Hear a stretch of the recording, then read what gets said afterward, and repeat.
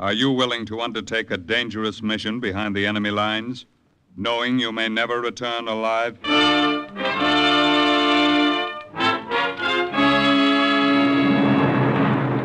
What you have just heard is the question asked during the war to agents of the OSS.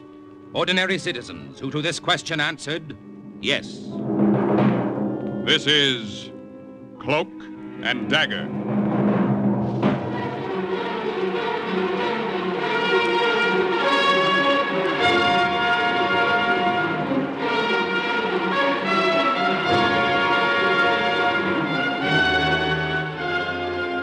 Black warfare, espionage, international intrigue. These are the weapons of the OSS. Today's adventure, direct line to bombers, the story of an American OSS agent who, during the height of the war, directed from the streets of Berlin an American attack, is suggested by actual incidents recorded in the Washington files of the Office of Strategic Services. A story that can now be told.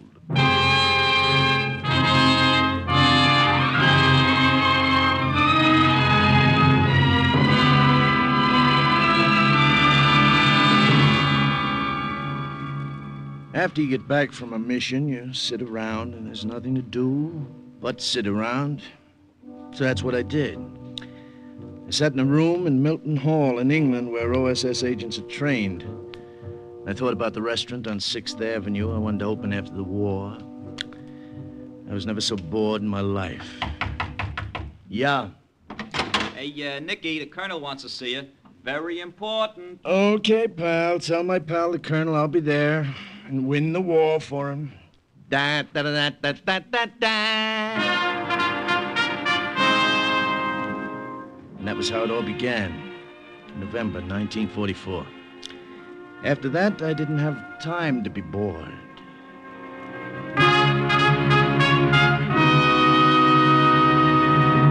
I know you've just come back from a mission in France, Lieutenant, so it's strictly up to you if you want to go out again immediately. Oh, now listen, pal.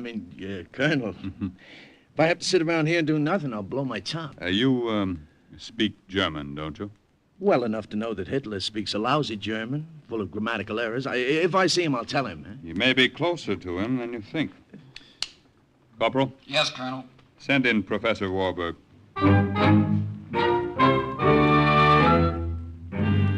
That's how I met the professor. He was a little guy with a beard. He weighed about as much as 10 cents worth of liver.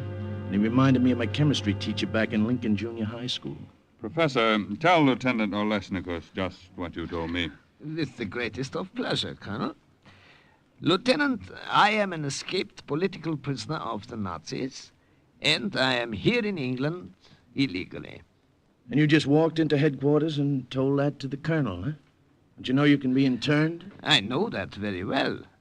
But I can no longer sit by and be idle while I have a plan that I know can help the Allies. What Professor Warburg suggests, Lieutenant, is that he be parachuted into Germany with another agent, make his way to Berlin. I assure you I can move about Berlin blindfolded. I know it well. Berlin? This could be interesting. What then? Then, with a radio transmitter, we could pinpoint military targets to American planes overhead. We could direct bombs from the streets of Berlin itself. Now, wait a minute. Walk around with a walkie-talkie in the middle of a raid carrying on conversation with bombers? When do we leave, pal? I am ready any time. Today, tomorrow, yesterday. The professor may have been ready yesterday, but the OSS wasn't.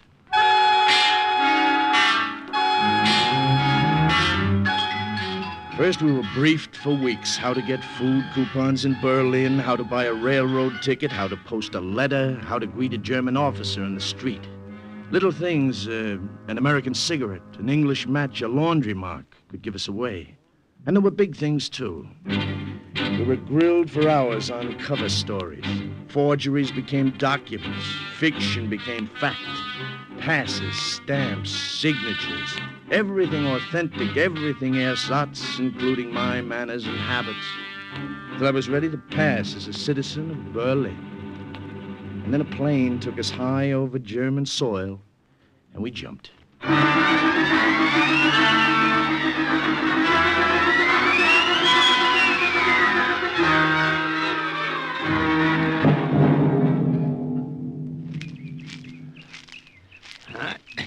We made it, Nicky. Yeah? It's only a few kilometers to Berlin. We can walk it, make it before daylight. We should find the farmer who owns this field and say Dankeschön for providing us with so ideal a landing place. Yeah, we'll send him a letter sometime. Right now, let's get out of here. You will wait where you are. Kindly keep your hands in the air, unless you want that I blow your heads off, or that my dog tear you to bits. Quiet, Ron. You've been a good dog keeping so still. Well, as your farmer, Professor, you still want to say Dankeschön? Sit still. Do not talk. You have made a mistake, my friend. My companion and I got lost trying to find the road. We came by accident on your field. That's right. We, both of us, only recently discharged from the army. If you would care to see our papers right here in this knapsack. Halt! If you don't keep your hands up, I will let the dog go for your throat. I do not care to see your papers. I saw you parachute from an American plane. Uh-oh. Walk now to the barn. Rolf will see to it that you stay there. Won't you, Rolf?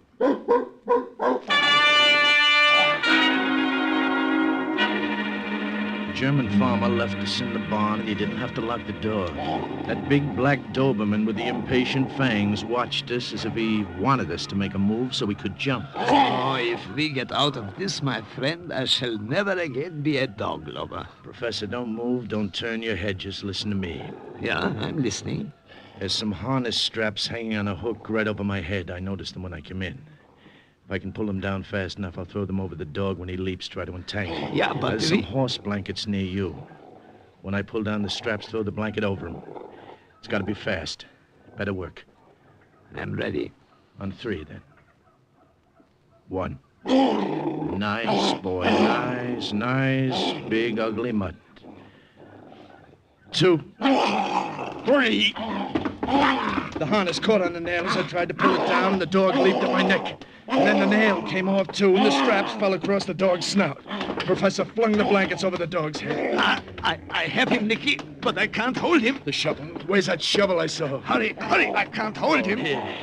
Now, I hit him again and again. And then suddenly the only sound in the barn was the dull thud of the shovel. The dog didn't move or make a sound. He never would again. We had better get out now. Yeah, let's go.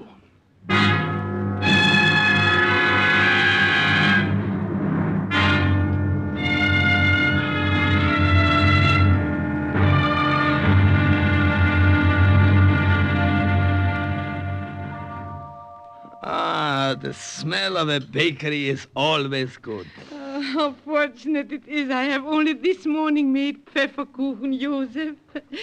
Just the way you always liked it. How good to see you again, Anna.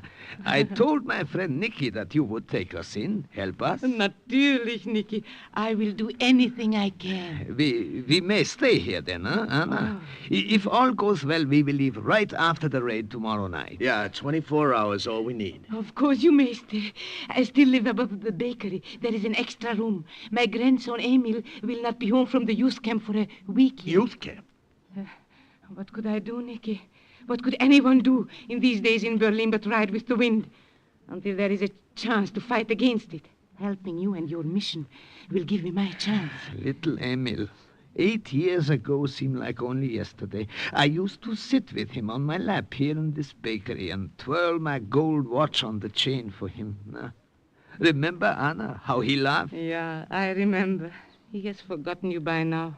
And you would not know him. He's 13 years old. Oh, 13 years old. Already they have poisoned his mind. I cannot get to him. I do not dare. He's a little parrot speaking only what is taught him. Nicky, some more coffee? No, thank you, Frau Leitner. More Pfefferkuchen or Apfelstrudel. A specialty of my shop. Apfelstrudel. No, thanks. 6 years ago, at this very table, I had Emil on my lap when the Gestapo walked in and arrested me. Yeah. They did not like what I taught in their school. What's that? Someone's coming. I don't know who it can be. Customers never come by this late. Grandmother, surprise, I'm home. Emil! What is, man? Emil, your manners. These are friends, just passing through Berlin. They are just staying the night. This is Herr Neudeck and Herr Josef. Wie geht's? Heil Hitler. Oh, yes, of course. Heil Hitler. I did not expect you until next week, Emil. How is it you are here so early? I won a great honor which I want to tell you about. I did not know I'd have to share it with strangers. Shame, Emil. These men were soldiers of the fatherland. Yeah? Yes, Emil, we were both with the elite guard of one of Rommel's Panzer divisions. Rommel. Yes, that is before we received our medical discharges. Oh, Rommel. Sit down, my boy. I will bring you something to eat, yeah? Don't you want to hear about the honor I received? Look, grandmother, on my sleeve. A red swastika. Yeah, red for the youth movement, and a swastika because I learned my lessons faster than the others. The commander-in-chief of the whole youth movement awarded me my swastika, and he told me I could take my vacation a week early. Are you proud of me, grandmother? Yeah, my boy. Yeah. Let me get you something to eat. Oh, no, I'm too tired. Going up to bed. Grandmother said you were staying here. Will I see you in the morning, gentlemen? Well, I'm not sure. Oh, they will be here. Now that you are home, Emil, I will sleep on the couch and give them my room. No, please. Oh, it is all right. It is settled. Good. Perhaps then, Herr Josef, you will tell me about Rommel. A great leader. Yes, perhaps. We will see you in the morning, Emil. Why do you stare at me? Do I stare, boy? I thought so. Have I met you before, Herr Josef? No, I am sure not. Your face. Ever since I came in. Grandmother, have I met him here before? No, Emil. Herr Josef was here before you were born, even. You have never seen him. It has been years, 15 maybe, before you were born. I suppose so. Well... Good night. Professor, he wouldn't remember, would he? Oh, how could he, Nicky? He was a baby that last day Josef saw him.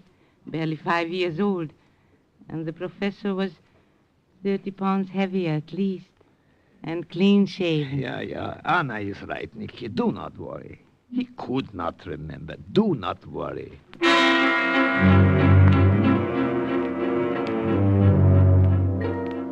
But I couldn't help worrying. I lay awake half the night thinking about that kid in the room next door. The 13-year-old puppet with the new red swastika. It was just a feeling I had, a funny kind of feeling at the pit of my stomach that made me wish they'd kept him in that youth camp until after we were gone.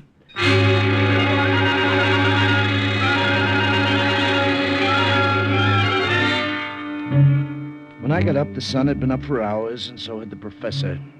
I went downstairs to the bakery. There was the smell of fresh bread baking, and I knew Frau Leitner was in the kitchen. But the professor was sitting at the table, swinging his watch on the gold chain and talking to that German quiz what kid. else have you learned, Emil? But why do you want to know? Oh, I'm just interested. I want to see how well you have earned that swastika. I stood at the bottom of the stairs and We listened. have a leader who has see revolutionized me. Germany. He is the greatest man who ever was or will be.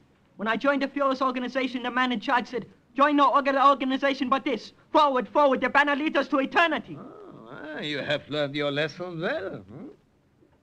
Herr Josef, are you sure I have never seen you before? Of course not, my boy. I seem to remember. Herr Josef, Guten Morgen, Herr Neudeck. since we're just passing through Berlin, don't you think we ought to see a few of the sights before we leave? Yeah, you are right. We will leave now. Perhaps later, Emil, we will talk more.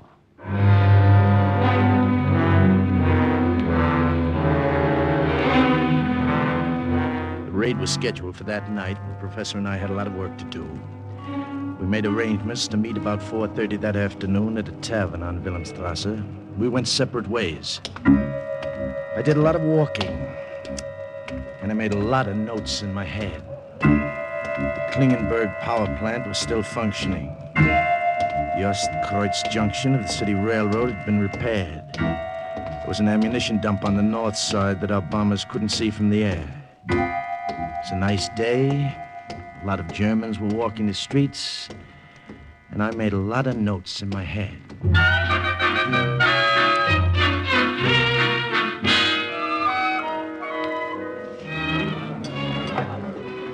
You reached the order now, mein Herr. Nine later. I am waiting for a friend. Professor was 15 minutes late, and I started getting nervous. Maybe somebody had recognized him. I sat there and sweated it out.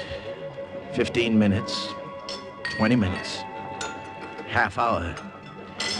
And then he finally came. But he wasn't alone. Herr Neudeck, this is Hauptmann Müller. Hi. We met only this afternoon, and I invited him to come and have dinner with us. It was not quite that way, Herr Neudeck. It was I who insisted upon coming along. Gewiss, sit down. You were with one of Rommel's panzer divisions, I understand. Yes, we were only recently discharged from the army. Myself, I am just back. We will have much to talk about. Where is that stupid waiter? They're never around when you need them. He will be here presently. Presently is not soon enough. I will go to see him myself. I'll be right back. Where did you pick him up? He found me, my friend. There is a reservoir near the rail line. I was looking around. I think he was a little suspicious at first, but when I told him I was with Rommel, he became more friendly. Yeah, I am beginning to believe I was in Africa myself. Just the same, I wish you could have shaken him. What did you find out? It was a profitable afternoon. And you? A profitable afternoon. Good. Shh, he comes back.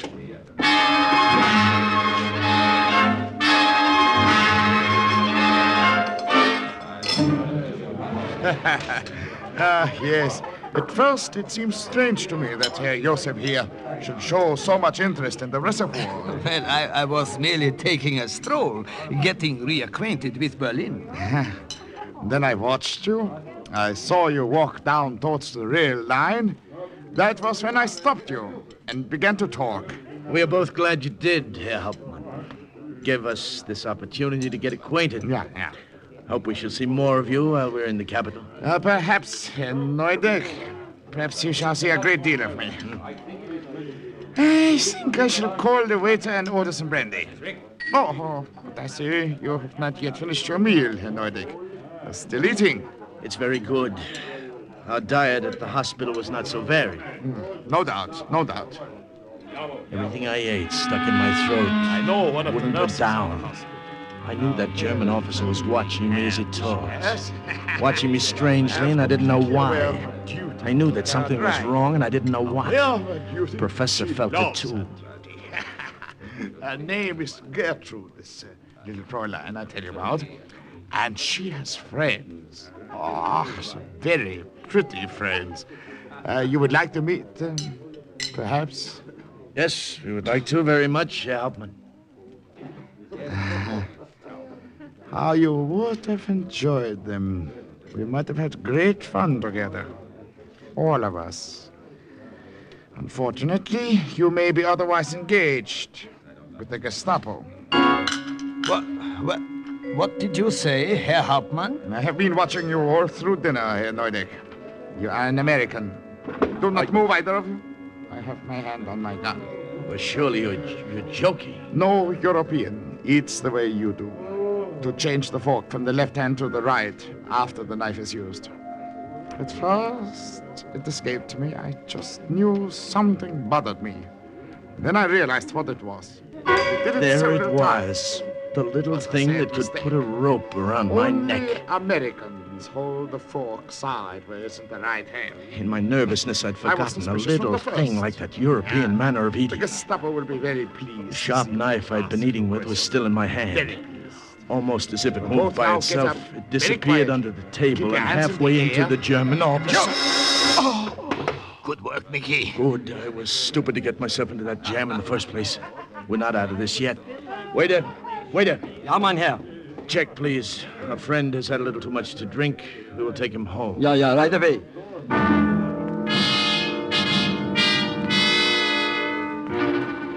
Between the two of us, we managed to get him out of there. His head was rocking back and forth like a drunk. The knife was still in him, so the blood didn't flow very much. He kept his cape around him. All right. There is no one around here, Nicky. We can dump him behind this shed. All right. We're beginning to leave a trail a mile long. So long, pal. It was nice meeting you. Come on, Professor. Let's go.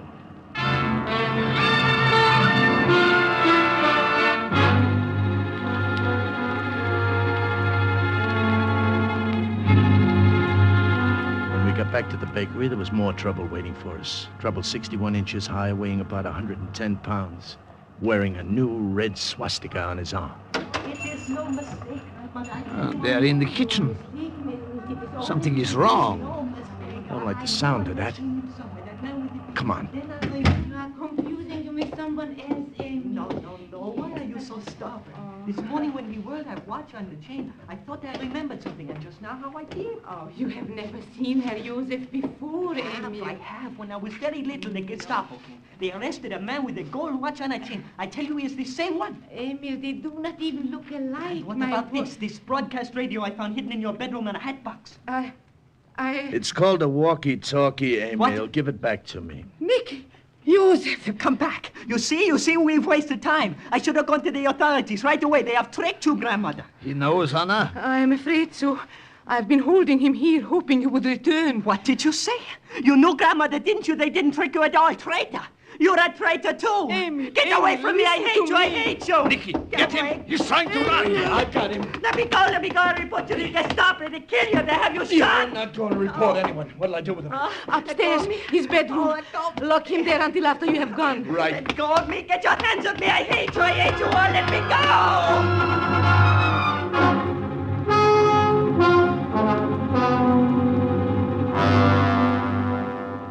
You will have to come with us when we leave here tonight, Anna. You cannot stay now. Professor is right, Frau Leitner. That kid upstairs will turn you over to the Nazis so fast you won't know what happened to you. My little Emil, turn me in. Josef, would he? Yeah, I'm afraid he would, Anna. It is best that you come with us. We are going to try to get through the lines into France. Once there are underground workers who will help us. Yeah. Nicky, is it all right if I bring this tray of food up to him? He has not eaten. He's still such a little boy. Yeah, sure. You.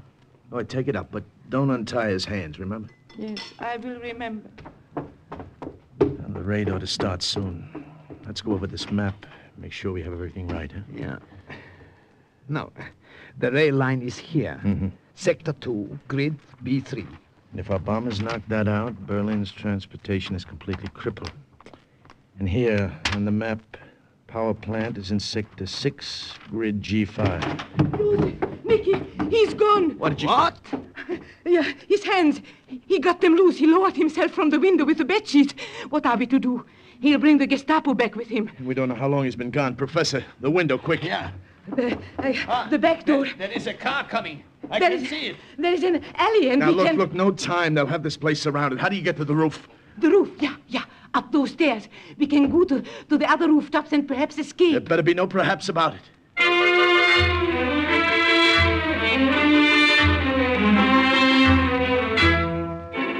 We went up to the attic stairs and onto the roof. You could see the Germans from there. 4 of them in black shirts spilled out of an armored car. 2 of them broke in through the front door. 2 of them started around to the rear. And then we heard Amy. There they are up there. On the road. Emil, my boy, don't... Anna! Nicky, she's dead. Well, it won't do her any good if we stay here. Come on, across the parapet. Air raid. Oh, that's music to my ears. At least it'll keep them from getting more help right now. Stay where you are! Surrender now and it will go easier with you! Come and get us, pal.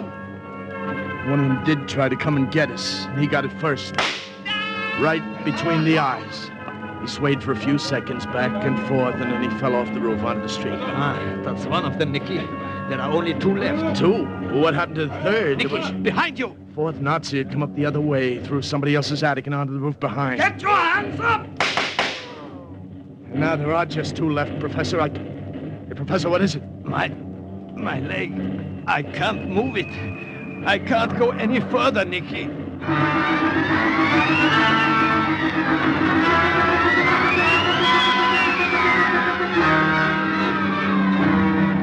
What happened afterwards was a nightmare. It was as if the earth cracked wide open. It was red hot, burning, and the noise of the planes and the ack-ack and the German guns and the bombing made my stomach turn. We crouched behind a parapet and I held them off while the professor directed the bombers.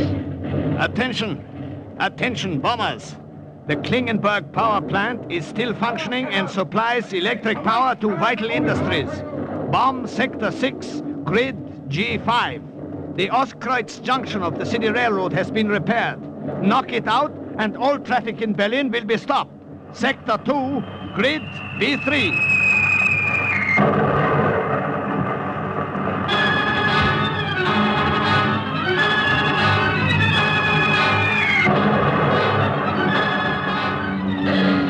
All right, go now, Nicky, while there is a chance.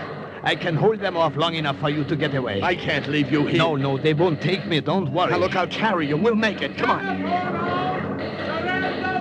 Listen to me, Nicky. Go across the next two rooftops and then down through the skylight. There is a tailor shop. Yeah, but Professor... Go out the back door there. It leads to an alley. Once over the fence, under cover of the raid, you can make it. Now look, I won't go without you. All right, I will change your mind. Attention! Attention, bombers! Hey, what are you doing? Attention, bombers! Imperative. Wait 2 minutes and bomb crossroads at Sector 7, Grid D3. Hey, Professor, what are you doing? You're crazy. That's here, this sector. Go on, run. Run, Nicky. I'll cover you.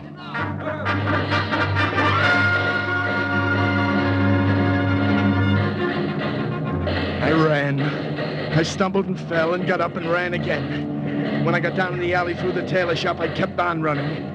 And then the bomb fell and the concussion rocked the ground and I went flat on my face.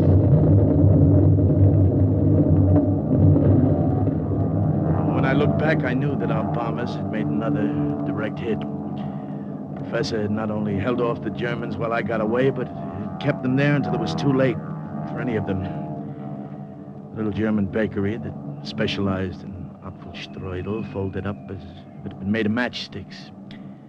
Somewhere in the wreckage, the professor, with his gold watch on a chain, was buried under it. And overhead, the planes headed back. There was nothing left for me there. I headed back, too. Lieutenant Gus Olesnikus made his way to France and after months from there to England. But his direction of the bombing raid from the target itself kept some of Berlin's major industries crippled and its transportation system paralyzed.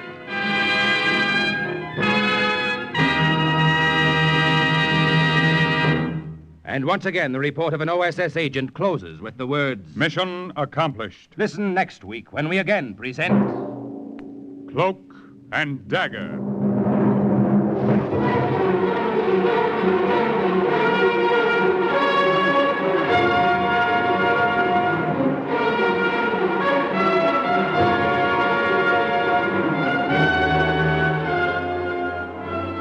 Heard in today's Cloak and Dagger adventure were Everett Sloan, Bill Zuckert, Lily Darvas, Barry Kroger, Michael Artist, Raymond Edward Johnson, Carl Weber, Jerry Jarrett, Bobby Weil, and Brad Barker. Script was written by Winifred Wolfe and Jack Gordon. Music was under the direction of John Gart. Today's true OSS adventure was based on the book Cloak and Dagger by Corey Ford and Alistair McBain. This has been a Louis G. Cowan production in association with Alfred Hollander, and was under the direction and supervision of Sherman Marks. NBC offers 3 of radio's top mystery adventure shows, The Big Guy, Sam Spade, and The Saint. So if mysteries are your meat, listen in tonight. Next, hear High Adventure, then The Big Guy on NBC. Are you willing to undertake a dangerous mission behind enemy lines, knowing that you may never return alive?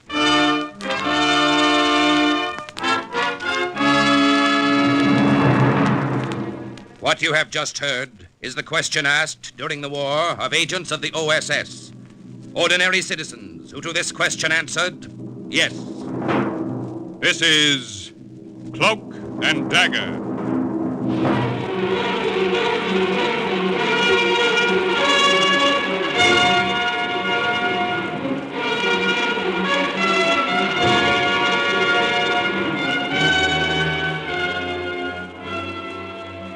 Black warfare, espionage, international intrigue. These are the weapons of the OSS. In today's adventure, Windfall. the part of McAllister is played by Les Tremaine. Jan Miner plays Jen, and Mike Slade is played by Bill Quinn. The story is suggested by actual incidents recorded in the Washington files of the Office of Strategic Services. A story that can now be told.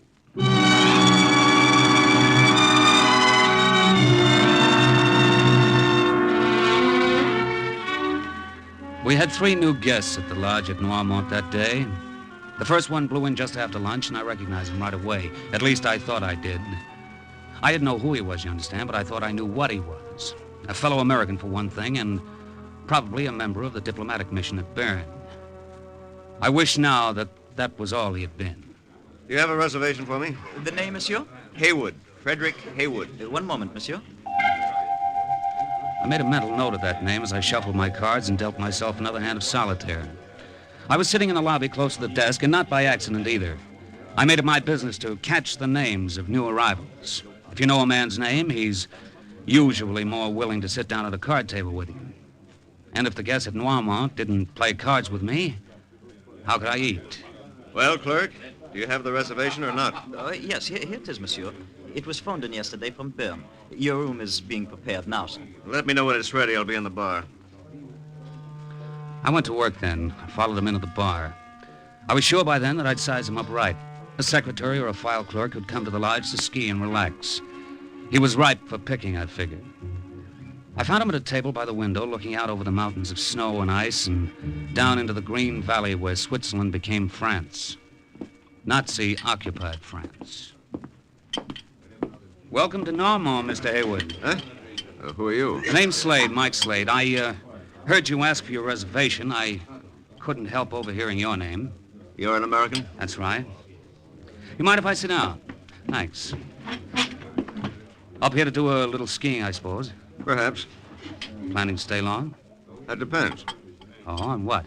On a number of things, none of which are your business. Relax, Mr. Haywood. You don't have to be afraid to talk to me. I'm not on the enemy's side. In fact, I'm not on anybody's side. I'm just a plain, ordinary private citizen. Oh? And what are you doing in Switzerland?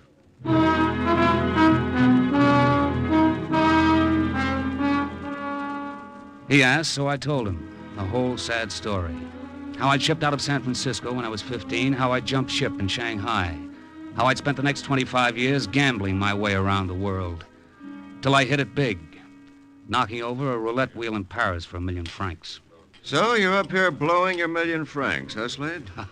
No, not exactly. Didn't last long enough to blow. A week after I won it, the Germans marched into Paris, and my money wasn't worth a thin dime. I got away and landed up here at Noirmont, and been waiting ever since. Waiting for what? Why, for someone to win this war, of course. Someone? Anyone, you mean? Oh, I'm not too particular, Mr. Haywood. Like I say, I don't play sides. I'm what they call a neutral, I guess. A neutral American, huh? Well, it's been a long time since I was in America. I just want them to get the war over with somehow, so Jen and I can get out of here. Jen? My girl, Mr. Haywood. She's one of the skiing instructors here at the lodge. And when I go, she's promised to go with me. I see. I'll go see if my room's ready. Oh, wait a minute. How about another drink? No, thanks. Well, look, if you're not doing anything tonight and you'd like a little game of stud... No, thanks, no. It's as good a way as any to pass the evening up here. Maybe, but I'm rather particular about the kind of men I gamble with, Slade. Especially the kind of Americans.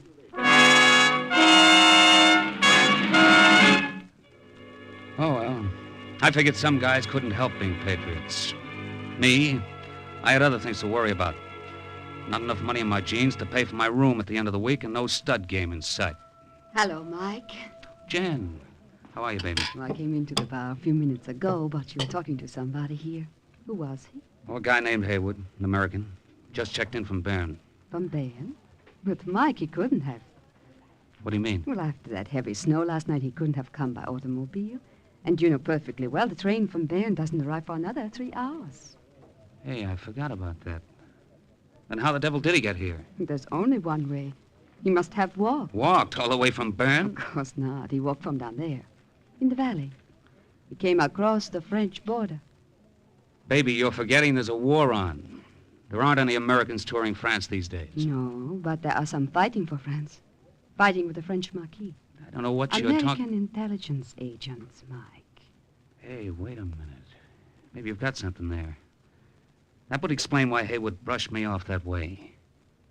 He must be one of those OSS guys we heard about.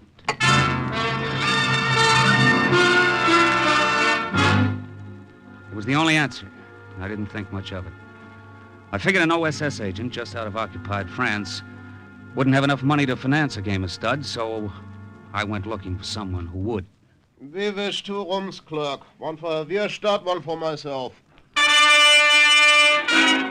Krauts were Krauts, and you didn't have to be a patriot like Haywood not to like them. But I figured if these 2 guys at the desk were a couple of jokers on a holiday, they'd be well healed. But the service is ridiculous. Ridiculous, that's all I can Welcome say. to Noirmont, gentlemen. Danke. Well, clerk, what about those rooms? I don't believe I quite caught your names, gentlemen. If you please, my friend, we are trying to get accommodations. I am sorry, Herr Keitel. All I can give you and Herr Wirstadt is a double room. There are no single ones? No, sir. The American who arrived today took the last one. Oh.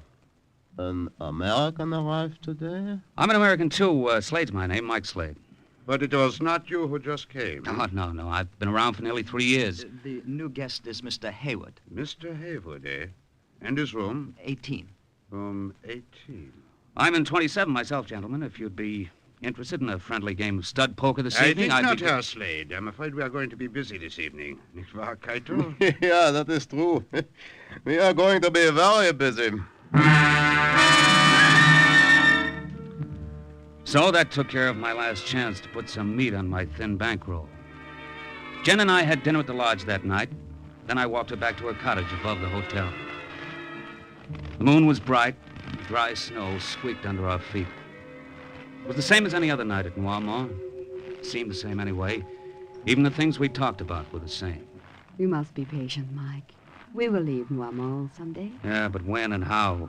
We'll never get out until I lay my hands on some dough. Big dough, I mean. Not the kind I can win from a bunch of yokels who don't know 2 pair from a straight. Your government would send you home, maybe, Mike. Yeah, sure, and shove me in the army. Only they don't have any use for a guy my age, and that makes it mutual. Besides, they wouldn't let you go with me. But I would wait. And when the war is over... No dice, kid. When I go, you go.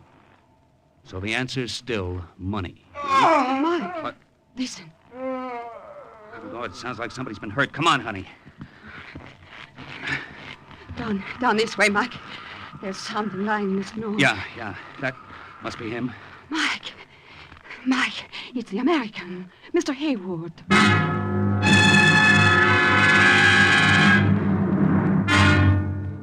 It was Haywood, all right, but it didn't look much like him anymore. His nose was broken and the rest of his face was pushed out of shape. And Lord knows what else they'd done to him. You... Slade? All right, take it easy, fella. We'll get the doctor at the lodge. No use. Shoo. Slade. Shoo. You understand him, Jen? It sounds as if he's saying shoo. Yes. Shoo. Heel. Left shoe. The heel of his left shoe. Back. Alistair. What was that? McAllister? Yes. To her. He's fainted. I'll get Dr. Gunther, Mike. Never mind Dr. Gunther, Jen. He's dead. Dead? No, but how could it have happened? You think he fell from the rock up there? No, baby, he didn't fall from any rock. He fell into the hands of a couple of Germans. It was all clear by then. Haywood had been an OSS agent. And the only winter sports the crowds had come to Noirmont for was torturing and beating him. It was tough, plenty tough, but then I still had problems, too. I unlaced Haywood's left boot and slipped it off his foot. What are you doing, Mike? Finding out what Hitler's happiness boys were after. Look, the heel slips right off the shoe. Yeah, and there's something inside it. Wait a minute. There. Mike, it's a little cylinder. It looks like a bullet. That's no bullet, baby. It's a cylinder of microfilm. Microfilm? Pictures. Of what, though? I don't know. Whatever it is, it's important. Whatever's important is valuable. What are you thinking, Mac? Huh? Me? I'm thinking about you and me, sweetheart. You mean? Never mind. Now, look, you take this film and get back to your cottage and hide it. As far as anybody's concerned, you weren't with me when I found Haywood's body. But I don't understand. You will. Get going, baby. But what are you going to do? Not a thing. Just sit around and cool my heels and wait for a guy named McAllister.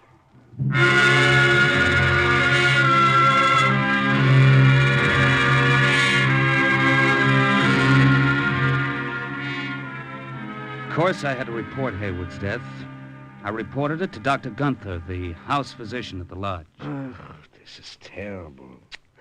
Such a tragic accident. I didn't say it was an accident, Doctor. Oh, but it was, of course. Now, wait a minute. I You can't... said so. And I am the doctor. Yeah, but you can't... Herr Haywood slipped and fell from a rock.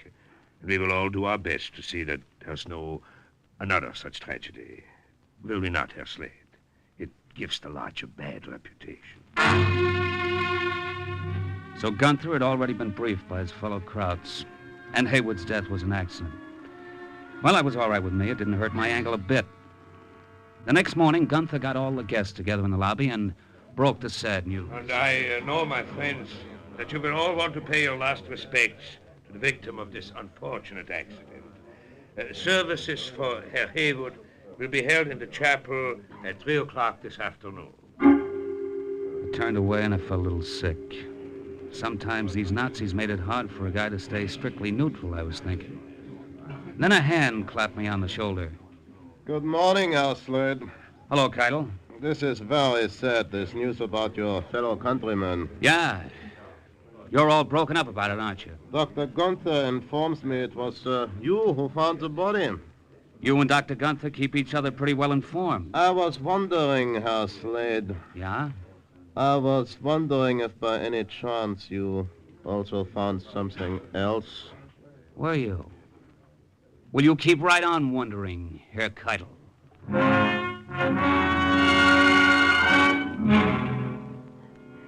I spent most of that day playing solitaire at my favorite table near the desk. I wasn't listening for the names of poker prospects anymore. I was listening for another name, McAllister, but I didn't hear it. At 3 o'clock, I went down to the chapel. I figured I ought to pay my last respects to Haywood, too. It was the least I could do, considering how much I was going to owe him. Life is so cheap. The accidental death of a passing stranger may seem like a trivial thing. Believe me, my friend. It was almost over when a big blonde guy sat down next to me on the pew. You're Mike Slade? Yes, that's right. You found Haywood's body last night. But a few short hours ago, What was left of him? he was here with us. He was still alive, wasn't he? His spirit moving Slightly. lightly through Did the he say anything? Not much. wings of a dove. Mention a name, McAllister. maybe. I'm McAllister. Now he is gone, Okay. and we are left here alone. He gave you something for me? And Yeah. we know this Good. to be tragedy. When can I get it?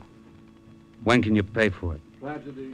Pay for it? That's what I said. Why, you dirty... Easy, pal.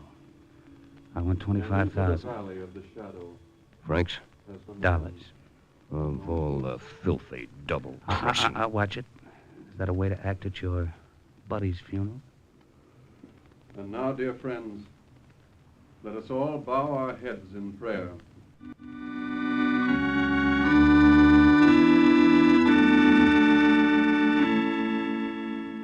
The minister's sermon wasn't the only one I heard that day.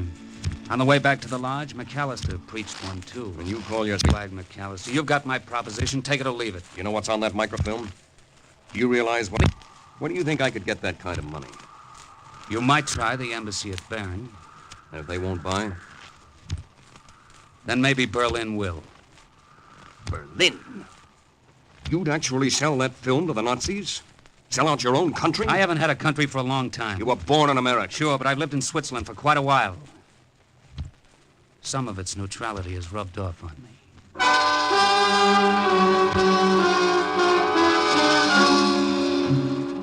I stayed away from Jen all that day because I didn't want to attract any attention to her, but as soon as it was dark, I started out for her cottage. I didn't get very far. Good evening, Herr Slade. Herr Wirstadt and I wish to talk to you. You guys pick funny places for conversation. On the contrary, this fits our needs admirably.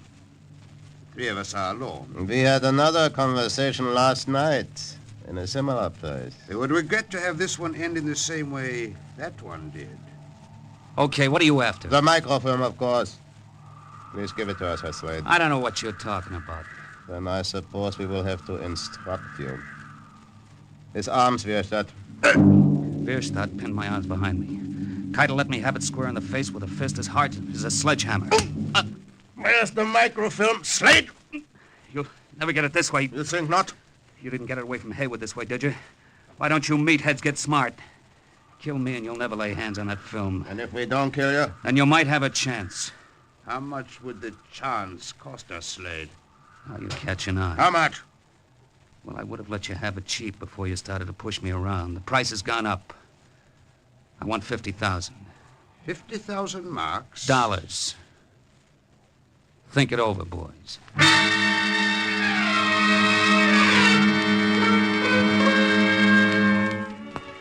They must have seen some logic in it because they stopped slugging me and went away to talk it over.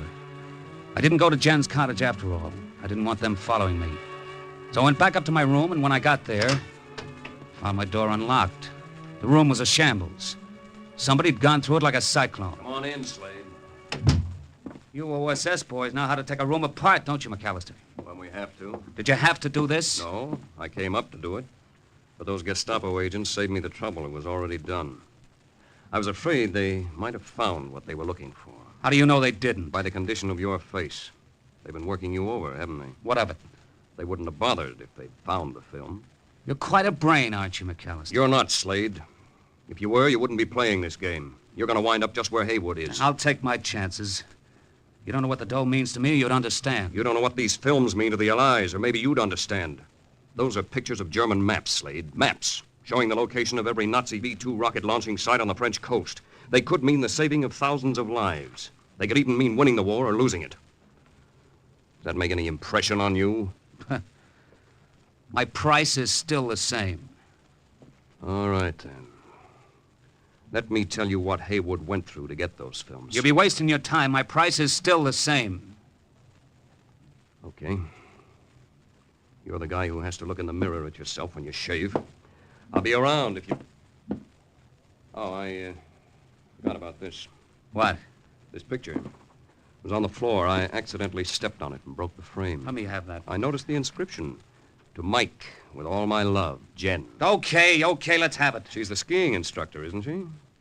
Beautiful girl. Be a shame if anything happened to that face. Is that a threat, McAllister? No. No, the OSS doesn't go in for torturing women. Maybe we're too sentimental. Why would anybody want to torture her? Because she's helping you play your little angle? What makes you think so? Just a guess. And if I can guess it, so can Keitel and Wirstadt. And they're not a bit sentimental.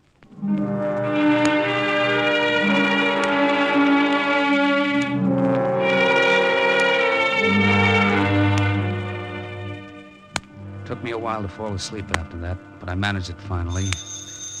Couldn't have been much later when the phone beside my bed woke me up. Yeah? Mike? Jen. Baby, what's the matter? I've got to talk to you, Mike. Come to the cottage right away.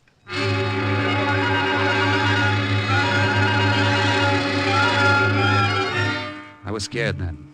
All the way over, McAllister's words kept ringing in my ears, and I was scared to look at her face, but there was nothing the matter with it when I got there. The only marks on it were the marks of worry and a guilty conscience. I couldn't sleep, Mike. I had to call you.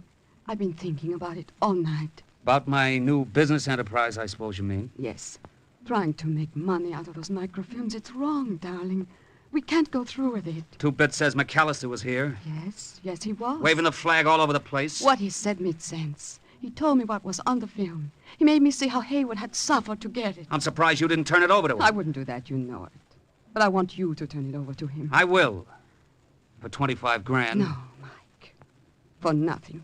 Because they belong to him rightfully, and because they'll help the Allies win the war. No dice, baby. Mike, do you want those vile, murderous Nazis to win? All I want is my 25 G's. And then you and I can get out of here. Not you and I, Mike. What? I won't go with you under those conditions. You don't mean that. I do. I love you, Mike. But I couldn't go on loving you if you did a thing like this. I'd come to hate you. Jen. I'm sorry, darling. It's true. Well, Mike? I've waited 25 years for a break like this. I'm not going to let it run down the drain. Not even for you. If you don't want to go, okay, I'll be traveling alone. I don't think you'll be traveling anywhere just yet, Herr Slade. It was Keitel, and just behind him was Wehrstadt, and both of them carried Lugers. Before I could move, Wehrstadt had used his. The butt of it clipped me on the head. Oh, no! I remember hearing Jen scream and feeling myself crumbling toward the floor. When I came to, I couldn't move my arms and my legs. It took me a minute to figure out why. I was tied to a chair. Slowly, the room came back in focus, and I saw the two Gestapo agents. Then I saw Jen and what they'd been doing to her. Get your hands off her, you filthy rats. Don't touch her again. There will be no need to touch her, Herr Slade, if you will cooperate with us better than she has been doing. Where is the microfilm, Herr Slade? You still think you're going to find out for free, huh? Yeah, we think so. Where is the microfilm, Herr Slade? Let her alone, you... Then tell us where it is. All right. Stop it, and I'll tell you, stop it. We have stopped her, Slade. Now, please tell us. Okay. The microfilm is... It came from outside, through the window, that revolver shot. Wehrstadt let out a groan and dropped to the floor. Keitel dropped to the floor, too, but he hadn't been hit. He flicked the light switch as he went down. The room went black. The advantage was all his now. He was in a pitch-black room. Whoever was outside was moving around in the bright moonlight, made even brighter by the snow. I saw Keitel's gun spit. The gun outside answered it. I was still tied hand and foot to the chair. There wasn't anything I could do, or was there? I remembered that the light switch was just over my head. I worked until I got my chair turned around so I was facing the wall. I started butting upward at the switch with my head. 3 times I missed it. 4th time it clicked. The room was flooded with light. Keitel was outlined at the window like a sitting duck.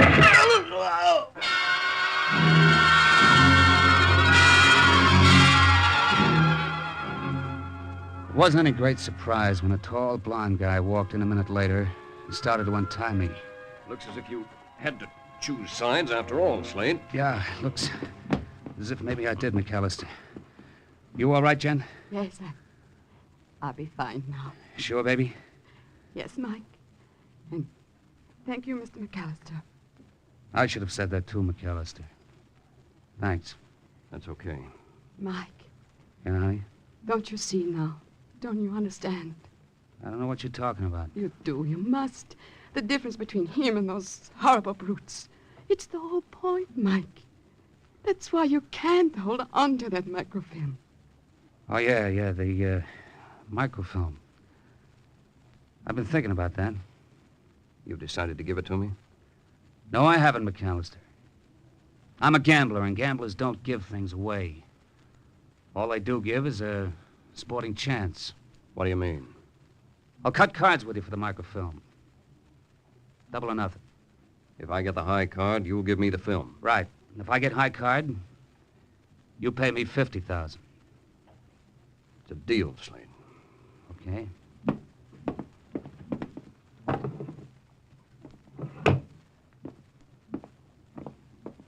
Here. Shuffle, McAllister.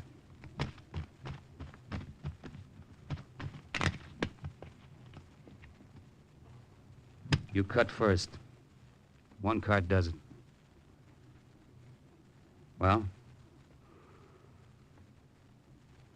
6. Not so good, fella.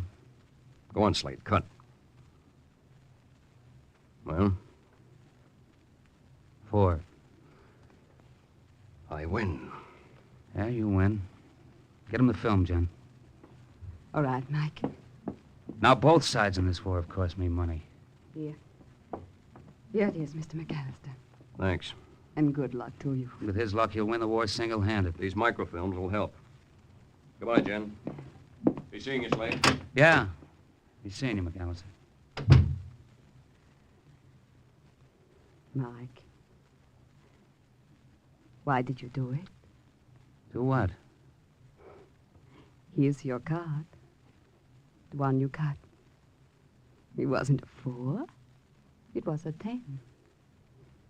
Yeah, I know. You had him beaten. He would have paid the 50,000. That's right.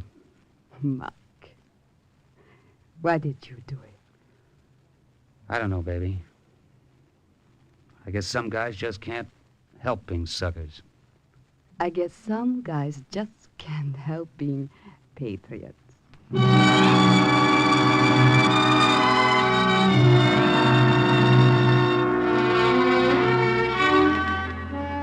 So we were stuck in Switzerland for a couple of more years, Jen and I.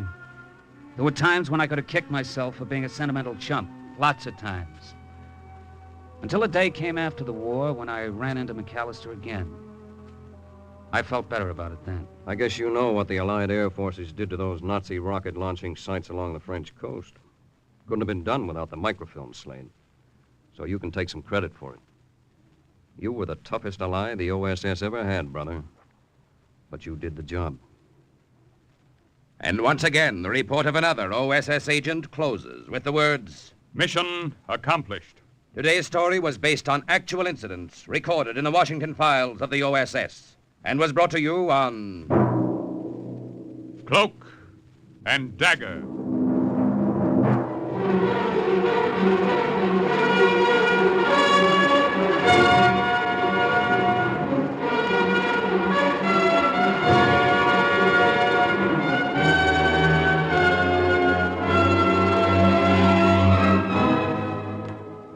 Heard in today's Cloak and Dagger adventures, McAllister was Les Tremaine, Mike Slade, Bill Quinn, Jan Miner.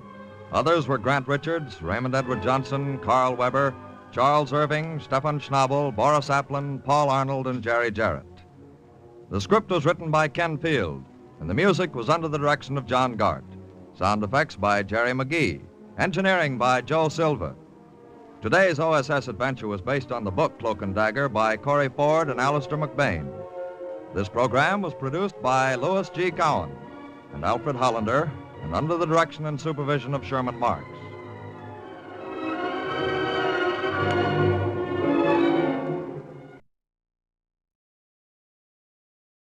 Are you willing to undertake a dangerous mission behind the enemy lines, knowing you may never return alive?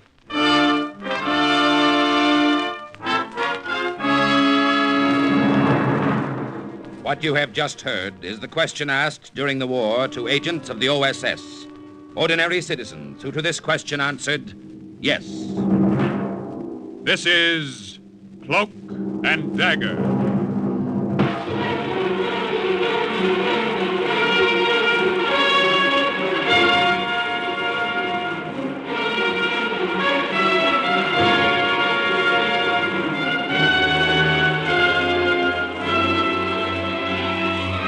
Black warfare, espionage, international intrigue. These are the weapons of the OSS. Today's adventure, Operation Sellout, is the story of an American OSS agent who went into German-occupied France to locate Nazi submarine bases, and is suggested by actual incidents recorded in the Washington files of the Office of Strategic Services. A story that can now be told.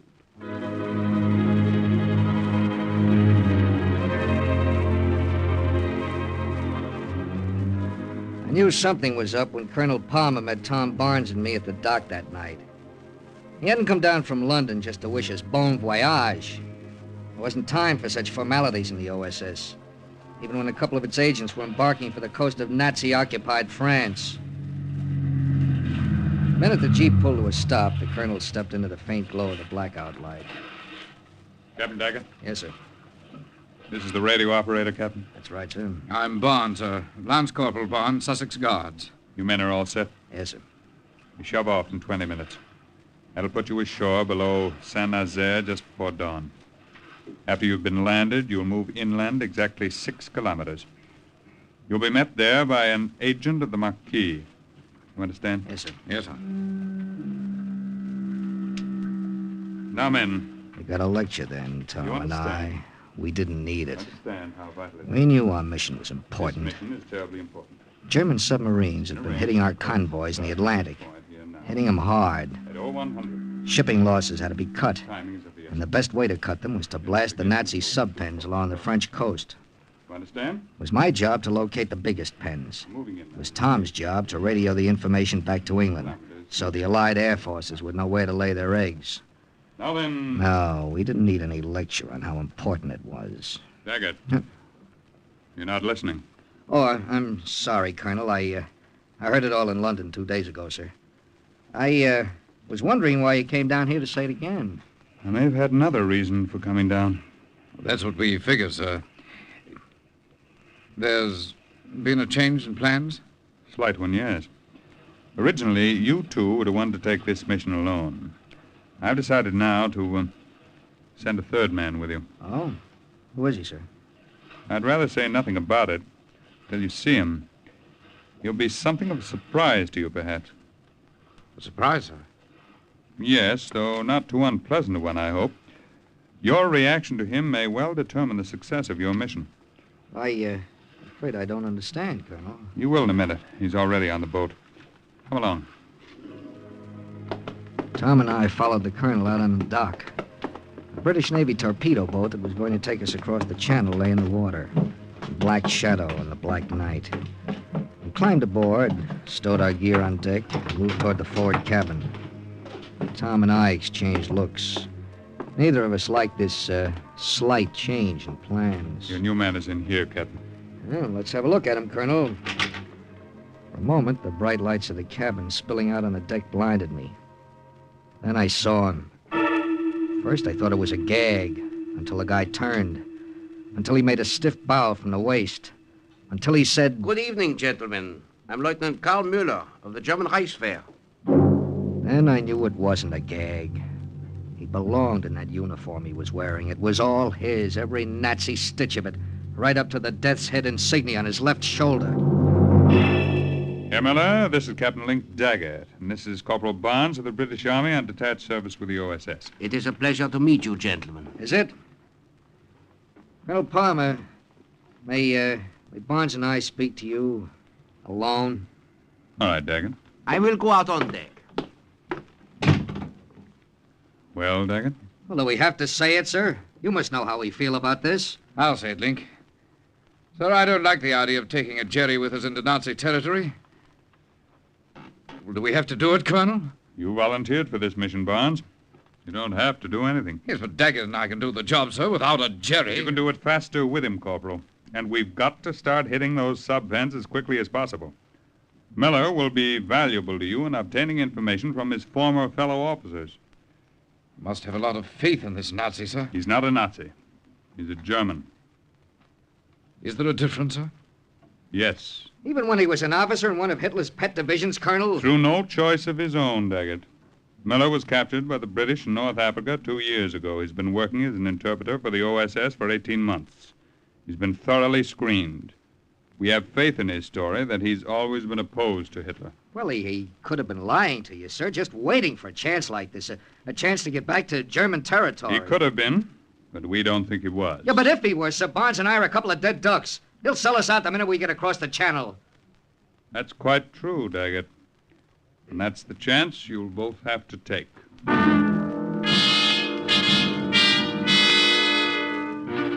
Well, we could have backed out, but we didn't.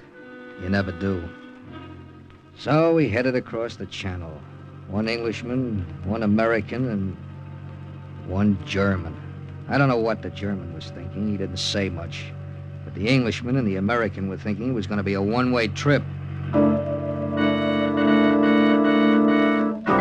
Just before dawn, the torpedo boat put us ashore below Saint-Nazaire. We stood listening to her motors die away. And I turned and walked up to Lieutenant Karl Müller. I lifted his Luger out of its holster, and he didn't say a word. I broke the gun open. There were 12 rounds in the clip and 1 shell in the chamber. I dropped the clip in my pocket and handed the gun back to him. The shell's still in it. Danke, Herr Kapitän. Müller, I left you 1 shell. If anything goes wrong, you may need it. That is, if you're on the level. I will use it on myself rather than fall into the hands of the Nazis. Yeah, I know you will. If you're on the level. If you're not, though, you'll think twice about using it on us. You see, you couldn't get both of us with one shell. You understand? Yeah, I understand, Herr Kapitän. It was just a phony gesture, of course. He knew as well as I did that it didn't mean a thing. The country was occupied by 500,000 of his countrymen. He could wipe us out like stepping on a bug. If he wanted to. Dawn was breaking when we left the beach. We started inland to keep our rendezvous with Philippe Martin, the Maquis agent who was to set us up with a base of operations. He must have made quite a picture. 2 men dressed as French peasants trudging along behind a Nazi officer. We kept to the fields and moved along hedgerows as much as we could. Then we came to a highway. A German army lorry rumbled by while we squatted behind the hedgerow and held our breath.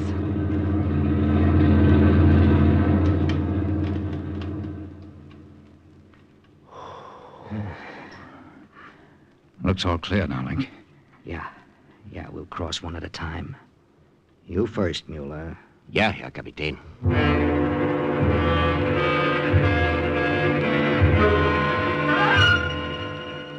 He got over the hedgerow and out onto the highway. It was halfway across. Tom and I straightened up to follow him, and we saw it. We dropped down again. A German reconnaissance car swinging around the bend in the road. It stopped a few feet from Mueller. He looked at the Nazis. They looked at him.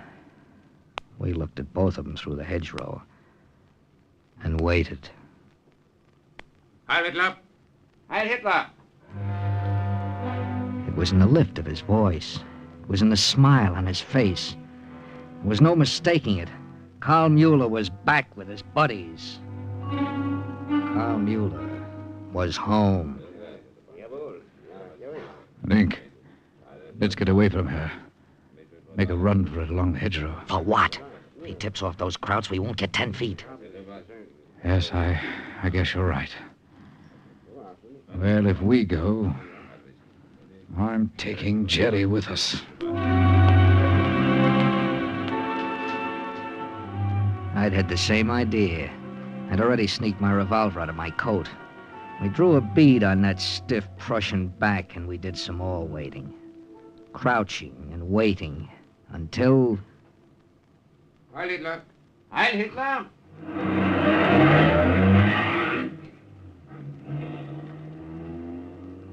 All right, Herr Kapitän. It is safe for you to come out now. We went out, but not before we'd exchanged another whisper. Not before Barnes said what we were both thinking. Maybe the colonel was right, Link. Maybe the Jerry's on the square. Or maybe he's just smarter than we thought. What do you mean? Smart enough to use us for bait. That was it, bait. Why get rid of us so fast? We weren't that important. He could get rid of us whenever he wanted to. And he'd only want to after we'd served his purpose. After we'd jeopardized the French Maquis by exposing them to him. Yes. And after we'd sent a lot of Yankee and British flyers to their death. We joined Mueller and continued on to our rendezvous point. There was nothing I could do about it. Mueller had been assigned as a member of the mission. So far, I'd acted like one. Don't knock off a fellow agent unless you're sure. All right, Link. We're just 6 kilometers east of the beach now. Yeah. Yeah, this patch of woods must be the place. What do we do now, Herr Kapitän? Nothing. Just wait. Wait for what, monsieur? He'd stepped out from behind a bush as silently as a shadow. But shadows don't carry Tommy guns. You were expecting someone, monsieur? Yeah. A man named Philippe Martin. I am Philippe Martin. Well, then you know who we are. I'm afraid not, monsieur. If there were 2 of you, I would know. But not 3.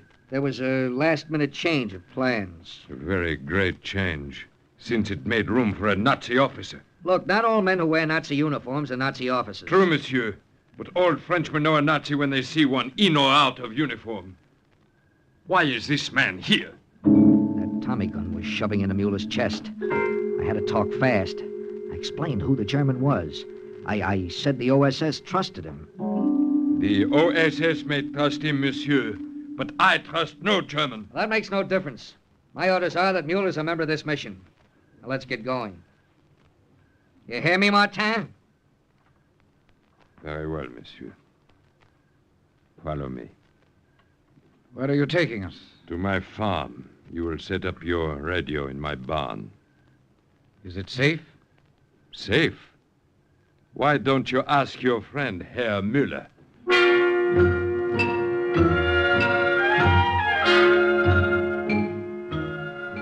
2 hours later, Tom had his transmitter set up in the loft of Philippe Martin's farm, a few miles outside Saint-Nazaire. With your permission, Herr Captain, I will leave now.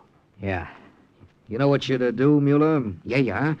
With these forged orders Colonel Palmer gave me, I will be able to secure all the necessary information about submarine pens in the Saint-Nazaire area. If you want to. I hope, Herr Captain, I will be able to prove to you that I do want to. We hope so, too, Mueller. All right, get going. We expect you to contact us daily. If we don't hear from you... Link. Someone's at the door. Who could that be, Philippe? Philippe? Philippe? It is all right, monsieur. It is my sister, Marie. She is also a loyal member of the Maquis. Marie Martin wasn't just a loyal Maquis member. She was a beautiful one, too. I wouldn't have had to look at her to know it. I'd only have had to look at Tom Barnes, as her brother introduced her. This is my sister, Marie, monsieur. Marie, Captain Daggett, Corporal Barnes, and Herr Lieutenant. Herr Lieutenant? A German? Here? Lieutenant Mueller is a prisoner of war, mademoiselle, working for the OSS. He is a Nazi. An ex-Nazi, mademoiselle. The only ex-Nazis are dead ones. Philippe, throw this pig out of here. Now, wait a minute, mademoiselle. Your brother and I have had all this out. Philippe has agreed to... He has no right to agree. This is as much my farm as it is his. I will not have a Nazi on it. All right. Inasmuch as Mueller's just leaving for Saint-Nazaire on a mission... You are sending him on a mission? You must be out of your mind, Captain. I think... Your brother and I have had all this out. Philippe has agreed to... He has no right to agree. This is as much my farm as it is his. I will not have a Nazi on it. All right. Inasmuch as Mueller's just leaving for Saint-Nazaire on a mission... You are sending him on a mission? You must be out of your mind, Captain. I think she has a point, Link. You remember that little discussion we had back on the highway about bait? Yeah, I remember it, Tom. And I'm pretty sure now that we were right. We have no more proof now than we did then. I would rather he would stay here, Captain, than see him go on a mission.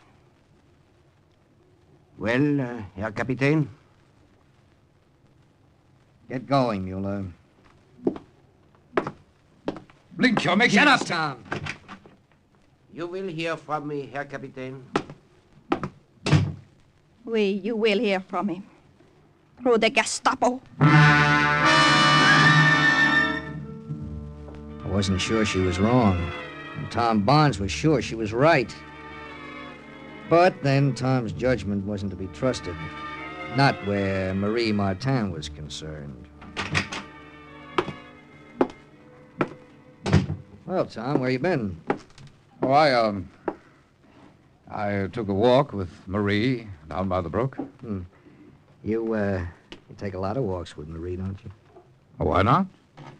There's nothing to do but cool our heels until we hear from Mueller. And quite frankly, old man, I can't think of anybody I'd rather cool my heels with. And then we heard from Mueller. We heard quite a lot from him, and not through the Gestapo either. You must copy these maps immediately, Herr Captain. I must get them back to the Nazi headquarters before morning. You will find on them the location of the Nazi sub-pens from Saint-Nazaire to Dunkirk. I copied the maps and deciphered the code symbols. Turned my report over to Tom to transmit to England. But Tom was stubborn. How do you know those maps weren't faked, Link? I don't. Maybe Mueller's using us just the way we thought he would. Well, maybe he is. Then why on earth send that stuff out? Because those are my orders and I'm going to obey them. Now send it, Tom. We'll see what happens. Well, we saw what happened. That night off in the distance, 1,000 searchlights stabbed the sky. There were black puffs of smoke everywhere. The crowds were throwing up a curtain of flak that no air force in the whole world could penetrate. Next day, Mueller came back to the barn. By then, Tom had received the box score from England. 20 planes! You hear that, Mueller? We lost 20 planes last night. I do not understand, Herr Corporal. Oh, no, you don't understand it at all, do you? They knew we were coming. They were waiting for us. But you don't understand it. You are implying, of course, that I betrayed you. But I give you my word. His word, the word of a Nazi. Marie, please. Bien, Captain Daggett. Are you perhaps convinced now? I told you we should have listened to her, Link. Easy, Tom. It is too late, of course, to save those 20 planes. It is not too late to stop other raids. Yes, of course, he's right, Link. I'll radio Colonel Palmer this minute. Herr Kapitän. Well, Mueller... I have another map, if you wish to look at it. All right. Let's see it. I would prefer to show it to you alone. Alone? Why, you pig of a German! Filthy scum! Are you suggesting there's anyone here but yourself who can't be trusted? Look, Mueller, you're in no position to make such a request. You have something to show me, you can show it to me here. Very well, Herr Kapitän. He had something to show me, all right. A detailed chart of the biggest sub-pens along the whole coast. I knew it was worth any risk to try to smash those pens. But Tom Barnes didn't know it. He needed a lot of convincing. He insisted that chart was bait, just bait. It turned out he was right. The next week was a nightmare. 8 planes at Ostend, 6 at Cherbourg, 9 at Le Havre. Everywhere we struck, the Krauts were waiting. Operation Sellout, Tom and I called it. We had a name for Lieutenant Mueller, too. Tom wasn't around the night I reached a decision. I went looking for him. Down by the brook, of course. It was a bright moon. I saw 2 figures as I approached. Then, 2 figures became one for a moment. I love you, Marie. Oh, mon cher Tom, you must not say it. In France today, there is no place for the word love. Maybe not, my darling. But when the war is over, I'm going to ask you to marry me. Tom. Oh.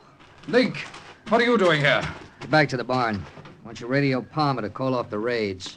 At last, you have come to your senses, Captain. What about Mueller, Link? We'll forget Mueller. It's almost a week since we heard from him. We don't even know where he is. But we can guess, no, Captain? He is in Berlin, probably, receiving a medal from his Führer. Tom and I had to work fast. Once it dawned on the Germans that there'd be no more raids, they'd be after us. We radioed the colonel, canceling the raids, telling him we thought our mission was over. 6 hours later came the answer. The colonel thought otherwise. Good Lord. We can't be serious, Link. Yeah, he's serious, all right. He still wants to smash those sub-pens at Saint-Nazaire. Since they couldn't do it from the air, they're going to do it from the ground with a commando raid.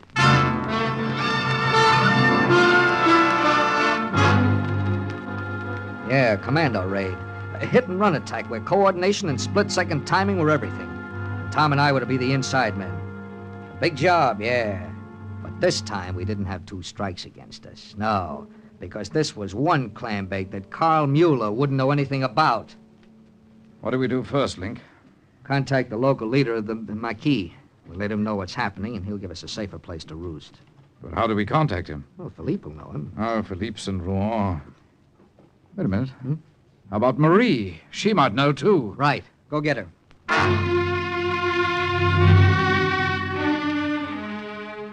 He went to find Marie. I packed up the radio and the other equipment. I heard the door open. I thought he brought her back. I was wrong. Good evening, Herr Captain. Mueller, I didn't expect you to show your face around here again. I heard in Saint-Nazaire that the raids have been cancelled. I was afraid you and Corporal Barnes might be on your way back to England. We're packing now. Oh. I am not to go back with you, then. There's only one place you're going, Mueller. So, put your gun away, Herr Captain. You do not need to kill me. Since you are leaving me here, I shall make use of the one shell you so kindly left in my revolver. Yeah. Yeah, I'm sure you will. You couldn't bear to be left behind with your Nazi pals, could you? Weren't from my gun, those shots. I didn't know where they were from. I didn't wait to find out. I hit the floor, dragging the candle off the table with me. The barn went black. I lay there for a second. And then from outside, I heard... Let's have some light, Link. I think I got him. Tom had fired the shots. When I'd lit the candle again, I saw he was wrong. The doorway where Mueller had been standing was empty. Mueller was gone. I was sure I hit him, Link. All right, never mind. We got something more important to think about than Mueller. You told Marie? Oui, Captain, he told me. You wish to see the local Maquis leader? That's right. Can you take us to him? Mais oui, Captain. I will arrange for you to meet Monsieur Etienne. She said it would take until the next evening to arrange it.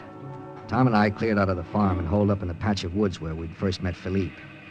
Of course, it had to start raining. Just before dark, Marie showed up in the woods. It is done, Captain. Monsieur Etienne will be waiting for you at 8 o'clock. The room behind the village cafe. Good work, Marie. You're going there with us, aren't you, darling? No, mon cher. I must return to Monsieur Etienne. But I will be waiting for you at the cafe. She was standing in the doorway when we got there at 8. She led us around the back into a small, dirty, dimly lit room. Bonsoir, monsieur. He rose from his chair and stood behind the table. Monsieur Etienne was a small, dark man. His eyes were shifty and calculating. The kind of eyes you often find in a head that has a price on it. My apologies, monsieur, for not seeing you sooner. I was at my headquarters in the hills. I had to walk down. The roads were wet and muddy. No apologies necessary, monsieur. Merci. Mademoiselle Martin informs me you wish the assistance of the Maquis. We need plenty of assistance. British commandos are planning a raid on the port of Saint-Nazaire. A commando raid on Saint-Nazaire. Those eyes of his grew wider. They grew bright. He stepped from behind the table. But he shouldn't have, because that was when I saw his boots. They were clean and polished. There wasn't a speck of mud on them. And yet he'd walk through the mud from his headquarters in the hills. He said. Is something the matter, Captain? He knew something was the matter, all right. He knew what it was, too. He saw my eyes on his boots, and he understood. His hand went under his coat, but it never came out because that was all I needed. Link, for the love of heaven. One shot did it. He grabbed at his stomach, and he slumped to the floor. Good Lord, Link, what's the idea? He's dead! Yeah, that's one collaborator less. Collaborator? Sure, that's all he was, Tom.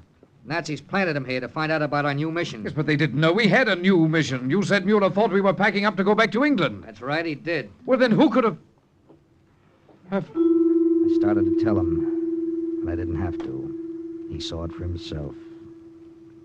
Marie? The look on her face confirmed it. The look on his face is the kind of thing you don't like to remember.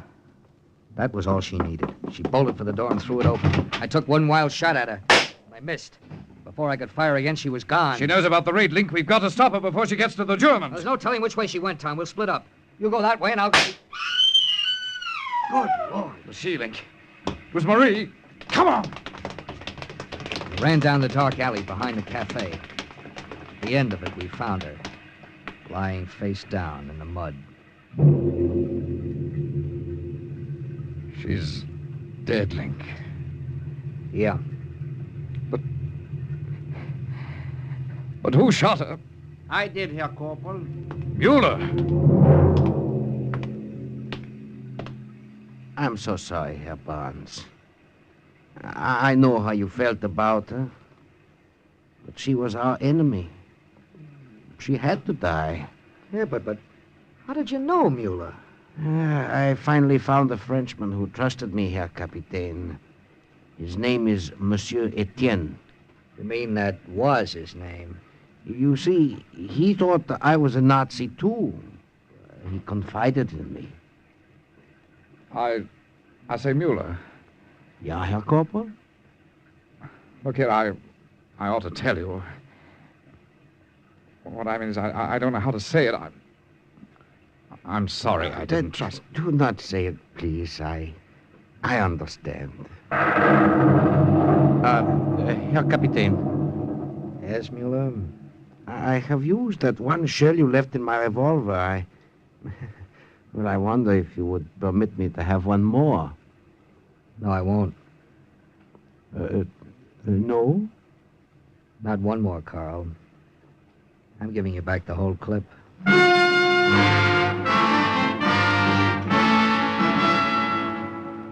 That same night, we contacted the real leader of the Maquis.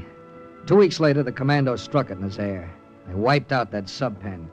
When they went back to England, Tom Barnes and I went with them.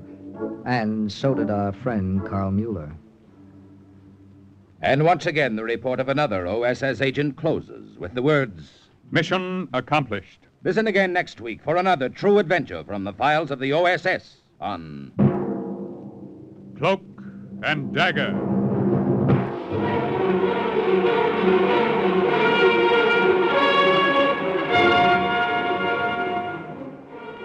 Heard in today's Cloak and Dagger adventure as Captain Daggett was Carl Eastman, Tom Barnes, Ian Martin, Carl Mueller, Louis Van Ruten, Marie, Louise Erickson, Etienne, Raymond Edward Johnson, Martin, Arnold Moss, and the Nazi, Carl Weber. The script was written by Ken Field, and music was under the direction of John Garth.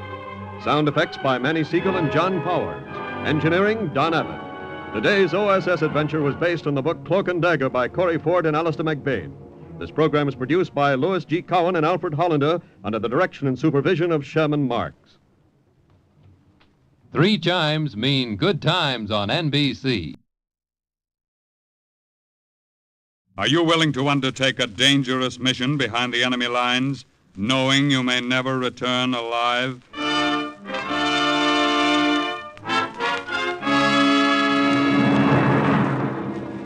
What you have just heard is the question asked during the war to agents of the OSS. Ordinary citizens who to this question answered, yes. This is Cloak and Dagger.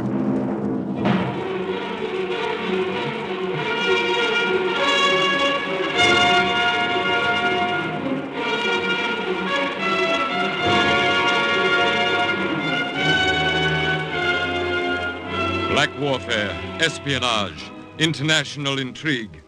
These are the weapons of the OSS. Today's story, The Black Radio, concerns an OSS agent who broadcast Allied propaganda from behind the enemy lines and is suggested by actual incidents recorded in the Washington files of the Office of Strategic Services. A story that can now be told. It was one of those quiet days. The sun was splashing in through the windows, and I was marking time until lunch in the cafeteria. And a date I had with a red-headed secretary. There were just the 2 of us in the big gadget room of the OSS in Washington. Just me and Hank Martin. Then all of a sudden, Hank grabbed my arm. Bart, get down! Air raid, duck! Okay, what's the big idea? Oh, boy, I wish I had a camera just then. Brother, did you look scared? All right, what was that thing you just threw in a wastebasket? Just a little noisemaker. Great if you get in a tight spot and want to start a riot. All right, look, let's start from the beginning, huh? How does it work? Well, like you see. It's not very big, just about the size of a lemon. Easy to slip into your pocket. All you do is pull out the cap and throw it, and when it explodes, pow! We call it the Hedy Lamarr.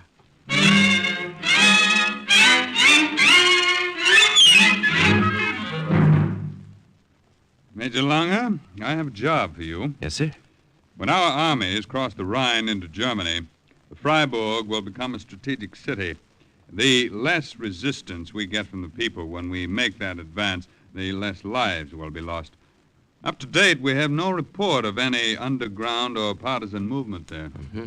And OSS wants me to go in there with a black radio and soften them up. Is that it, sir? Right. Cut in on the Nazi local stations. Broadcast the information we want them to get. Mm-hmm. Another of our agents infiltrated that area over 3 months ago to get acquainted with the city and locate suitable hiding places for the radio. Of course, sir. It'll have to be moved every time we use it. Yes, that's right. Now, we haven't heard from our agent since she was sent in. We didn't want her to run the risk of trying to contact us. Did you say she, Colonel? That's right. Have you any objection to working with a woman, Major? Oh, no, sir. I mean, no, sir. Hmm? Her name was Lucille, the Colonel said. I wondered if she was anything like the redhead, Miss Lucille. Nobody had heard from her for months. Maybe she'd been caught. Maybe the Nazis had twisted out of her the reason she'd been sent to Freiburg. Maybe I'd have a reception committee of Germans waiting for me. It gave me something to think about on the plane flying over the Black Forest in Germany a few weeks later. There's your rendezvous point straight ahead, Major. Straight ahead and straight down, you mean? Running in. Ready. Ready? Go. Good luck. I tossed the radio out first, then I jumped after it. No matter how many times I jumped, it was always the first time. The feeling of falling. Sick feeling. Like a dream. I came to with a jolt. A sharp pain across my thighs from the pull of the strap and the crack of the chute. Then, air all around me. I looked down on a black forest that was blacker than ever at 0400. 4 o'clock in the morning.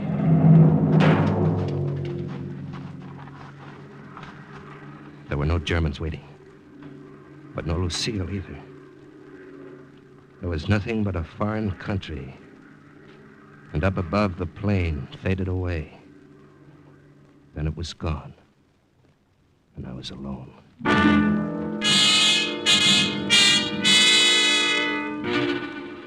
The radio had floated to Earth about 50 feet away. I checked it, made sure it was all right, buried my parachute, and wondered what to do next. There was a milk wagon coming down the road. I could hear the milk cans swaying with the movement of the cart. I could see a shadowy figure holding the reins.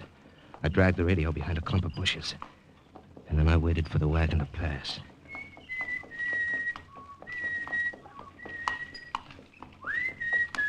For a moment, I didn't recognize the song. And then, all of a sudden, the words wrote themselves in my head. Come away with me, Lucille, in my merry old... Lucille. Lucille. I'm sorry I was late, Major Langer. A German soldier I know stopped to talk. I couldn't break away without being impolite. Well, just as long as you got here. Hurry, Major. Let's go. Yes. I was ever so glad to see anyone in my life. Gee. But I didn't quite expect to meet a milkmaid. What did you think I'd be like, huh? Oh, Come, Major. Well, I had no idea. No doubt you pictured a slim young thing who'd add interest to your intrigue, huh? I've been neither slim nor young for longer than I'd like to remember. Tell me, what did you do before the war, Lucille? Taught history in grade school. Mm-hmm. Now I'm helping to make it. It's a good feeling, until you consider the possibility of getting caught. Well, we've got to make sure we don't get caught. There is always that possibility, Major. Accept it. And it's much easier to take it if it comes.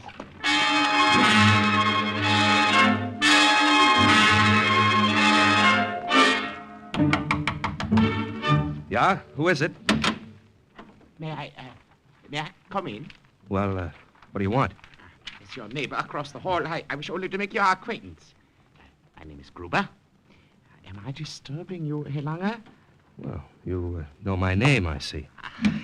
As a poor old widower, alone in this world with very few interests outside of the future of the fatherland, that is, I make it my business to know everyone in this rooming house. Oh, do you? You arrived in Freiburg only a few days ago, 9? That's right. You have a medical discharge from the army. You are wounded at Anzio. Is there Anything about me you don't know? Oh, no. Do not take offense, my friend. I asked the landlady about you. It was she who told me. Your information is right, Herr Gruber. Yeah. I was wounded. Yeah. I spent 2 months in a hospital. Yeah. And I'd like to be left alone. Yeah. Oh, you are bitter. Yeah. A civilian life will not be easy, but you must mix with people, make friends. Don't keep too much to yourself. Now, here, I brought with me this bottle of schnapps and 2 small glasses. Will you not join me? Well, Yes. Here. To the future, Herr Lange. Well, I'll drink to that.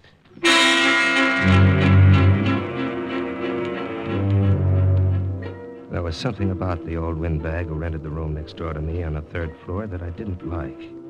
I couldn't put my finger on it. Maybe it was the way his eyes, like patent leather buttons, kept darting around the room. Well, good schnapps, nein, Herr Lange? Yeah, very good. Not like we used to get before the war. Of course, I'm not complaining. It is such a little sacrifice to make for the Reich. Yes, of course. Yes, of course. What are you planning to do here in Freiburg, Herr Lange? Well, I have my craft card as a union motion picture projectionist. Yeah. I worked in a film house in Berlin before the war and was hoping to find a position here. You had no success yet? No, not yet. The motion picture house, a block from the mining university. Have you tried there? Why, no, I haven't. Oh, do try it. Tell the manager, Herr Schmidt, that you are a friend of mine. He's always complaining to me about being short of help. But that also is just a little sacrifice to make for the Reich, of course. Yes, of course. Danke. I'll go there tomorrow.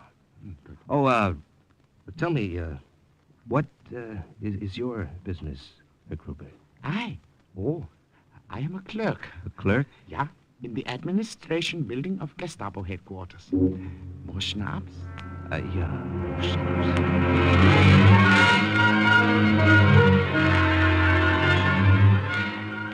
I may not have liked the old windbag, but I took his lead anyway. I went to the movie house near the university and got myself a job there on a day shift. And I counted the hours until the Thursday, when I'd meet Lucille at the deserted car barn we'd agreed on. On Wednesday, I was in the projection room running a half-hour newsreel, most of which was a close-up of Hitler making a speech in Berlin and foaming at the mouth. I looked down over the heads of the audience, wondered if all of them were as enthusiastic about the Fuhrer as they pretended to be, wondered how much it would take to push them into starting their own underground, wondered how many of them would be listening to their radio the next night, listening to me. Herr Langer. Yeah, Schmidt? I came to tell you... turn that speaker down, will you? Yeah. I came to tell you only have tomorrow afternoon off. Tomorrow afternoon, but I don't understand. Zerbrechen Sie sich nicht den Kopf. I will want you tomorrow night instead. Oh, but tomorrow night is impossible. I mean... Langer, you have a good job here. If I ask you to take the night shift this once, I see no need for argument. Oh, but, you see... Is what you have to do that important that it cannot be postponed? 9, Schmidt. Not so important. I'll be here. The next night at 20 minutes past 10, the feature film went off. I set the machine. The newsreel would run by itself for half an hour. No more. It didn't give me much time before the reel would run out. Just a half hour to get to the car barn, broadcast, and get back. Well, that's it, Lucille. 730 kilocycles, but I can't seem to get reception. They are signing off. This is Reichsstation KLD signing off. Until tomorrow morning, Heil Hitler. Well, here we go. Keep your fingers crossed. Don't turn off your radios, people of Freiburg. This is for you. I am your voice of freedom, bringing you news as it actually exists, not as the propaganda ministry would like you to believe. Mark, that's good. Wonderful. It wasn't 50 sons of Freiburg who died at the Anzio beachhead, but 500. You mothers, wives, sweethearts who have not heard from your men. You think the mails are slow? Is that why you haven't received letters?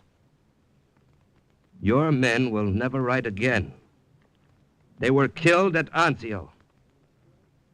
Women, they are taking your men away. What do you have for compensation? You have no food. You're cold.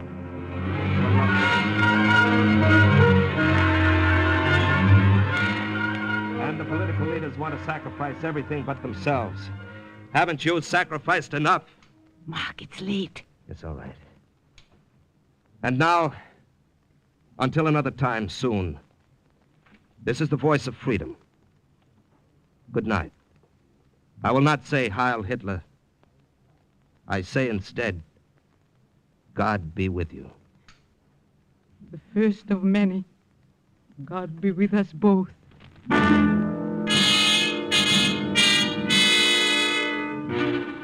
We dismantled the radio. I lifted it into the back of the milk wagon, ran as fast as I could back to the theater, and slid in through the side door. And then I heard it. Hey, Langer! Langer! Where were you? Oh, Herr Schmidt? Well, What business had you to leave the protection room during the newsreel of the Führer? I only hope the authorities do not hear of this. Our leader cut off in the middle of his speech. Where were you? Where was I? I was in the washroom. I was just going up to see if you had fallen asleep. Also, let's go fix the machine quickly. When did this happen? Happened just a minute ago, natürlich. It's a wonder you couldn't hear all the disturbance from the washroom. Also, mach schnell, los. Ja. I ran up the stairs to the projection room. God must have been with me that first night. If the machine had broken down 5 minutes earlier, Herr Schmidt would have known I'd left the theater.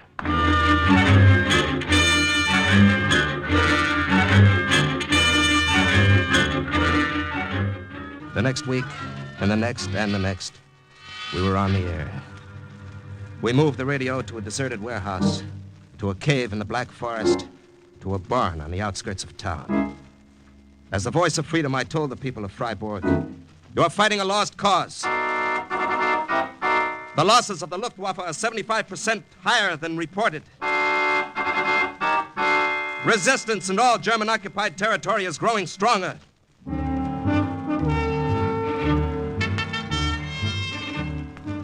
People in the city looked the same, were as respectful as ever to the Nazi soldiers that walked the streets. None of them showed by so much as a look or a word that they ever heard those broadcasts. And then I received my first indication. I saw you through the window of the coffee shop, Herr Langer. May I join you at your table? If you'd like. Oh, thank you. So, have you been listening to your radio lately? I have no radio. Oh, if you get one, then I advise you not to listen to Reichsstation KLD. Oh, why not? Because the Gestapo will arrest anyone caught listening to the man who calls himself the Voice of Freedom. Oh, what does he talk about, this Voice of Freedom? Oh, it's nonsense, of course. Allied propaganda nonsense. You sure you have never heard him? I told you, Herr Gruber, I have no radio. Oh, but of course. I forgot. Why is it, Herr Langer, I have the feeling I've seen you somewhere before? It was ridiculous to suppose that he had ever seen me before, but he told me one thing. The people were listening. And the Gestapo was looking for me. Unser Führer wird uns siegreich aus dem Krieg bringen. Turn it off, Mark. Mark, with that cough of yours, perhaps I'd better broadcast tonight. No, I'll be all right. People of Freiburg, this is your voice of freedom. I want to tell you, my friends, how step by step Hitler has developed his program. Step by step he has carried it out successfully. First he took our men and destroyed them. And now Hitler is destroying our cities and our factories. Allied bombings will destroy all Germany. Our men are already dead in 100 battlefields. This is the Fuhrer's greatest achievement for Germany. He is accomplishing it all in less than 12 short years. 12 short years of Hitlerite success. They are jamming the radio, Mark. You'd better sign off. It's all right. This is the voice of freedom saying good night. I will not say Heil Hitler. I say instead, God be with you. I'm afraid they may be closing in. Yes, Lucille, it's the first time they've jammed our broadcast. We'll have to move fast. Dismantle the radio and get out of here. The wagon is right outside. Hurry.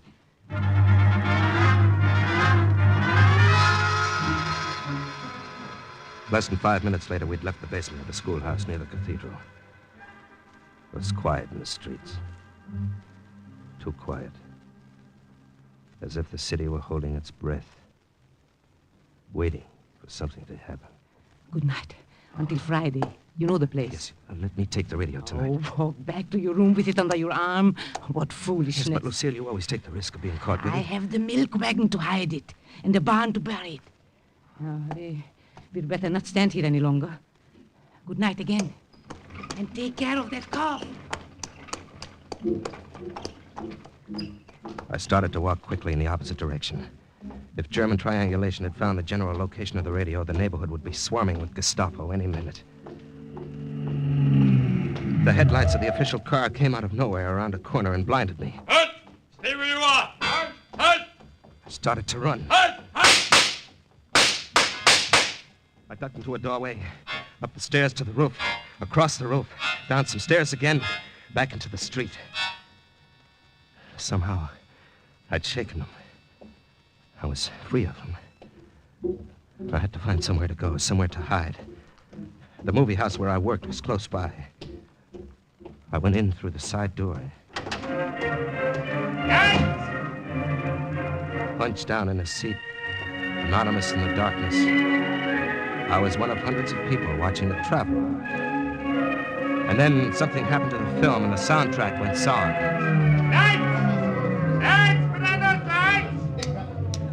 You people listen to me. There will be no more films tonight, not until we check the identification of every man in this theater. One by one. Cut! We're looking for a man who is seen coming into this theater through the side door. A man who is wanted for questioning by the Gestapo. You will file out the exit one by one and row by row with no talking. Women to the right, men to the left. There will be no more... Maybe my forged identification would pass inspection easily. But the men who were chasing me had a general idea of my height and weight. I couldn't take the chance. I put my hand in my pocket and pulled out a round disc about the size of a lemon. The noisemaker OSS called the Hedy Lamar. I yanked out the cap and threw it.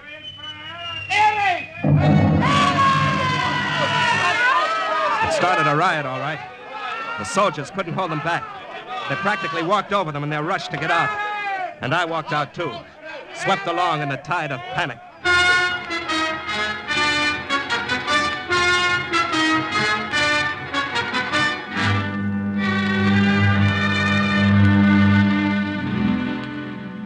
Guten Tag, Herr Langer. You're Gruber. just on your way to work, I see. I will walk with you partway. Well, if you'd like. Tonight, when you get home from your work, listen to your radio. I told you I have no radio. Yeah, I do keep forgetting. You're welcome to listen to mine, then. There's to be an important announcement at 7 o'clock. Announcement? About what? I learned about it this morning at the administration building where I work. Yes?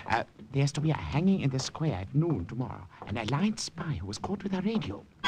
What did you say? A woman, a spy. She was picked up last night, driving a milk wagon. Can you imagine such a...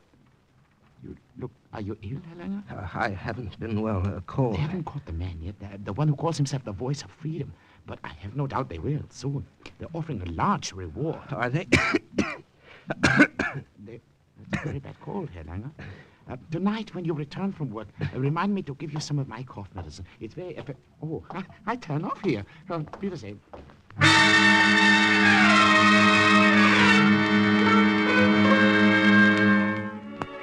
I didn't stop by for the cough medicine. After work, I locked myself in my room and stayed up all night, looking out of the window, up at the ice-blue stars that hung over Germany. And I tried to think of something to do to help Lucille. Before noon the next day, I went to the square, but I still didn't have the answer. Isn't it frightening, Herr Langer, the way an execution will draw the people like flies to honey? Is it fascination, do you think, of seeing someone else suffer? You tell me, Herr Gruber. You should know. You're here. So I am. But then, so are you. What? Whoa! Woman, have you anything to say before you die? People of Freiburg, remember what you heard on your radios. Remember what the voice of freedom told you. It was the truth. The truth. Your leaders are betraying you. Goodbye, citizens of Freiburg. I will not say Heil Hitler. I say instead, God be with you. It happened quickly. It was all over.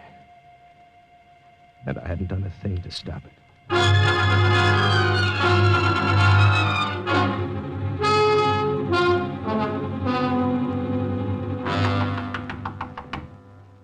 Yes, who is it?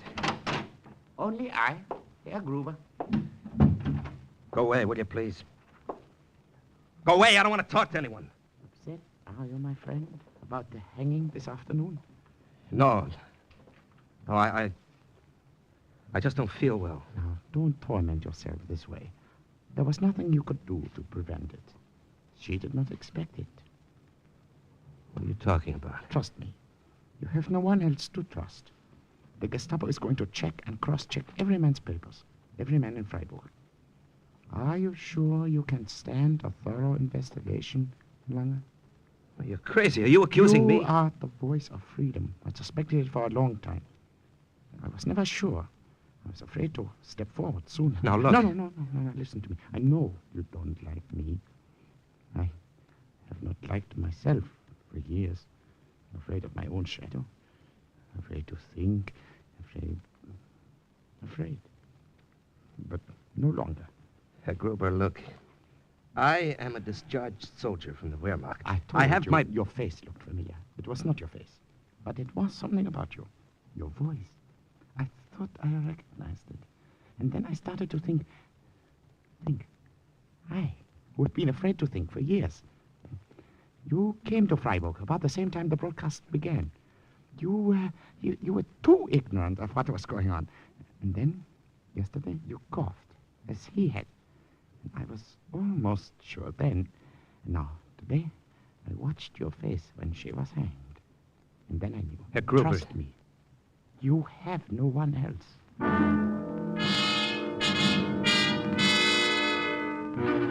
He was right. I had no one else. And I had to get out of Freiburg. Gruber offered to drive me across the bridge that night. From there, it would be only a few miles to the border of France. With his official pass from Gestapo headquarters, Gruber would be able to get past the guard. I got into the trunk of the car. It was open just enough to let me breathe. I still didn't know whether to trust him. There was a pretty big price on my head. The car slowed down when we reached the bridge. Let me see your identification. Oh, there you are. What is your business outside of Freiburg? Official business for the administration. Fair. This looks all right. I have orders to search all cars. Well, you can see there's nothing in mine. Please, will you hurry? This is official business for the Gestapo. One moment, not so fast. What's in your trunk? The trunk? Well, go see for yourself. I have an American spy there. I'm smuggling him across the border. Don't be impudent. You understand? I'm sorry. I was just having my little joke. Well, I don't like jokes. You work as a clerk for the administration, so your head swells. You think you're Himmler. All right, pass. I'm sorry. All right, pass.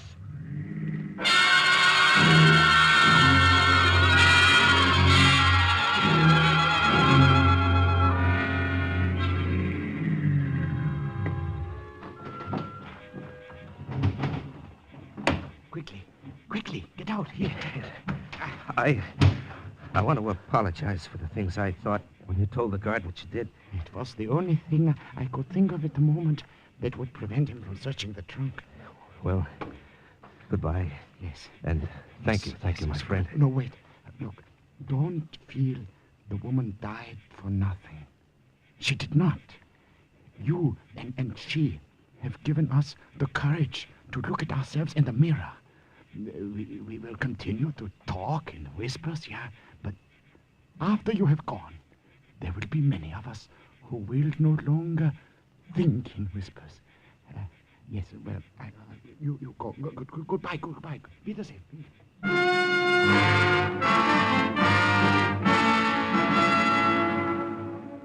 Major Mark Langer made his way back to Allied lines. And when Freiburg was taken over some months later, it offered little resistance, thanks to the strong underground that had been encouraged by the Black Radio. And thus, once again, the report of another OSS agent closes with the words, "Mission accomplished." Listen again next week for another true adventure from the files of the OSS on Cloak and Dagger.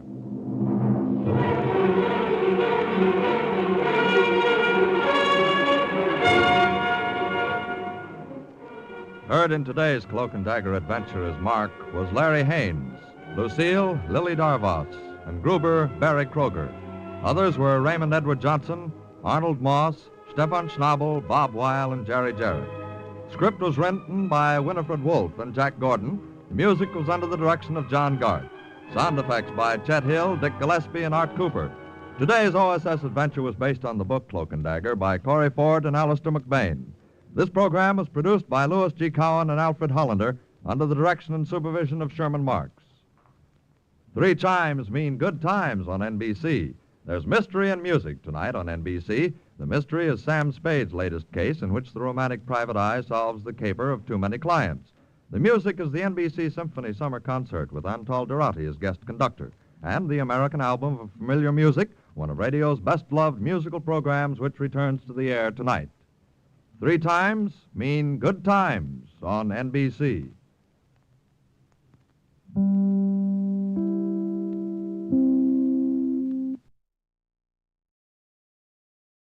Are you willing to undertake a dangerous mission behind the enemy lines, knowing you may never return alive?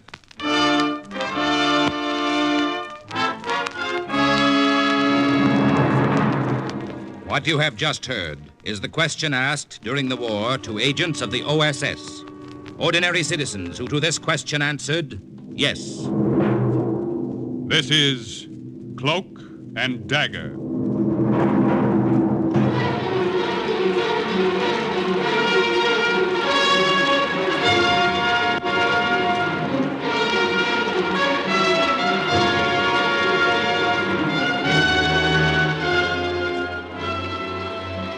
Black warfare, espionage, international intrigue. These are the weapons of the OSS. Today's story, The Trap, about an OSS agent who prevented an American advance onto German soil from turning into a massacre, is suggested by actual incidents recorded in the Washington files of the Office of Strategic Services. A story that can now be told.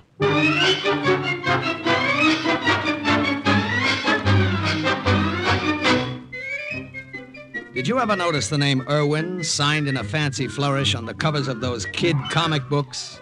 You know, all about moon men chasing the earthmen into the stratosphere. Well, that's me, Irwin Hazen. I'm a little guy, about 5'4".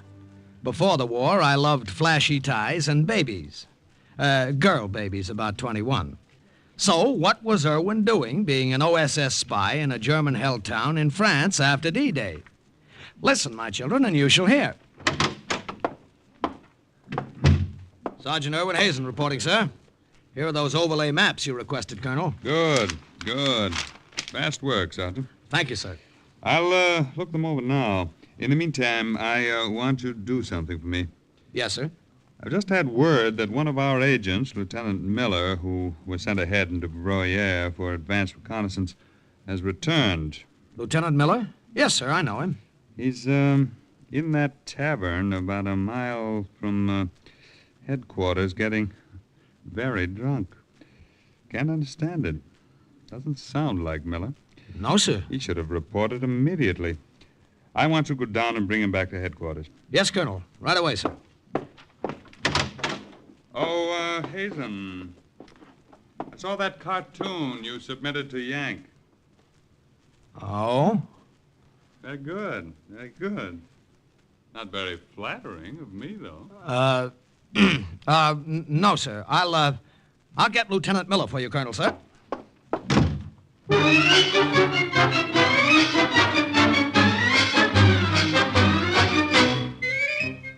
Not all of the 12,000 people working with the OSS parachuted blind into enemy territory. Some of them stayed in Washington making up secret codes. Some of them, like me, sat behind a desk in France and drew maps. But I was through sitting behind a desk the minute I walked into that tavern. Lieutenant Miller was slumped over the bar, swaying back and forth, and he looked very drunk. Hey, Lieutenant, what's with you? Huh? Who's... Colonel wants you to report to headquarters right away. Irwin. Is that you, Irwin? Boy, you'll get your ear chewed off for this. What's the idea? Couldn't this wait till later? No, couldn't wait. Couldn't make it otherwise. Gotta get to the colonel.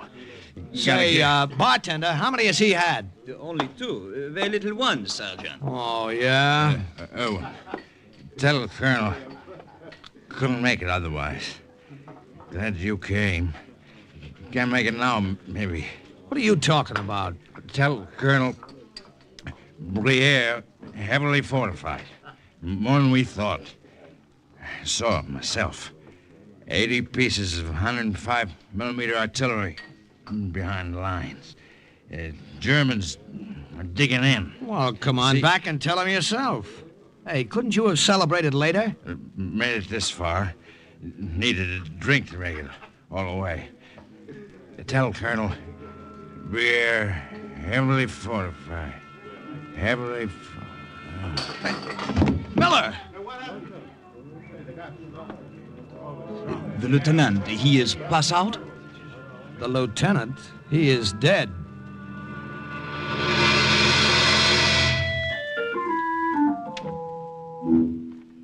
You see, Miller had been slumped over the bar, Colonel, so I couldn't see those bullet wounds in his chest until he fell over. The Germans must have caught on to him and given him a chase. It's a wonder he got as far as he did. Sergeant, you're sure about everything he told you? Yes, sir. But we were positive the Germans didn't have that much artillery on the 7th Army front. If this is true and we had walked in not knowing what was ahead, our men could have been massacred. Thank you, Sergeant. You may go now. Colonel, if you're going to send another agent into that territory to get a more complete picture of what's going on, I'd like to volunteer. Sergeant, a mission like this calls for an agent who's had experience along these lines. Yeah, I know, but you see, Lieutenant Miller was a friend of mine. Besides, I'm sick of spending the war behind a drawing board. Sergeant... Look, I can do it, Colonel. I can speak French fluently. And I'll do more than just look around and come back. I'll come back with sketches and maps and diagrams, everything you want to know. Look, Colonel, the next time I send a cartoon to Yank, I'll make a very flattering one of you. Please, Colonel, what do you say? The OSS placed me in the custody of a French priest who had sneaked through the lines from Bruyere to tell the Americans about underground activity there.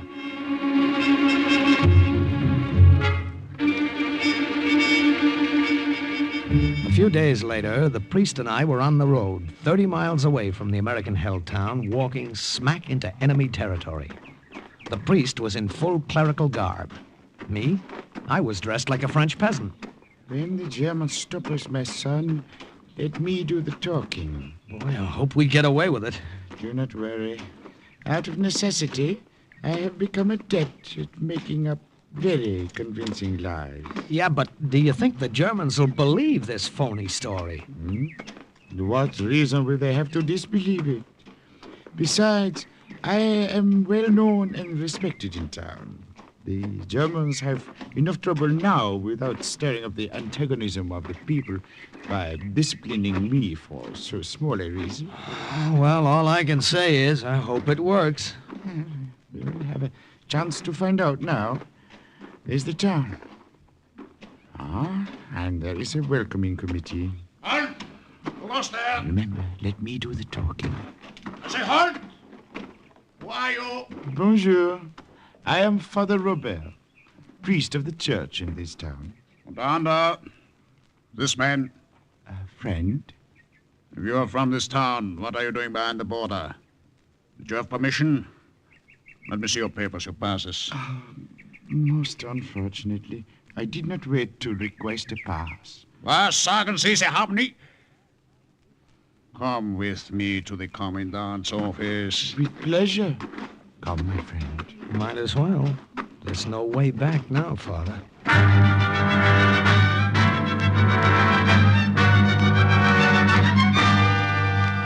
You have been given too much freedom in this town, Father Robert. This insolence is too much. But, Monsieur le Commandant, this poor lad... You, wie heißen Sie?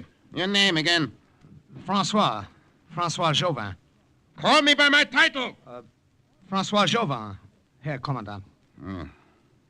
Now go on with your story, Father Robert. It is a sad, sad story of a dying woman and her last wish to see her nephew, this lad, last remaining member of her family. Her husband and 2 sons were killed in the early days of the war. You see, I have the holy oils with me to give this poor woman the last sacrament. And why did you not ask permission to get this boy? I was afraid, Monsieur le Commandant, that by the time the permission was granted, it might be too late. The woman might die. So I slipped out. When did you last see your Aunt, Chauvin? Why, over 3 years ago, Herr Commandant. And this is most irregular. Surely the request of a dying woman. Well, I'll let you go this time, Father Robert. There's enough unrest in this town without starting a tempest in a teapot. One more question. Yes, monsieur. If you managed to slip through the lines going out, why is it you did not attempt to sneak back into town instead of walking boldly up to the borderline? Sneak back into town? Why, Monsieur le Commandant, that would be against regulations.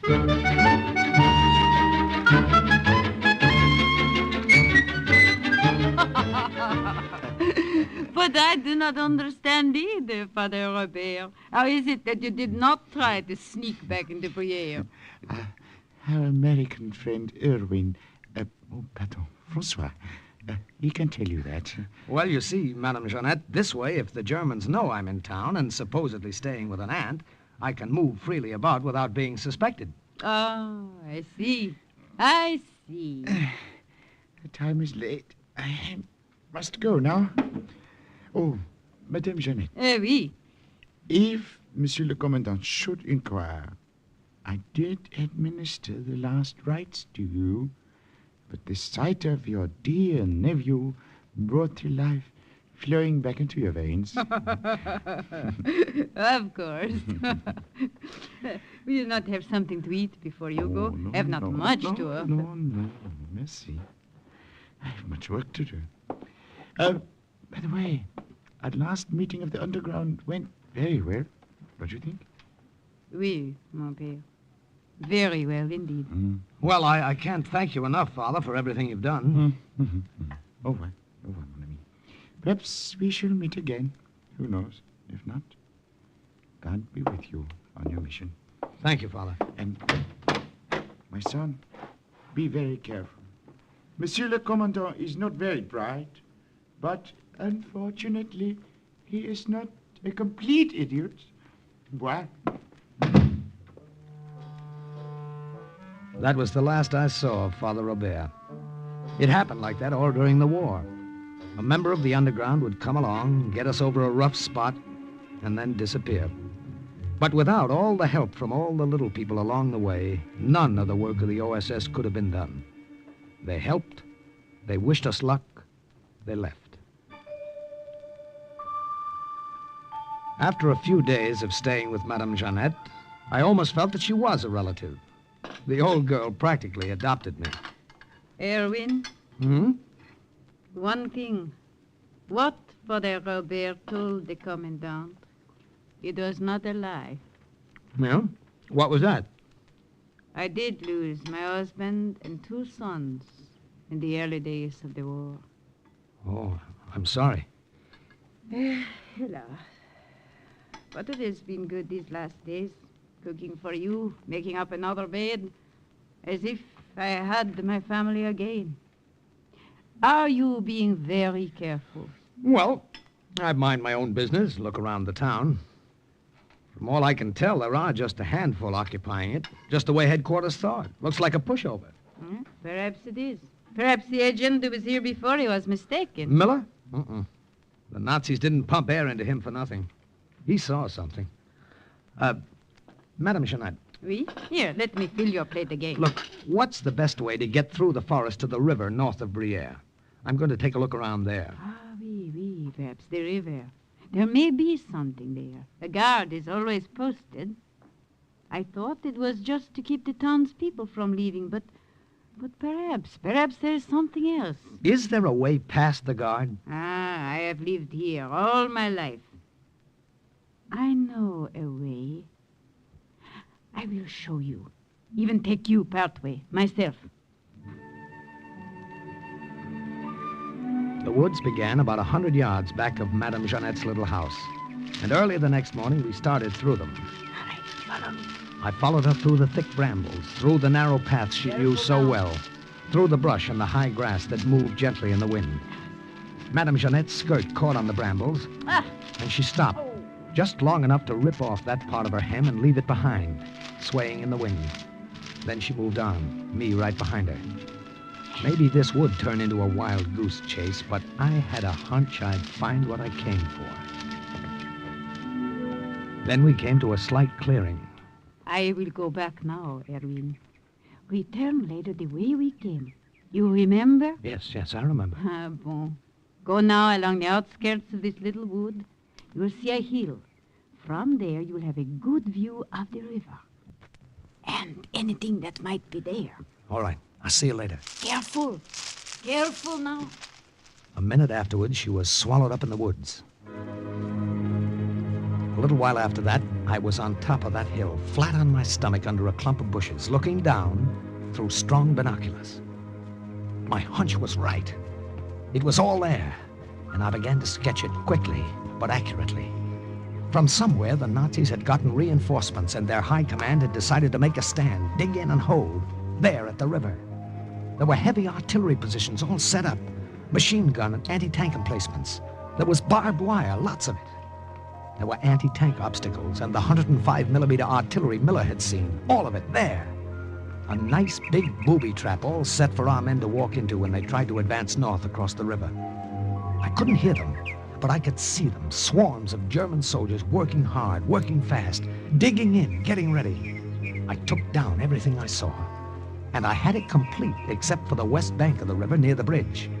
There were too many trees blocking my vision. I had to get closer. By the time I got to the bottom of the hill and crawled along through the brush to the west bank, I didn't just see the Germans, I could hear them as well. See that now the orders are carried out. There must be no slip-up. Jawohl, Hauptmann. Oh, and Lieutenant. Jawohl. See that more guards are posted at the edge of the town. The commandant wants no one snooping around here. Very well. No one will get through. There were too many of them, all around. I knew it would be crazy to try to get any further without a plan. I had to have time to think about a way. I waited until they left. Then I slipped back the way I came, up the hill and through the woods to Madame Jeanette's. I went around the back, so I didn't see the commandant until I walked in. Francois, you are back. Yes, bonjour, Herr Commandant. I have been waiting for you. Well, is there something wrong? No, of course not, Francois. I am here to talk with him. Francois Jouvin. I believe Father Robert told me that is your name. That is correct. It was through the kindness and understanding of the German High Command here that you were allowed to see your sick aunt. You understand that, do you not? Oh, yes, I appreciate that. It was irregular, but we let you in. However, I am here to tell you that you had better have no illusions about leaving Bruyere now, going back through the American lines to your village there. Well, no, I have no wish to leave. Why, you've anticipated me, Herr Commandant. I was going to request permission to stay here with my aunt from now on. I was in the square today looking for work. Yeah. Now, they're good, as long as you understand. Madame, if you will allow me to say so, you look very well indeed. Oh, no, she was very ill when I came. Father Robert gave her last rites. Ich wünsche mit ihr zu sprechen. I'm not talking to you. My nephew is correct, but so are you, Herr Commandant. I was very ill, but I'm very well now. Yeah. Well, that was all I wanted. I will go now. But remember, you are not to leave Bruyere. What the Commandant didn't know was that I had no intention of leaving until I made the sketches of the west bank of the river. Late that night, Madame Jeannette helped me bury the plans and diagrams I had already drawn. You are right, my boy, to bury these here behind the house, rather than leave them inside. It is safe. Okay, that's deep enough. Now, I put this rock on top of them. There. That's done now. You will go back tomorrow? No, I've got to get a good look at the west bank of the river. It is wise you did not try to press further ahead today. It would have been too dangerous. I know another way through the forest. Oh, tell me. It is a roundabout way, but it will bring you closer to the west bank. Or close enough at least so that you will have a better view than before. But if there are so many troops, as you say, do not get too close. When you have finished, come back to the woods the same way. I will be waiting.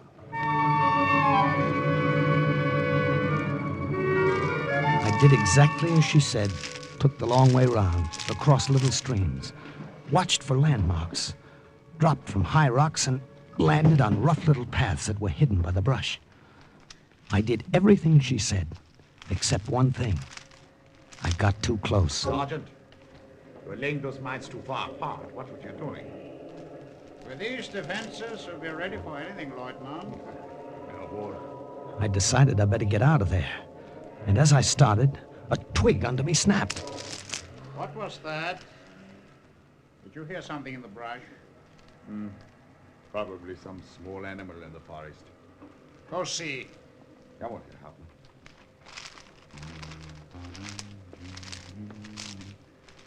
There's nothing here, Herr Hauptmann. Make sure. Remember the fragment of a woman's dress we found in the woods this morning? I was crouched down behind a rock, and the German lieutenant came so close I could have reached out and touched his mud-caked boot. He stopped for a minute, and then he walked right past me. There was nothing there. We can't be too careful. Come with me. There's something I want to show you here. I had everything indicated on my sketches, minefields, tank positions. I knew everything about the west bank of the river I wanted to know. When the coast seemed clear, I started back. But I didn't get very far. Halt! Keep your hands up! In the air! I took a couple of steps and then slammed myself into a shallow ditch. I remember German bird guns and rifles cracking around me. A bullet went through the heel of my boot and sent a shock up my leg that made me wonder if it had been blown off. Then there was quiet, and I waited for them to come and get me. It was all over. Perhaps that will convince you we mean what we say. Look, I tell you, my name is Francois Jauvin. You know my aunt. She's... What were you doing near the river? Look, I'm new in Bruyere. I don't know the forest or the woods. I was lost. Lieutenant, perhaps another taste of your fist? With great pleasure. Oh! Get him up. Put him back on the chair. Now listen to me, Jauvin, whatever your name is. We found this sketch of the bridge and the west bank of the river in your pocket. Look, I don't know. I don't know anything. That part of the sketch is quite complete, every detail. The rest is diagrammed in lightly. Where are the rest of these plans? I don't know. Have you hidden them? Where? Have you given them to somebody? Whom? Where are the rest of them? Keine Antwort, eh? Lieutenant, try twisting his arm again. Oh! He has fainted. Have him thrown in a cell. I will question him more tomorrow.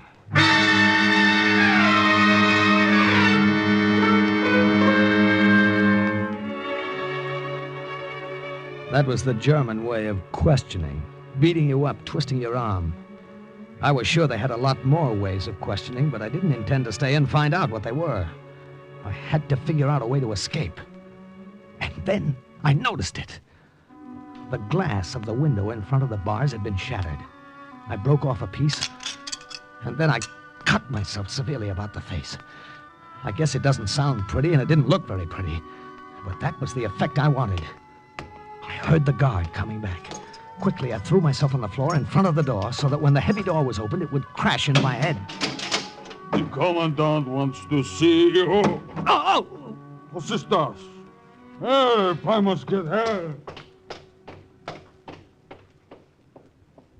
My hair was matted with blood, and my cut-up face looked pretty horrible. Not that the guard was worried about the state of my health. He was afraid of what the commandant would do to him if I wasn't able to be questioned. He left the cell door open and ran. And so did I, in the other direction. I ran up the stairs to the second floor of the small town jail the Germans had taken over. Down below, I could hear voices. I didn't wait to hear any more. I slid down the sloping roof and landed right next to a German soldier. It was a good thing it was my left arm they had twisted. I was better with my right anyway. I took his gun and ammunition belt and shot the front tires of the German cars. Then I borrowed a parked motorcycle.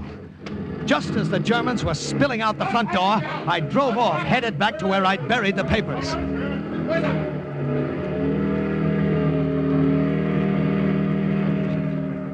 But the papers were gone. Everything I had worked on so painstakingly. The maps, the diagrams, the sketches, the plans. They were gone. Madame Jeanette. Maybe she had them. Madame Jeanette! Madame Jeanette, open up! Yes? What do you want? What? Madame Jeanette, where is she? I've got to see her. You cannot. But I've got to. It's important. Look, who are you?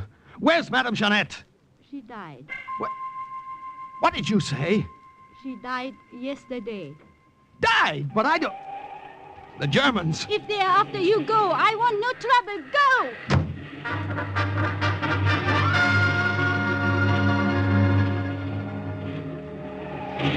That motorcycle ride through enemy-held territory with that car full of Nazis firing at me was wilder than the stories in the comic books I used to draw for. There was a phosphorus grenade on the ammunition belt I had taken from the soldier outside the prison. I pulled the pin with my teeth and tossed it back over my shoulder. Through the side mirror, I could see the German car slowing down. It stopped right over the grenade. And a minute later, there was a car full of very dead Nazis.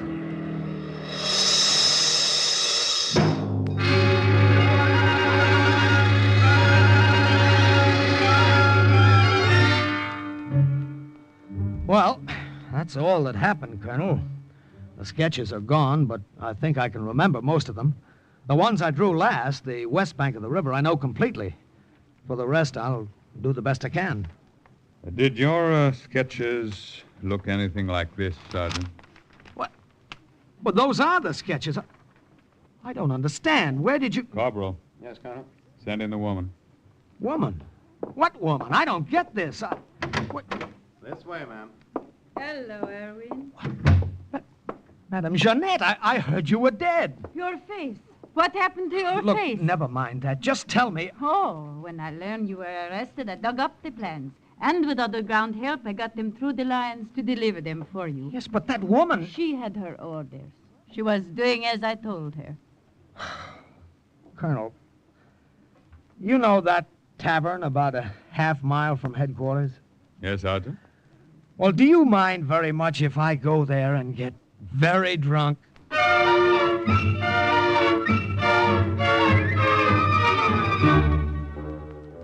The maps, diagrams, and information which Sergeant Irwin Hazen provided allowed the American Army to prepare a counteroffensive. 3 days later, they were on German soil. And the report of another OSS agent closes with the words, "Mission accomplished." Listen again next week to another adventure based on actual incidents from the files of the OSS on Cloak and Dagger.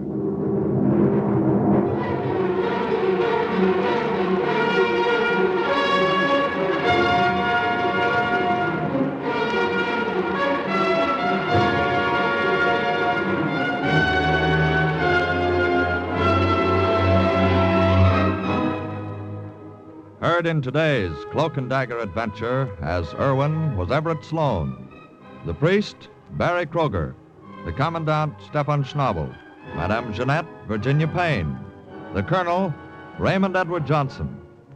Others were Carl Weber, Jerry Jarrett, Ralph Bell, and Lotta Stavitsky.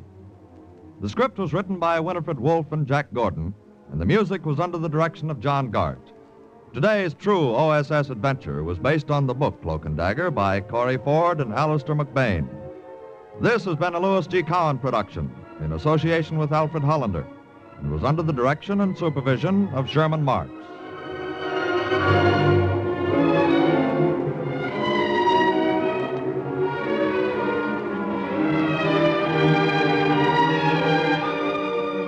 Programs. Get your programs here. Simon Templar plays hide and seek with a friendly killer who has been commissioned by underworld sources to handle the Saint. Hear another top-notch adventure with the Saint, and also listen for the Sam Spade Caper with Howard Duff, starring as America's favorite fast-moving, fast-talking private eye. Next, exciting high adventure. Then The Big Guy on NBC.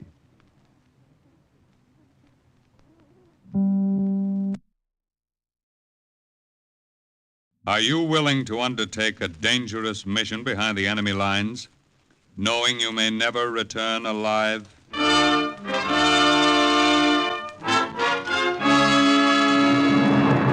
What you have just heard is the question asked during the war to agents of the OSS, ordinary citizens who to this question answered, yes. This is Cloak and Dagger.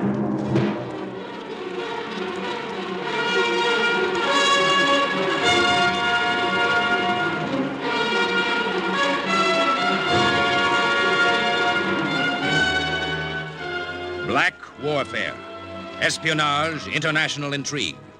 These are the weapons of the OSS. Today's adventure, the Kachin story, tells of an agent, an American agent, dropped behind Japanese lines in Burma.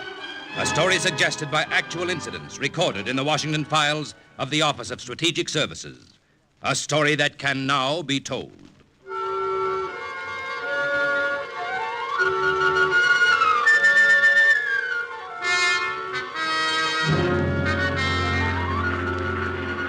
The sky hangs low over Burma. In 1944, it was more than just the smoke and dust haze that blankets it in the dry season.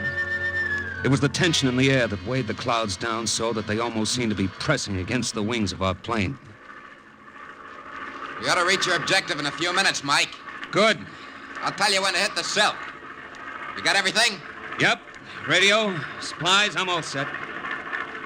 Boy, that's thick jungle down there. Thick with Japs. That's what I mean. I looked down on the towering jungle-covered mountains of North Burma. I thought of the small band of Kachin natives who were waiting to meet me.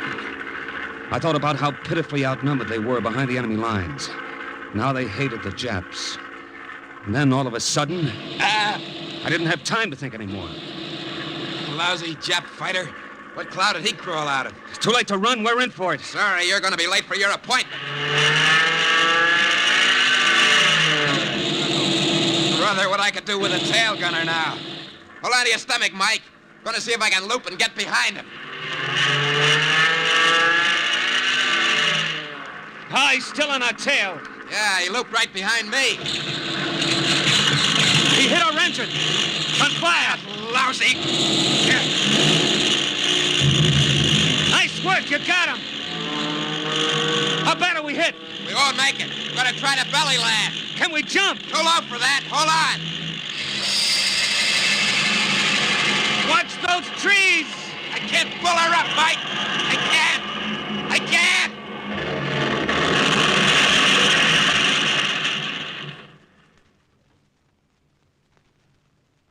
I was thrown from the plane when we crashed. I got off with nothing more than a leg that was bleeding pretty bad. When I crawled back to the wreck, I found the pilot. He wasn't so lucky.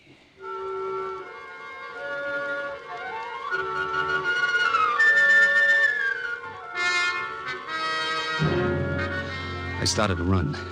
I didn't know where I was going, but I started to run anyway, through the bamboo thickets. My leg was throbbing with pain, and I tripped. The pistol dropped out of my holster and disappeared into the high grass. I didn't have time to look for it. Somewhere to the north were the Kachins. I had to get to them. This was headhunter country. In those days, Japs paid high prices for American scalps.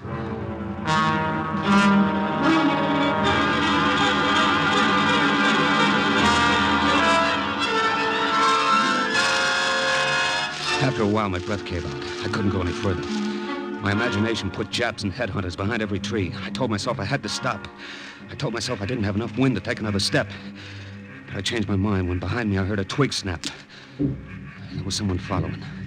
A quiet, stealthy someone on padded cat's feet. I kept on running into the river. I didn't bother to look first for crocodiles. The numbness from my bad legs spread all over me. I could hardly swim. All I wanted to do was get away from that shadow behind me.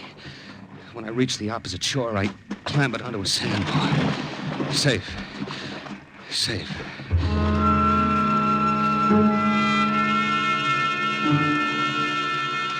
Then I looked back. I saw that tireless shadow emerge from the bushes and flit silently across the river on a fallen tree trunk.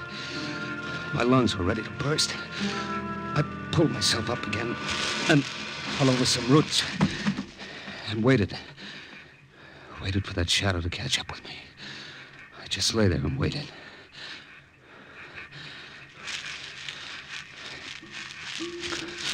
Okay. Okay, you win. Where do we go from here? Well, say something. Don't just stand there. I probably won't be able to understand you, but say something anyway. A half-naked warrior just stood there staring at me, saying nothing. I'd have given anything to have had my gun back again. And all of a sudden I did. He just reached down and handed it to me.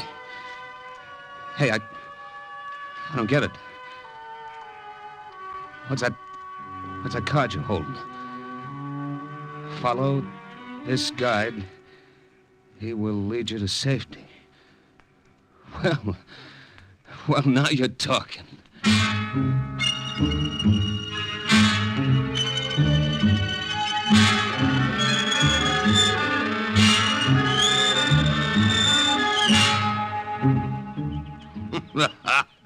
Sure, and you couldn't look more surprised, Captain, than if the tall grass parted and you came on a field of four-leaf clovers.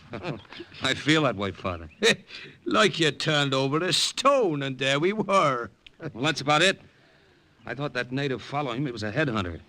I know they'd turn any American over to the Japs for a 2-pound bag of salt. Ah, you're right there. Unholy savages that they are. We saw your plane fall, and I sent Ying here after you with that message written on the card.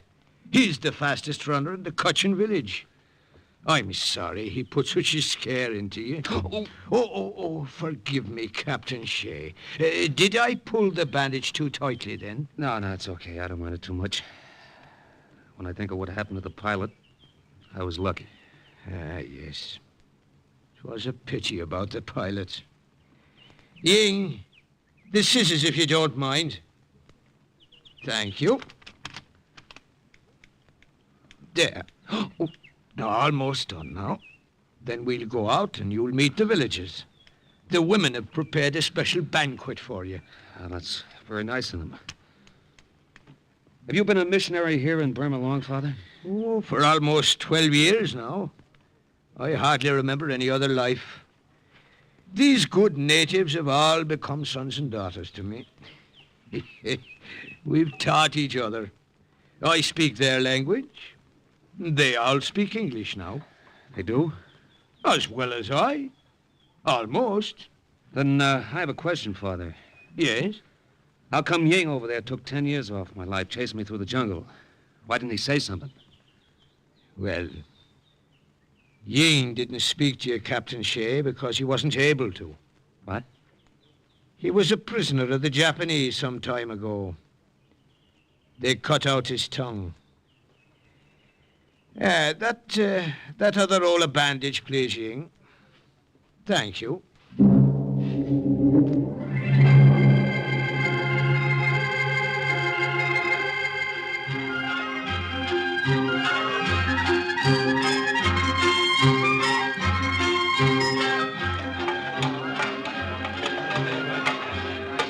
Colleen, put more wine in the bamboo cup for our guest, eh? Yes, I will be happy to. Here you are. What did you call her, Father? Colleen. To make it easier for me, I've renamed many of the villagers. That woman stirring the big kettle is Kathleen. And the other beside her, Bridget. I get the general idea. And your name is Shay. Mike Shay. A good Irish name if I ever heard one. Well, actually, Father, it's Michael Shikalnikov. Would you mind repeating that? Shikalnikov. It's Polish. I shorten it because everybody has trouble pronouncing it. Sometimes I have trouble myself spelling it. Yeah, I see. Well, no matter. No matter. Tell me more about your mission. Well, I was sent by the OSS to establish radio contact, Father, with the Northern Area Combat Command in Burma. Give them any information and help I can. That is, with your help, of course. Ah, yes. Well, you'll find us of great assistance. Immediately after the banquet, you can find a place to set up your radio. So, how are you enjoying your meal? My wife never made anything that tasted like this. Do you like it? Eat well. Let me fill your plate some more. Thanks. It's very good. What is it? We make it special for you today. White bees we boil for hours. I guess I've had enough.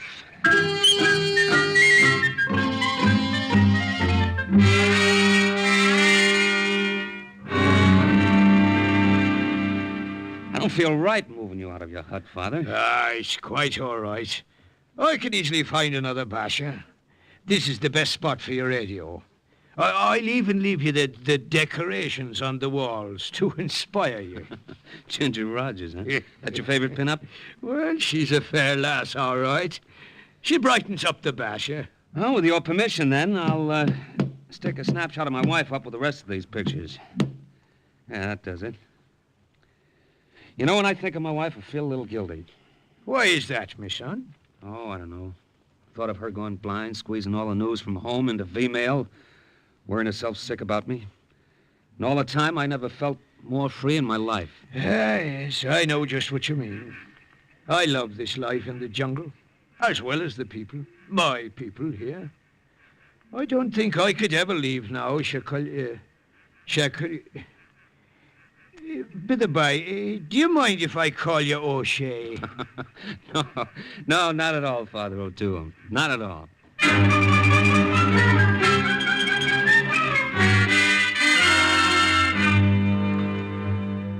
This jungle home was a far cry from the third-floor walk-up in New York and the job behind the desk in the insurance office.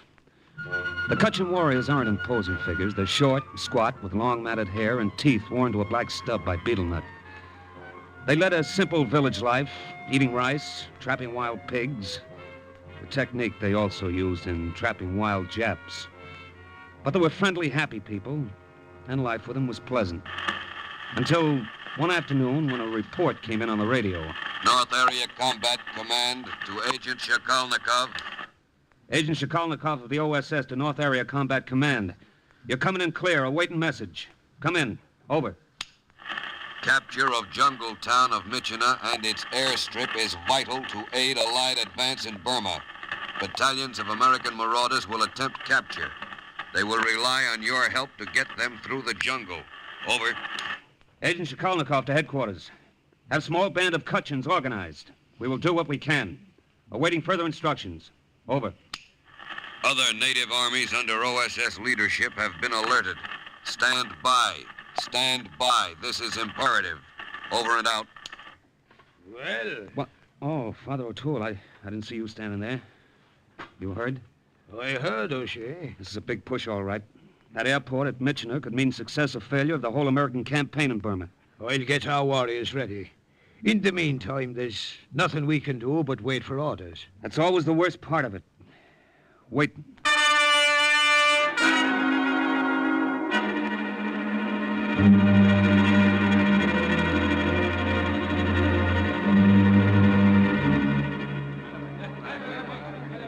Quiet!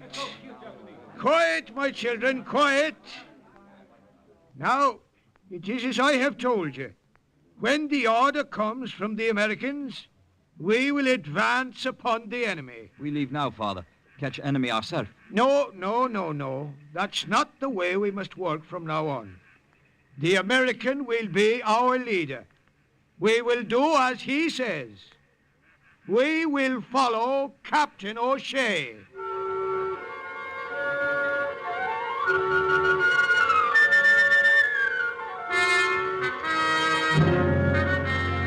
North Area Combat Command to Agent Shakalnikov in Burma. A battalion of marauders on the way to Myitkyina has been cut off from the main body of the column and lost in the jungle. Radio contact gone. Find them and supply reinforcements. Over. Agent Shakalnikov to headquarters. We'll do the best we can. Over and out. Well, we've waited 2 weeks for an assignment, but when it came, it was a beauty. Well, the problem, O'Shea, is locating that battalion. Now, it occurs to me... Yes, Father. It occurs to me that if they're surrounded by the Japanese somewhere in the jungle, the Japanese themselves would know exactly where that spot is. Father, I don't get you. Well, there's a Japanese bivouac less than 6 miles from here. There are undoubtedly Japanese high command who have the information we're after. I've got you now, Father. Let one of the scouts come with me to show me the way through the jungle. We'll sneak into that Jap camp and bring one of the officers back with us. Well, the two of you alone? Sure. Too many of us and we're liable to get caught. Just a couple of us can make it. All right. Wait till the moon is halfway across the sky. Then go. And the Lord go with you.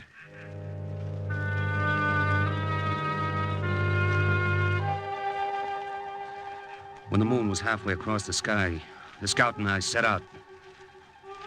Back through the jungle I'd come from. Only this time I was a shadow, too. Slipping behind the bamboo thickets.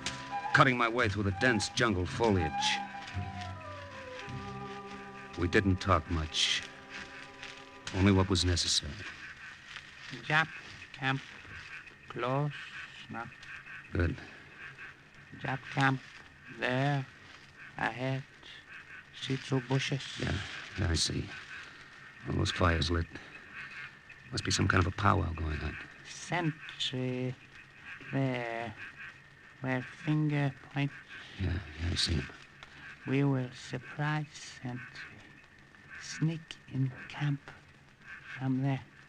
Right behind you. No talk. Quiet. No talk.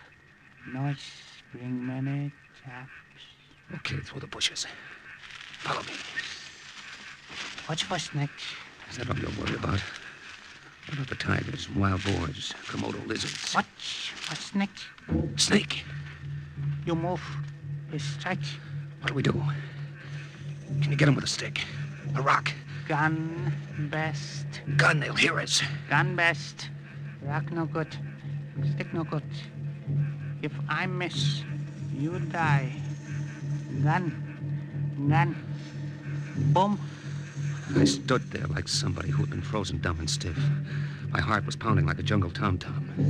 If he killed the snake, the Japs were sure to come running. If he didn't... He raised his gun slow. Slow.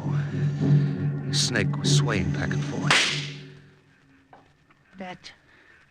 Snake. Much dead. He killed him all right, but we didn't have time to escape back into the foliage. After that, nothing's clear in my mind. There were Japs all around us, yelling like crazy, and lots of guns going. And the Kachin scout fell flat on his face, dead. Then somebody butted me from behind with a pistol. And the moon went out of the heavens. And the sky that hangs low over Burma came down and hit me in the face.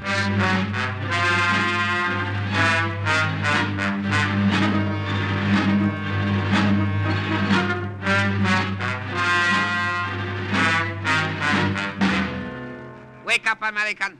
Wake up. What? Huh? What happened? Oh, my head. I am Colonel Haiichi of Japanese High Command. I regret that we were forced to render you such stormy welcome. Colonel Haiichi, eh? You speak English pretty well. Massachusetts Institute of Technology, class 37. DeWitt Clinton High School, the Bronx, class of 33. We will get along well, I think. if we make a little trade. What kind of a trade? Your life for little information. I see. The American marauders. I want to know their numbers, their positions, their objective. I don't know. If I did, I wouldn't tell you. God. Oh. That whip was sample. We have much more in store for you if you do not agree to be more agreeable to our simple requests. I give you 24 hours to think it over, American.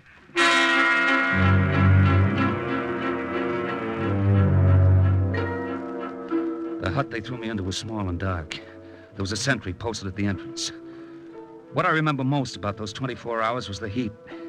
Wet, sticky heat that made my skin crawl and my lips dry.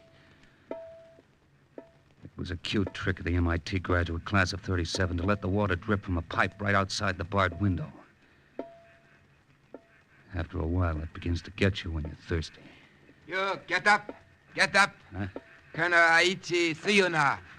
Up, American. Up. Okay, get your hands off me. What's that? Stampede. Stampede. Elephants. Oh. Good work, Ying. Good work. That's one less Japanese to worry us. Father O'Toole, where'd you come from? What is this? No time for long explanations now, lad. They outnumbered us 50 to 1, and we needed heavy ammunition. Elephants were the heaviest we could find. Yeah, but how did you... Well, when you didn't come back, I sent a runner. We found the body of the scout. Come, we must leave now. Yeah, but the information I came to get. Oh, that. We'll take it with us.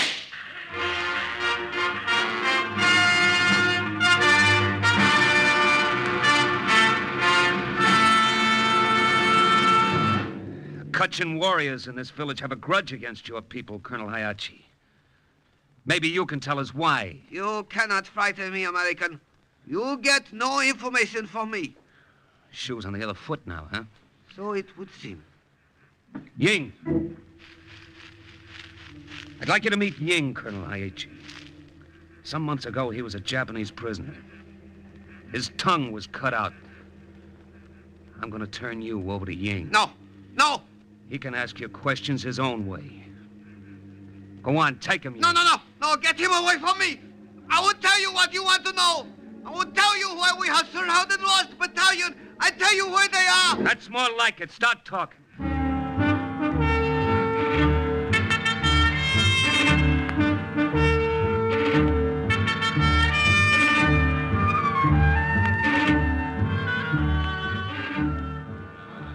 The warriors got ready to attack, and a great holiday spirit took over the village. But we must come.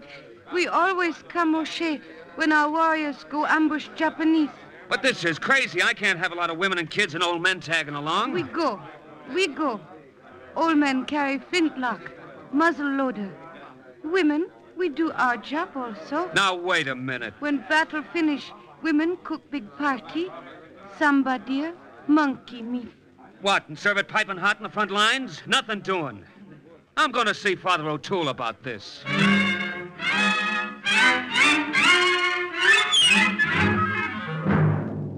You have your troubles, I have mine, O'Shea. But we can't let that whole tribe come along. This isn't kids' play. They'll come whether you like them to or not, O'Shea. They always do.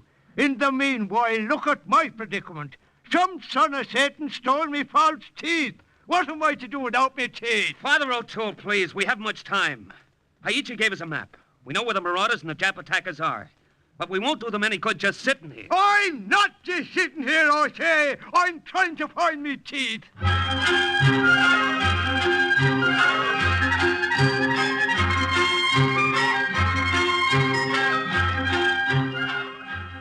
The whole village went along, whether I liked it or not. And Father O'Toole came along, too. Without his teeth. The Kachin warrior knew the back trails of the jungle as well as I knew 42nd Street. Ying seemed to be the leader, and he led us through little-known passes and long hidden underbrush, closer and closer to the spot where we knew the Japs had the American battalion cut off, helpless, just where they wanted them. No one made a sound. And Ying held up his hand. What is it, Ying? This junction of the two trails. He's not sure which one to take. That's it, Ying, isn't it? Well, why don't we split up? Half of us go one way and the No, other. no, there aren't enough of us. The Kachins have their own methods. Why is Ying pointing at me? He's given you the honor of contributing a hair from your head. A what? A hair from your head. Here, let me have one. Ah, thank you. Here you are, Ying. Why is he throwing it on the ground? We'll go in the direction the hair points. It's not very scientific. Oh, but it always works. Ah, it points to the right. We'll go to the right.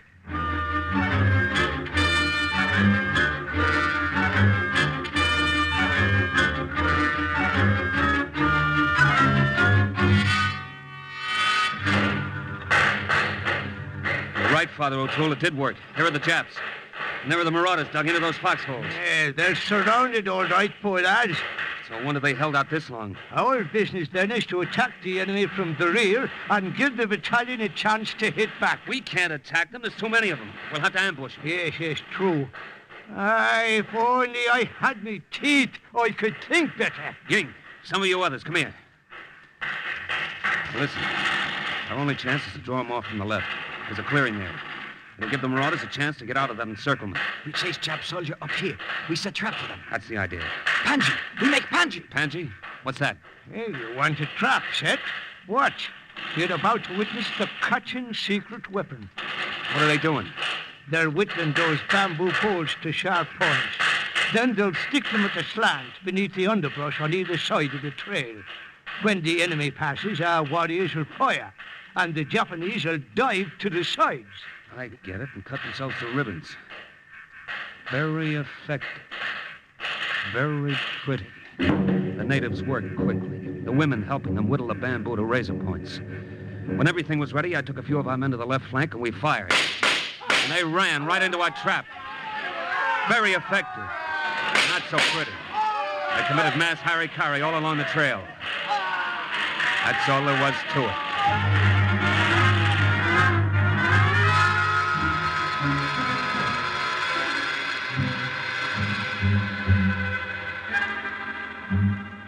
Well, I never thought we'd get out of those foxholes alive, Captain Shikolnikov.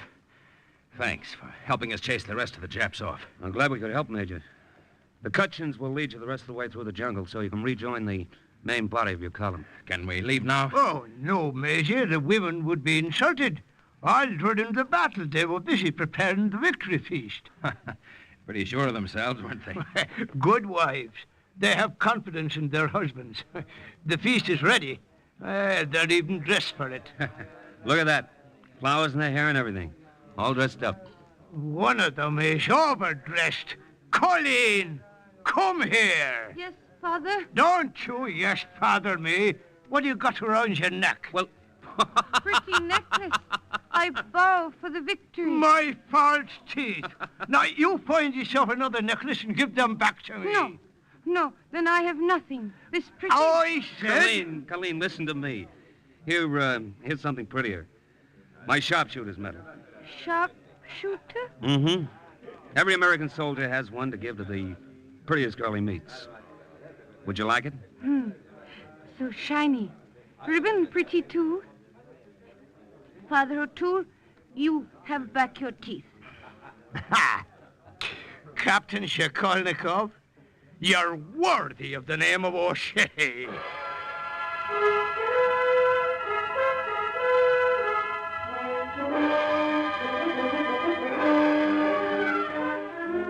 The capture of the vital airstrip and the ultimate conquest of Myitkyina was due to the combined efforts of the marauders who attacked it and the Kachin warriors who helped them and harassed the enemy all along the way. And once more, the report of an OSS agent closes with the words, "Mission accomplished." A further adventure in black warfare is next week's Cloak and Dagger.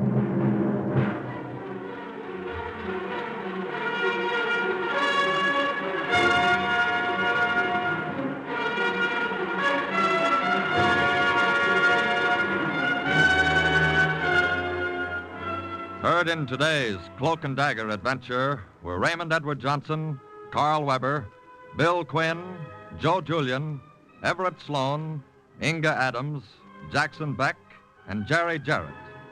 The script was written by Winifred Wolfe and Jack Gordon. Music was under the direction of John Gart. Today's true OSS adventure was based on the book Cloak and Dagger by Corey Ford and Alistair McBain. This has been a Louis G. Cowan production in association with Alfred Hollander and was under the direction and supervision of Sherman Marks. Robert Warren speaking. Do you enjoy a capricious caper or a melodramatic mystery? NBC offers 3 of the best for your pleasure later today. A giant among men, the big guy leads off, with Vincent Price as the saint close behind. Topping off this list is Sam Spade, license number 137596, in the Elmer Longtail caper. So listen for 3 top mysteries on NBC.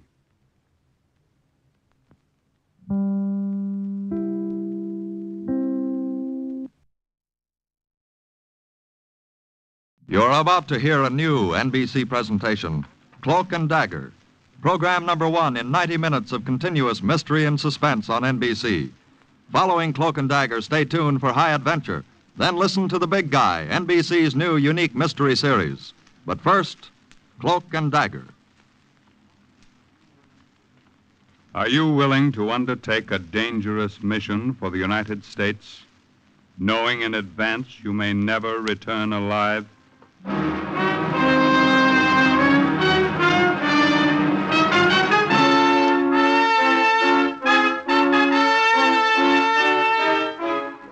What you have just heard is a question asked during the war of agents of the OSS, ordinary citizens who to this question answered, yes.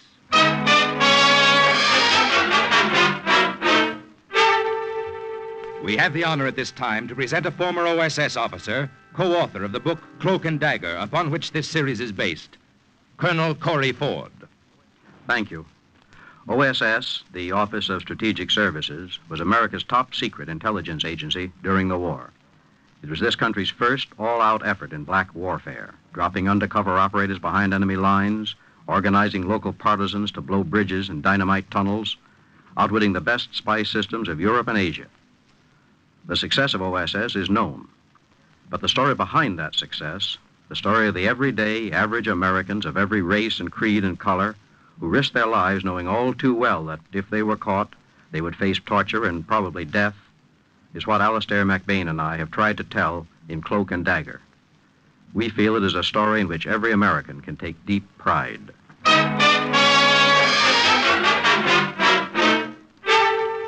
The National Broadcasting Company takes you behind the scenes of a war that nobody knew.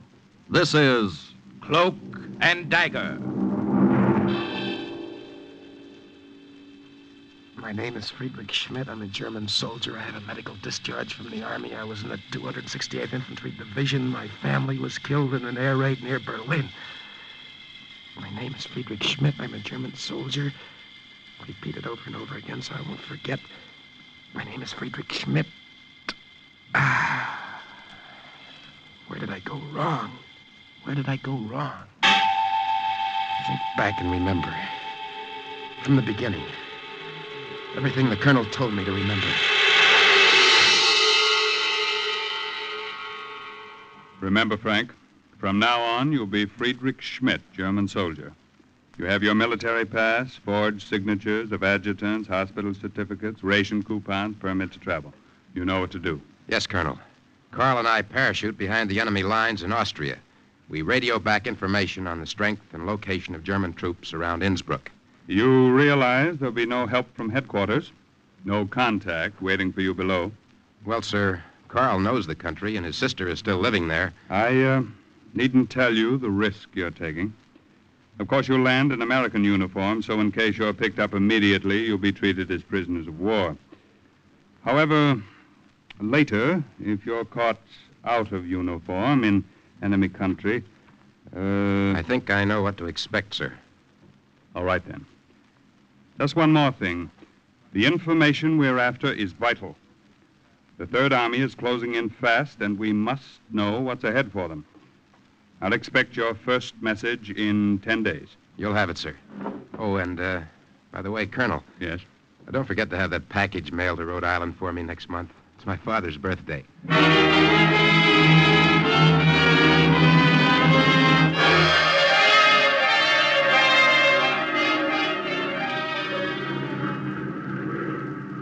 Cigarette, Frank? Thanks, Carl. Carl, Yes, what is it? About Liesel. About your sister. Oh, what about her?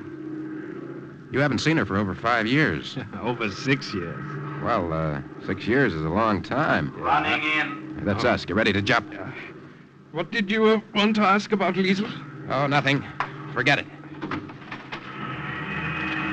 Ready, number 1. Ready? Jump. I'll see you downstairs. Ready, number 2. Ready. Good luck, Frank. Go.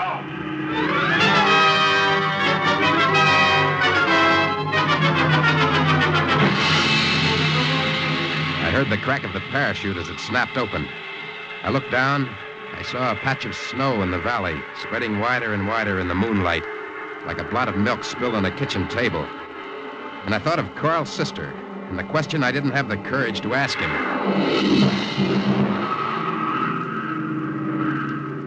You all right, Frank? Yeah, I'm okay. Well, we made it. The first step. Yeah. You got everything? The radio all right? Just checked it. Nothing broke. Good. There goes the plane. Yeah. Heading back. He's gone. Let's go while it's dark.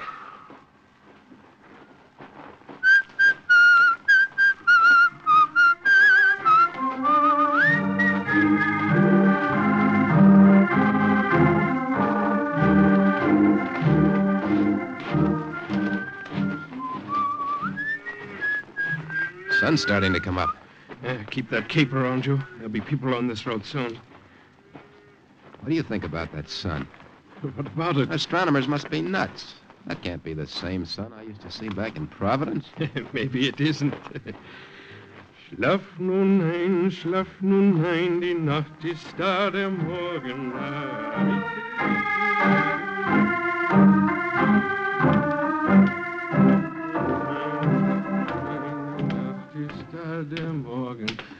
Hey, what is that? You've been singing that for hours. What is that, a kid's lullaby? I made it up. Oh? Made it up for Liesel when she was a little girl. I used to sing her to sleep with it. Oh. Frank. Yeah? On the plane, before we jumped, there was something you wanted to ask me about her. What was it? Listen. Here comes a cart. Watch your cape. Don't let the wind blow it. Yeah.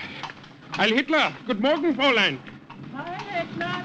Guten Morgen. How many kilometers until the railroad station? About 2 kilometers. Vielen Dank. Dankeschön. Good, only 2 more. This rucksack weighs a ton. Hope there's no standing room on that train. I hope there aren't too many German officers. Come on.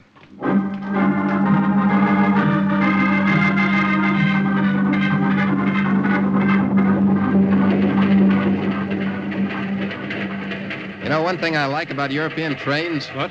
These little compartments. I'd just as soon be closed off in here until we get where we're going. We've got to get rid of these American uniforms, Frank, as soon as possible. Well, we'll just have to find 2 obliging German soldiers who'll be willing to give up theirs. That obliging they are not. Well, so far they've been. Let us have a nice compartment all to ourselves. Well, there's no guarantee they'll let us keep it that way, you know. I know one of these things here. Get out your tribal permit and identification now. Right. Hope those papers are good forgeries. They better be. Gentlemen, your identification, travel permit, please. Yeah, Herr Inspector, yeah.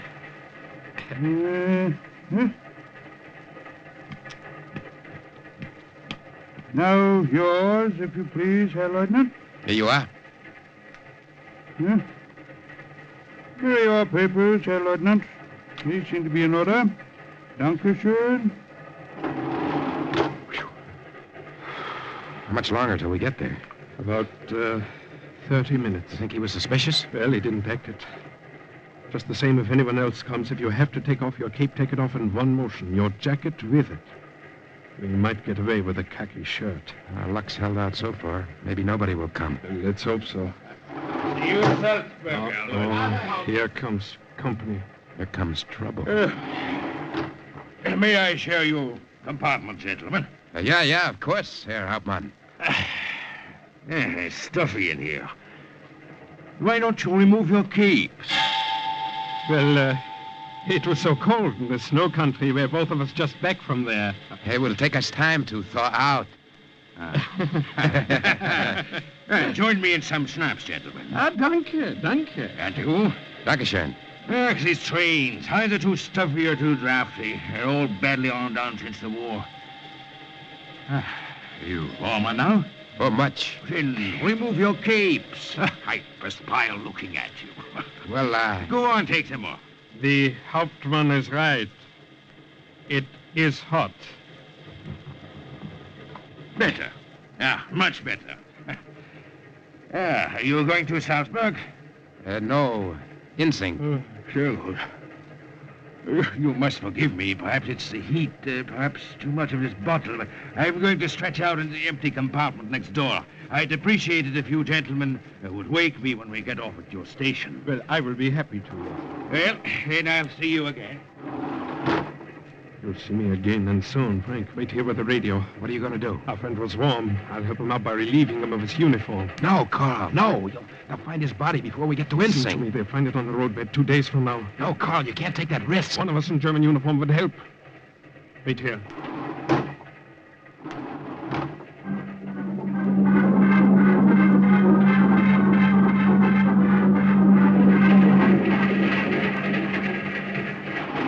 Carl? Kindly raise your hands. I was not so drunk as either of you thought. It's too bad about your friend. An unfortunate accident. He fell from the train. A pity. It was as if I were standing 3 feet behind myself, watching myself knock the Luger out of his hand, watch my fingers go around his throat. He gave a few convulsive jerks, and then he was still. In his hand, he held a button he had ripped from my shirt. For some reason, I reached down and I took it from him. The next few minutes, I worked fast. The train was slowing down. I stuffed my uniform into the rucksack where the radio was and borrowed his. It wasn't a perfect fit, but German uniforms never are. And this German wouldn't be needing his anymore. I opened the door of the compartment, and for the second time that day, jumped to German soil. Think slowly now. Somewhere from that moment on, I made the mistake. Where did I go wrong? Where did I make that mistake? You've made a mistake, Herr Lieutenant.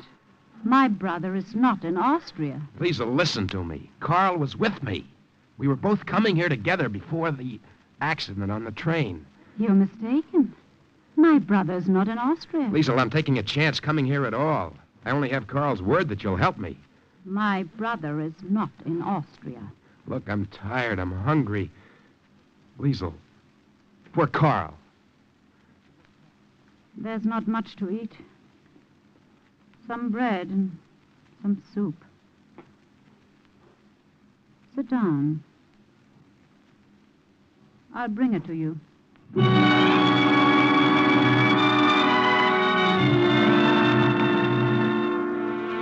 I watched Carl's sister as she went over to the stove. She was small and dark, and her hair was cut short and brushed back. It was fine, like soft baby hair. I felt so tired I wanted to brush my face against it. Here's your soup. Dankeschön. There's more in the pot if you want it. I'll be back. Where are you going? There's someone you might like to meet. A contact. I'll get him. Stay here and eat. I'll be right back.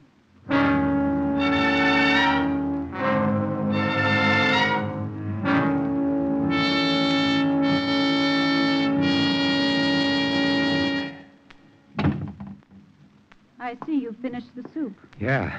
I hope it isn't all you have. Oh, no. It's all right. Where's your friend? Friend? Oh, you mean, well, he's coming. He's coming soon. Good. Carl said you'd be in touch with the Austrian partisans. I need help, Liesel. I need all the help I can get. My friend should be here any minute. I think I'll wash the dishes now. Since everything around us is in such disorder, I like to keep some order about myself. Here, I'll wipe. Do you mind? If you like.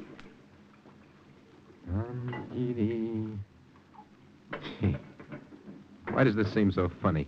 What? What's happened to the world when you start taking the crazy things for granted and the ordinary things seem out of tune with the rest of living? Like watching a woman doing the dishes, helping her. You don't seem tired anymore. No, I feel fine now.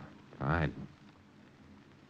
Schlaf nun ein, schlaf nun ein, Nacht ist da.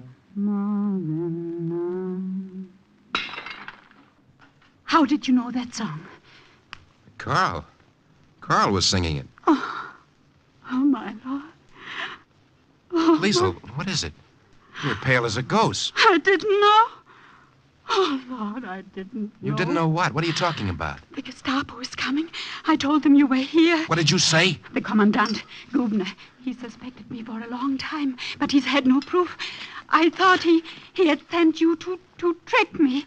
I was afraid. Are you telling me the truth? Yes. Are you telling me the truth now? I swear I'll it. shake it out of you if you don't... You've got to trust me. You have no one else to turn to now. You've got to trust me. Oh, you've got to trust me. I should kill you. I ought to kill you. Now, listen to me. You can get out of the back door now if you want. Oh, but no, you won't get far there.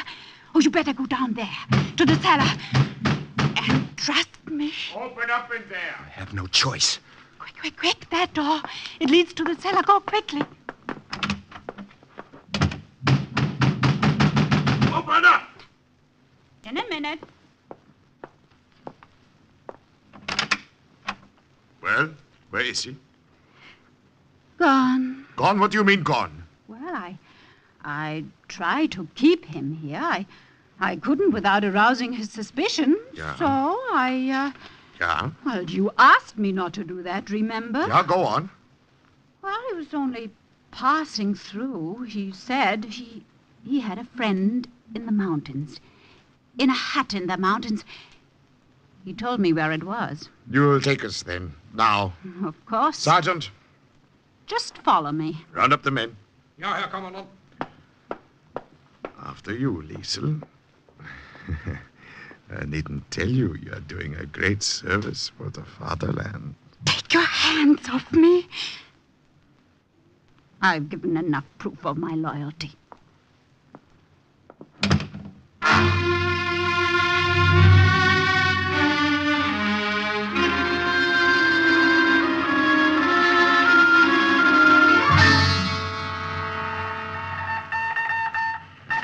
Corporal? Yes? Any word from Frank or Carl yet? No, Colonel, nothing. No, something hit a snag. It's been 12 days since they jumped. Well, let me know. Wait a minute. Here's something now. 2345. Brooklyn calling. All well. That's it. Brooklyn. This is That's Brooklyn. the code name. Hey, he's coming through clear. Time is now 2345. Huh? Come in. Over. Dodger to Brooklyn. We hear you. Over. Average 14 inches snowfall nightly. Take this down. Yes. Average 14 trains a night being assembled, Carrying sugar to Dixie. carrying supplies to southern German All front. snow jamming Grand Canyon. All trains routed by Borelberg Tunnel. Juniors gaining weight. Over. Wehrmacht gathering strength. Corporal, let me at that radio. Dodger to Brooklyn. Making this fast. Sending it in clear. Imperative, learn within 2 weeks disposition of all airborne troops and units within your area. Good night. Good luck. Over. Wilco, keep the home fires burning. Good night. Over and out. Well, that's the first one, Liesel. They got it. I haven't got much time. You heard him just 2 weeks. Oh, don't worry. We'll have the information. How nice it must be to be Liesel. So confident, so cool and sure. But I'm not. I'm afraid. I don't sleep at night. I'm afraid all the time. Oh, Freddie. Freddie. Liesel.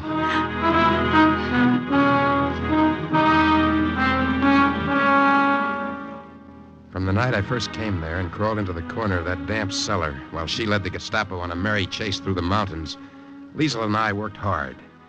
My radio aerial was set up, hidden, lost in a mass of clotheslines. Together we rounded up Austrian partisans. Where did I go wrong?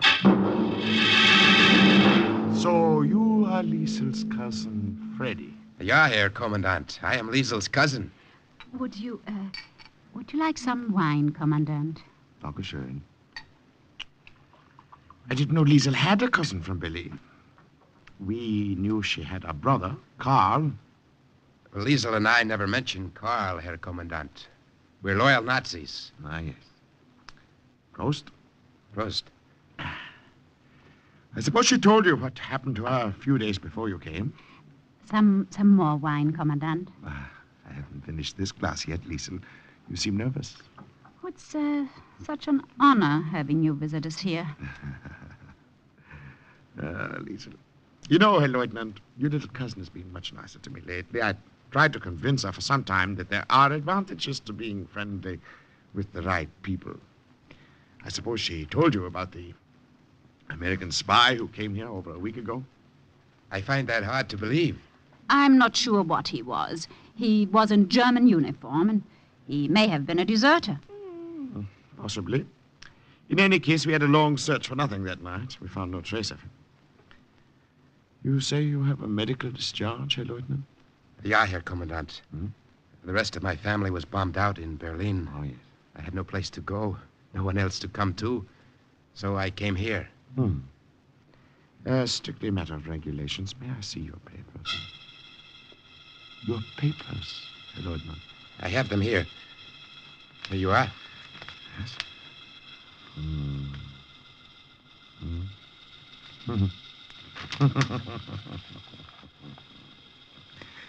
You know, Herr Lieutenant, this is the first time I've seen one of these filled out correctly.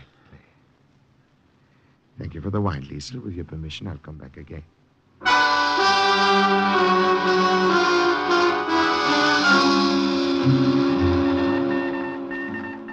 Brooklyn to Dodger.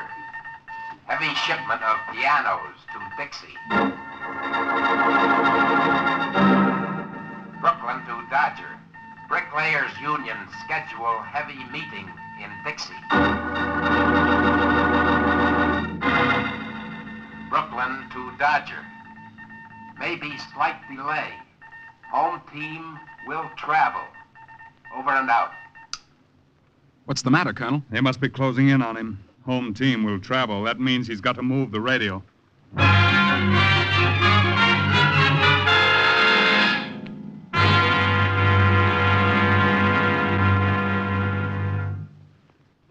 I'm going with you, Freddy. No, you're not, Liesel. You're going to stay here. If we both leave when I move the radio, Gubner's sure to be suspicious. But, Freddy... You go to Fritz Heimer. Tell him to send a courier to the other town. Tell him I'll be there tomorrow night. All right. Anything you say. Here. Let me sew on that button for you. No, it's all right. I'll do it. Take my mind off things. You're tired. You've worked too hard. If the Allied Army's are as close as you think, maybe it'll all be over soon. I'll be back.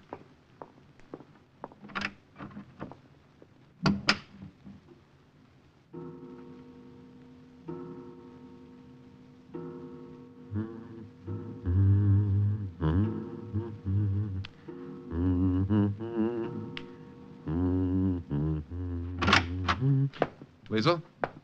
Oh. Forgive me for just walking in, Herr Lieutenant. Good evening, Herr Kommandant. The door was unlatched. It's all right, Herr Kommandant. I was just passing.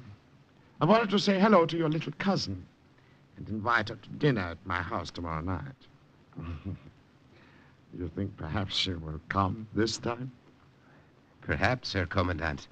Women are never very easy to figure. You're right there.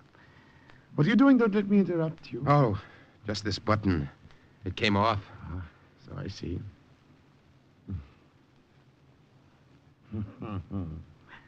Army training is so valuable. It teaches you so many things, even sewing on a button. I'll tell Liesel you were here. That's very obliging of you. Only I believe you will not be in a position to tell her anything. What's that? You have made just the little slip I have been waiting for you to make. You are under arrest. Friedrich Schmidt.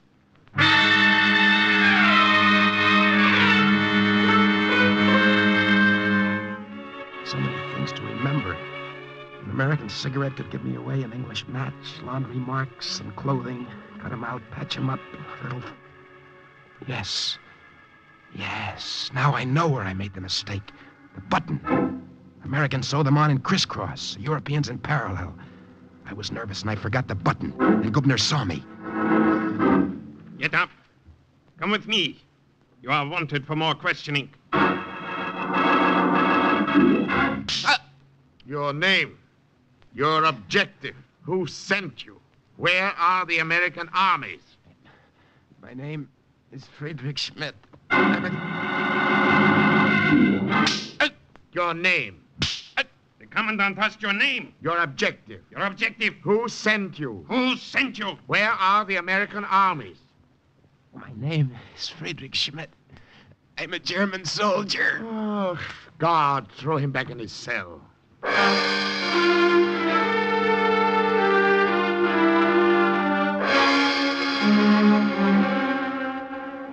Sleep. Trying to sleep. Remember to lie when they come to take me out again for questioning. I wonder if Liesel got away. You're going on a journey, Schmidt. To another camp where they have even more persuasive ways of making you talk. I shall escort you there myself. My name is... Get up! I said get up!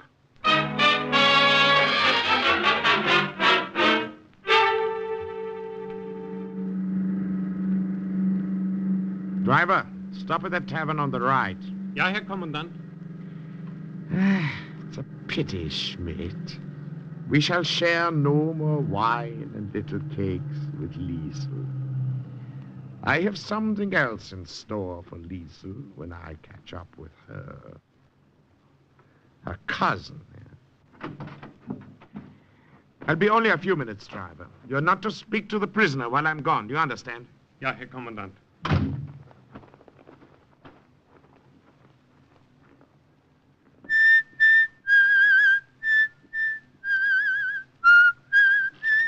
Frank, listen.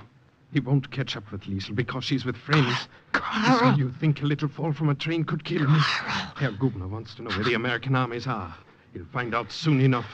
It was your messages, Frank, that brought them where they are. Carl, I don't believe it. Listen to me, Frankie. Listen to me. Our armies walked right into that Dixie front you told them about in your messages. Right now, they're only 20 miles north. I've got 1,500 partisans organized and ready to surrender the whole town and the mayor when they get there. It's impossible. You'll see. How did... Listen now. At the next fork of the road, there are friends waiting to take us through to the army. The 3 of us. 3 of us? Yes. I imagine you have a few scores to settle on the way with Herr Gubner.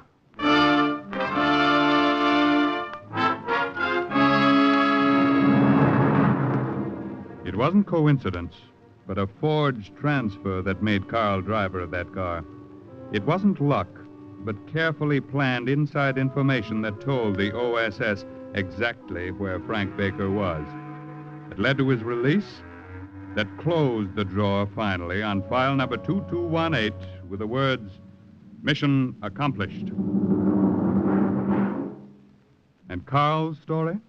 Carl's adventures, also based on actual incidents, is file number 2219 in next week's Cloak and Dagger.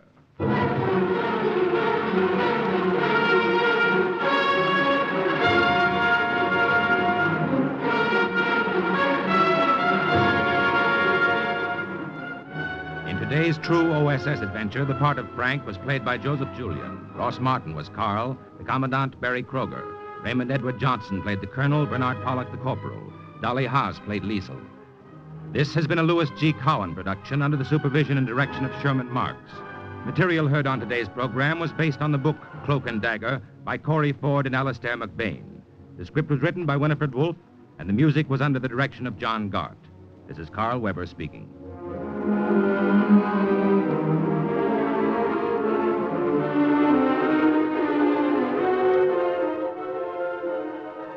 You have just heard the first of your new NBC Sunday afternoon mysteries. Stay tuned now for High Adventure, thrilling stories of action and suspense. Then be sure to hear The Big Guy, an exciting and different kind of detective. Now keep tuned for number 2 in NBC's new Sunday afternoon mystery lineup. Are you willing to undertake a dangerous mission behind the enemy lines, knowing you may never return alive?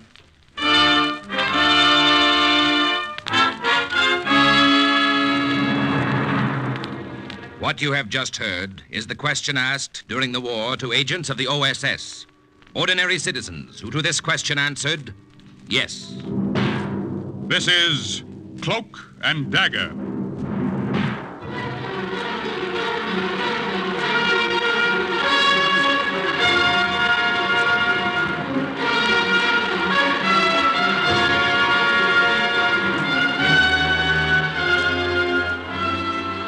Black warfare, espionage, international intrigue.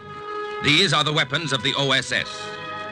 In today's adventure, the Swastika on the Windmill, the role of Paul Halfond, an OSS agent in Holland, is played by Les Tremaine. The story is suggested by actual incidents, recorded in the Washington files of the Office of Strategic Services.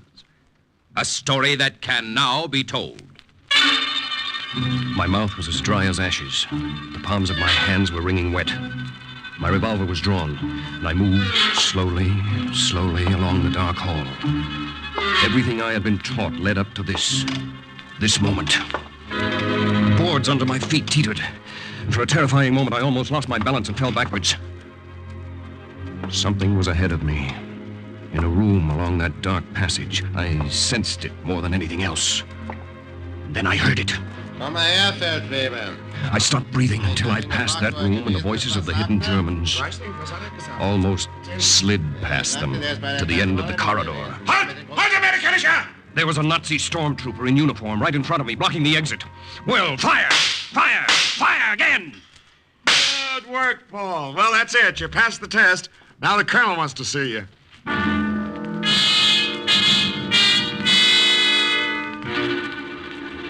What I had just come through was a cleverly designed scare house that rivaled any Coney Island chamber of horrors for one-a-minute thrills. This was part of the training of an OSS agent, and it took place less than an hour's ride from Washington, D.C. Lieutenant Halfond, at the present time, we have no information, and no way of getting information, on the disposition and plans of German troops in the Netherlands. We think they're up to something. We want to know what. Now, you'll be flown to England, and from there, a submarine will take you to the coast of Holland. The coast of Holland?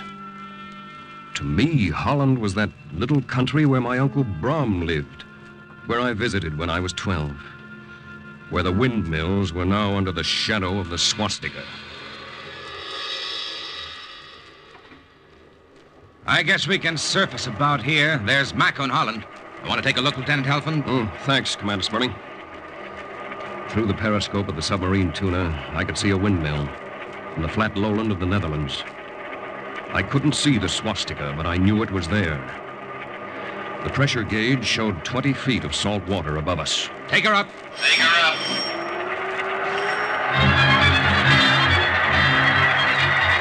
Surface. Open the hatch.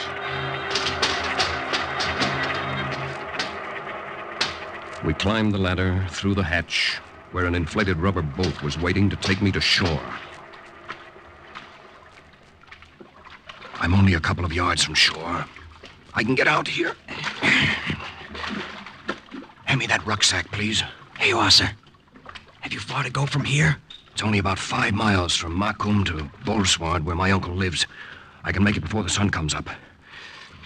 Goodbye, and thanks. Good luck. Good luck, sir.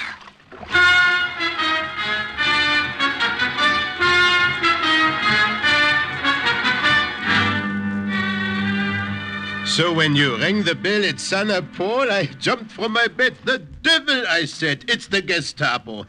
They finally put 2 and 2 together and connected me with the underground. Hush, Brom, hush.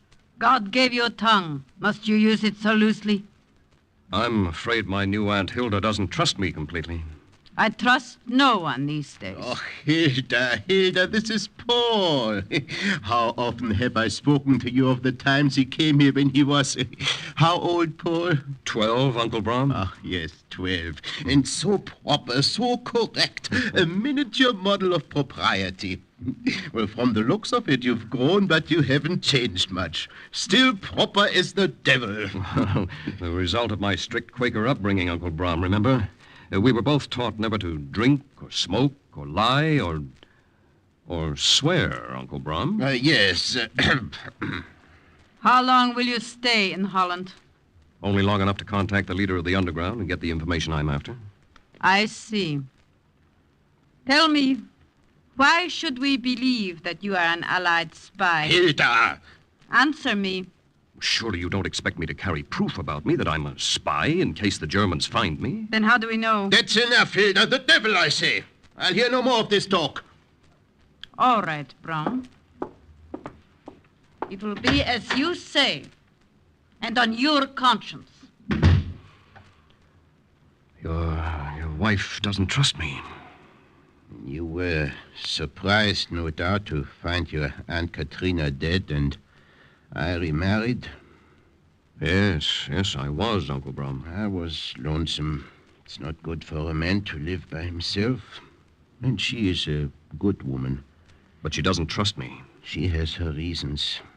There was a man in these parts not long ago. He passed himself off as a British agent, gained the confidence of some of the underground. Then he turned them over to the Gestapo. Oh, I see. Hilda's family was among those executed. You understand now? Uncle Brom, you haven't seen me nor heard from me since I was a boy. You don't know where I've been during those years in between. You don't know what my loyalties are. Do you trust me? Tomorrow I will take steps to put you in contact with Hans Bock in Leeuwarden, a leader of the Dutch underground. When I awoke a few hours later, it was about 10 o'clock. Through the window of the spare room that Aunt Hilda had made up for me, I could see the neat little milk carts jolting over the Kachin and the cobblestones. And I could see the endless stream of bicycles. And here and there, a German soldier in uniform, like a blot on the landscape.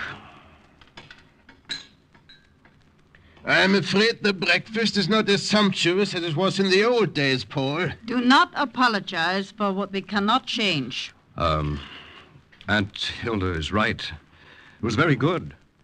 The Rogebrud was just as I remembered it.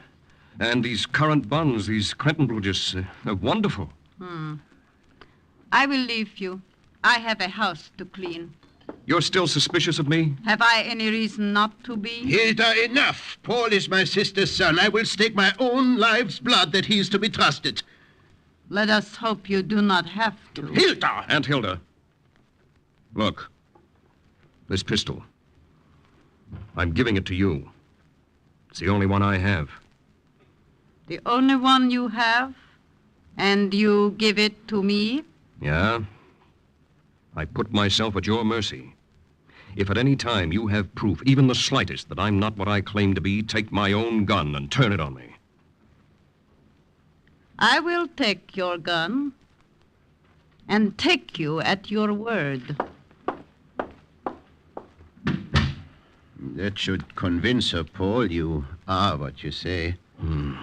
I hope so. Now, what about this Hans Buck? How can I get in touch with him? I will arrange for a meeting between you halfway at Harlingen 5 days from now to give him time to collect the information you are after.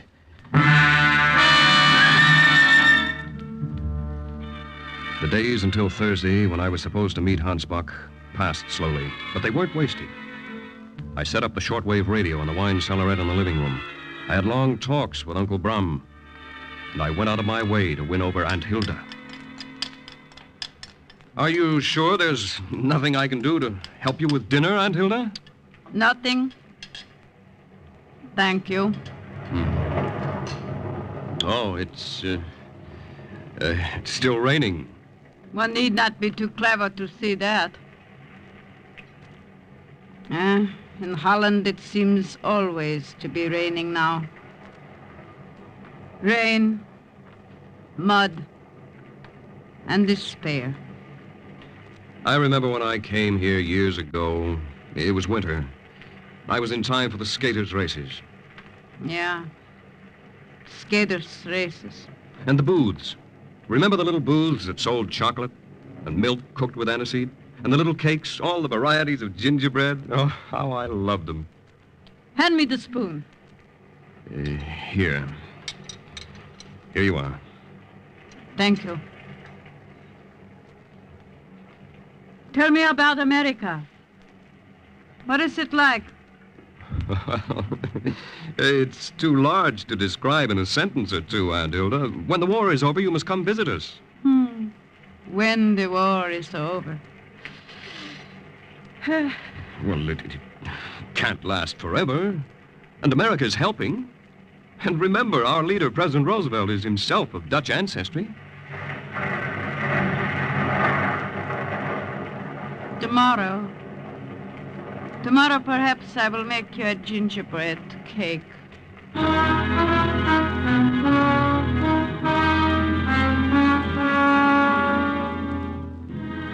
Yes, I won her over slowly.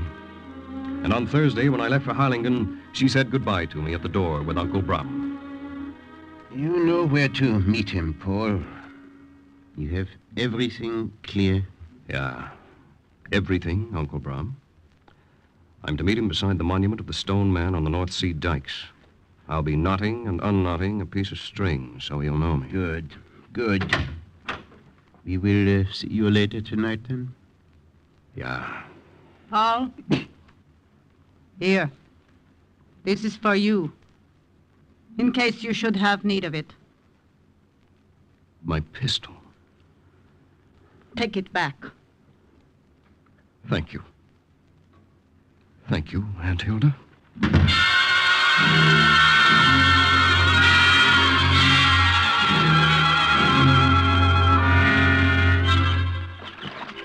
Guten Morgen. Guten Morgen.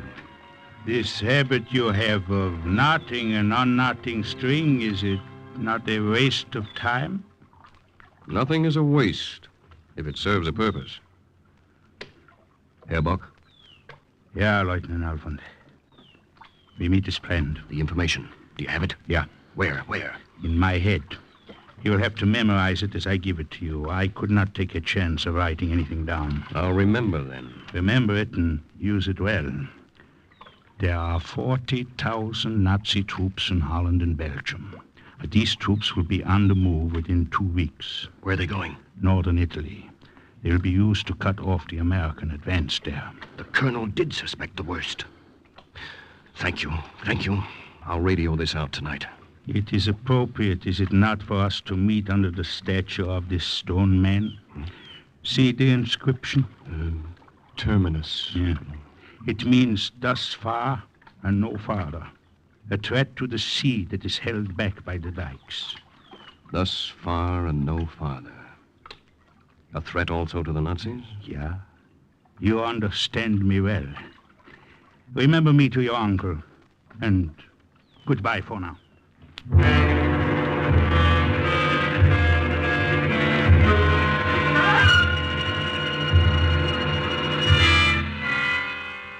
Herr Bock is in constant danger of discovery by the Gestapo, Paul. That's why he could not take a chance and write that information down for you. It wasn't necessary, Uncle Brom. He passed it from his head to mine. When will you radio it to London? It's after midnight. I think I can start now. What's that? A car stopping in front of the house. There are 2 men getting out. So late? Who are they, Brom? Do you know them? No, I don't. I'm afraid it was like this once before when they came to get my family. Paul? We were turned in by someone who pretended to be a friend. Hilda. Aunt Hilda, do you believe I don't know. I don't know what to believe. I'll answer it. Herr Gelderman. Yeah? We've business with you. Come in. This is my wife. And my nephew, Paul Halfond. Your nephew? Max, take a good look at him. Huh? Would you say he looks as if he's to be trusted? I never trust a man who looks so innocent. What are you talking about? Who are you? Do not be so suspicious. We are from Hans Bock. We're members of the underground. Underground? I was not conscious there was an underground in the Netherlands. What do you want with us? You're being very careful. I can see that, Herr Kelderman, and that's good. But perhaps this will prove who we are. Would you not say that is Herr Bock's own signature? Yeah, that is his all right. I know it well. You're convinced now? Read it aloud. Uncle Brown. Let me read it, Paul. Have reason to distrust man you sent me today. Show proof who he is or turn him over to these men for underground execution. This is ridiculous. I do not understand. Nor I. Herr Bock seemed to trust me well enough this afternoon. Your nephew is a German spy, a traitor in our midst. The devil he is. I do not believe that. Not Paul. He's not the spy, not for the Germans. You want proof? I will give you proof. See here, in the wine cellar. This is his shortwave radio. He was going to send a message tonight. He is a friend. He is an ally. He's a member of the American OSS. Don't you believe me? What is it? What is the matter? We believe you well enough. Thank you for giving us proof of what we suspected. What's this? Shall I show them my badge, Herr Commander? Do that, Sergeant. Do that. Take a good look. The skull and crossbones. The Gestapo. We've been trailing Herr Bock, but we had no definite proof that he was connected with the underground. We only suspected. And today we saw him meet your nephew here on the North Sea dikes. Why did you wait until we now? figured that if we arrested them then and there, we might get nothing from them. So we waited. We arrested Herr Bock, and we found a paper with his signature on it. That note you showed us was forged. Quite right, Frau Kelterman. The note was forged. Herr Little Bock by refused little. to tell us anything. Inch by Now inch, he can no longer I had tell made my anyone. way to the kitchen door. You have killed him. Right again, Frau Kelterman. And then around the Be corner. obliged to your husband for supplying us And with up the proof. back stairs. Herr Kommandeur, he escapes. After him! Halt! Run, Paul! The attic! Halt! I will go west with you! In a flood of memory, it came back. Chamber of Horrors, an hour's drive from Washington. My mouth was dry as ashes, but the palms of my hands were wringing wet. Along the dark hall, my revolver drawn. Everything I had been taught led up to this moment. We have you covered from both sides. Drop your gun! Well, fire! Fire! Fire again! Into the darkness! But this time there was no instructor to say, "Good work, Paul." There was just a gun in my back and a leader of the Gestapo to say, "You are under arrest, Lieutenant Halfond."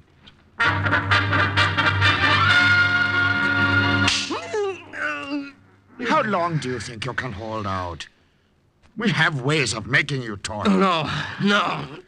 Must we convince you more? Sergeant. Ja, Herr Kommando. Well? Perhaps we'll have better luck if we question your aunt. Sergeant, get Frau Kelderman. Bring her here. No, don't do that. Let her alone. Simply because you request it. Sergeant, do as I say. We'll see how long she holds out. If she is obstinate, we'll have a shot, and you will be a witness, Lieutenant. You find this amusing, Lieutenant Halfond? Well, I know when I'm beaten. Don't bother the old lady or the old man either. What are you saying? Well, I thought I could hold out. I can see now there's no point in holding out. You've won. What more is there to say? If you're just stalling for time... I'm not stalling, Herr Commander. I'll prove it. I'll confess everything. Tell you everything you want to know. Now you're becoming smart.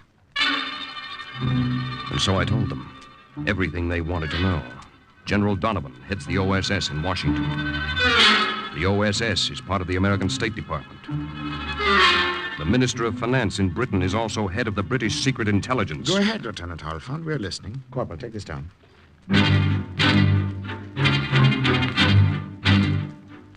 I gave them a mixture of fact and fantasy that would have done the German propaganda ministry proud.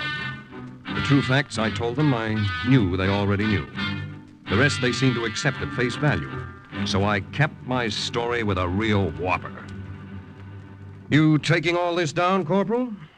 Well, take this down with a red pencil. An invasion of North Holland is part of the Allied plan. What? The invasion will be made in the eastern area of Friesland on the Dutch North Sea coast. You are lying to us. We'll see if you know you're beaten. Perhaps you've been on the wrong side, Lieutenant Hartford. You've set up a radio? I think you ought to use it tonight.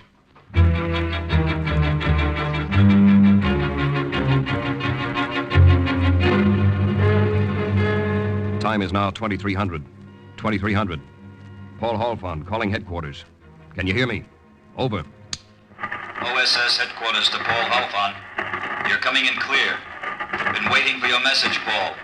Good to hear your voice. What did you say? There's a gun in your back. I can see it's going to take a lot to convince you. Paul Halfond to headquarters. Listen.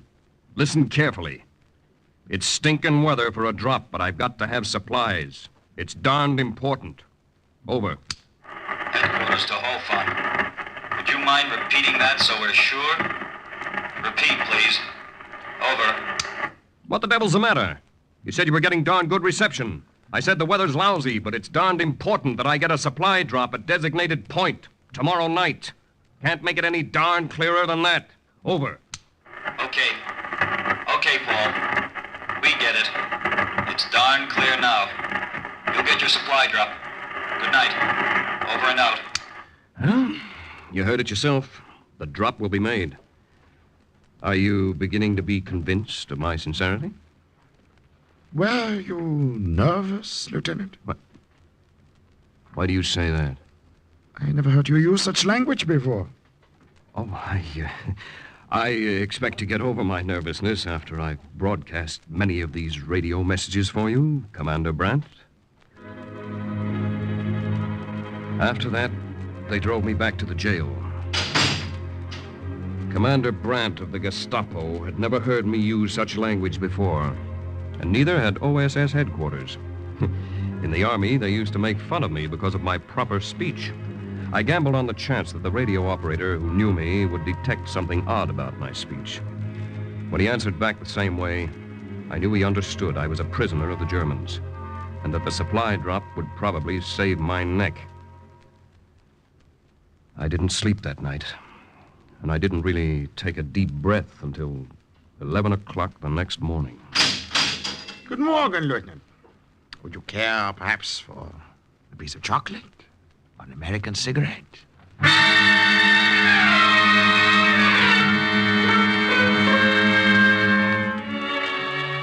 I knew the drop had been successful. They sent us home, Uncle Brom, Aunt Hilda, and me. But we brought a boarder with us in the person of Commander Brandt. House was different now. Aunt Hilda prepared meals silently. Uncle Brom smoked his pipe and looked at me, wondering. And twice a week they sat in the living room and watched and listened as Commander Brandt and I contacted OSS headquarters. OSS headquarters to Paul Halfon. This is important. 24 blackbirds are coming through the rye. Storm clouds overhead. Take in your washing. Good night. Over and out. What did that mean? 15,000 more Allied troops are added to preparations for the invasion of Holland. And we will rush 20,000 more German troops to the Dutch North Sea coast. Already we have 40,000 troops waiting there. We were going to send them to elsewhere, but they will undoubtedly be of more use here. Undoubtedly. Yeah. I'm going up to bed now. Dankeschön. The dinner was very good, Frau Kelderman. I cannot help being a good cook. Yes, well, good night.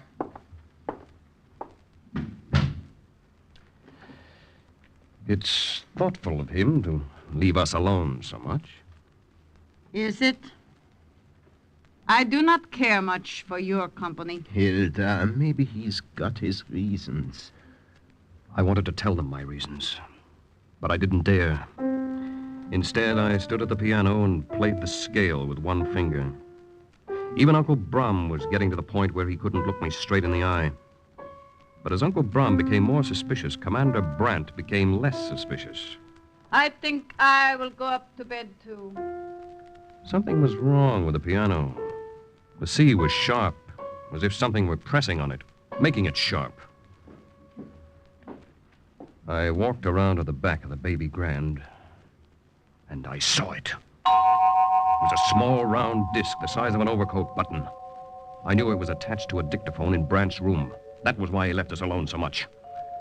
I'd give him something to listen to. Paul, I know there must be some explanations for these things you're doing. Now, look.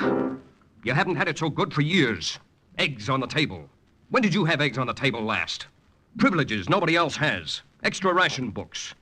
You might as well face it. This is a new order, Germany's order. And if you're smart like I am, you'll fall in with them. Paul, is this you? I told you he was a traitor, a spy. I warned you.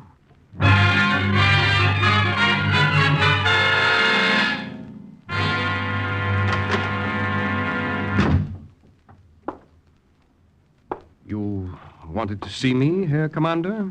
Yeah, Paul. Thank you for coming to my office so promptly at my call. I follow orders. So I'm beginning to see. Sit down, sit down. I want you to hear something.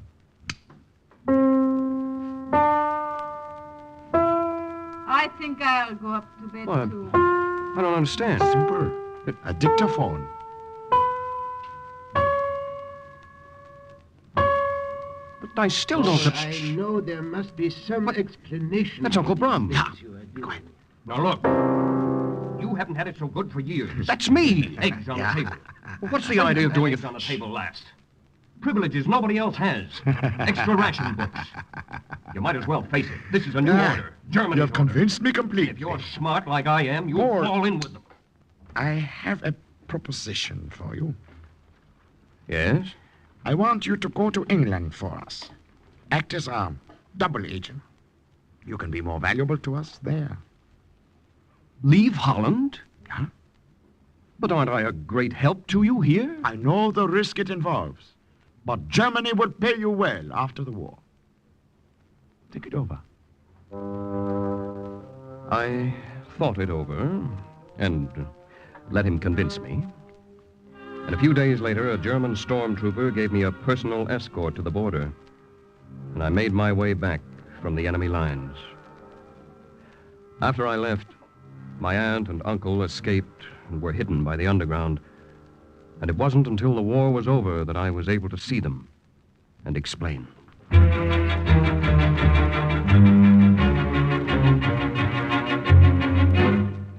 Lieutenant Paul Halfand returned to OSS headquarters, and thousands of Nazi troops waited on the shore of the North Sea for an invasion that never came. Thus, once again, the report of another OSS agent closed with the words, "Mission accomplished." Listen again next week for another true adventure from the files of the OSS on Cloak and Dagger.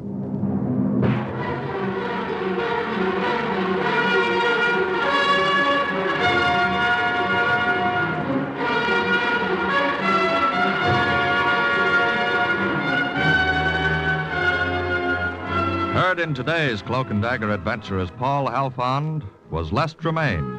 Brom was played by Stefan Schnabel, Hilda by Virginia Payne, Bant by Barry Kroger, the Colonel by Raymond Edward Johnson.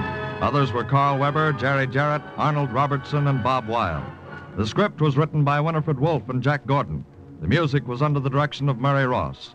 Today's true OSS adventure was based on the book Cloak and Dagger by Corey Ford and Alistair McBain. This program was produced by Louis G. Cowan and Alfred Hollander and was under the direction of Sherman Marks. Programs, get your programs here. Mystery fans, there's an exciting evening waiting for you tonight on NBC. First, some listener will have a chance to win a double reward for solving the case on $1,000 reward.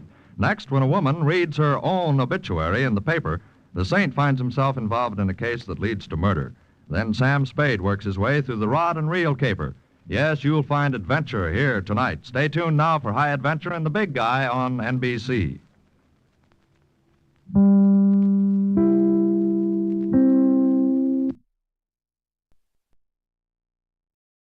Are Are you willing to undertake a dangerous mission behind the enemy lines, knowing you may never return alive?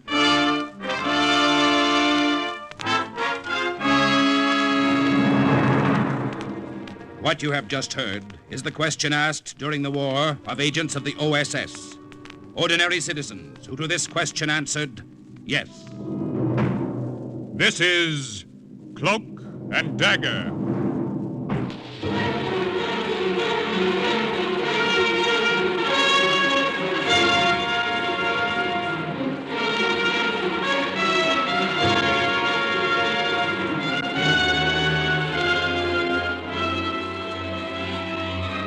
Warfare, espionage, international intrigue. These are the weapons of the OSS. Today's adventure, The Last Mission, the story of an American OSS agent in Canton, China, is suggested by actual incidents recorded in the Washington files of the Office of Strategic Services. A story that can now be told. He must have had another name, but I never knew what it was. Everybody on the waterfront called him Charlie. He was old and he limped and he should have drunk less and shaved more.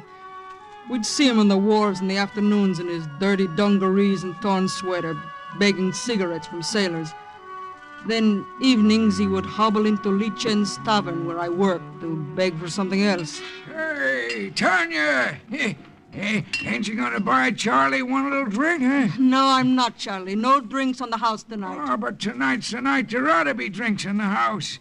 Are you forgetting it was just 5 years ago tonight Canton fell to the Japanese? We gotta celebrate, don't we? What's the matter? I say something wrong?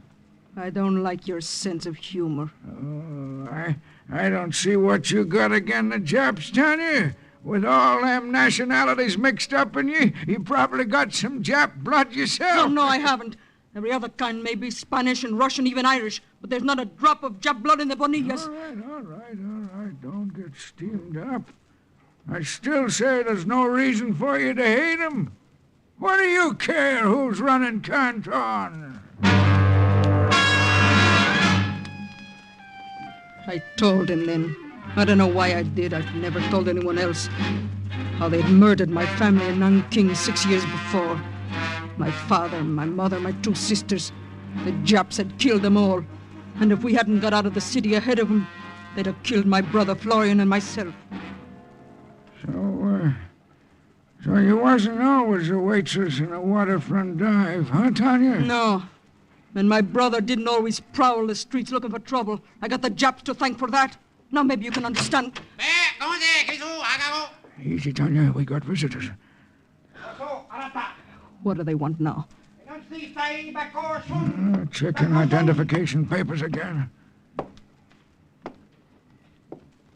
You press arise. What means that?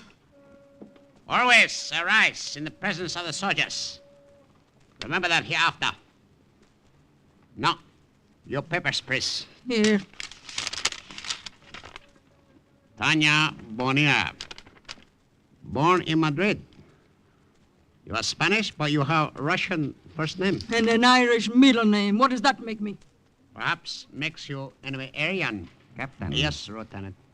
It would be very dull in Canton if we put all the beautiful girls in jail. That is true. Your papers are in order, Miss Bonilla. And now, your papers, please. Who, me? I ain't got no papers, Captain. What you done with them? I don't know. I guess you must have lost them. What is your nationality? I don't know that neither. Nobody never told me. Seems like I've been around Canton since it was knee-high. You are an American, perhaps? American? That's good. Take him away, Lieutenant. No, wait a minute, fella. Hold your horses, will you? I ain't gonna do you guys no good locked up in the brig. But I could help you plenty if I was free to mosey around the docks. You come now, or I will... Wait, Lieutenant. What do you mean, old man? How could that help us? Why, I get around, Captain. Old Charlie talks to everybody, and everybody talks to me. And they ain't too careful what they say, neither. if anybody was planning any monkey business, sabotage, or anything like that, old Charlie would be just about the first to know about it. And you would report it to us? Why not? You're the guys who are running the show, so you're the guys I take orders from. See what I mean? They saw what he meant. And when they left, he was still sitting with me, grinning as if he were proud of what he had done. I got up without a word and went to the bar and bought a drink. I brought it back and held it out. Say, did you buy that for me, Tanya? Yes, I bought it for you. Well, now, that's mighty nice of you. Let me have it. I'll let you have it. There! Hey, what's the idea of throwing good whiskey in my face? What's the idea of that? I couldn't find words to tell you what I think of you, Charlie. But I wanted you to know.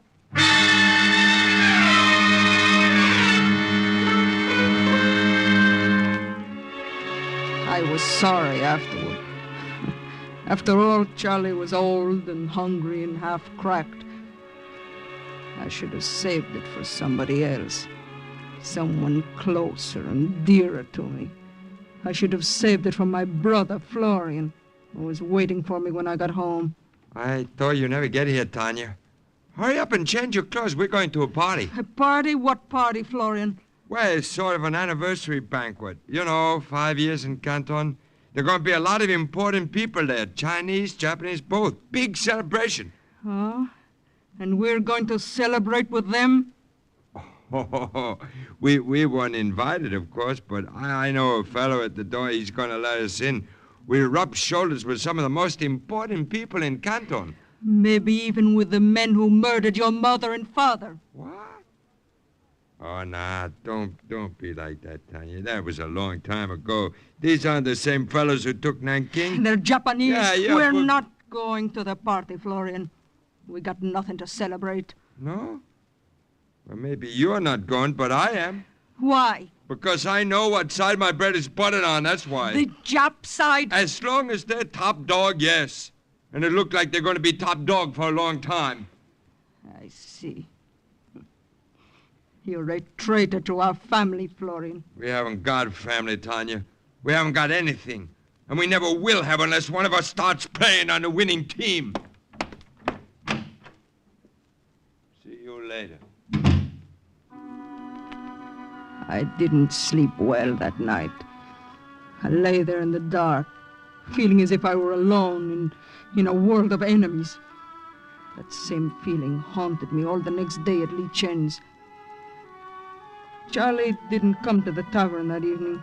I didn't see him till I was through working, till I stepped out into the dark street. Then a shadowy figure came staggering up to me. Tanya?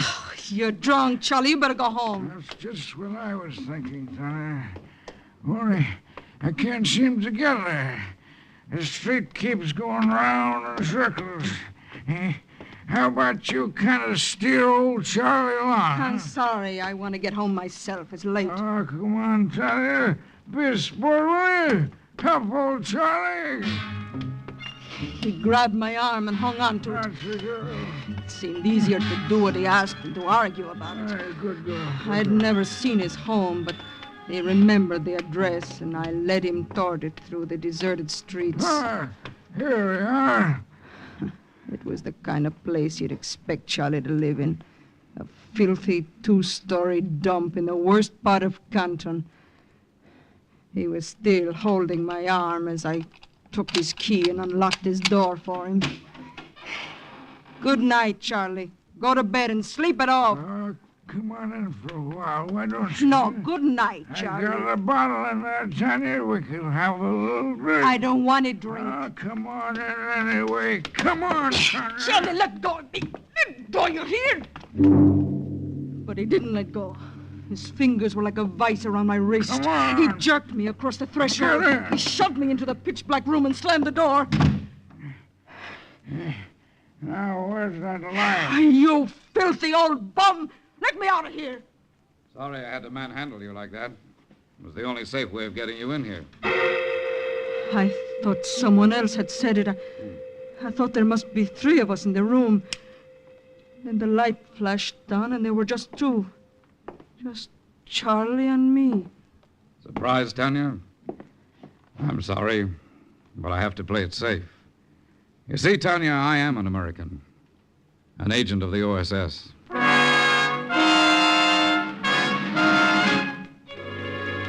I didn't speak. I stared at him and tried to understand. Tried to connect him with the shuffling little wharf rat I'd always known as Charlie. You realize, of course, Tanya, that this is something of an act of faith, exposing my identity to you like this. No one else in Canton knows who I am. I thought a long time before I decided to let you in on it. When you told me about your family, I had a hunch I could trust you. And then when you threw that drink in my face, I was sure of it. But Charlie... I mean... That's right, I'm still Charlie. But why have you done this? Why should you trust me with your life? For a very good reason. Because I need your help. My help? You see, I've operated alone here for a long time. Oh, it hasn't been too tough, but now... Now? Jap intelligence is tightening up. A lot of things I can't do alone anymore. That's why I need you. Oh, but I have no experience. I don't know anything about... about... You have courage and you hate the Japanese. That's worth a lot more than experience. What do you want me to do, Charlie? Come on upstairs.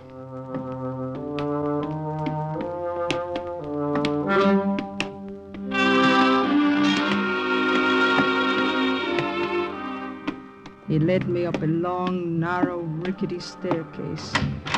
He opened the door to a tiny, garret-like room just beneath the roof. It was hot and stuffy. The light he switched on was so dim that at first I couldn't see. Do you know what this is, Tanya? A radio transmitter. That's right. You send messages. To whom? American submarines operating off the Chinese coast. And what I send is all the information I can get about Jap shipping entering and leaving the port of Canton. I see. Tanya, you wait on sailors at Lee Chan's all day. You drink with them. I've never drunk with a Japanese sailor. But you could. Sailors talk a lot when they're drunk. And if they don't talk enough, I could provide you with knockout drops. They'd sleep peacefully while you examined their papers. I see. It scares you a little? A little, yes. You see, Watch it, Tanya. What? That lever on the wall, you almost touched it. You better not. Oh, what is it, Charlie? Oh, it's a little precaution I've taken. I wouldn't want this transmitter to fall into Japanese hands. They could do a great deal of damage with it. But the lever in the wall... That can do a great deal of damage, too. It sets off an explosive that'd blow this building sky high.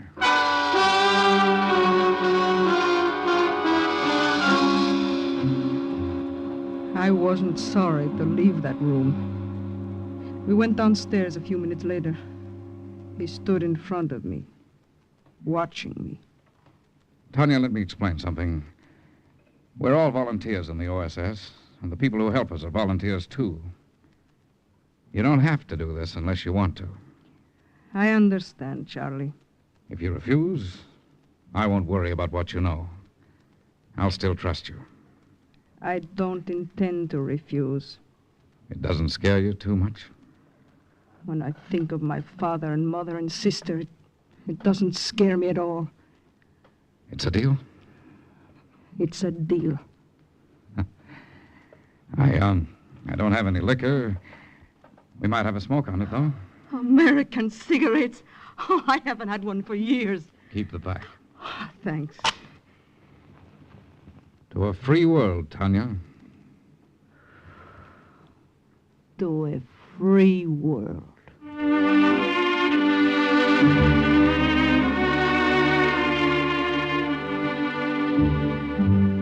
That night I slept well. Now I had friends and allies.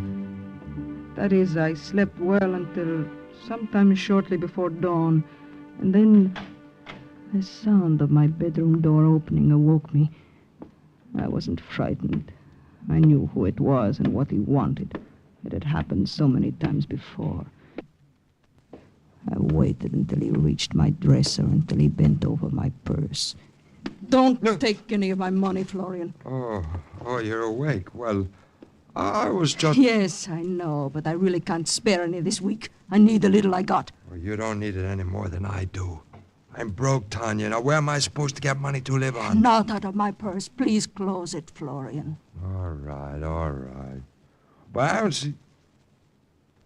Hey, what's this? What? Where you get these? What, Florian? These American cigarettes. I got them at the tavern. Who from? From a Jap soldier. A Jap soldier? Yeah, he had taken them off an American prisoner of war. And a Jap gave them to you? Yes, huh? Why not? And you accepted them? Naturally, I accepted them. Well, so now my noble sister is accepting gifts from the enemy. Either you had a great change of heart, Tanya, or else... Else what? Or else... you're lying.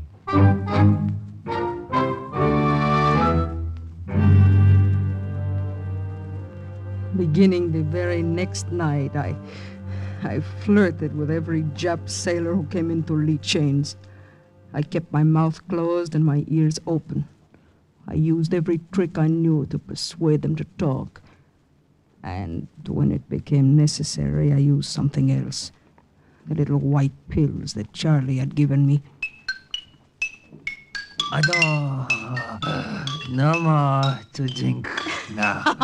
Oh, but the evening is young, darling. Come on, let's drink a toast to the Emperor. Stand up. I can't stand up. Of course you can. Here, I'll help you. Come on. Hey, that's it. Now, to the Son of Heaven, His Imperial Majesty. Drink!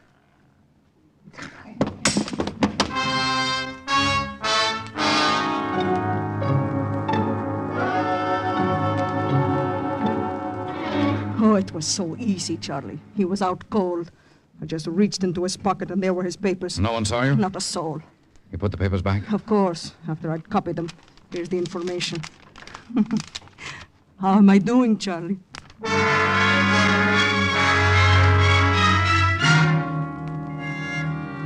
I knew I was doing well, and as time went on, I did even better.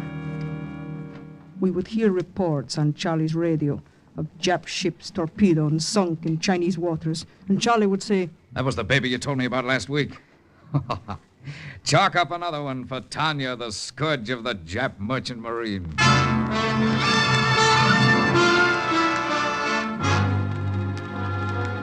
I was proud, and I was happy. And I believed my father and mother and sisters knew, and that they were proud too.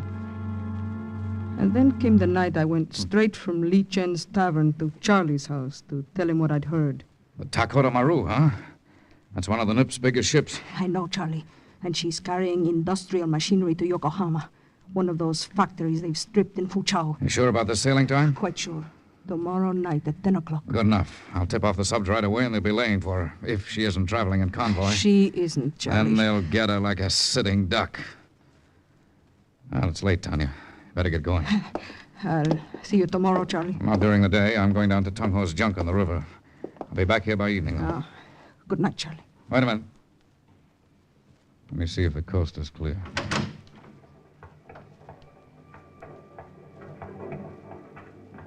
Okay. Go ahead. Good night. It was late. The streets were dark and deserted. I would have taken a rickshaw home, but it was too late for that. So I walked. Or rather, I tried to walk, but it was hard to keep myself from running. I told myself I was a fool to be afraid. The streets were safer than in broad daylight. There was no one on them. There was no one who could possibly... I stopped. I thought I heard footsteps. Someone walking behind me. I turned. There was no one there. At least I couldn't see anyone. I started walking faster, and I grabbed the revolver that Charlie had given me. And then I heard the sound again. This time I stopped and whirled around. There was a street lamp behind me, and I saw a shadow on the wall of the building. The shadow of a man. Who's there? Come out and show me who you are. If you don't, I'll shoot. Take it easy, Tanya. Florian. You wouldn't want to shoot your own brother, would you? Florian, what are you doing here? Why were you following me? Oh, just curious, that's all. I've been wondering for quite a while what you were up to. For quite a while? I've seen you go to that place several times. I even took the trouble to find out who lives there. It's that old fella they call Charlie. Yeah, that's right. Charlie does live there. He's sick. Oh, he's sick, huh? Yes. Just an errand of mercy, huh? Exactly. An errand of mercy. You act as if you didn't believe me. Of course I believe you. I certainly don't think you're in love with the old boy. And what other reason would you have to visit him? We walked the rest of the way home together. I was sure he didn't believe me, but I couldn't go back to Charlie's to warn him, not without getting Florian more suspicious. In the morning, I thought. But then I remembered that Charlie would be on Tong Ho's junk on the river in the morning. Li Chen's tavern opened at noon the next day. The minute I walked in, I knew something was wrong. There were too many Japanese soldiers, far too many. They sat at the bar, drinking. They played cards at the tables. They lounged against the walls, puffing their cigarettes and eyeing me as I crossed the room and whispered to Li Chen. Why are there so many of them, Li Chen? Maybe your brother can't tell you, Tanya. My brother? He in back room. He say you come back, see him. I knew then, and I was sick with anger and shame.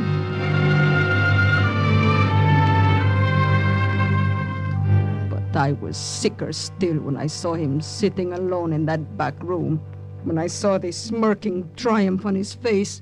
Good morning, Tanya. How's your sick friend this morning? Don't stand there and stare. I haven't done anything so terrible after all. One spy, more or less. How much did they pay you, Florian? Quite a bit. It seems they've known for a long time there was one operating in Canton. They haven't been able to get their hands on him. Until you betrayed him. Yes. Though they still haven't found him. There are some soldiers waiting for him over at his place where you went last night, I mean. And there's a crowd of them here. They're bound to pick him up pretty soon. Didn't you get a bonus for betraying me, too? Oh, I might have, but I wouldn't sell out my own sister.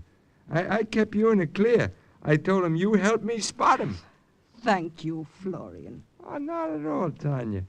By the way, I can pay you back some of the money I lifted from your purse. After all, if it weren't for you, I wouldn't be sitting pretty now. Would a couple of 100 yen even the score? Huh? What do you say? There was so much I could have said, but I didn't waste the time. Only one thing mattered now. Charlie was still free. I swore by the memory of my mother and father that I would keep him free. It was a half hour before I managed to slip away from Li Chen's unnoticed. Charlie had introduced me to Tong Ho, and I had been aboard his junk the week before, so the guerrillas on guard around the boat recognized me. They led me to a cabin.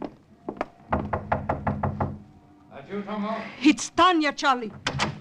Tanya. I thought you were Tong Ho. You just went ashore to meet a courier from Hong Kong, some sort of important news. Not as important as the news I have for you.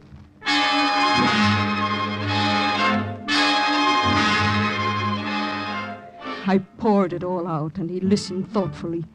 Well, they found the transmitter, of course, but that's no good to them. Couldn't they use it to send false messages? Not without the code book. The subs would know the messages were phony. They'd figure out what had happened. But where is the code book? Right here. Oh, Charlie. Then there's no reason why you can't escape. No, none that I can see. My usefulness in Canton is over. Yeah, we'll pull out, both of us. You'll take me with you? Sure. Tung Ho will take us upriver. Well, here he is now. I hope that courier's report was better than the news Tanya brought me, Tung Ho. It was about captive American flyers, Charlie. What about them? 50 of them have been brought into Canton. They're being sent to prison camps in Japan. They sailed tonight aboard the Dakota Maru. Dakota Maru? Charlie, that's the ship I told you about last night. Yeah. It's the ship I radioed the subs to torpedo. They will torpedo our own men then, Charlie. They will if I don't countermand the order. Gotta let them know the flyers are aboard. They gotta let that ship go through. You cannot tell them, Charlie. You cannot get to the transmitter. I have to. But there are Japanese soldiers there waiting for you. So I'll get past them somehow. Charlie, no, don't go back there. They'll kill you if you do. And they'll kill those flyers if I don't. There are 50 of them. There's only one of me.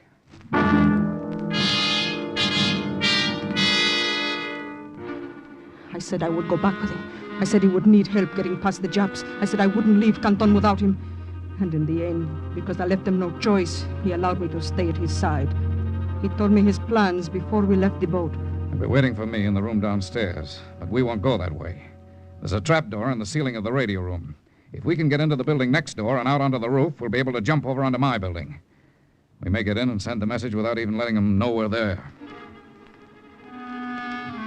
A half hour later, we were creeping up the stairs of the building next door. And a few minutes later, we stood huddled on the edge of the adjoining roof. All right, let's jump. Try to land as quietly as you can. And then, flat on our stomachs, we crawled toward the trapdoor and pried open its rusty hinges and lowered ourselves into the radio room. Charlie sat down at the transmitter, his code book in his hand. I went to the door, my revolver in mine. Have you made contact with them, Charlie? Not yet. Any sounds from downstairs? No, not yet. Charlie, hurry. I'm doing the best I can. Yes, but if you... Charlie. Yes? Listen. Someone coming upstairs. 2 of them at least. Maybe 3. Okay. Get going, Tanya. No. Quick, out through the trapdoor and over the roof. Those are orders. But you, Charlie. I'll be right behind you. I've made contact now. All I have to do is finish the message. Now get out of here.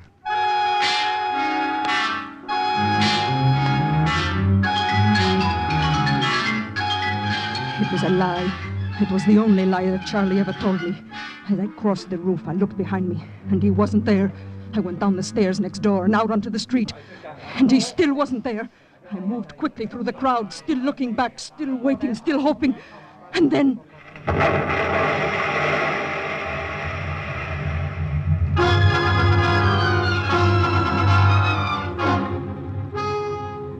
he had pulled the lever that destroyed the transmitter.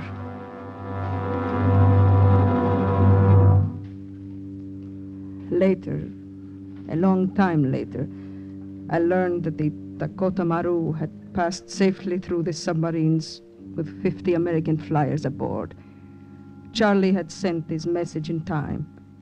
He had performed his last service for the OSS. The last, but one, I mean. The very last had been to die for it.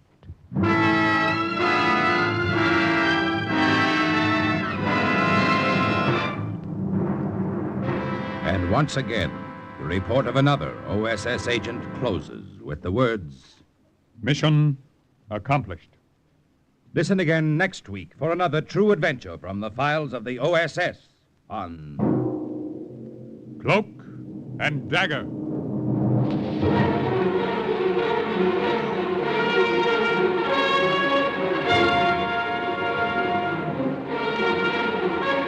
Heard in today's Cloak and Dagger adventure as Charlie was Ian Martin, Tanya, Brenner Rayburn, Florian Arnold Moss.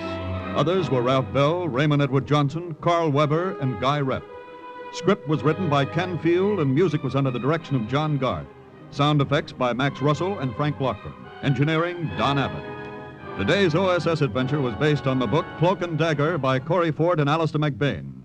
This program was produced by Louis G. Cowan and Alfred Hollander under the direction and supervision of Sherman Marks. 3 chimes mean good times on NBC.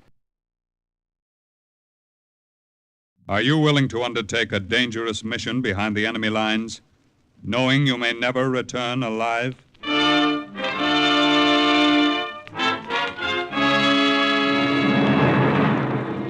What you have just heard is the question asked during the war to agents of the OSS. Ordinary citizens who to this question answered, yes. This is Cloak and Dagger.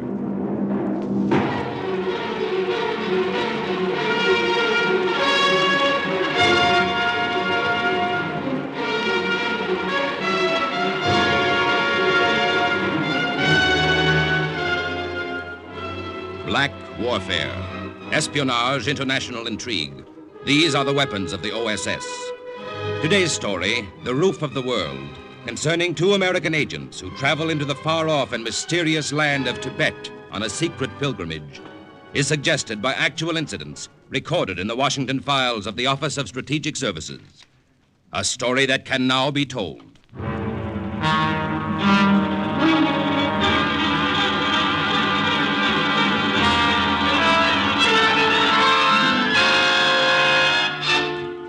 It came at us suddenly, out of the darkness, a shaggy monster over 15 feet high. None of us said a word for a minute. We just stared at it. The tusks. Look at the length of them. The tusks of this monster must have been at least 12 feet long. And I knew myself that if I hadn't seen it, stood right in front of it, I wouldn't have believed it actually existed either. But I saw it. There was definite proof. It did live. Once. Okay, lights. Put on the lights, please. Oh, did you ever see anything like it? All right now. Quiet, please. Quiet. What you have just seen is the last of our afternoon slides here in the Museum of Natural History on prehistoric animals. This last mammoth was a species of a true elephant which was found in Tibet during and before the Ice Age. Now, are there any questions? Yeah. How do you get out of here? I didn't Well, if you'll all follow the guide, he'll take you into the next room where you can actually see the skeletons of these monsters, which paleontologists have reconstructed from fossils and actual bones discovered in the earth. Philip? Oh, Phil. Oh, hello, Esther. Were you here for the whole lecture? No, just the last part of it. But you were sensational. Flattery will get you nowhere. What's that? Oh, telegram. Here. Just came to the office. Thanks. Oh, it's not for me, it's for us. Oh, who's it from? Washington. The Office of Strategic Services wants to see us. Office of Strategic... Now, why in the world do they want us? Huh? There's one way to find out.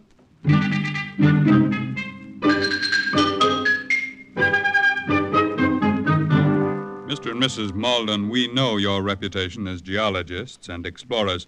We know you traveled the Far East together several times. That's true, Colonel. Now, at this stage of the war, Germany is pushing eastward across Africa to Suez, and Japan is thrusting westward across China into India.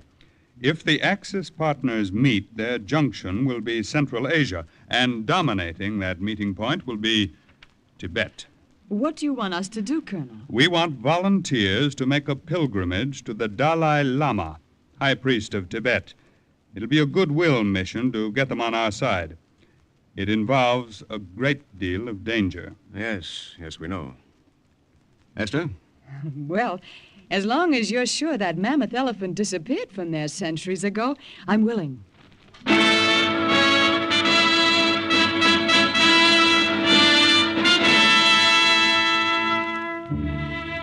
A few weeks later, we were flown to India, where we were given a car.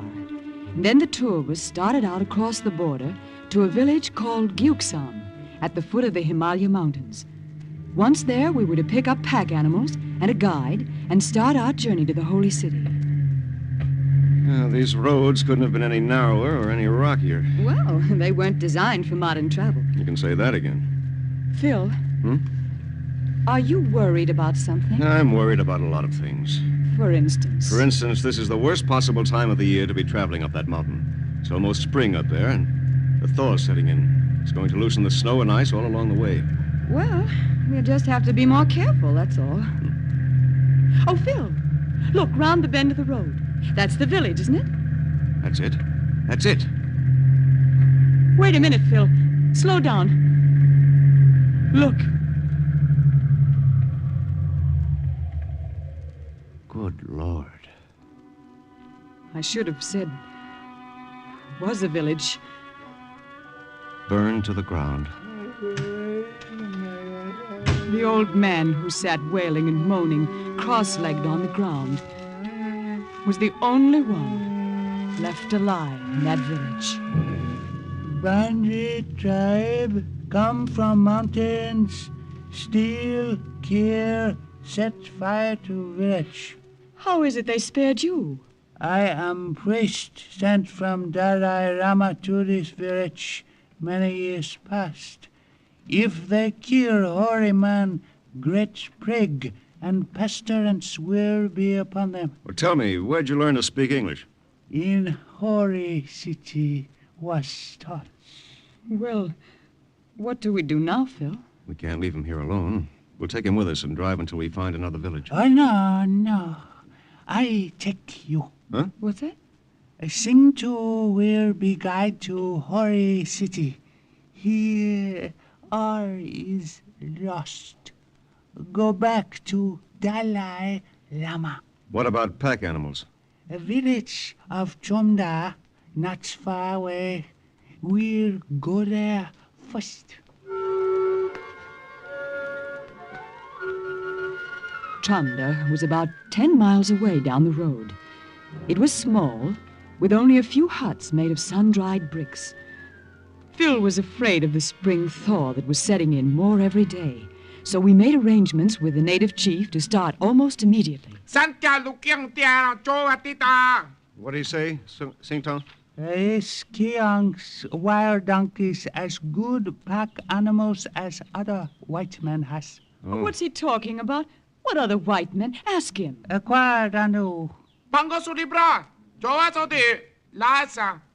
Strangers leave here 2 days ago on way also to holy city of Rasa. Wear badge with crooked cross. Phil. Nazis. We're in a race, Esther. We've got to reach Lhasa before they do.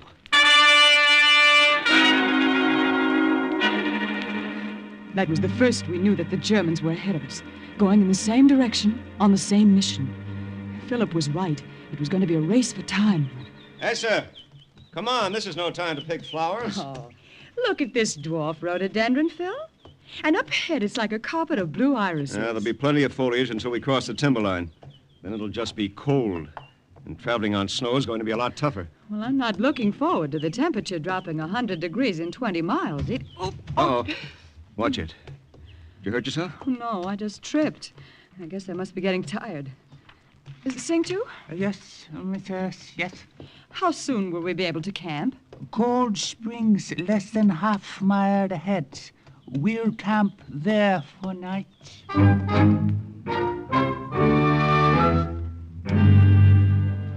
When we reached the springs, I started dinner out of K rations, which kept our packs light. And by the time I was through, the tent had mushroomed up, and Phil and Sing too were inside, straightening the pole and fixing the blankets for the night. How about food, Esther? Soup's on! Very bon. Mala! I looked up from the fire to find an unpleasant surprise. 6 unpleasant surprises, carrying rifles and forming a ring of muddy boots all around me. Who are you men? What do you want? La. Phil! What is it? Sing too! Where'd they come from? I don't know. They're just here, that's all. Yeah. Sing too? These are some of nomad bandits who raid my village. Huh? What do they want? They say they take surprise, everything, guns too. Leader, shoot off gun to show you he mean what he say. Oh, Phil, without our supplies and guns, we'll have to turn back. Providing they let us turn back. They hold you hostage. Send me, holy man, back to get ransom. Oh, Phil. Hold on. Don't let them know you're afraid of them.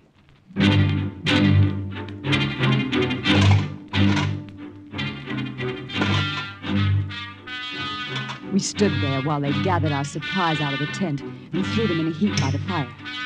Sing, too, knew he wouldn't be harmed because he was a holy man. But Phil and I had no idea what was ahead for us. Get your hands off me, you baboon!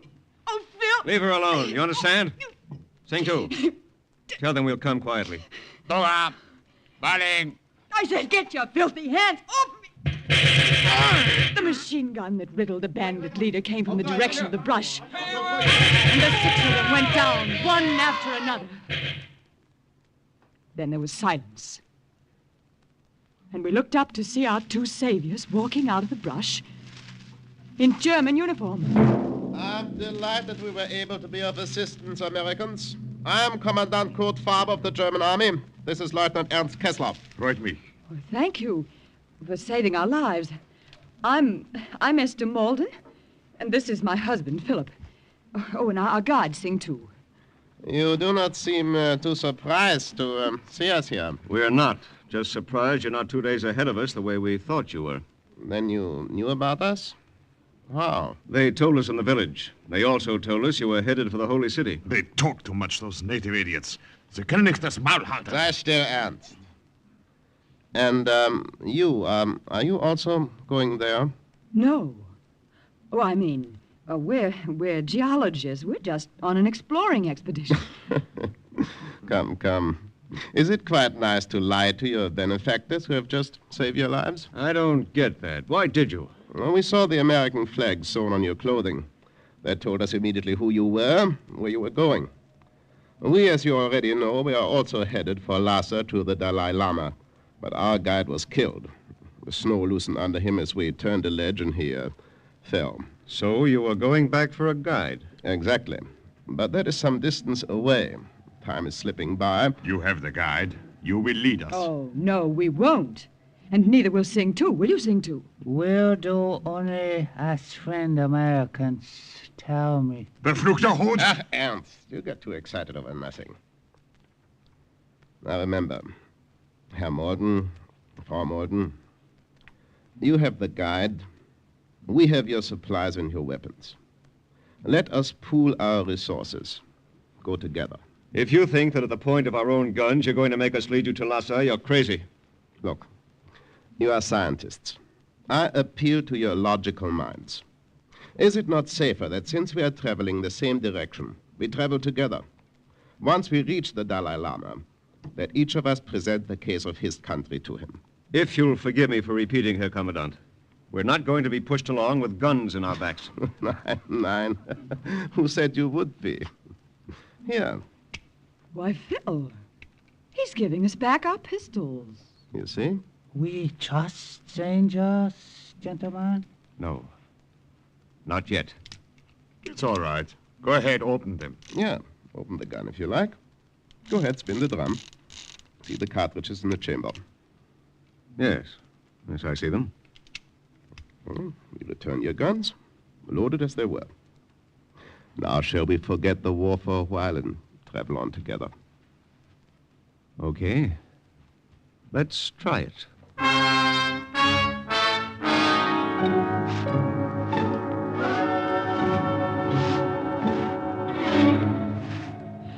Oh, we're lagging behind them, Phil. Shouldn't we catch up to them? We will.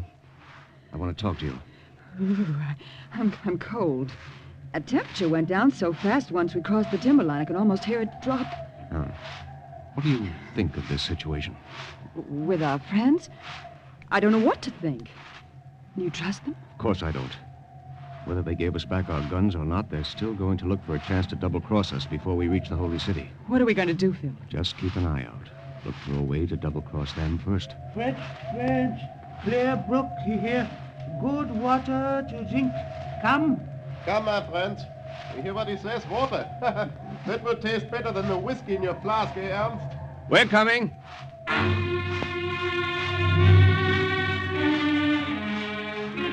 We caught up with them. And as we leaned over to fill our canteens from the small, clear brook, there was a sudden rumbling.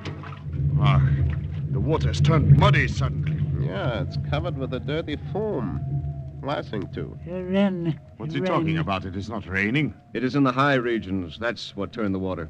But so suddenly. It happens like that. Races along under the ground, pushing the mud with it. It's really beginning to thaw, isn't it? Yes, that's what I was afraid of. What is there to be afraid of? Answer me! As the snow starts to melt, it'll start to fall. So just watch your step. Ernst, is it not good to have 3 such good guides? We are indeed fortunate, was? Come, Marbrook, along the way. We walk. Walk? Why do you think we have these animals? Keong can be turned loose here.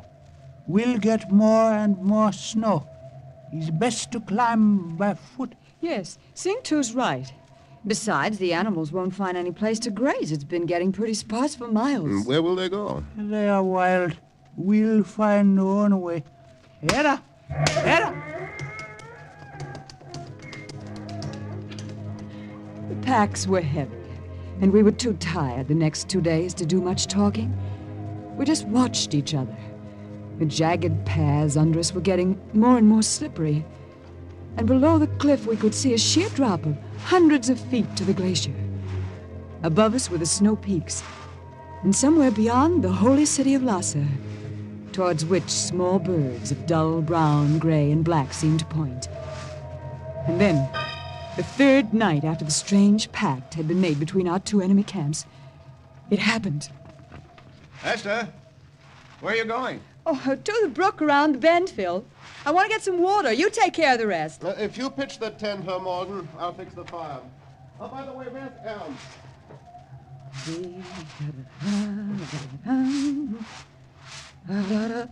Oh, there it is. I knew I'd seen a brook.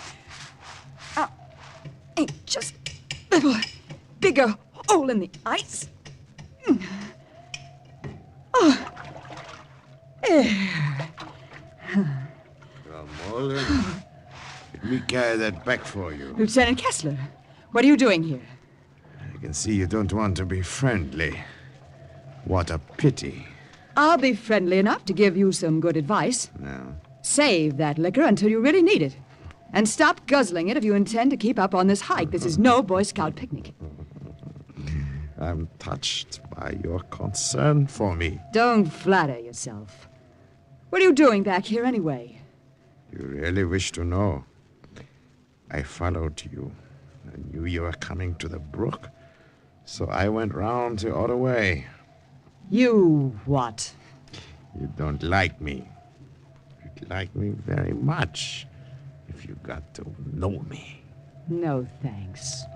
Now, please, get out of my way and let me go back. But, Kleiner, we may not have another chance to be together alone.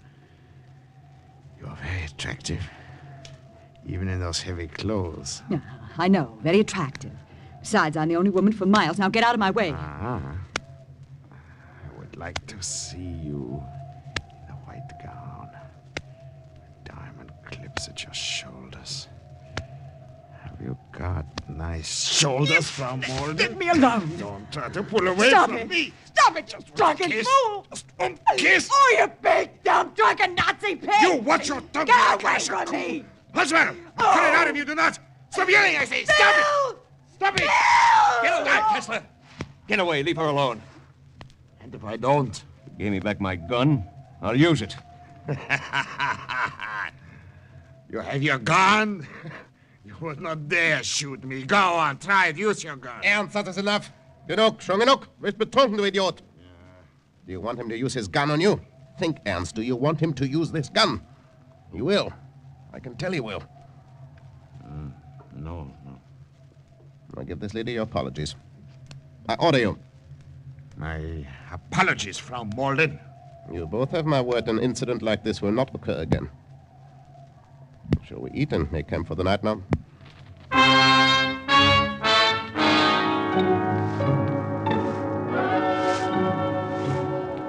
All the next day, Phil and Sing Tu kept me between them as we climbed. I wondered how soon we'd see the holy city, and when all this would come to a head. Look! When Sing Tu yelled, we turned around and looked in the direction from which we'd just come. A huge ice pillar swayed for a moment, and then it landed on the path we had come from less than 2 hours before. Well, this is what we can expect from now on, now that the thaw's set in. Oh, well, I'll expect it, but I won't look forward to it.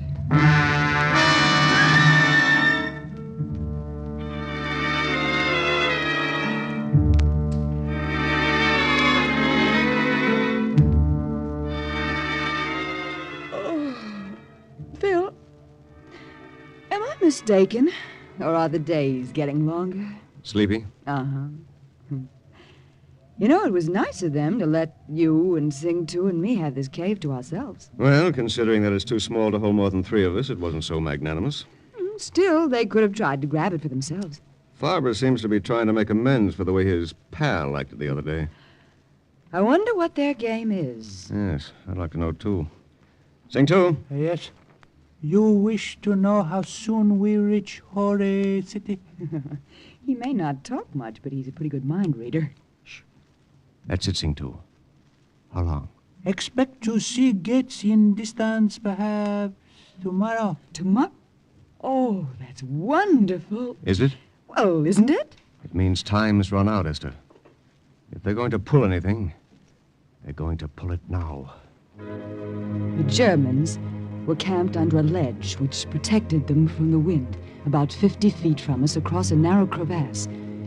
In spite of all the things that had happened before, or might be going to happen ahead, it was strangely peaceful up there. In the west, a fan of pink rays from the sun shot up from behind the snow range, and overhead a few bright stars twinkled. Presently, the fan flickered and disappeared. And then, in the glow of the full moon, I saw what looked like a long procession of ghosts in the distance, but were actually cascades of snow, melting and falling hundreds of feet, leaping from ledge to ledge. In the morning, the air was crystal clear, and we saw it. The Holy City. Esther, do you see it?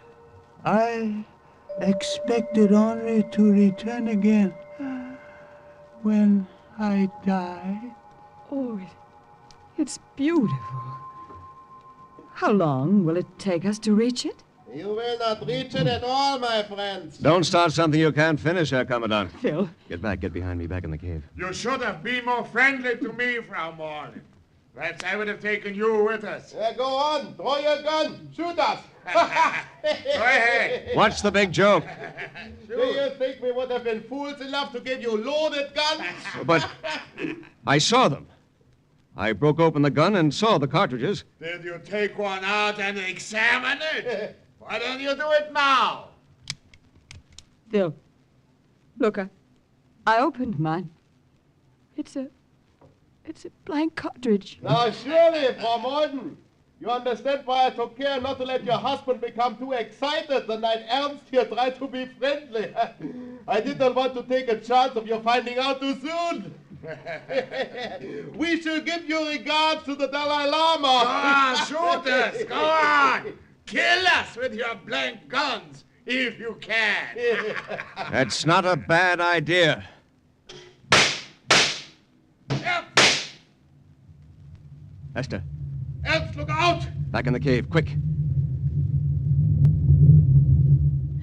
Phil took them at their word and actually killed them with his blank gun. The shots vibrated enough to loosen the heavily piled snow, break the crust at the rim of the ledge, and start the slide that avalanched down like Germans.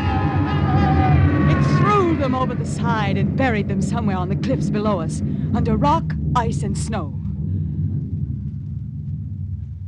Gone? They are gone. Oh, the thaw worked for us, didn't it? Yes. Come on, Sing-Tu. You lead. We'll follow.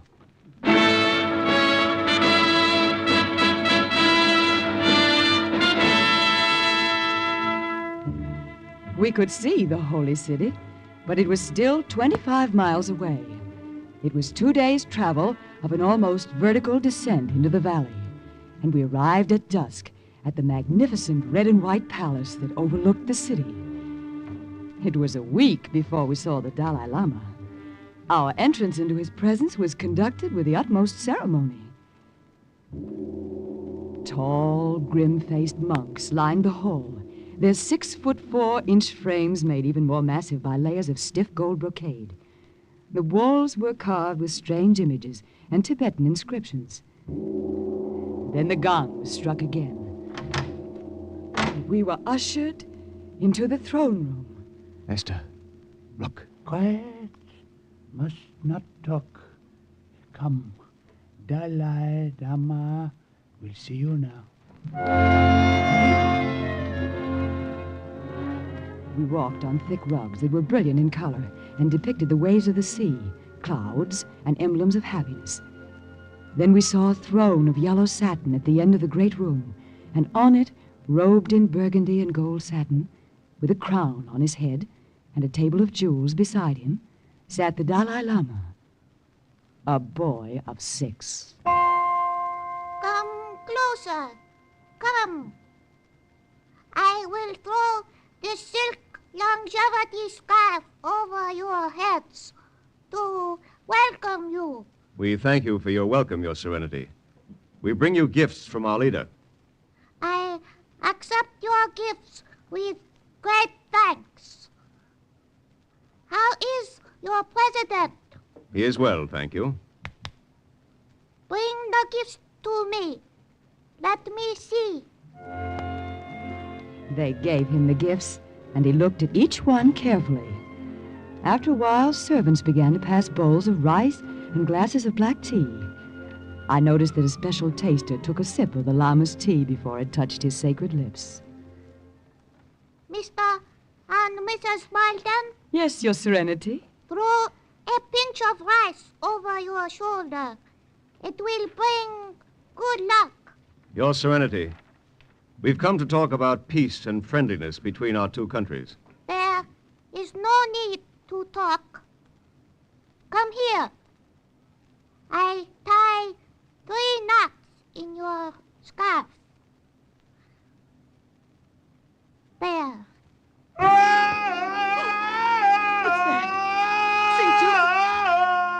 Means only interview at an end. But we've accomplished nothing. His Serenity has tied 3 knots in Americans' longevity scarf. He has blessed them. Our countries will be friends.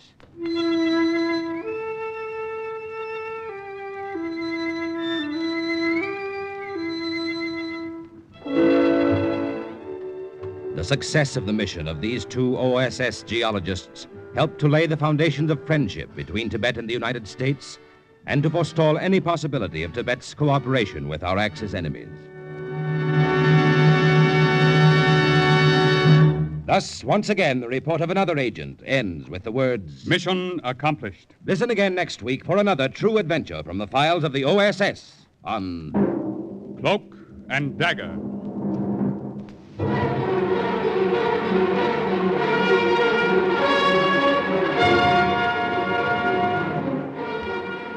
Heard in today's Cloak and Dagger adventure as Esther was Louise Barclay, Philip, Grant Richards, the monk, Raymond Edward Johnson, Farber, Stephen Schnabel, Kessler, Barry Kroger.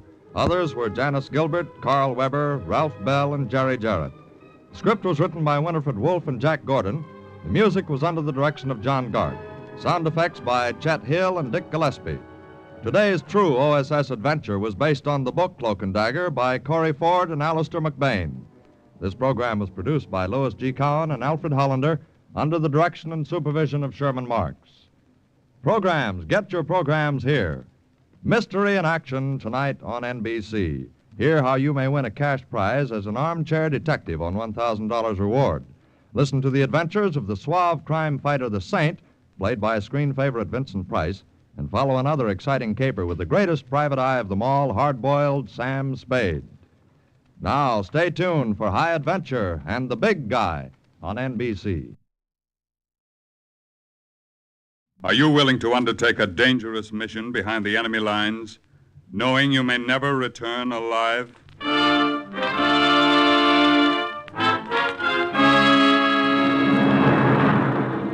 What you have just heard is the question asked during the war to agents of the OSS, ordinary citizens who to this question answered, yes. This is Cloak and Dagger.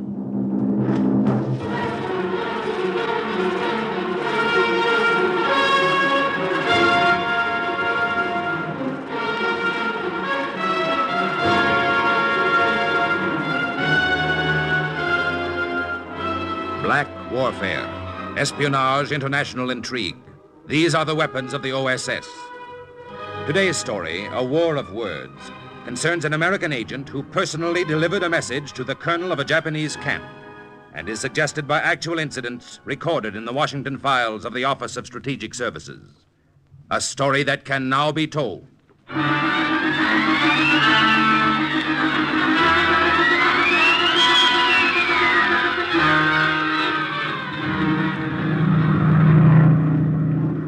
Okay, Harry, I've spotted it. There's our target. Check. Ready to let him go? Ready. Bombs away! There she goes. I dropped every one of those bombshells we had in the plane, and they hit the target right on the nose. And the explosion that followed sounded like this. Just as much noise as paper makes when it flutters to the ground. Those were our bombshells. Propaganda leaflets. Leaflets designed by OSS to lower the morale of the Japanese soldiers in that camp in Burma. Those were our silent weapons. I'm going to turn back now. Okay, Pete. Harry, what'd you think of that phonied-up picture of the bombing at Tokyo we just dropped? Looked authentic to me. Well, and I like that little pamphlet, too. You know, the one that began, Sons of the Rising Sun. It is better to surrender than fight without bullets or die of starvation in the jungle. Yeah, that one was real cute. Yeah, it sure ought to give those lousy Japs something to think about. Sorry, Harry. I shouldn't have said that. That's okay, Pete. Forget it. Let's beat our own record, get him back this time, huh? Yeah. Here we go.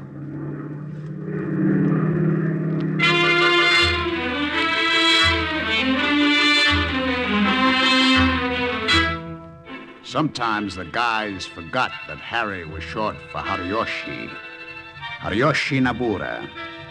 And though I like to think of myself as an American Japanese, even Pete Barno thought of me as a Japanese American. I had to learn not to be too sensitive.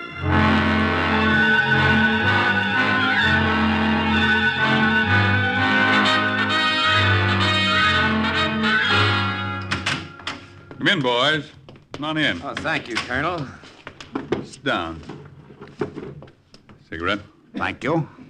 Now, you two have done a good job in the past few months peppering Burma with that propaganda material. Oh, here's a light, Harry. Thank you. And we already have begun to see the results. Oh, how's that, Colonel? Well, you know how live Japanese prisoners used to be at a premium. Rather than be captured, they'd commit harakiri, almost in defiance. Oh, yeah, I hear a lot of them are surrendering lately. That's right. Their morale isn't what it was. Good. And you, too, can take part of the credit for that. But tomorrow I want you to go one step further. We're listening, sir.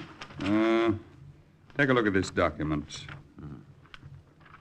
What is it? Chinese or Japanese? It's all Greek to me. I can tell you what it is, Pete. It's obviously a forged order to the commander of the Japanese camp to withdraw his troops 3 miles east. Well, I hope it's not an obvious forgery to him, Lieutenant Nabura, because if he falls for it and moves his camp, our armies will have a clean road right into Bamo. And once we get there, Burma's practically in our hands. Oh, I see. Oh, begging your pardon, Colonel, but what are we supposed to do? To walk into that Jap camp and deliver these orders? Oh, no. Your job is much simpler. All you have to do is fly over the OSS Detachment 101 at Assam and drop this document. The Kachin natives and our agents there will do the rest. We've contacted them by radio. They expect it. Check, Colonel. Yeah, this'll be a snap. Nothing to it.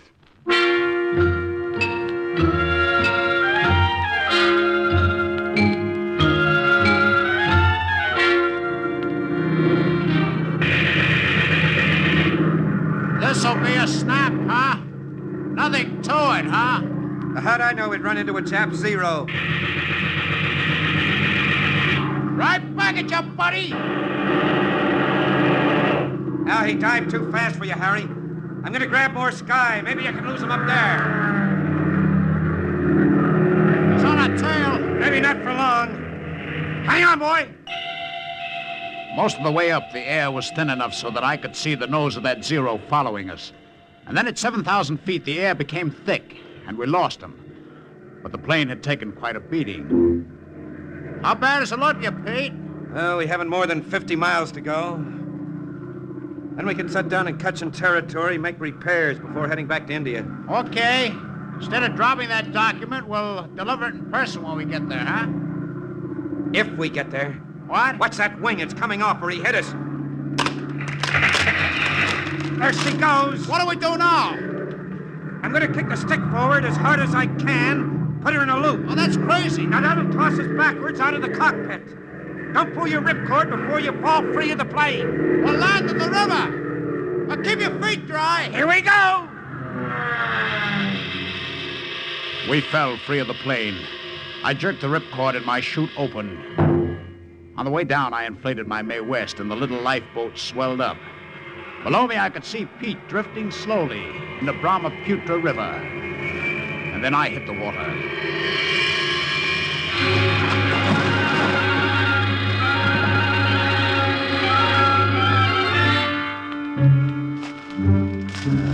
Boy. Yeah, this is a nice mess to be in.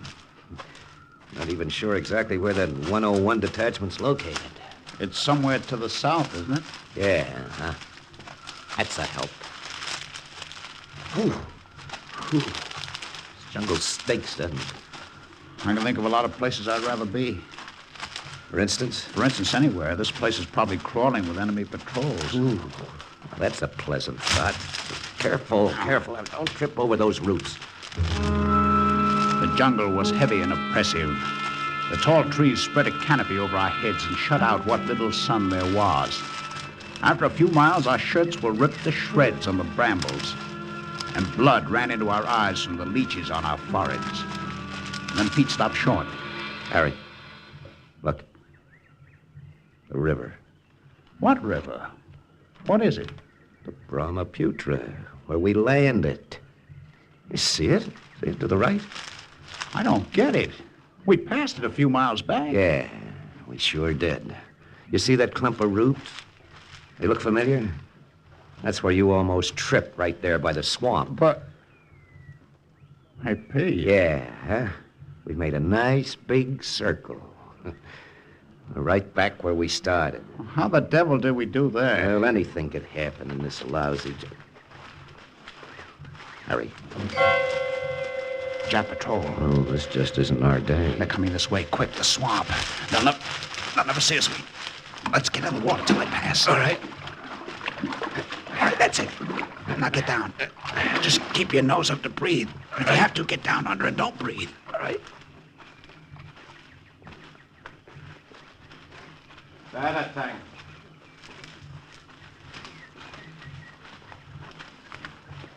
I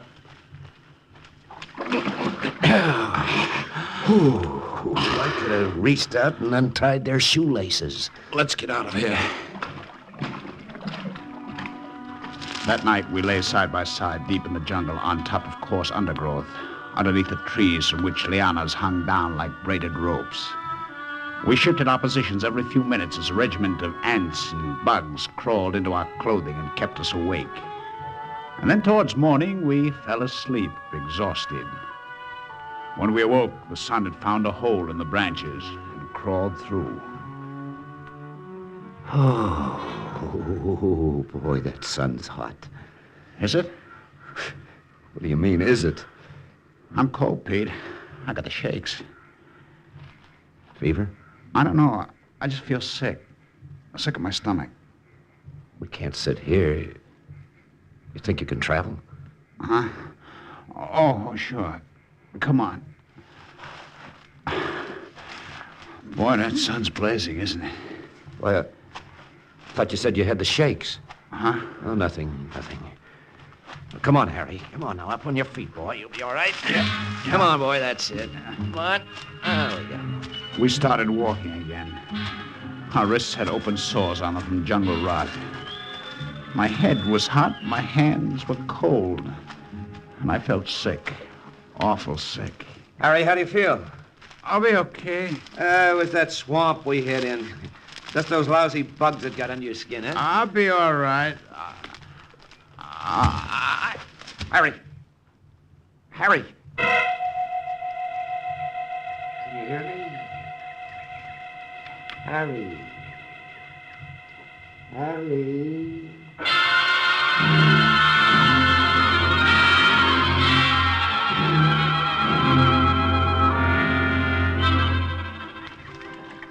Okay, fella, now just take it easy there. That's it. This cold cloth on your forehead will make you feel better. You'll see, boy. Pete? Yeah. Yeah, it's Pete. Where am I? Couldn't you say anything more original than that, for crying out loud? I blacked out, didn't I? Now, don't talk so much. You blabbed enough when you were off your head. Who's, Okasan? A girl I knew at UCLA. I figured. How long ago's it been since? 2 days. Have we got enough rations? We'll be okay. Don't lie to me, Pete. I said we'll be okay. Now, don't try to sit up, Harry. Well, how far do you think we are from the Kachins? Well, I think I've got the direction pretty well mapped out now. About a day's travel, due south. Well, not if you sit here with me for a week. No, don't talk so Go much. on, Pete. Get out of here. I'll tell you what, if you make it there by yourself, you can come back with some of the natives and get me. Not on your life. I'm not leaving here. But Shh. Quiet. Someone's outside. Pete drew his gun and crawled out to the mouth of the cave. My head was pounding harder than before. Maybe it was the fever. Maybe it was because I had to lie there helpless while Pete went out alone to whatever was outside. Do not shoot. Friend and friend. Who are you? Name is Sudin. Scout. I'm Scout. Saw you this morning from top of tree. Saw you at Brook. Saw uniform. Yeah, you've got good eyesight. But you still haven't told me who you are. I told you. I'm Sulin Scout. Kachin Scout. Kachin? Well, why didn't you say so? You're from Assam? You're from the OSS detachment? That's right. Harry! Harry, did you hear that? Well, how's this for the mountain coming to Mohammed? It's great. It's just great. Would like I take you to camp? Would like? Oh, boy, would love. Oh, look, I've got a sick friend in here in the cave there. A fever. Can you fix him up? We'll see. I looked up from the bed of leaves that Pete had made. The Kachin scout who leaned over me was short and squat with long matted hair and teeth worn to a black stub by beetle nut. He took a good look at me and jumped back as if he'd been bitten. Japanese! It's Japanese! I kill! No. Hold on there. Wait a minute. You hold on, I said. Now listen, Suling. Suling, this is American. Just like I said. It's Japanese. It's no use, Pete. Listen, Sue, is a Japanese. Yes, that's right. But is American, too. You savvy? American. Friend. Look at his uniform. You say friend. I say Japanese. We'll fix up from fever, then bring to camp. Let them say which is what. I don't know what he mixed up in those witch doctor concoctions besides the juice of mahogany leaves and the roots of the liana vines. But whatever it was, I was on my feet 2 days later. We started out for Detachment 101. Only this time we had a guide. And then, the next night, out of nowhere, we came upon it. Well, what do you know? Here it was, the OSS secret hideout. Carved right into the jungle of Burma. So this is Detachment 101. There were neat straw-thatched pashas, a mess hall, a well-equipped hospital, mortars, bazookas, crates of ammunition. Harry, look, a woman, a Red Cross nurse. GI paratroopers in bright-colored shirts and unlaced jump boots were strolling about, mingling with the native troops. Wow. Oh, this is just like a city in the wilderness, isn't it? It's like nothing I've ever seen before. And probably like nothing you'll ever see again. Huh? Well, where'd you come from? Yeah, sure, and I've been standing behind you all the time. Would you like to have me show you around, maybe? Oh, well, not now, thanks. The guide who brought us here disappeared. We've got to find the head man around here. We have something for him. Ah, but you'll live longer if you live slower and don't drive yourselves. My mother, rest her soul, told me that in Dublin many years ago. I'm Irish, you know. No, you don't say. Oh, yes. Now take a good look at our little camp. As I said, you'll probably never see anything like it again if you live to be 104. It's as if the leprechauns set it down right in the middle of the wilderness. Well, we'll look around later if you don't mind. Who's in charge? Now, you take all these lads, the paratroopers who were fast down in the jungle. They all had the same look about them when they first came, as if they'd stumbled into a bed of fire-leaf clovers. Now, look, Mac, would you mind very much? That lad there was a farmer in Wisconsin. And the one talking to the nurses from Boston, originally, that is. And the tall lad is a Texan. What we want... And it took a lot to make him say that this looked better to him than Texas. Were you forced down here, too? Well, in a manner of speaking, yes, I was. What did you do before the war? Well, I'll tell you, lads. I operated a hot fur ring from Hoboken to Canarsie. You what? Fur ring? A right thriving little business it was, too. And after the war, I'll probably go back to it. This guy's off his rocker. Oh, look, where can we find somebody in authority? At evening mass with everyone else. Mass? Of course. You see that big straw hut at the far end? You'll find him there.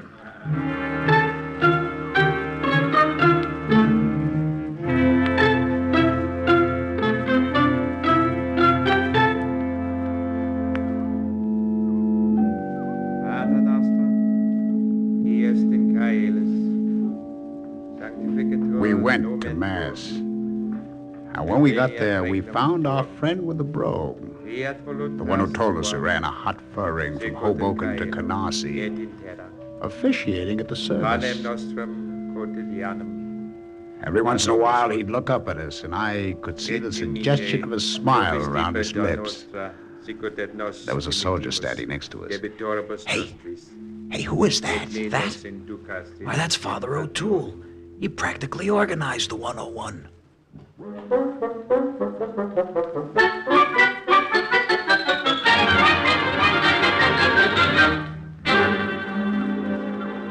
Sure, and I said it just to see the look on your faces later on. Well, take a good look. Boy, mine's red. Oh, but Father O'Toole. Yes? Here are the forged Japanese orders the Colonel gave us in India. Of course, the original plan about dropping them over to you and turning back didn't work out, but just as long as we got them here. Just as long as we have them, we know what to do with them. No, there's a Japanese mail courier coming through tomorrow night from the Groom to the Jap camp at Muklum. Now, I'll have Su Ling or one of the other scouts intercept him and deposit this document in his mail pouch. Oh, I get it, Father. When he comes to, he won't know what hit him, but he'll keep going. With the forged papers, eh? Yeah, sure, you got a quick brain, lad. And, by the by... yes, Father. Now, since you're Japanese as well as American, I'd suggest you stay close to me for the next day or so until you leave. You see, then the natives will get over their suspicions of you. I see. Which one of you men was down with fever? I was, nurse. I'm sorry for barging into your hut this way, Father O'Toole, but Su Ling told me one of these men had jungle sickness. Wait, it's quite all right, nurse. Amy, lads, take a look at her. Isn't she a fair colleen, though? That's enough of your blarney, Father. Come with me, please. What's your name? Nabura. Lieutenant Harry Nabura. I'm okay now, really. That may be so. We just want you at the hospital for a checkup. Come along. Hey, wait. Do you mind if I come too? No, not at all.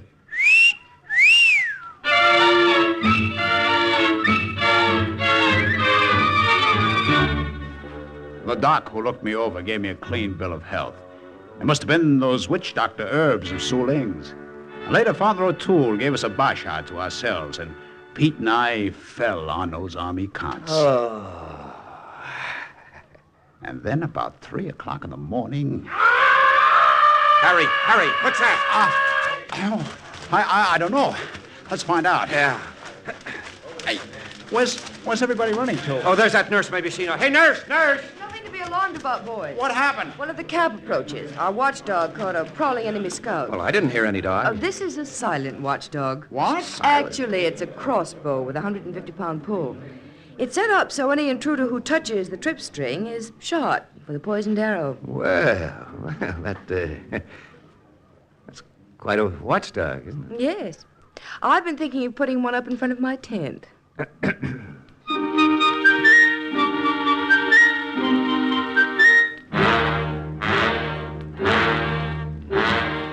Oh, so sorry, Father Well, O'Toole. all right now. Su Ling did not mean... And now it's done, Su Ling. It can't be helped. It's all right. Oh, hello, Father. Oh, there you are, lads. Come on in. Oh, what's up, Father? Su Ling make big mistake, big mistake. What kind of a mistake? Well, I'll tell you, boys. It's like this. I sent Sue out last night to intercept the Japanese courier and deposit this document in his mail pouch. What went wrong? Well, it seems that Su Ling doesn't know his own strength, to quote a phrase, and he hit him too hard. I'm very much afraid the courier will not be able to deliver the mail after all to the camp at Muklum. Well, look, Father O'Toole, that document is important. It's got to get there. Where's the courier now? In the hospital, receiving the very best of care, I assure you. And the mail sack? In my possession. Okay. Then another Jap courier is going to take his place and deliver the mail. You're nuts, Harry. What other Jap courier? Me? What? Now, I know you're nuts. Pete, when I switch uniforms with that guy, take a good look at me. I promise you, you'll never recognize me. The idea has a touch of genius, lad. I think it may work. I hope it may work. Slip in an extra prayer for me, Father. While I was at it, I went after the letters and cards that were going to the Japanese soldiers and phoned them up. Erased everything but the signatures and wrote about how bad conditions were back in Tokyo, how the black market was flourishing, how they were being bombed every night.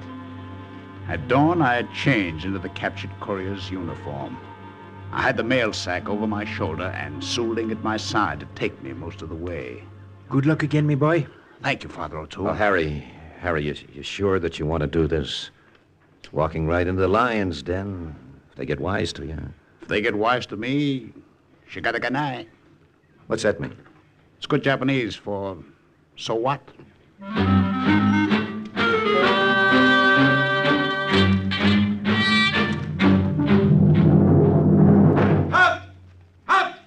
Who goes there? Answer, I shoot. A courier from the Brigham with mail for your soldiers and special dispatch for your commander. Mail courier, come close. Let me see your face. I do not know you. Where's the other runner? Papers. Let me see your papers. Identification. Here. Very good. Pass.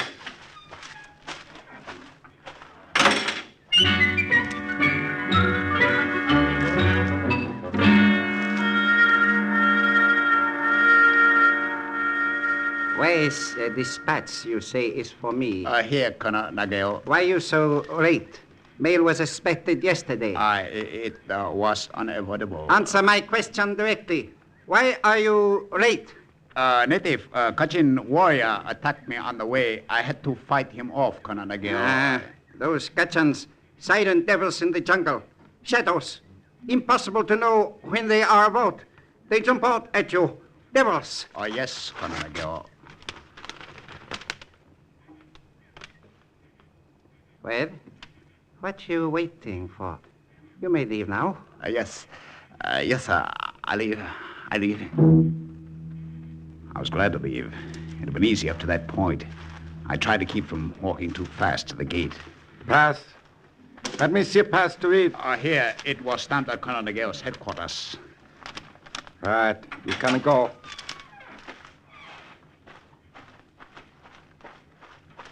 Wait! Wait!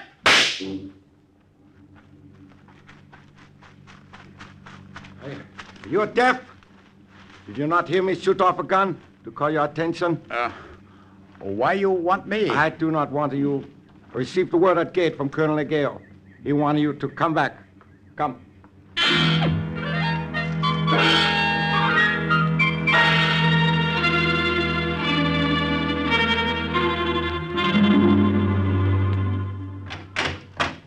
There you are, courier. I want to make sure you did not leave here. Is there something wrong, Colonel Nagel? What you talking about? What could be wrong? Here, important message for your colonel. Take it. Well, thank you. Thank you, Colonel Nagel. I should be glad to deliver this to my colonel.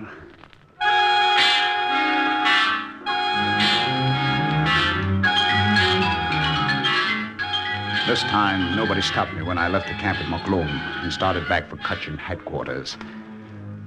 I must have been within 2 miles of Detachment 101 when I realized I was being followed. I couldn't see anyone or hear anyone, but I knew someone was there. In the brush or the trees, hidden somewhere along the trail. I started to run faster. My lungs started to ache with each breath, and my strength was gone. A hangover from the fever I'd just gotten over.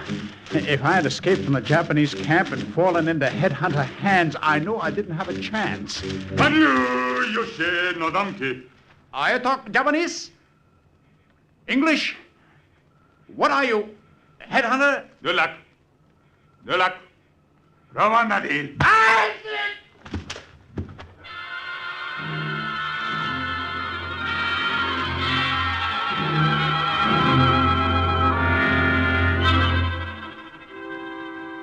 Now bless my soul, Lieutenant Nabora. I see you're awake. How you feeling, Harry? Father O'Toole. Pete. What are you doing here? Sit up, Lieutenant. Let me change that bandage on your head. Now, wait a minute. How did you get here? Aren't you mixing things up a bit, lad? You mean, of course, how did you get back here to the OSS camp? To the what? Well, now, it is very simple. Oh, I have an apology to make for my friends, the Kachins who brought you here. They'd been out scouting for the past week, and they did not know you. Also, of course, the Japanese uniform you were wearing confused them. But It was a pity that they spake only their own language, so that you couldn't clear up the situation. I'll have to teach them how to speak English. English the way it should be spoken.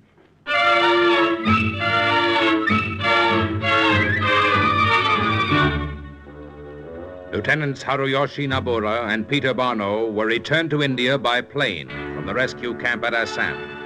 And a few weeks later, a special dispatch informed OSS headquarters that the strategic city of Bamo had been taken. Thus, once again, the report of another agent closed with the words, "Mission accomplished." Listen again next week for another true adventure from the files of the OSS on Cloak and Dagger.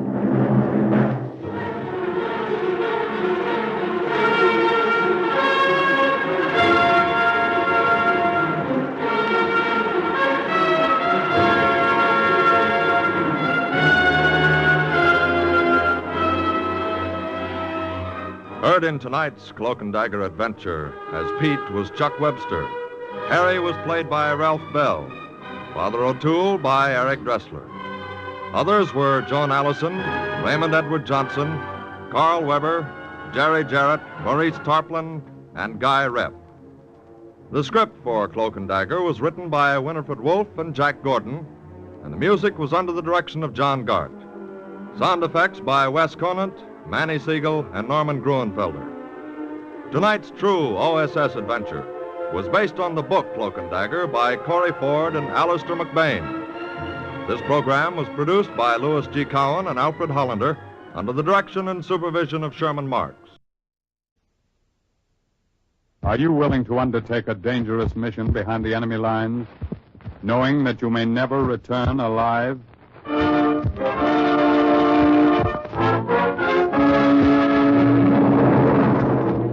What you have just heard is the question asked during the war of agents of the OSS. Ordinary citizens who to this question answered, yes. This is Cloak and Dagger.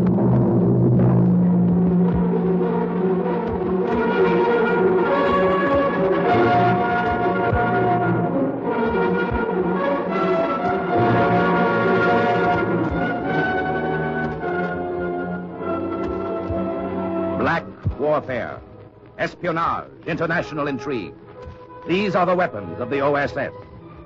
In today's adventure, Wine of Freedom. The role of Vince Keller, an American OSS agent who made a sales trip inside Hitler Germany, is played by stage and screen star Mel Ferrer, currently to be seen with Joan Fontaine in the RKO picture Born to be Bad.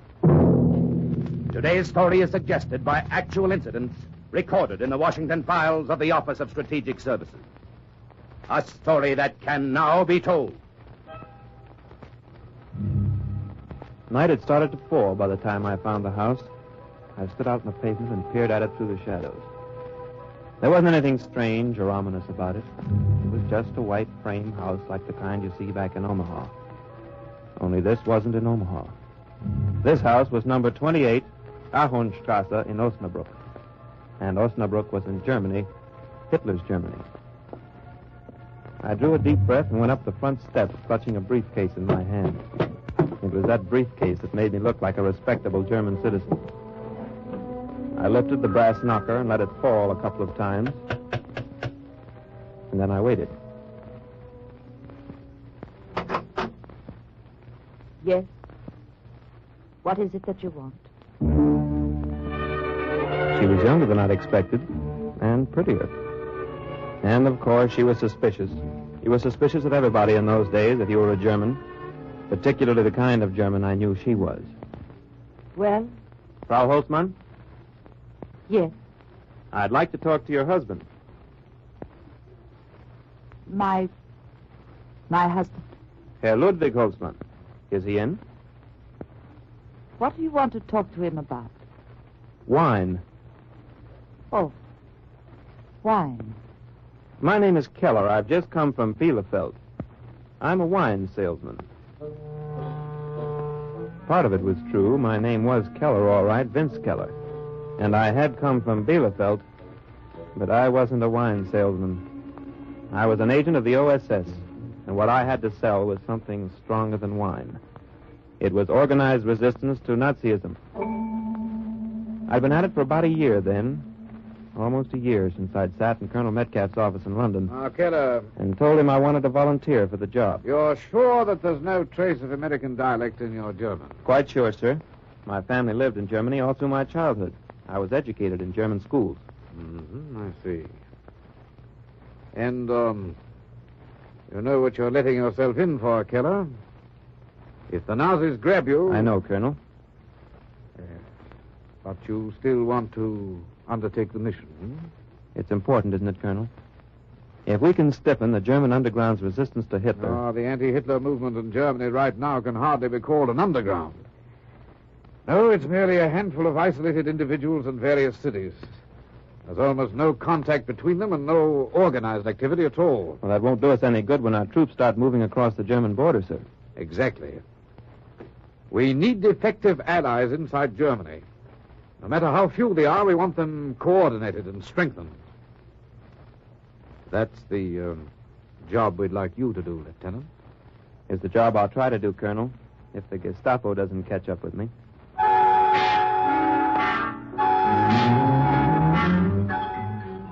2 weeks later, I'd parachuted into a grassy field outside Dusseldorf, and the Gestapo hadn't caught up with me yet. After Dusseldorf came Essen, and after Essen, Dortmund, and then Bielefeld. And Hitler's secret police was still way behind. It was at Bielefeld that I heard about Ludwig Holtzmann. The underground leader there, old Johann Wolf, slipped me his name. So your work here in Bielefeld is finished, Herr Keller. Where'd you go now? Osnabrück, Johann. You'll be hearing from me, though. I want to put the men there in contact with the resistance workers here. We have been in contact occasionally. Now and then Ludwig Holtzmann has paid me a visit. Holtzmann, huh? He's the leader in Osnabrück? He was. The last I heard, it's been several weeks. His address is number 28 Ahornstrasse. Well, good enough. I'll look him up when I get there. You'll have no trouble introducing yourself to him since you're posing as a wine merchant. Simply ask him if he has ever tried Den Freiheitswein. Den Freiheitswein? The wine of freedom, huh? He will know then that he can trust you, and you, of course, can trust him.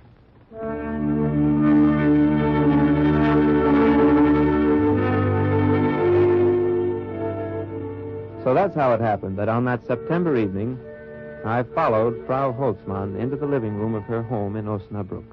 Won't you sit down, Herr Keller? My husband should be here soon. He isn't home then? No, he's late this evening. He's almost always here by dinner time. I don't know where he could... Oh, but wait, yes, I do, too. It doesn't matter. I can wait. No. I'm sure he stopped in to see a friend down the street. I'll try to find him. But really, It's no I hope you trouble. won't. He'll be very eager to talk to you. He's quite interested in wine. Oh? Is he? Yes. He would not want to keep you waiting. You stay right here and make yourself comfortable. I'll get him. Wouldn't it be easier to call your friend's house on the telephone? The telephone... Oh, I wish I could, Herr Keller, but we had a heavy air raid in Osnabrück last night. The telephone is out of order. It was a hasty exit she made. Almost too hasty. I sat there in that empty house for a minute or two where she'd said to make myself comfortable. But somehow I wasn't, very. So I got up and went over to the telephone. What number do you wish, please? I was under the impression, operator, that this line is out of order. You're mistaken, sir. This line has not been out of order today. That gave me something to think about while I waited. I think better when I'm moving. So I began to move around the Holtzman house. I peeked into rooms, even opened drawers, but I didn't find anything. In fact, I didn't even know what I expected to find. When the front door opened, I was back in the living room trying to look comfortable. I was right, Herr Keller. I found him drinking beer with our friend. Caught in the act, eh, Herr Holtzman? I'm afraid so. Well, please sit down, Herr Keller. Thank you. You are a wine salesman, my wife tells me. Yes, I am. And she tells me that you're very interested in wine. That's true. Sort of a connoisseur, perhaps? You might say so, yes. Like our mutual friend in Bielefeld, who suggested that I call on you. And who was that, Herr Keller? What was his name? It must have been the lie Frau Holtzmann had told about the telephone that made me hold back. It must have been the way she stood there, listening so intently, so eagerly. That was why I brushed aside his question, and that was why I said nothing about the wine of freedom, even when he asked. Tell me, Herr Keller, do you carry a dry red wine at reasonable prices? Yes, we have an excellent Burgundy, Herr Holtzmann. From where? Why, from Chambertin. Chambertin. What year, Herr Keller? 1927. 1927, huh? I don't think we'd be interested in buying any of your wine.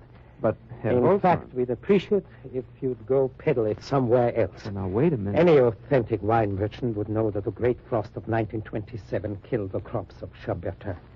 You might tell the Gestapo that before they send you out again. I caught on then, and I almost laughed. He thought I was a Gestapo agent. That explained it. Maybe it even explained his wife's peculiar behavior. I'd been too busy suspecting them to consider how deeply they must have been suspecting me. Here's your hat, Herr Keller, and your case. Thanks, Holtzmann. But before I go, there's another wine you might enjoy. So? What is it? Den Freiheitwein. Have you ever tried it? Yes, I have. You like it? Oh, I like it very much. Perhaps you'd care to hear a little more about it. Oh, by all means. You should have mentioned that before. Now, sit down, Herr Keller, and tell me all about the wine of freedom. After that, we were all friends. Nobody suspected anybody anymore. I told them what I'd accomplished in Bielefeld and the other towns, what I hoped to accomplish in Osnabrück.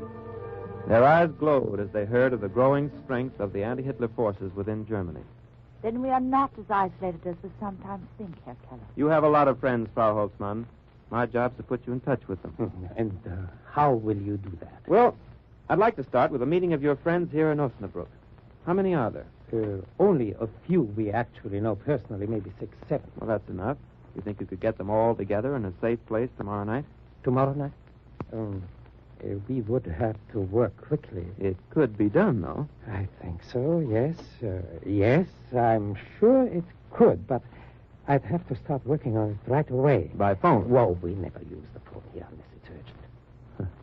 In front of strangers, you even pretend it's out of order, huh? You checked up on me after I left, Herr Keller. Well, I was even beginning to wonder if you were a Gestapo agent yourself, Frau Holtzmann. Oh, you needn't wonder anymore, Herr Keller. Linda is as reliable as I am. You can trust her just as you would trust me. And then he left me alone with her while he went out to start rounding up his friends. She insisted I must be hungry, and she led me out into the kitchen and gave me the dinner she'd cooked for her husband. Poor Ludwig. I don't suppose he'll get anything to eat tonight. He should have eaten before he left. Oh, you do not know him, Herr Keller. This underground work is his life. Food means nothing to him. He goes without sleep. He never has a moment of pleasure. Nothing matters to him but fighting the Nazis. Not even I, the woman he married. I guess that's the way a man gets in the underground after a while. Yes. He gets hard and cold and callous. Like Ludwig Holtzmann.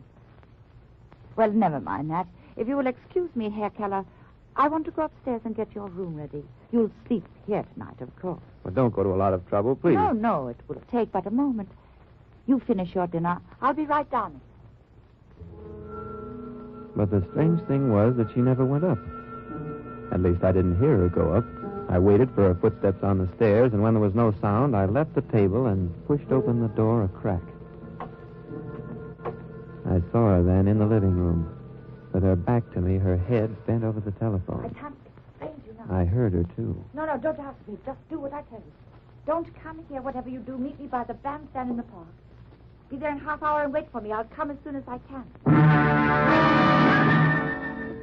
Frau Holtzmann could do a lot of tricks with the telephone. I wondered if she could explain away the second one as easily as she'd explained away the first. I didn't ask her, though. I let her show me up to my room a half hour later, and I told her good night. Good night, Herr Keller. If you need anything, call me. I'm in the room at the end of the hall. You're going to retire now, Frau Holtzmann? Yes, I think I will. I'm very tired. I don't believe I'll wait up for Ludwig. Well, thanks again. Not at all. Good night. Good night. I'd been tired myself, but I felt wide awake then. I went to bed, though. That is, I went through the motions of going to bed, with all the proper sound effects. I let my shoes drop loudly on the floor. Then, after I'd quietly put them on again, I opened the window and flicked the light switch. After that, I waited silently by the door. She must have taken off her own shoes to tiptoe down the stairs because I didn't hear her go. But she shouldn't have let the front door close quite so hard. I did hear that.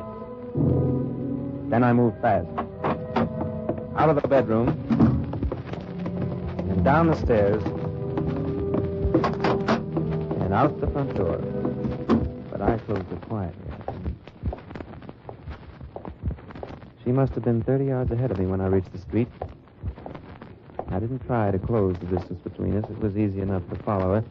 The sidewalks were practically deserted. She didn't look back once. A woman who's walking as eagerly, as determinedly as Linda Holtzmann was walking doesn't bother to look back. We reached the park in 20 minutes. It was deserted, too. She stayed on the gravel walk, and I slipped through the bushes, and then I did close in on her. She approached the bandstand. A figure separated itself from the shadows and came toward her. Linda. I was crouching behind a shrub 3 feet away by then. Here I am. I saw that the figure wore a Nazi uniform. Oh, What's happened? Why did you call me? I'll tell you. Aren't you kissing? He kissed her. And they were both lost in it. So lost they didn't even hear the plane start whining through the night. I heard them, but I didn't move. There was something else I had to hear. Something that might prove more fatal than a British bomb. Now tell me, what was the meaning of that telephone call? Oh, listen. We'd better get to a shelter. There's one at the other end of the park. Come on, Paul, hurry. But tell me first what has happened. We won't be able to talk in the shelter. It's an OSS agent. What? An American spy. He's at my house now. An American spy here in Osnabrück. Hold it, I don't. Let's run! No use running now. It's too late. Down, Linda. Throw yourself down. The Nazi was right. It was too late to run. The Tommies were dropping bombs all over town.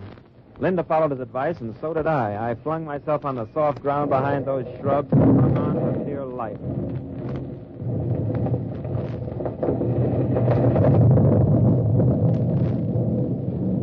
The last bomb landed in the park. When I raised my head at last, there was only a pile of rubble where the bandstand had been. Linda. I heard the Nazi calling her name. Linda. There was something in his voice that brought me to my feet. It was the tone of a man who calls when he doesn't expect an answer. Linda, do you hear me? Caught him. He's dead.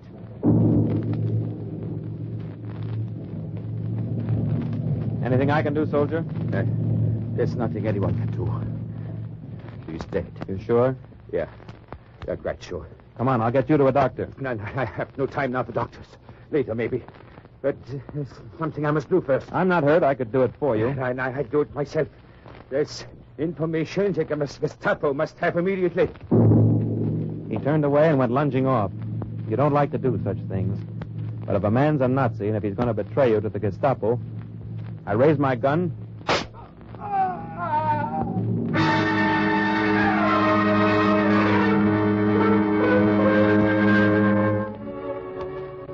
There are other things you don't like to do either. You don't like to tell a man that his wife is lying dead in the park.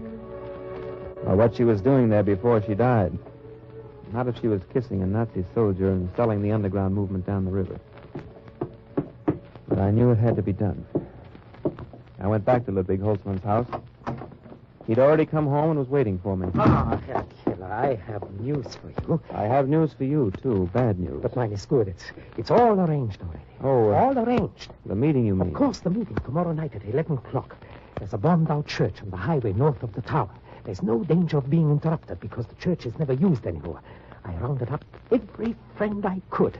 There will be 7 at the meeting, possibly 8. Good work, Holtzmann. Danke, Herr Keller. But, what did you want to tell me? Well, it's your wife. My wife?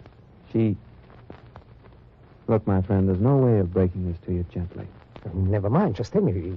What about my wife? She's dead, Holtzmann. She was killed in the raid tonight.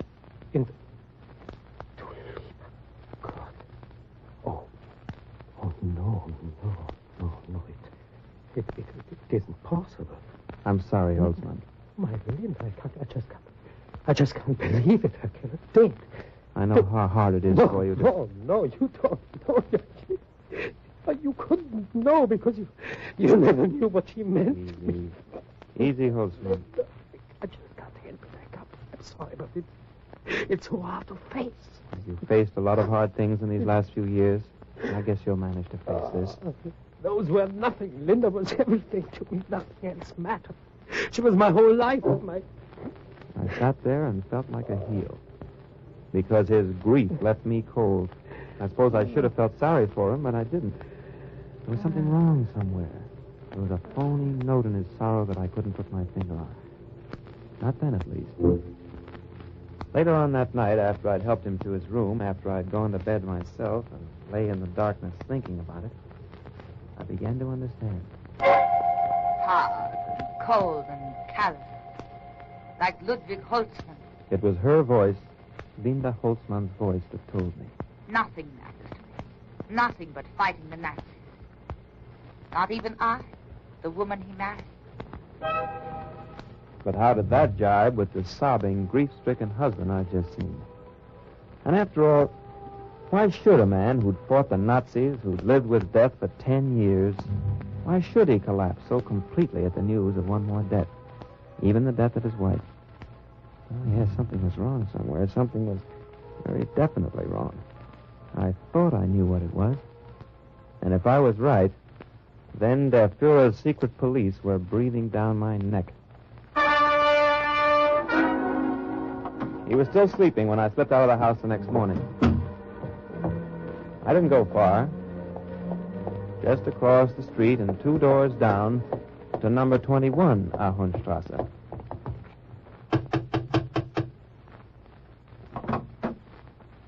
Yes? What is it you want? I'm sorry to disturb you so early. I wonder if you could help me. I'm a stranger in town. I'm looking for the Holtzmann residence. Holtzmann? Across the street, 2 doors that way, number 28. Thank you very much. You're welcome. Good day. Excuse me. I think I have the right party, don't I? That is Herr Ludwig Holtzmann's house, isn't it? It was his house. Oh? Doesn't he live there anymore? Herr Ludwig Holtzmann died 3 weeks ago.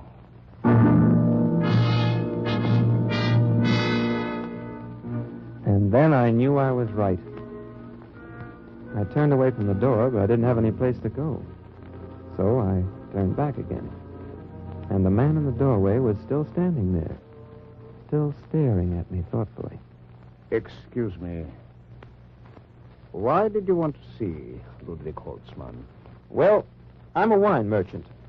I didn't know he was dead. I thought he might be interested in some wine. I see. Strong wine? Very strong. A special kind.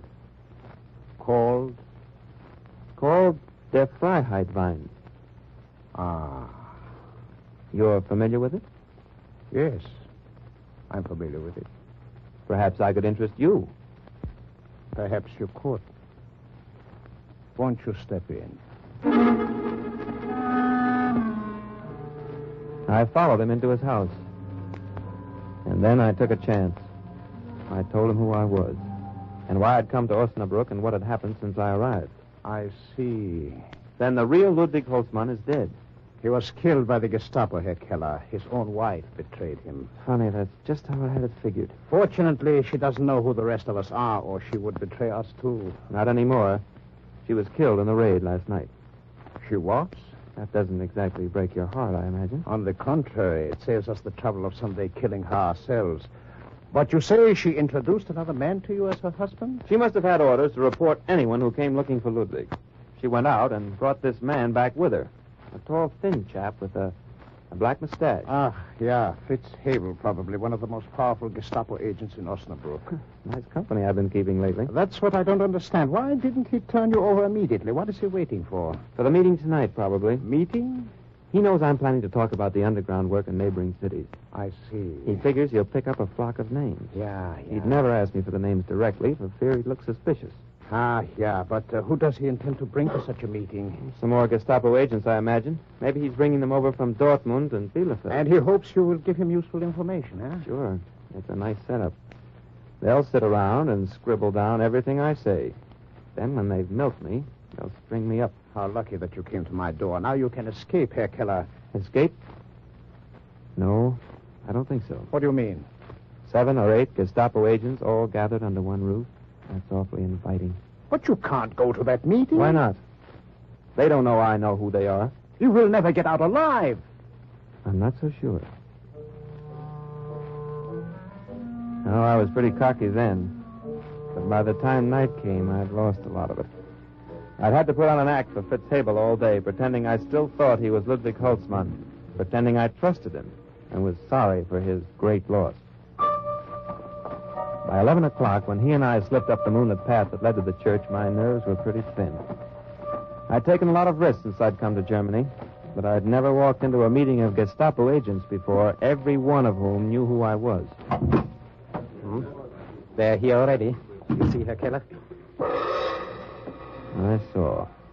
Through the clouds of cigar smoke, I saw the narrow, hungry eyes that turned on me. I saw the half-hidden smiles. I sensed the laughter inside them. My friends, you know why we are meeting here tonight. You know that here at my side is a man, an American, who's had the courage to come into this land of terror to help us. In spite of Gestapo agents. He made quite a production of it. In spite of every danger. He went on for 5 minutes building me up. Our enemy country. And all the while, I could hear that silent, mocking laughter. He has succeeded. And so now, Herr Keller will tell us of the work he has been doing in other German cities. He will give us the names of our brothers who are fighting in the same cause for which we fight. He will teach us how to fight more effectively, how to bring closer the day of final victory. I present Herr Keller, the American. Thanks, Herr Horstmann. Brothers and friends, my plans have changed somewhat. I did intend to tell you about the resistance movement in other cities. But I find that the resistance movement here in Osnabrück is quite impressive. So I decided to show you an example of that instead. If you look around you, you'll get a real lesson in how we fight, how we bring closer the day of final victory. It took them a minute to catch on, but not long. Then they turned and they saw what I was pointing at. They saw the guns of the underground that were shoved through every bombed-out window. All right, man, what about it?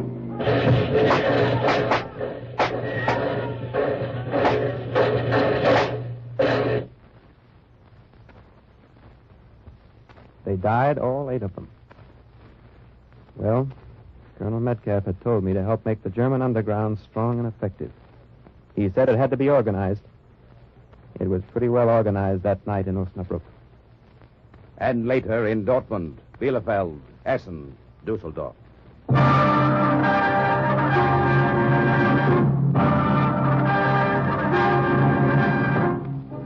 Soon, due in large part to Lieutenant Vince Keller of the OSS, the resistance was well organized throughout Nazi Germany. And once again, the report of another OSS agent closes with the words, "Mission accomplished." Listen again next week for another true adventure from the files of the OSS on Cloak and Dagger.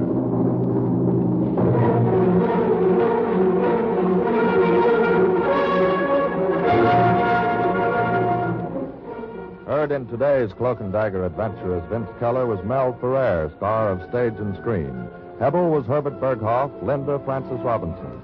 Others were Ralph Bell, Raymond Edward Johnson, Vilma Curer, Ian Martin, and Carl Weber. Script was written by Ken Field, and music was under the direction of John Gart. Sound effects by Chet Hill and Jerry McGee. Engineering by George Vos. Today's OSS adventure was based on the book Cloak and Dagger by Corey Ford and Alistair McBain. This program was produced by Louis G. Cowan and Alfred Hollander. Here is a bulletin from the NBC newsroom. Governor Dewey of New York has endorsed the NBC Republican presidential candidate as General Eisenhower. During the NBC television program Meet the Press, Dewey declared again that he himself will not be a candidate. Then Dewey, as titular head of the GOP, said that he would urge support of Eisenhower if the general will permit himself to be nominated. Keep tuned to your NBC station for the later news. This is NBC, the national broadcasting company.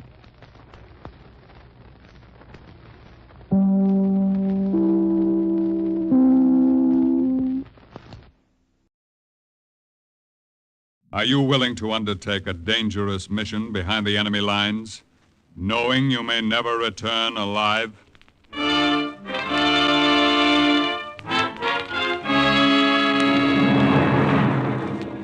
What you have just heard is the question asked during the war to agents of the OSS, ordinary citizens who to this question answered, yes. This is Cloak and Dagger.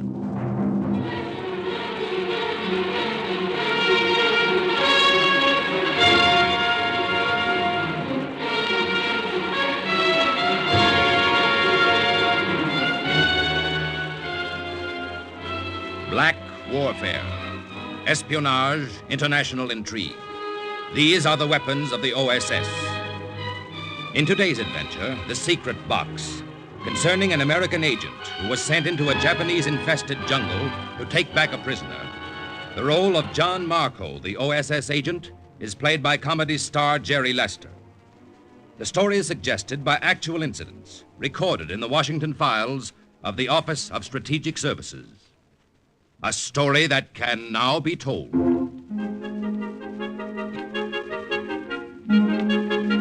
I always carried this little box around with me.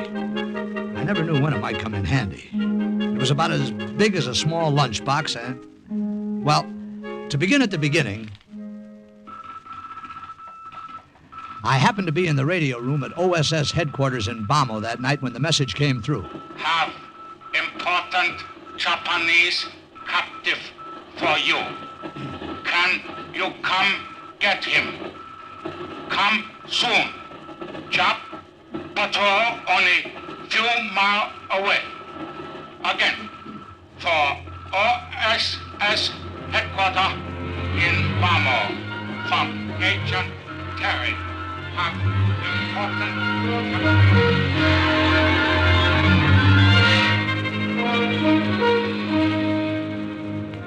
So that's how Harry Stevens and I happened to be in an AT-18 flying over Agent Terry's position about 86 miles behind enemy lines in Burma. And like I say, I had this little box in my knapsack. Oh, in case I forgot to mention it, my name is Johnny Marco. Snappy songs and witty sayings. Just mention my name in Sheboygan. Oh, they loved me in Sheboygan. Yeah, I know, Marco. Hey, Harry, did I ever tell you about my last date in Frisco before I went overseas? I can hardly wait. Her name was Rose. She had a name like a flower and a face like a weed. I called her Cream of Wheat because she was so mushy. Marco, I have but one thing to say to you. Well, talk to me. I hope you live to be as old as your jokes. You know the trouble with you, Harry? You don't realize you're carting around $1 million worth of talent. I tell you, they love me. In Sheboygan, I know. That's the city, yeah. Now, hang on. Gonna take a dive, see if I can find the landing strip.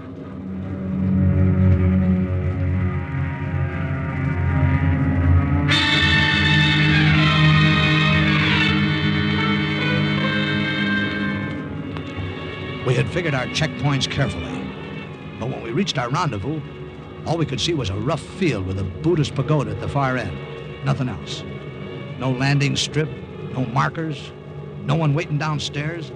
Just a rough field covered with brush. We knew something must have gone wrong. I don't get it, Marco. Well, the Japs probably closed in and they're afraid to come out of hiding. Oh, great. Live Jap prisoners aren't dropped in our laps every day. Hey, Harry. Huh? Who is this Agent Terry, anyway? Oh, missionary. He's been working with a tribe of Anglo-Burmese for years. Colonel says he's already radioed back a lot of information on enemy positions. This is the first prisoner he's ever taken. What a rotten break. Well, look, circle around again. Maybe we'll see something.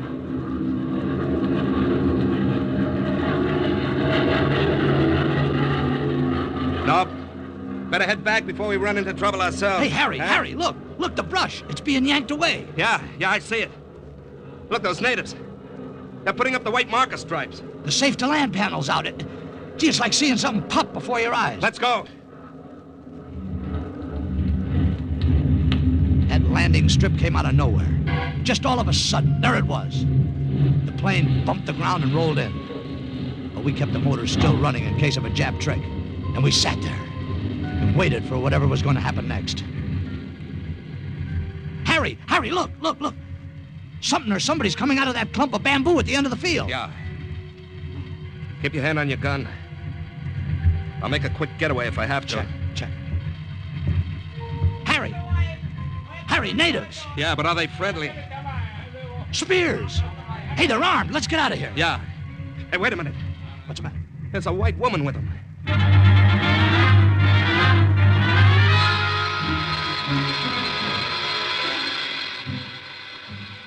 I am Mrs. Terry, gentlemen. One would never suspect I was an agent who had won. Well, what's the angle? I mean, well, I beg your pardon, Oh, ma'am. it's very simple, really. My husband, the late Reverend Oscar Terry, a God-fearing man, went to his rest a few months ago. You mean, ma'am, that you're the agent who's been sending all that information to OSS headquarters in Bamo? Naturally. This is Lin Tao. I suppose you'd call him the right-hand man. Say, how'd you do, Lin? How you do? Hi. Lin, incidentally, sent the radio message. He does so enjoy tinkering with mechanical devices. I showed him how to use it. Unfortunately, however, my husband, the late Reverend Oscar Terry, a God-fearing man, was the only one of us who knew how to take it apart and put it together again. Lin.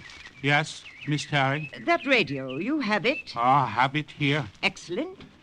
Captain, would you either have this replaced in bomber with new parts or have a new radio dropped over to us? Why, sure, Mrs. Terry. I'll see what can be done for you. Oh, thank you so much. Oh, fancy. I almost forgot. We have a Japanese prisoner for you. There were about a half a dozen natives a short distance away standing around the cart. In it, they had a Jap officer with his hands and feet tied. They dragged him over. Get down. Get out of cart. Down. Get down. He was a surly character. Maybe I would be under the same circumstances. Anyway, he didn't say a word, just glared at us from under the bloody bandage around his head. Here is your guest, gentlemen. Colonel Sawaka, the Japanese High Command. He resisted arrest rather strenuously, so it was impossible to avoid banging him around a bit. Well, goodbye now, and good luck, and do give my regards to your colonel. We loaded Colonel Sawaka into the small plane.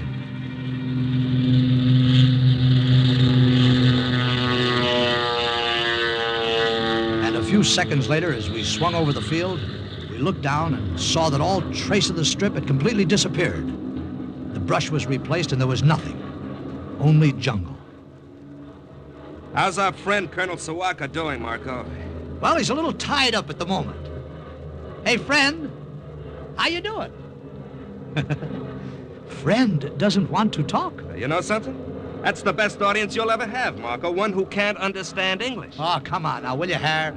Oh, hey, maybe you got something. Hey, friend, did you know that the former ruler of Russia was called the Tsar? His wife was called the Tsarina? And you know what they called his kids? Get a load of this. Sardines. Yeah. You know, I think you're right, Harry. Friend obviously doesn't understand a word of comedy English. Hey, what's that? Jap-Ak, they've spotted us. Can we get away from them? Well, we can try.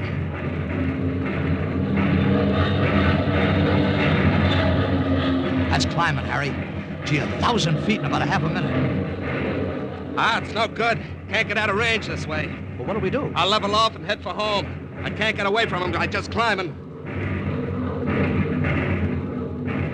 You did it. We're out of range now. I think. You spoke too fast. Trouble? Yeah, flak must have hit one of the engines. It's knocked out. Oh, fine. Well, it could have been worse. I can get us back on one. Oh, brother, if you were your sister, I'd marry you. Oh, you're a big-hearted guy. You know that, Marco? Well, I don't go around All proposing right. every day. You better go back and see how friend is doing. Friend Colonel Sawaka doing extremely well, thank you. What? Keep your hands on the flying instruments, Captain. Hey! And you, Lieutenant, keep your hands in the air. Way in the air. I thank you. Oh, you dirty dogface, you spoke English all the time. Enough to tell you that if you do not do as you are told, I put the bullet through your head. I thank you, Lieutenant, for leaving gun within easy reach. Can you do anything, Marco? Quiet. Nothing, he's got us. Quiet, do not talk. Just continue to fly a plane. So Harry kept the plane steady, his back to our friend.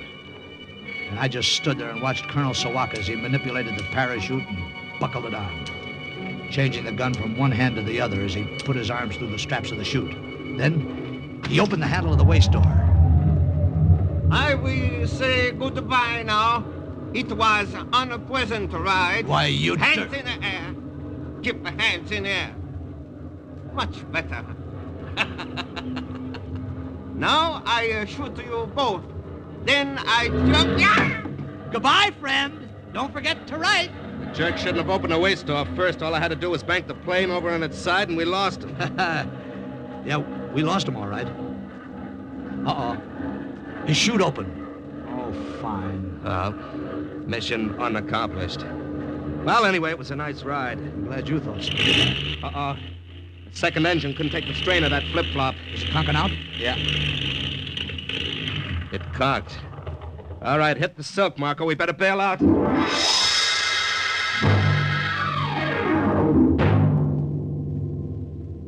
I made it okay. Rolled over a couple of times when I landed and pulled the chute down. But it was another story with Harry. As he bailed out, his slipstream caught him, flung him back against the horizontal stabilizer, and cut a gash in his head. Miraculously, his chute opened, and he drifted into the green jungle and landed upside down in the top of a tall mahogany tree. Harry, are you all right? Can you talk? Marco, the shroud line of the chute, they're tangled. Can't get out. My head, I cut it. Yeah, I see. Marco, get me down. Yeah, easy, boy, now. I'll do something. Something? But what? I tried to climb the tree to reach him, but it was no use. The trunk was bare, smooth, and I kept slipping back. It was as if the two of us were in the middle of a nightmare. Harry, can you hear me? Yeah. I can't climb that lousy tree. It's too slippery. There's nothing for me to hold on. Marco, it's no use. Well, what do you mean it's no use? If you waste time standing there, you'll be caught. There are Japs all around. You know that as well as I do. Harry, will you listen to me? No, you listen to me. Get away now, will you? They may have seen the plane. Oh, shut up. Now, will you shut up? Get out or we're both dead ducks. I know I am, anyway. Just do one thing. Marco? Yeah?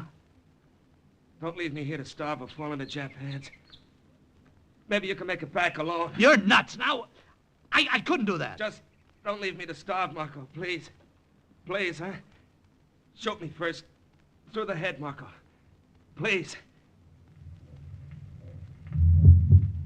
I knew he was right. I couldn't leave him. Please, Marco. Not that way. And I couldn't stay. Marco! Well, I took the .45 from the holster at my belt. When I heard the dry click of the hammer being drawn back, I broke out in a sweat. My hands started to get wet, too. Marco! I counted 1, 2. Well, Lieutenant. What? From the looks of it, we're right in time.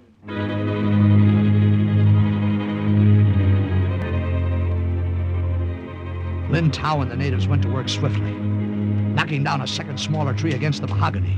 They scaled it like cats to the base of the branch where Harry was hanging, tossed a loop of rattan across the branch and pulled it toward him. Then they lifted Harry and passed him from hand to hand and lowered him gently to the ground. And all the time I just stood there next to Mrs. Terry, feeling the blood pounding in my head. And I put the pistol back into my holster. Lynn, that other bandage, please. Here you are, Miss Terry. That's a good fellow. Thank you so much. How's your head now, Captain Stevens? Oh, much better, thanks. I still don't understand. How did you we happen saw the Japanese ack-ack hit your plane almost immediately after you left us. And we came along to the jungle in case there should be need of us. Lady, no one ever needed you more. You say Colonel Sawaka escaped? Dear, dear, what a pity. There now. I think that bandage will do till you get back. Miss Terry. Yes, Lin? Lin Ta say, leave now. Do not stay. Back to village. Oh, yes, quite. But that poses a problem. As I told you earlier, our radio is out of use, So there's no way of contacting headquarters and telling them to send a plane for us? Exactly, Lieutenant Marco. Well, do you think we can make it back through enemy lines on foot? Possibly.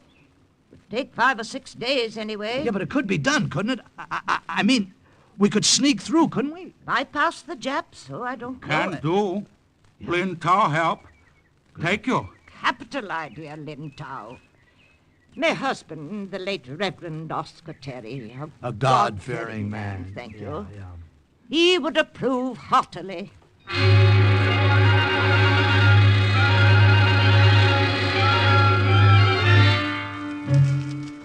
Lin Tao knew plenty of shortcuts, and we followed him, skirting Jap patrols all the way. There was something uncanny about the way he led us over miles of jungles. We kept our packs light because we had a pretty long hike ahead. But just the same, I kept that little box with me. I never knew when it might come in handy. Then we came to a small stream. Must go through stream here. take off shoe. Well, wait a minute, Lynn. Why bother? We'll be wading through a lot of water, and why take our shoes off and on? Oh, What? don't ask Lynn say.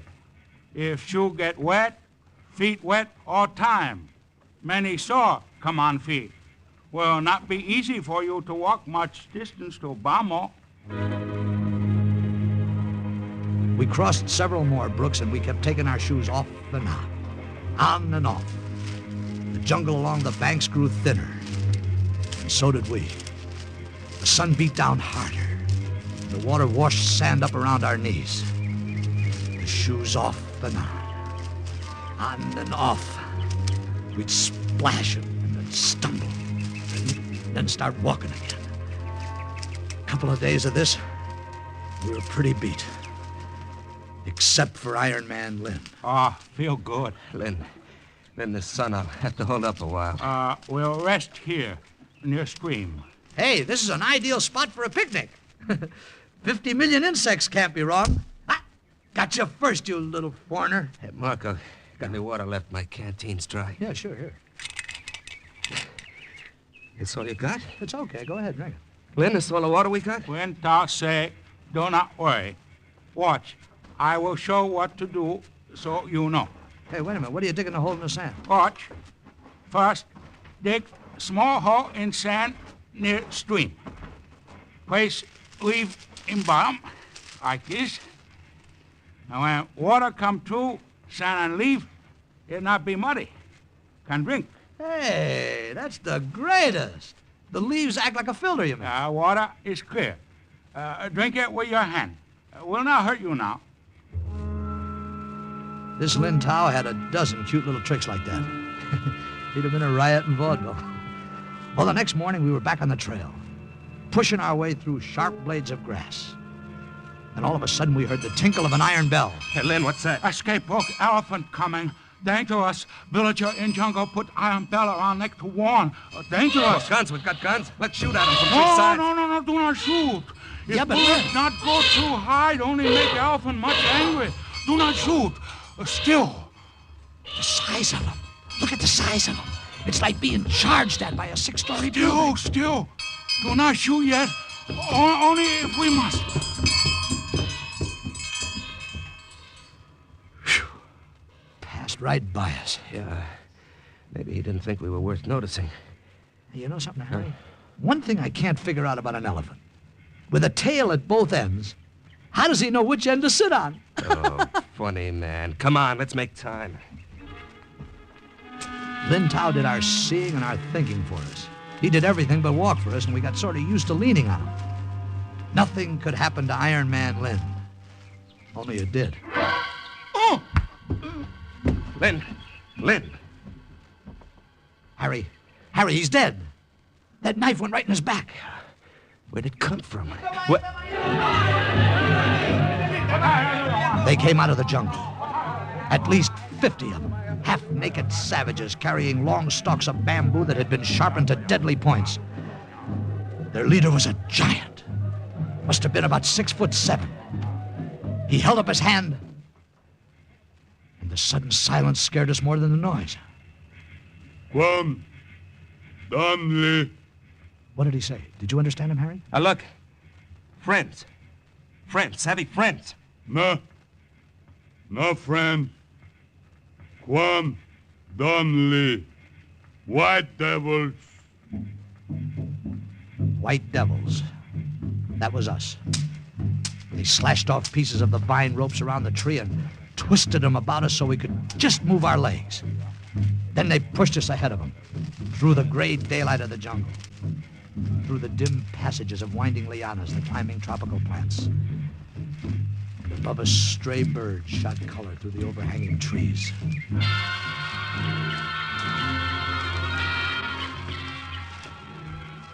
After about a mile, the path became a trail. The lianas were cut away. We tripped over some coconut husks by the side of a charred fire. We were coming into the village. Then Harry saw them first. Marco, look. Up there on the poles. Human heads. A row of skulls. Headhunters. Marco, these are headhunters. Move. Quam, Damli. Move. Hey, look, Chief. Chief, you got it all wrong. Now, we're not devils. We're friends. Friends. No. No. It's no use, Marco. American, you are right. It's no use. Colonel Sawaka. I am a great friend of these headhunters, for I warned them of your coming. Told them you are Kwandan Lee, white devils who come to bring plague and pestilence to them. It's no use. Chief, put the devils away. Deng. Kwandanli Tal. Basha. They untied us and threw us in a straw-thatched hut they called a basha. Through the makeshift door, we could see the skulls on the poles. An endless row of them under the hot sun. And up the poles streamed columns of jungle ants, giving them an ancient burial. Looks like the end of the line, Marco. Yeah. Hey, wait a minute, Harry. That chief speaks a little pidgin English. He understands a little. Do you think we could reason with him? He doesn't look like the reasonable type. Besides, our friend, Colonel Sawaka, got to him first. The tribe's convinced we're dangerous. Yeah. About as dangerous as a glass of buttermilk. A funny bucket. That's Sawaka outside talking to the guard. We got company. I trust you are comfortable, Captain, Lieutenant. Why don't you climb a tree, you little monkey? Ow! Watch your tongue. Was most fortunate for me. I found a way here to a friendly camp. Sorry, I don't like your friends. My friends do not like you either. Think you are devil Americans who bring evil to their people. Sleep well. Tomorrow you will join heads on poles.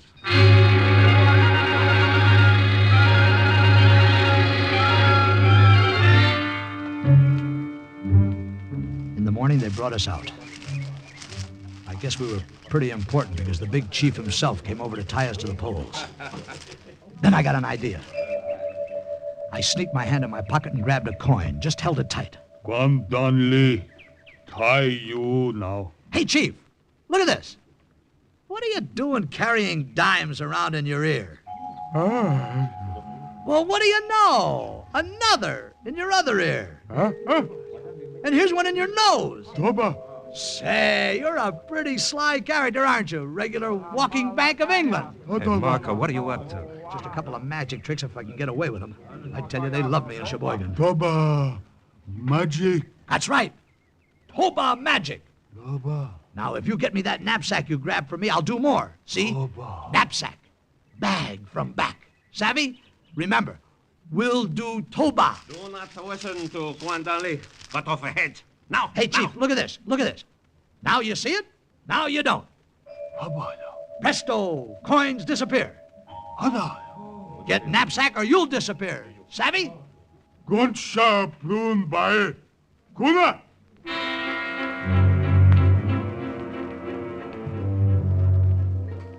Boy, that coin trick got him, and the chief pushed Sawaka aside and sent one of his rover boys to get my knapsack. They brought it to me, and I took out the little box. I always knew it would come in handy sometime. Then the chief held up his hand again. And I went into my act. Brother, what an audience. And what a performance. Now watch closely, ladies and gentlemen. The hand is quicker than the eye. Presto changeo. I take this little glass of water, just an ordinary glass of water if you will observe closely, and presto, it turns color. You're doing great, Devils. kid. It's one of my best Devils. shows. I tell you, cut off the heads. Still. Be still. You tell him, Chief. Devils is devils. Go away, little man. You bother me. Now for the next bit of magic, ladies and gentlemen. I pulled every trick in the book out of that little box. Drew cigarettes from the chief's ear. Pulled flowers out of empty pots. Yanked a dozen colored scarves out of a single white handkerchief. And then I broke a stick in half and put it together again. Boy, did they love it.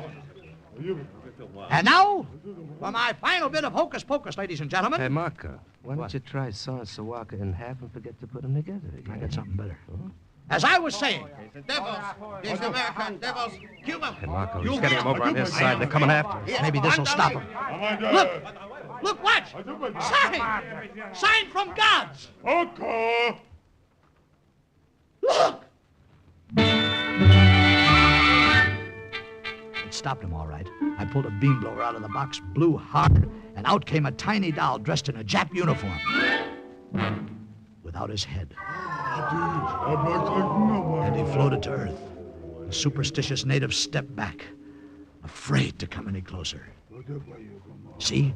See, sign! Japanese is Kwandan Lee. God say so! Americans, friends, friends! Doll there on the ground. Japanese doll. Sign from gods. Follow Great White Father and fight Japanese. Chief, you tell him. He told him, all right. The big trouble we had afterwards was keeping them from tearing Sawaka apart. We wanted him alive to take back to OSS headquarters in Bamo. Well, that's the story. The next day, the headhunters led us back through the jungle with our prisoner. There's only one thing I'm sorry about. Too bad Variety couldn't have caught my act. I tell you, they loved me in Burma. Captain Harry Stevens and Lieutenant John Marco safely delivered Colonel Sawaka to OSS headquarters in Bamo, where he gave valuable information on Japanese war industry and finance. And so, once again, the report of another OSS agent closes with the words, "Mission accomplished." Listen again next week for another true adventure from the files of the OSS on Cloak and Dagger.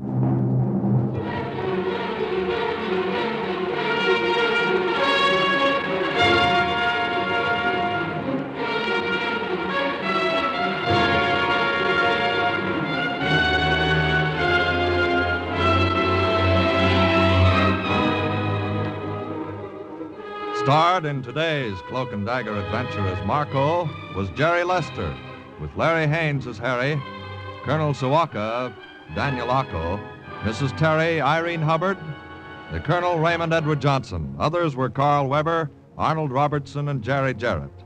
The script was written by Winifred Wolfe and Jack Gordon. The music was under the direction of Murray Ross. Today's true OSS adventure was based on the book Cloak and Dagger by Corey Ford and Alistair McBain. This has been a Louis G. Cowan production in association with Alfred Hollander, as was under the direction and supervision of Sherman Marks. Programs. Get your programs here. Mystery fans, there's an exciting evening waiting for you tonight on NBC. First, some listener will have a chance to win $1,000 for solving the case on $1,000 reward. Are you willing to undertake a dangerous mission behind the enemy lines, knowing you may never return alive?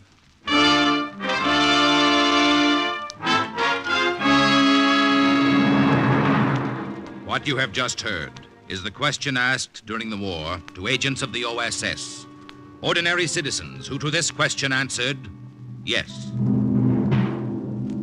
This is Cloak and Dagger.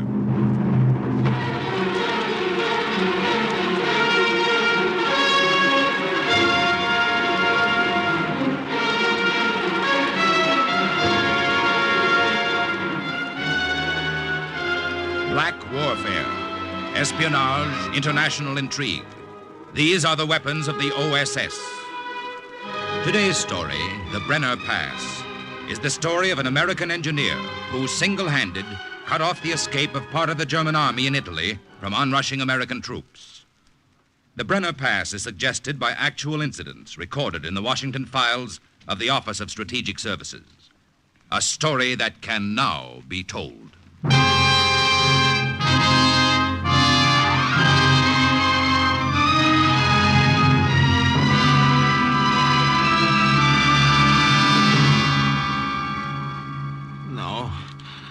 No, Padre, I don't want it. Ecco, qualche cosa a bere.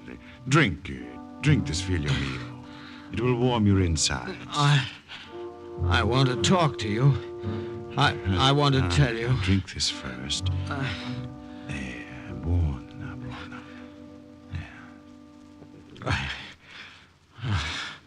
I'm so tired. Rest then. So tired. Rest. You won't give me away, will you? You'll hide me if the Germans come. Won't you, Padre? Won't you? You came to me, my son, because you knew I'd give you sanctuary. Any man has sanctuary in this house. Yes, I've taken an oath, figlio mio. Anything you tell me, only God and I will witness. And if I had not taken this oath, I still would not give you away. Thank you, Father. Now, you are an American. That much you have told me. Do you want to tell me more, or do you want to sleep first? No.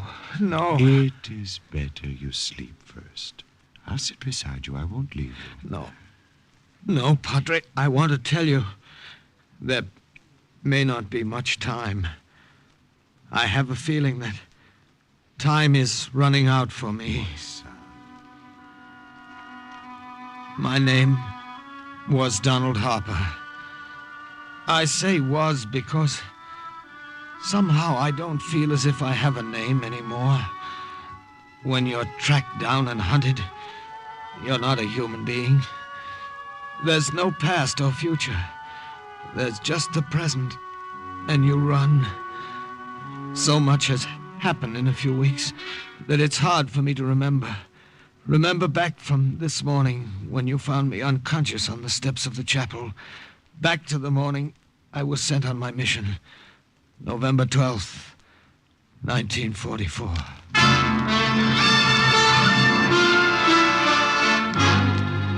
Captain Harper, I'm well aware of everything we have to gain if this scheme of yours succeeds. You still think it's just a scheme, eh, Colonel? I don't have to think. I know what your chances are of actually getting through to the Brenner Pass and blowing up that highway. And I know what'll happen to you if the Italian fascists or the German police get you. I know a couple of things, too, Colonel. One of them is the country up there in the mountains. Yes, I nearly broke my neck half a dozen times when I was a kid climbing the rocks around my grandmother's hut. And just before the war, I took a trip from the States to see her again.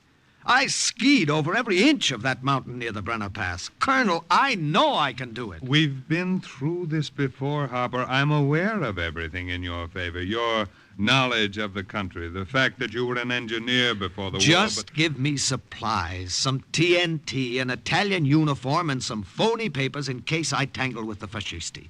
It's all I need, Colonel. I tell you, I can do it. It's true. If that highway to the Brenner Pass could be destroyed, it would take the Germans months to repair it. It would cut off one of their retreats out of Germany. Of course. Now, we'd have them where we want them when the American armies advance. Their backs to the mountains and no way out. That's it. Your permission, Colonel. Please let me try it. You say your grandmother's hut is right near your objective? Yes, sir. I'll give you names to memorize of other partisans in the mountains who might help you on the way. I'll have all the supplies you requested, and you can leave.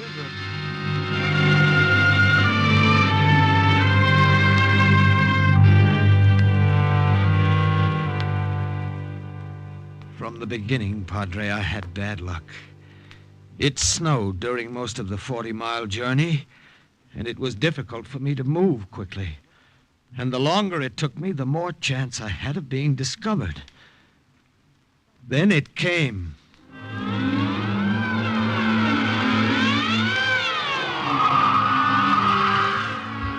You know what a storm is like here in the mountains, how it can blind you and throw you against the rocks. When it was all over, I realized what had happened. I had been thrown off my course, but that wasn't the worst of it. My knapsack was gone, all my supplies, and the packet with papers the OSS had forged for me. I had no identification now, and no food. But I still had the TNT for the highway near Ampezzo.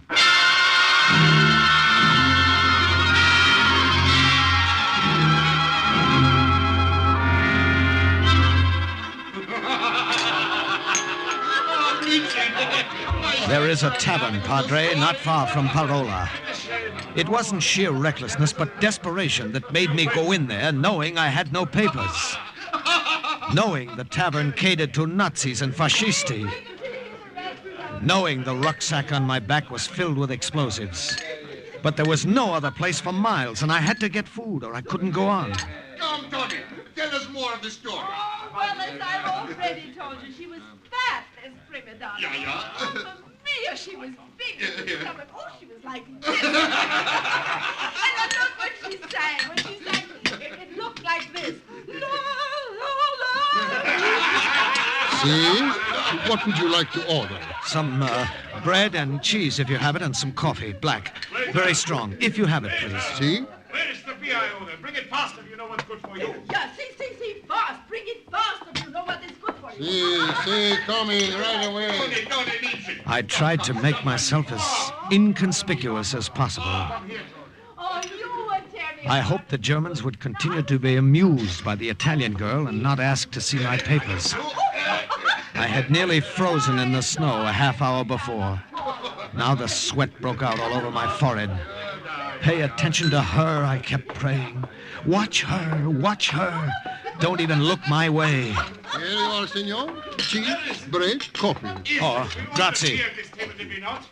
It is here. I have it here, right here. Oh, that soldier must be important to be served first. Come here, soldier. Come over here and tell us how important you are. Well, no, I'm not important at all. Forgive me. The waiter should have served you first. That's right. He's not important. Come, take a sip of my beer, Tony. It will make it taste better. No, let the soldier have beer with us. No. Poor soldier, he's all alone.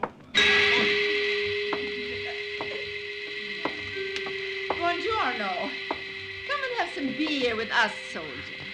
No, Grazie, signorina. I will just finish this coffee and then I must go. Tony, forget him. Come back to work. Wait a minute. You must not be rude, soldier. Men are never rude to me. If I ask you to drink with us, you must. No, please, signorina. Some other time, perhaps. Now I must go. Ha! You're afraid of me. Afraid of girls and afraid to drink beer. Oh, you should be back in your mama's lap, I think. I will give you some beer now. Perhaps you will acquire a taste for it. Here.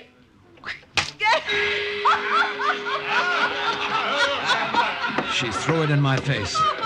I felt it start to trickle down my neck, and I could hear the Germans laughing themselves sick. I wanted to snap that small neck of hers in half for making me the center of attraction. Grazie, waiter.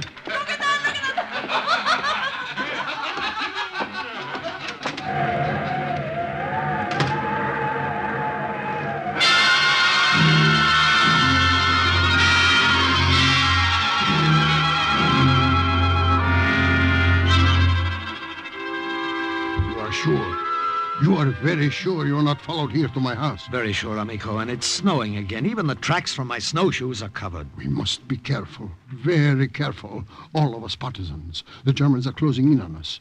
Do you know what would happen if they found out I took you in? An American. This would happen. But I tell you, there's nothing to worry about, and I'll be gone in the morning. The morning. One. All I want is a night's rest. There is a bed in the back room you may use, Senor Harper. You are sure you are not followed, very sure. Yes, and I'll be gone in the morning before you're awake. You must not think, Senor, that I am being inhospitable, but these times, they're very bad times for all of us. Yes, I know. To live is important, too. Yes, in order to fight back later, one must leave now, no? Yes. And the Germans are clever. Very clever. If they knew you were here.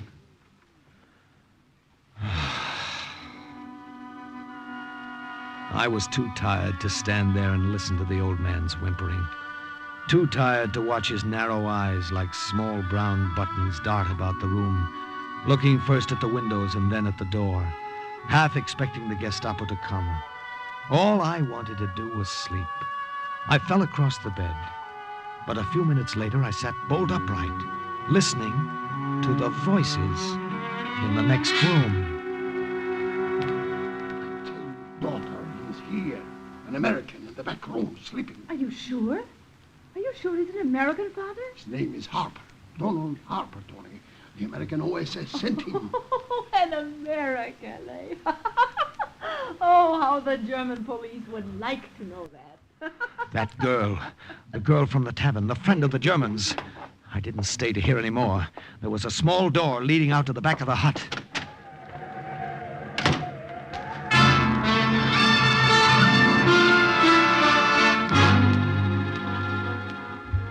I knew, Padre, that somehow I must have come to the wrong house. I didn't dare take any more chances and stop again until I reached my grandmother's. And I was so tired. So tired.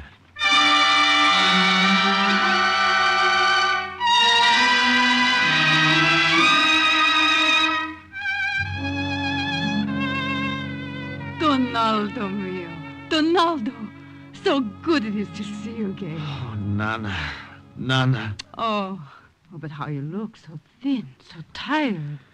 Nothing changes here, does it? It could be 6 years ago or 10. Nana sitting here like this, in this house. Ah, and your mama, your papa, how are they? Mail does not come here easily any longer. You have heard from them? Yes, Nana, a few weeks ago. They're fine. They tried so hard to get you to America when the war came. I would not go anywhere, Don Mio. This is my home. No one could make me leave my home. Not the Germans, not the fascisti. Here I stay until the world rights itself again. But what can I get you? Comedy. Make yourself comfortable. You are hungry. Yes, but I'm too tired to eat. I just want to sleep. Do then. I'll make up the room for you later. For now, rest here on this couch. When you wake, I will have food for you. Like the old days, caro mio. My dear one. I will be in the kitchen. Sleep now. Sleep.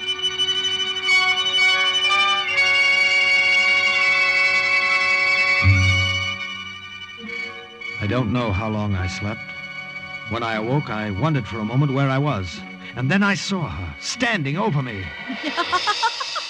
Oh, how like a little boy you sleep. I've been watching you. You? What are you doing here? Watching you sleep. You don't drink beer, and you're afraid of girls, and you sleep like a little boy. You followed me here. You brought them. What have you done with my grandmother? What? I'll kill you. Oh. I should have killed you then. I will now. Stop! Stop it! You're hurting. Friend of the Germans, you little she-devil. I'll kill you. Donaldo, here. What is going on? Nana, you all right? Of course I'm all right. What are you doing? Tony, what is wrong? Oh, your grandson has his mother's hot Italian blood in his veins. He wants to kill me, that's all. Oh, I'm ashamed of you, Donaldo. This girl, she's a friend. Friend? I will get the soup for you, Signora Apicella. Perhaps some soup will cool his temper. But, Nana, I saw that girl with the German. She's... Oh, she told me about that. She did not know who you were then. Yes, but She wondered why you disappeared from her father's house. She knew the name Donald Harper because she heard me speak of you often. So she came here, after you. Nana, When she saw you asleep, then she understood why you had run away from her. She was with Germans. I was there. I heard... That girl, Donaldo, is the leader of our group of partisans. Your leader? But the Germans... Oh, the Germans. I amuse them. Porky, animali. I tell them funny stories, and they laugh at me. Here's your soup. They do not hear me laugh when I get them drunk, and they tell me things I can use to our advantage. Your soup. Drink it. Tony, I'm sorry. I understand. Che bella questa ragazza, Donaldo, no?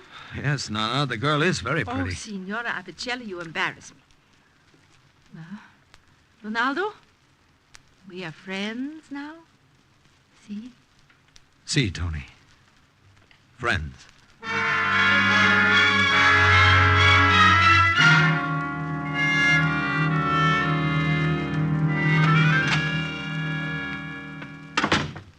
You work too hard, caro mio. What are you doing? Oh, drawing diagrams, Nana. I've got all the plans made to blow up that highway early tomorrow morning, and I want to make sure nothing goes wrong. Here. I brought you something to eat. Oh, you'll spoil me, Nana. But it was good to have you spoil me again these past few days. Ah, how good it is to be able to. Will you leave then, tomorrow, after you do what you have to do? Yes, I must, but I'll come back to say goodbye first. Yeah. I come. Ciao, signora. Ciao, signorina. Where's Donaldo? Tony, what are you doing here?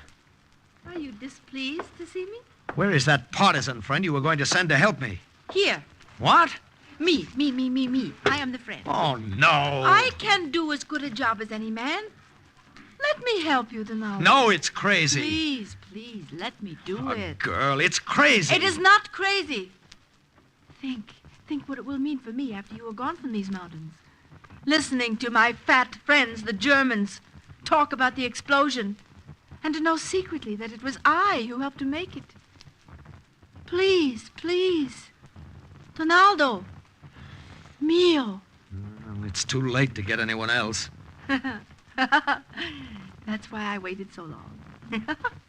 The only man to get on this short notice is my papa, and he is a scared rabbit. I was right the first time. You are a little she-devil. See. Take her with you, Donaldo. All right, then. Pay attention to this diagram. See. Now, there's a railway, as you know, going right over that highway. If we plant enough TNT to blow that right onto the road, it'll be blocked up for months.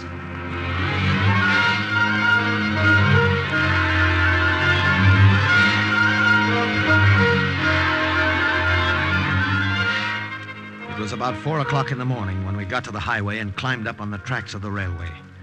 Tony stayed up above, and I made my way slowly climbing down into the framework of the trestle, feeling my way along the girders.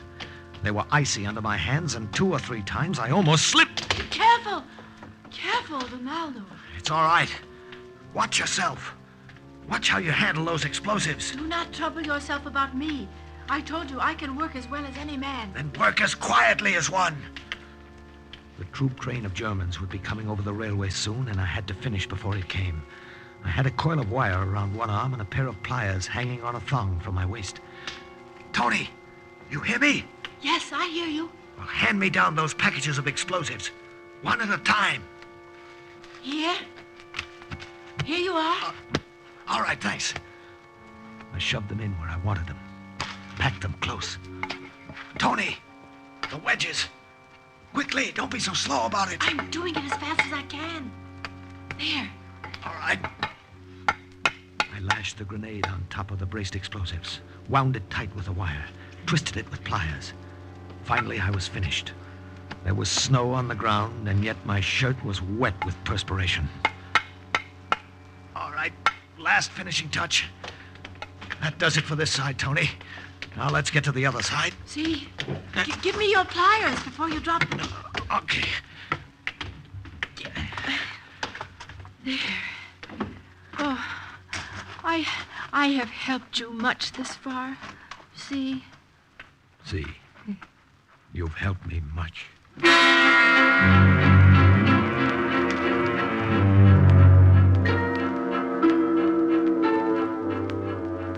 Let me do it. No.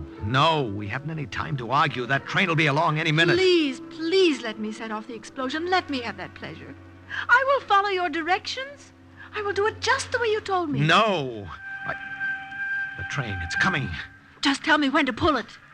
All right, you win. But heaven help you if you make a mistake. Hold it now, steady. And don't pull on the wire yet. Yes, I will pull it softly, lightly, but firm. Here she comes. Pull it!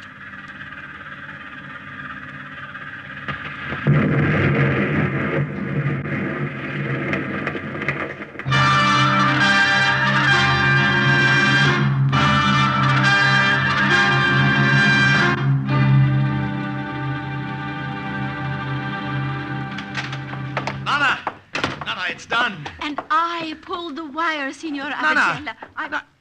Nana, what is it? It is nothing.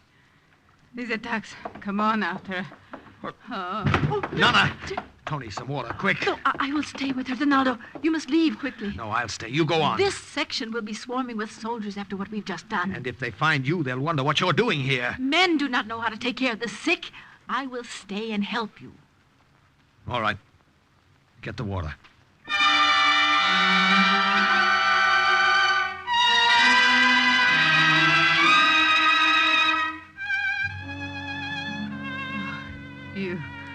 You should not have stayed, Don Mio. I would have been all right. All right, don't talk. Just rest. Donaldo! What is it? Germans coming to this house. I can see from the window. Oh, no. No, you should have gone before, not waited. No, it's all right. Donaldo, do this one thing more for me. I won't leave while you hold them off for me. Is that what you want? I know them. I am a favorite of theirs. Please, caro mio, you can escape and do more important work. And I will not be harmed if I stay behind. She is right, my son. Escape. There is still time. The girl knows them. Upstairs. They may be around the back, too, so go upstairs. Jump from the window to the roof of the barn. You can make it from there. No, Tony. Go, I say. Promise not to turn back. Promise.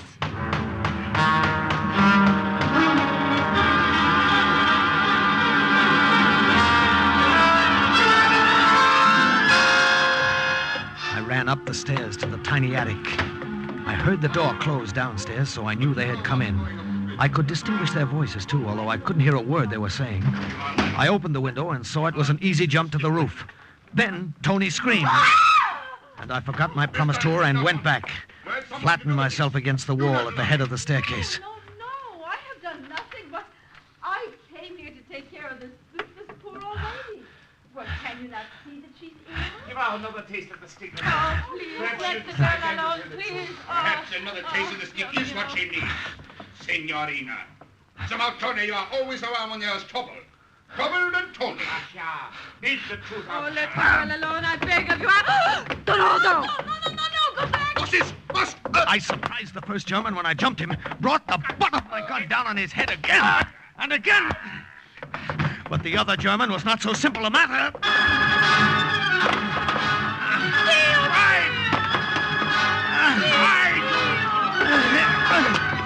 No. He had my shoulders pinned down, and I couldn't move. Then I saw Tony standing over us, a heavy candelabrum in her hands. Good work, Tony. Now listen to me carefully, Tony. Take my grandmother back to your house. No one will know you were here. If others question you, tell them my grandmother was here alone when someone, a stranger, took refuge here and killed the officers who came. Then she went to your house because she was afraid. Will you remember that? All of it. Will you be back? Will I ever see you again? Who knows? Perhaps. Carina,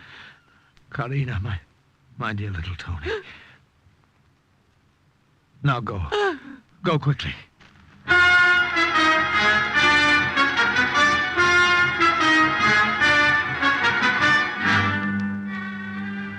She did. I wanted to tell you, Padre, that's everything that's on my way here. You will hide me. Rest easy. If they come, you... I will do what I can for you.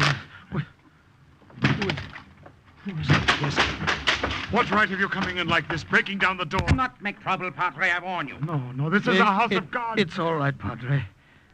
It's all right.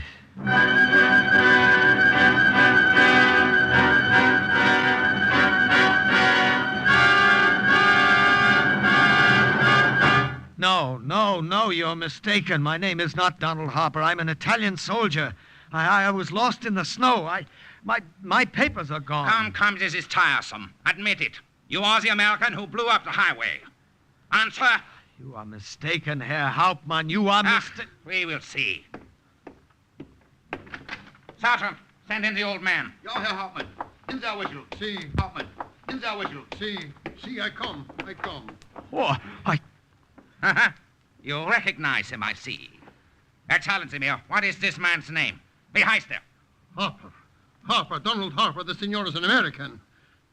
Now I have told you, you will let us alone, see? You have talked enough, go now. You will leave my daughter and me alone, and the old lady, too, now that I have told you. We have nothing to do with it. Yeah. But you will not tell my daughter. You promised, remember. She has a soft heart. It would distress her. Take him away, guard. You will let us alone, Charles. See, we are on your side, loyal fascists. You have nothing to say. Everything has been said for me. That highway has been completely destroyed. I'm delighted to hear it. That many loyal soldiers as I have been killed. Well, thank you for telling me. And what is more, you are in Italian uniform. A spy. Bullets are too good to waste on you, American. But a rope can be used again. Sergeant! Ja, Herr Hauptmann. Take this man out and hang him.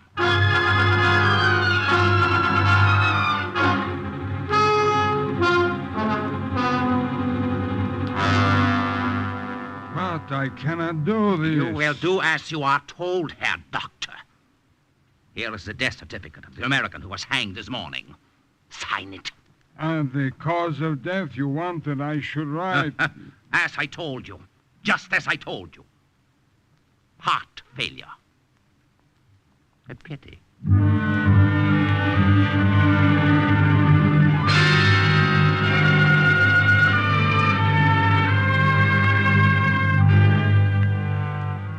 Some weeks later, 2 retreating German battalions found their escape through the Brenner Pass blocked. Captain Harper had done his job well, and the onrushing American troops caught the enemy with their backs to a mountain. Though Donald Harper did not live to see victory, he shared in it. And once again, the record of an OSS agent closes with the words, "Mission accomplished."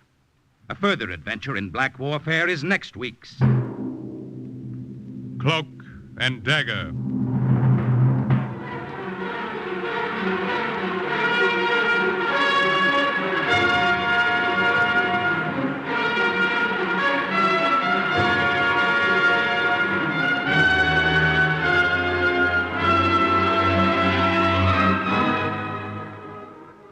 Heard in today's Cloak and Dagger adventure were Everett Sloan, Hester Sondergaard, Barry Kroger, Louis Soren, Virginia Payne, Raymond Edward Johnson, Carl Weber, and Boris Aplin.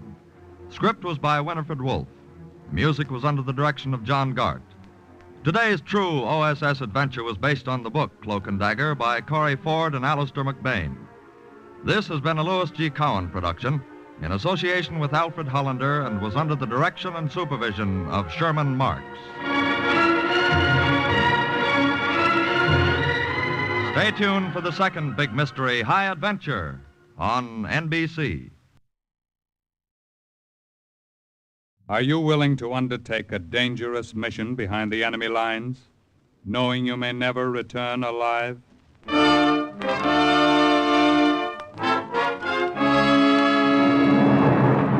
What you have just heard is the question asked during the war to agents of the OSS, ordinary citizens who to this question answered, yes.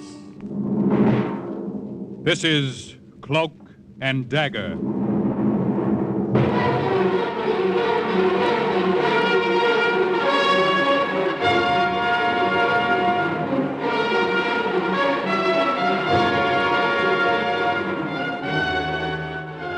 Black warfare, espionage, international intrigue.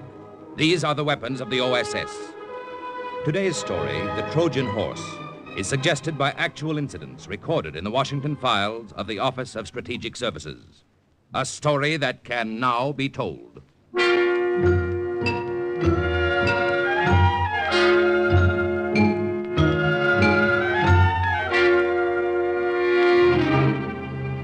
August 1942. Report to OSS headquarters in Casablanca from Agent Henri Fontaine in France. Contact with girl Gabrielle Monet was made in the Bluebeard Café in Paris.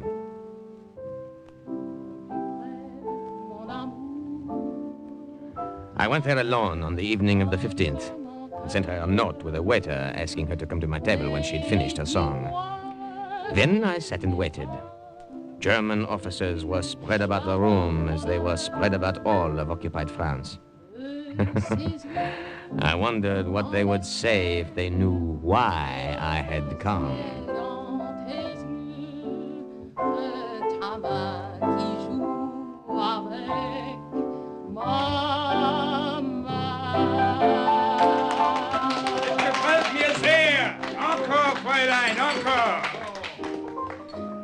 You send me this note, eh? Oui, mademoiselle. Will you join me? Why not? I drink with anyone these days. What will you have, eh? What have you? Let me taste from your glass. It is very bad wine. Huh? You are right. Oh, the only time a girl may get good wine nowadays is when she drinks with the Boche. Never mind, I'm not thirsty. I enjoyed your song. Is that what you wanted to tell me? I think you are wasting your time here in Paris. Paris is wasting our time on Paris these days. I can offer you a better position in Casablanca. What did you say? Who are you? My name is Henri Fontaine. I, too, have a good position with the American OSS in North Africa. What are you saying? Before the Germans came to France, I was a poor poet. They did me a service. Now I'm a rich spy. You sit here in a room full of Germans and tell me this? What makes you think I will believe you? What makes you think I won't turn you over to the Germans if I do, eh? Mademoiselle, I am not such a brave man. Neither am I a fool. We have kept you under observation for months. We know you better than you know yourself. Is there anything you'd like to know about yourself? What do you want of me? On our side, we have only the very best. Forgers, counterfeiters, cutthroats, and spies. Will you join us? Just tell me what you want me to do.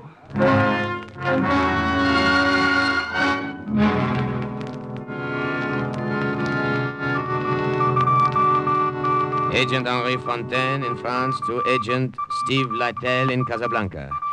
Arrangements have been made to transport the girl Gabrielle Monet to the south of France and then to Casablanca. Awaiting further instructions. Over.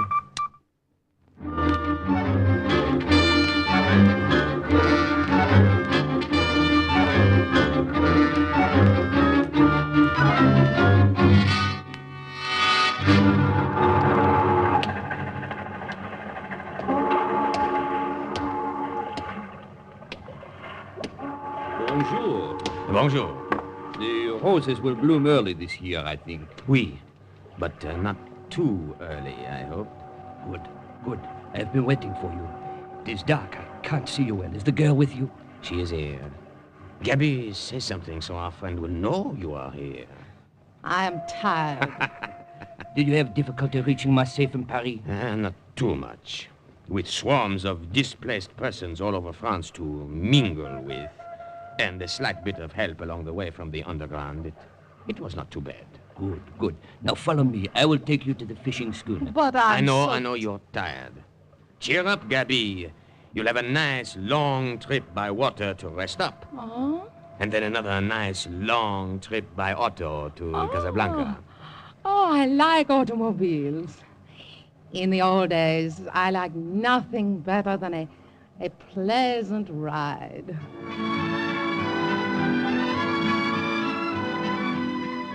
But Gabby did not like the automobile trip to Casablanca. It was probably nothing like the old days.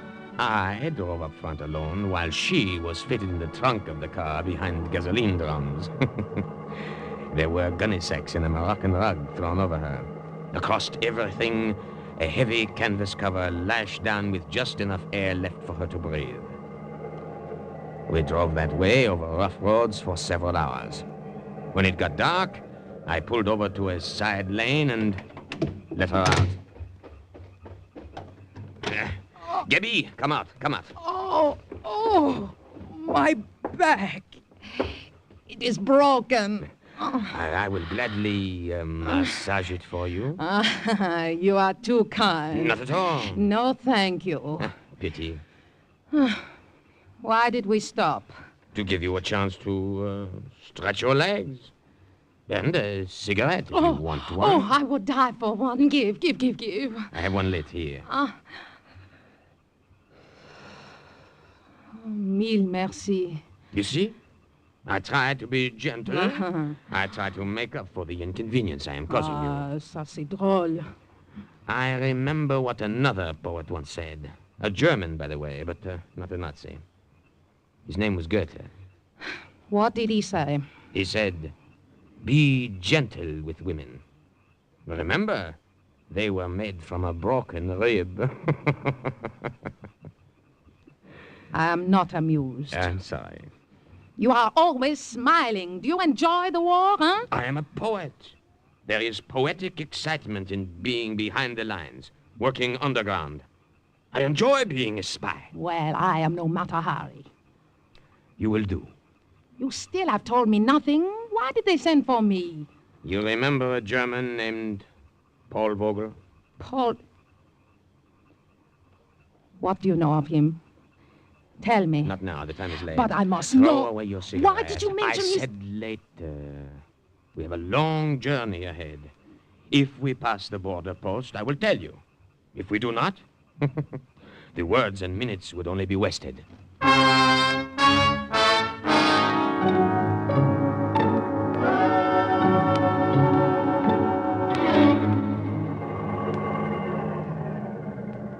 Altola! I thought I would never reach the border. It's been a long trip. Where are you headed? Casablanca. Have you anything to declare? No, nothing. Let me see your passport. Here you are.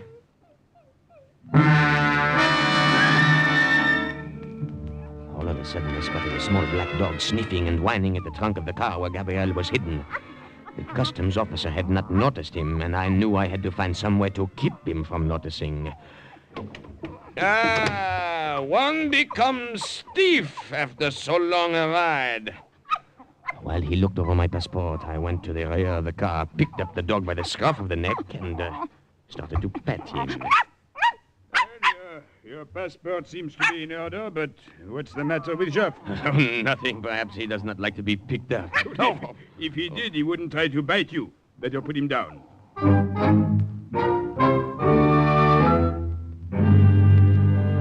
I knew if I put Jeff down, he'd go back to sniffing around that trunk. I felt like strangling that cute little black puppy.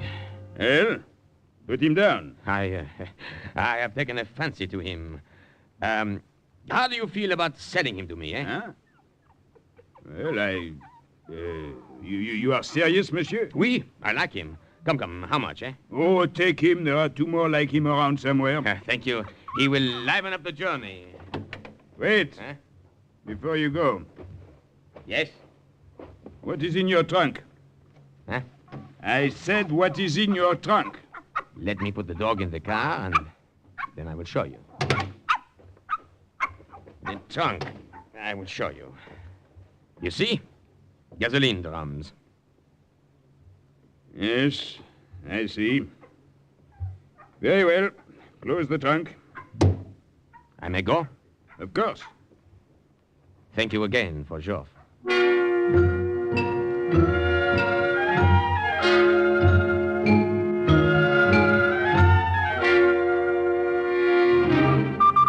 August 27th, 1942. Report to OSS headquarters in Washington from Agent Steve Lytell in Casablanca. Fontaine and the girl arrived. I knew as soon as she walked in that Paul Vogel could not have forgotten her. I only hoped her memories of him weren't too strong. Now, as you know, Miss Monet, this is an international zone. We are, in effect, neutrals. In Casablanca, we pass each other in the streets. Germans, Americans, Vichy, and Free French. You can imagine what a hotbed of international intrigue we have here. Oh, I know nothing of that kind of intrigue. Then perhaps we can broaden your horizon. Hold it, Henri. Now, listen to me, Yabby.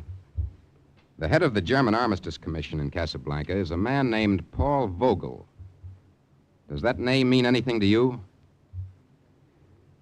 We knew each other once, before the war. Knew each other?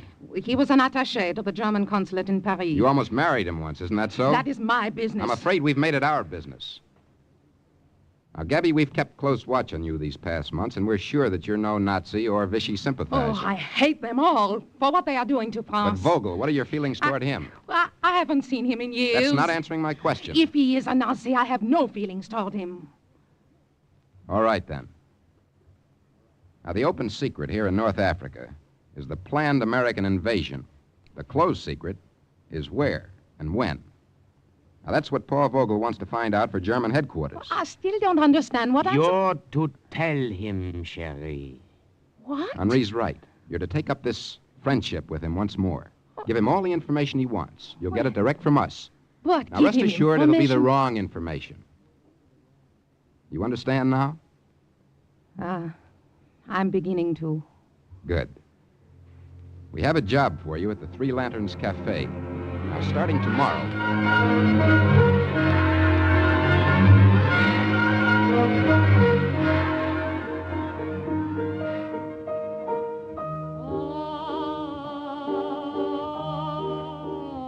Agent Henri Fontaine and I were at the Three Lanterns Cafe the next night when Gabrielle opened there. Cafe was packed, but even the crowd around the bar, officers with ribbon chests, waterfront riffraff, and black marketeers, all of them were quiet when she sang.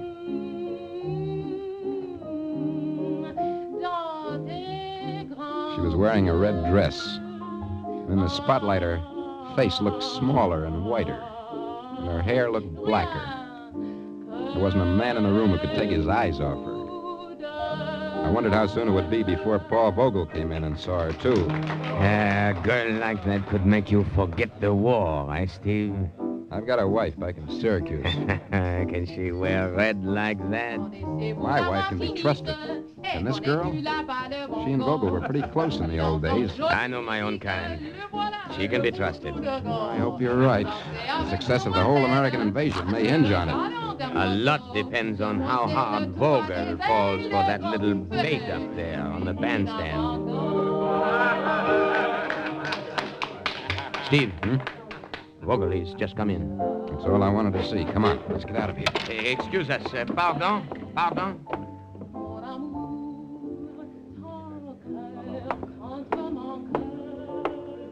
This table is free, waiter. It will do. Oui, Vogel. You wish to see the wine list? Oh, that girl. How long has she been here? The singer, you mean? She started only tonight. Tell her to come to this table when she's finished. You understand? Oui, I understand. No, you don't. You only think you do. Go tell her what I said, and bring a bottle of your best wine.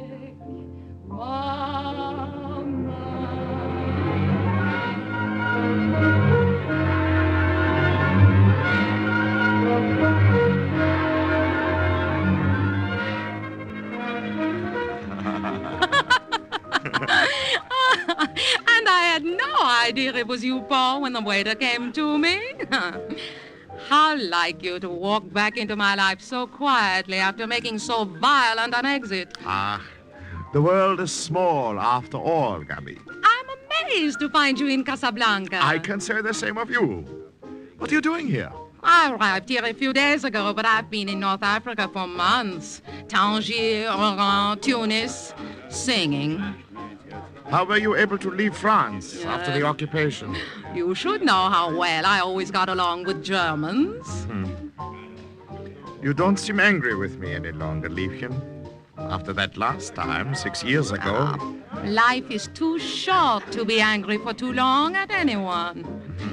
Besides, I was a fool to have been jealous over that silly blonde with the bad legs. I've even forgotten her name. Suzanne. Aha! I see you have not forgotten. Merci, monsieur. Oh, it's our wine. Gabby, how good it is to be with you again. How good it is to be with you, Paul. For you? For me. Now, we will drink to what is to be, Liebchen. What is to be?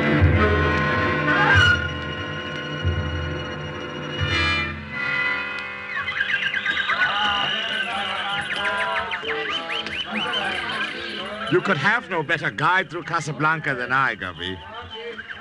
Come, what else would you like me to buy you from the marketplace? A scarf, perhaps? A gold scarf to put around your hair, yeah. Have you taken many girls to the marketplace, huh? Oh, will you be forever jealous of me, Liebling? What is it, the French in you? It is the woman in me. I imagine you are in great demand by the women here. The chief of the German Armistice Commission. How did you know that? I know more than you think. Oh? Would it interest you to know the name of one of the most important American agents in North Africa? Who? Steve Lytle. What do you know of him? I know him. And he knows the details of the planned American invasion. Come. I will buy you a gold scarf. Well, have you nothing to say of what I just told you? I knew that already. I, too, have agents. However, thank you for telling me. I can promise you more than a gold scarf if you find out additional information for me. Is this possible? It might be. Very possible.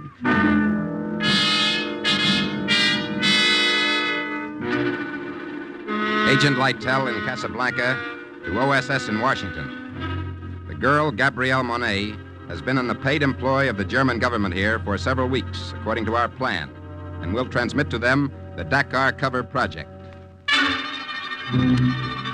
September 1942. Report to OSS headquarters from Agent Monet. I had a feeling that things were going too smoothly. I seemed to be holding my breath, waiting for something to go wrong. And on the night of the 29th, it did. Paul Vogel was in my room above the cafe.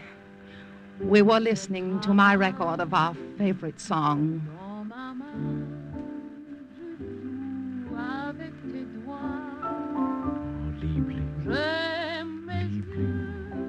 You'll have to go soon. It is late. Forget the time. Who would think it would come to this again, Gabi? After that day in Paris, when we quarreled so. I remember that day. We showed poor judgment to argue out of doors. It was raining. I got a terrible cold in the nose. Poor Gabi. Let me kiss that poor nose. Sherry.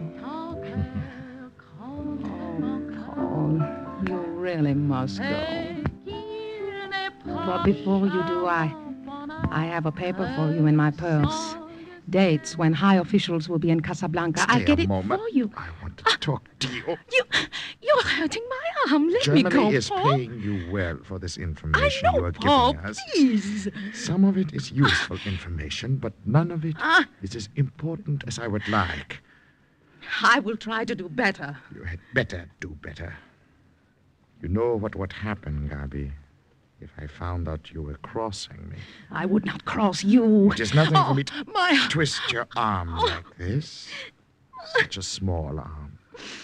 Think what I could do if I really tried to hurt you. You hurt me now because you don't trust me. What do you want? You claim to know this American like I that. do. You claim you get your information from I him. Is that do. all he gives you? What about his love? Oh, Does he give you that too? Paul, the shoe is on the other foot. Now it is you who are jealous. Oh, how foolish of you. Think, would I lie to you? Gabi. Gabi.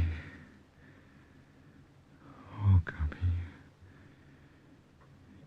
If you ever lie to me, I would rather see you dead at my feet than standing looking at me and lying. You'll hear what I say. Yes. Yes, I hear. I hear.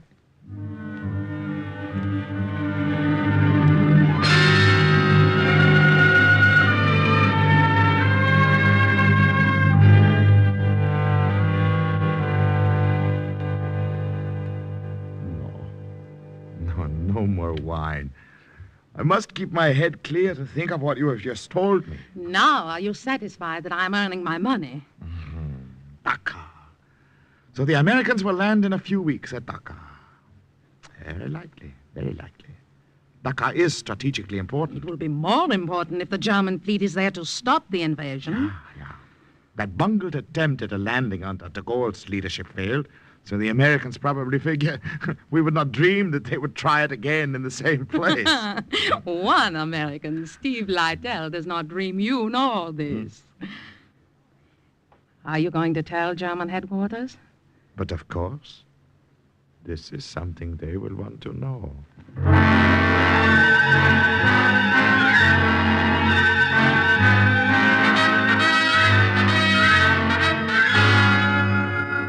He believes it, Steve, every word of it. Good. The German fleet is being sent to stop the invasion at Dakar. Good, Gabby. Good work. Steve, radio report just in from Gibraltar. What is it? No. Let me tell it, Geoff. General Clark will rendezvous on October 21st at Point Agreed near Algiers. You know what that means? Final preparations for the Iran invasion. Nothing must go wrong now. Nothing.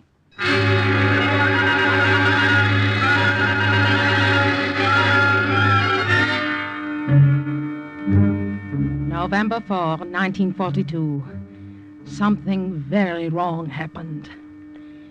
Paul came to my room just before I was ready to go downstairs to the cafe. Paul! Gabby, your friend Lytle has been playing you for a fool. You hear what I say? I don't understand. The invasion is not Dakar. I just learned myself it's to be Oran. Oran! And the German fleet, on my suggestion, is waiting in Dakar for nothing. Paul. And will continue to wait for nothing. Paul, it can't You be. know what this will mean to me? Do you realize what the High Command will do to me for this? Please, Paul. I'm ruined. Perhaps your latest information was wrong about Oran. No. It all ties in. They, the Americans, wanted me to believe that... Gabby, what had you to do with this? Now what are you saying?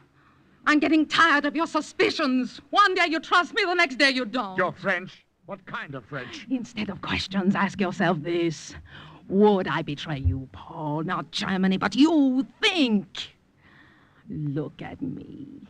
Look at your Gabby and answer.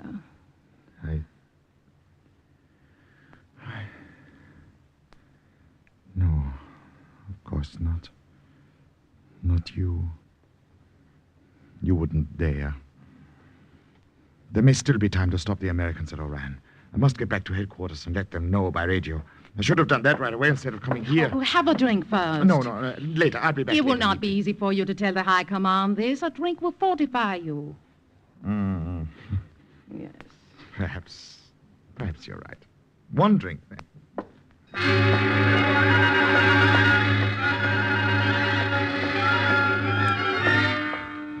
Paul sat on the edge of the couch, his head in his hands. I remember thinking how very blonde was his hair, how large his hands. It was not difficult for me to drop half the L tablet from my purse into his glass as I poured the liquor over it. Here you are. Poor Paul. Pauvre petit. You look so tired. Drink. Where are you going? To put on the record you like. We've played it so often lately, Paul, that one of these days it will just rise up in protest. You tired? No, why should I be tired? I must go now. I've had my drink. Hear my record through, then you will go. No, now. I must go now. You're so good to me, Gabby. You love me. You love me very much. His head had fallen on his arms and rested on the table. The tablet had begun to work as I knew it would. I got the automatic pistol that had been given to me by the Americans and shot him twice through his very blonde head.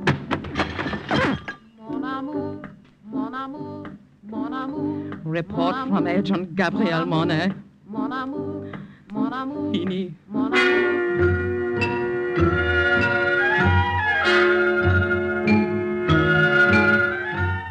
it ought to come any minute now, news of the invasion. I've had word that Eisenhower and Clark were in Gibraltar on November the 8th.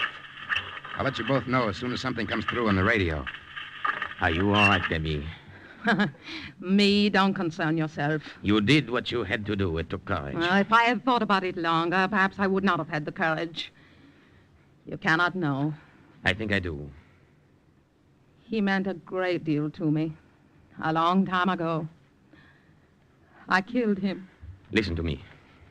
I told you something once that the poet Goethe said. He also said this. Give up what perished long ago, and let us love what's living. Do you hear, Gabi? Do you hear?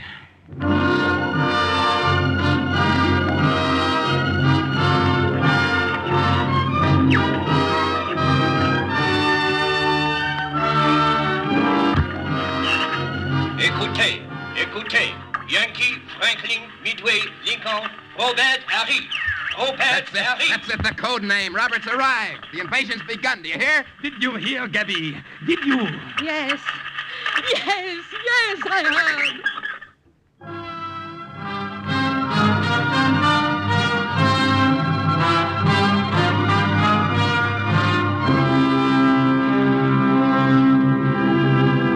And once again, the report of an OSS agent is closed with the words, Mission accomplished. A further adventure in black warfare is next week's Cloak and Dagger.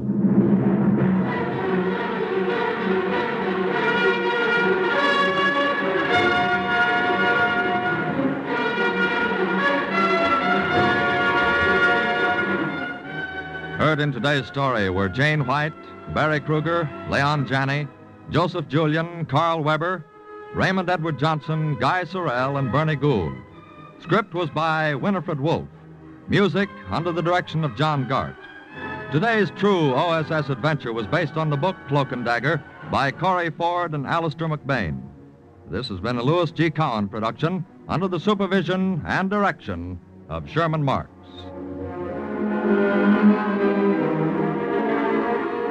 Stay tuned for the second big mystery, High Adventure, on NBC.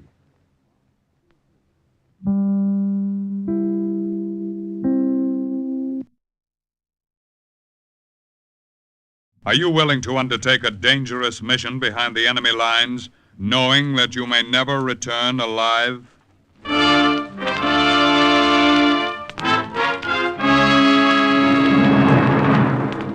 What you have just heard is the question asked during the war of agents of the OSS. Ordinary citizens who to this question answered, yes. This is Cloak and Dagger.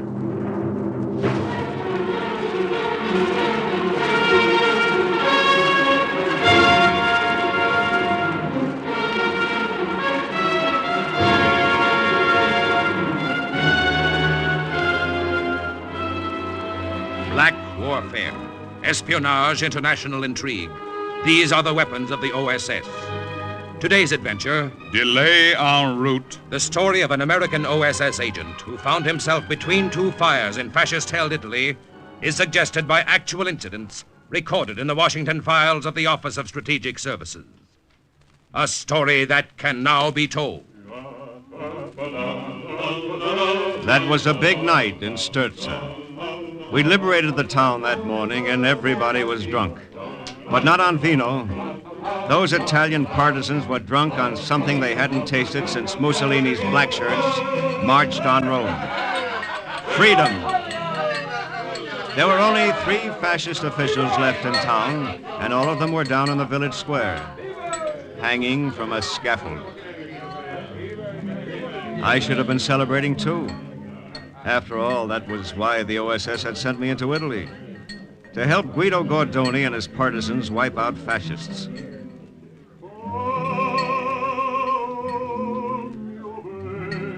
But sitting there in the tavern that night with Rosa, Guido's sister, my mind was several thousand miles away. So, Roberto, you are going to leave us tomorrow. Huh? What, Rosa? The PT boat comes for you tomorrow night, no? The night after tomorrow night, Rosa. Just 48 hours. It's going to pick me up below Savona. Oh, and you are glad? Was there ever a guy who wasn't glad to go home? Home? To America, you mean? But How can that be? The war is not over. I've got a furlough coming up, a delay en route to my next OSS assignment. I see. It is nice in America, eh, Roberto? Yeah. Yeah, it's nice, Rosa. It'll be autumn when I get back to Vermont. The trees will just be turning. I would like to see Vermont. Maybe you will someday. You know what I mean, Roberto. I would like to see it with you. Oh. Sorry, Rosa. Guido! Here's your brother. Oh, yes. Guido! Guido, over here! Rosa. Roberto. Guido. More vino, wait. Well, where have you been, Guido? Looking for a fat fascist pig, Alberto Pelizzo. Pelizzo, the big shipyard owner? Why would he be in Strozza? He's got a summer villa just above the town. I thought he might be hiding out there. I took some of the boys up, but the place was empty. I gotta find him tonight. Why tonight? Roberto, didn't you notice? There's still room for one more on the scaffold in the square. Huh? Oh, that's right, I forgot. You haven't been to the square, have you, Roberto? No, I haven't. You don't like executions, huh? Executions are all right. It's lynchings I don't like. Those men were civilians, Guido. They were fascisti. Nevertheless, they were entitled to a trial. A trial? If they had caught you, Roberto, would they have given you a trial? That was the difference between Guido Gordoni and me. He and his partisans fought fire with fire. They'd never heard of the democratic process, but I had, and I believed in it. That was why Guido and I could fight side by side and respect each other as soldiers and yet never become friends. You've not lived under the fascisti, Roberto. You've not had a wife and child murdered, as I have. Were the men you hung in the square responsible for that? Every black shirt is responsible. The men in the square, Alberto Pelizzo, all of them. When Guido Gordoni finds them, they pay for their crimes. They should pay, of course, but... But what? What, Roberto? I don't like men who say yes, but. I don't think they can be trusted. Guido, you have no right to say that to Roberto. Forget it, Rosa. I'm leaving all of you soon. You won't have to trust me much longer. I got up then and pushed my way through the crowd to the door of the tavern.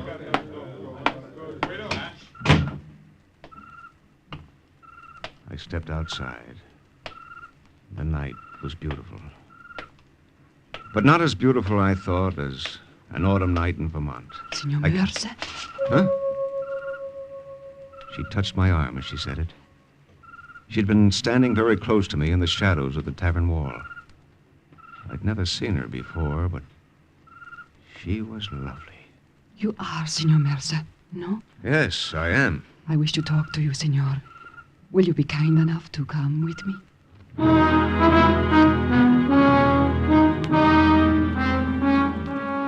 I didn't say no. It would have been hard to say no under any circumstances. Besides, her quick, frightened eyes told me it was something important. Still, I kept my hand closed around my revolver as she led me down several dark, deserted streets. This is the house, Signor. You will please go down the steps to the basement. Oh, you go first. There is someone inside, but please come in. Do not be alarmed. I'm not alarmed. Go ahead. Buonasera, signor. The man who rose to greet me wasn't armed, and he looked too old and too tired to be dangerous. Allow me to introduce myself. My name is Alberto Pelizzo. Pelizzo? Young lady who brought you here is my daughter, Maria. It was good of you to come with her, signor. But it wasn't very wise of her to bring me. Why? Because you might turn us over to the partisans? Because I will turn you over to the partisans. I think not, signor. No? On the contrary, you will be careful to protect us from the partisans. You will take us out of Italy alive. You will see to it that we arrive safe and sound in America. What makes you think so? Is your government informed, Senor Mercer, of our recent experiments with radio-guided aerial torpedoes? I don't know. I could inform them. These experiments are being conducted in my own laboratories. I know more about them than any other man in Italy. I see. Also, a new type of submarine capable of great underwater speed. All right. Also, the long-sought electromagnetic pistol for torpedoes. All right. Also... All right. I get the point, Polizzo.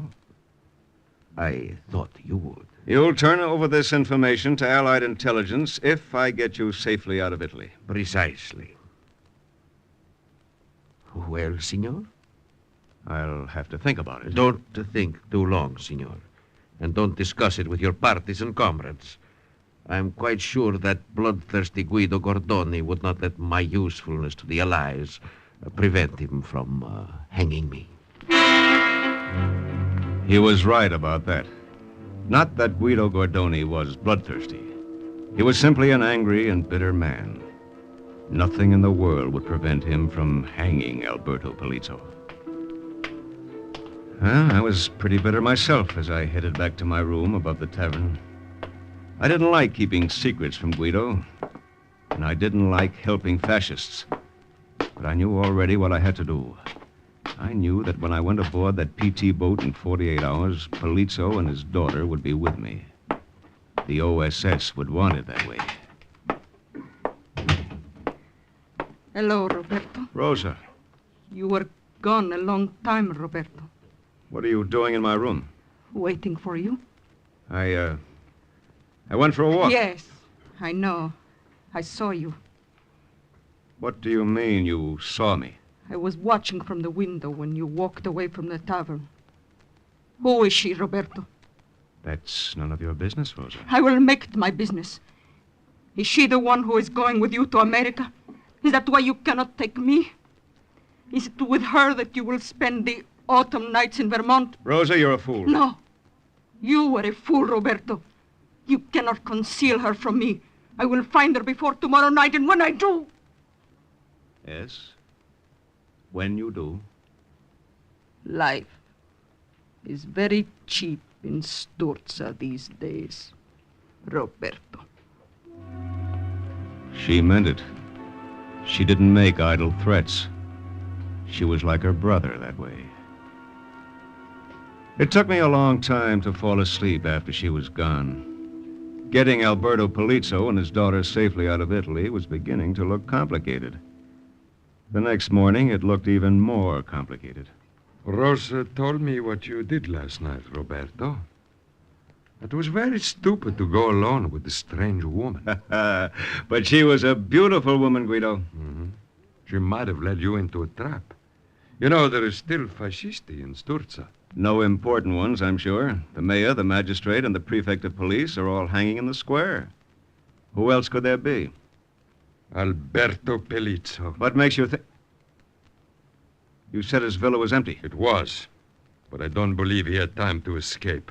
I think he's hiding out somewhere in town. And I'm going to search every house, room by room, until I find him. And then you'll string him up, too? Oh, with pleasure. He might make a valuable prisoner of war. He's a big wheel in the munitions and shipping industries.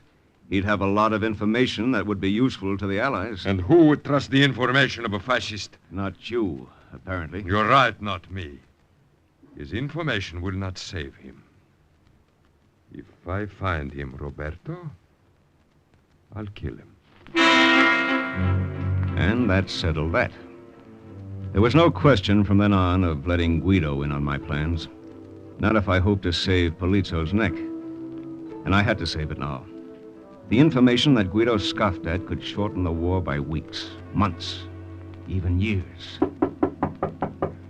10 minutes later, I was knocking at the cellar door. It was opened immediately, but not by Polizzo or his daughter. Si, senor. Who are you? Dominic, senor. The owner of this building. There was a man and his daughter here last night. They are still here. Come in, senor. Good morning, senor. We have been waiting for you. We expected you somewhat earlier than this. Oh, so sorry. I'll try not to disappoint you after this. You are ready, I presume, to take us out of Italy? I'd much prefer to turn you over to my friends. Oh, of course. But unfortunately, your preference is not what matters. Unfortunately. When do we leave, Signor? You leave Sturza tonight, Italy tomorrow night. Signor, we are grateful. We knew you would not fail us. I'm not doing this for you. Naturally. We understand that, don't we, Maria? Yes, Father. Still, we will reward Signor Mercer, no? You in your way, and I in mine. Let's cut the talk, shall we? You've got to get out of here. Get out now, you mean? But you said tonight. You can't stay in this cellar till then. You'll have to find a new place to hide. Why, Signor? Because the partisans are looking for you. They're covering Sturza house by house. No, they do not know where we are. They think you might be. They're not taking any chances on letting you escape. They want to string you up where you belong. Where can we go, Signore? How can we hide? I don't know yet. I thought maybe they... Open up in there. It is there. Right. We are trapped in here. Unless there's another way out. There is no other way, Signor. Please, Signore, please, you must do something. Shut up. Don't let them... Shut up. Dominic, what's that iron trapdoor on the wall? The coal chute, Signor. Open it. Looks just big enough. Where does it lead? To the rear of the house. But All right, let's get going. You first, Maria. You want me to climb that filthy coal chute. What about my clothes? What about your neck? She scrambled up the chute and Polizzo followed her. I went last. I didn't see what happened to Dominic, the landlord, and I didn't much care. Where now, Signor? You've got to lie low someplace where they won't find you before tonight. But there is no such place. The best bet's your villa. The villa? They've already looked there. They won't go back. Those thieves and murderers have sacked our beautiful villa. They're neither thieves nor murderers. They're loyal patriots. We have our name for them, Signor. You have yours. And while we're together, we'll use mine. Now beat it.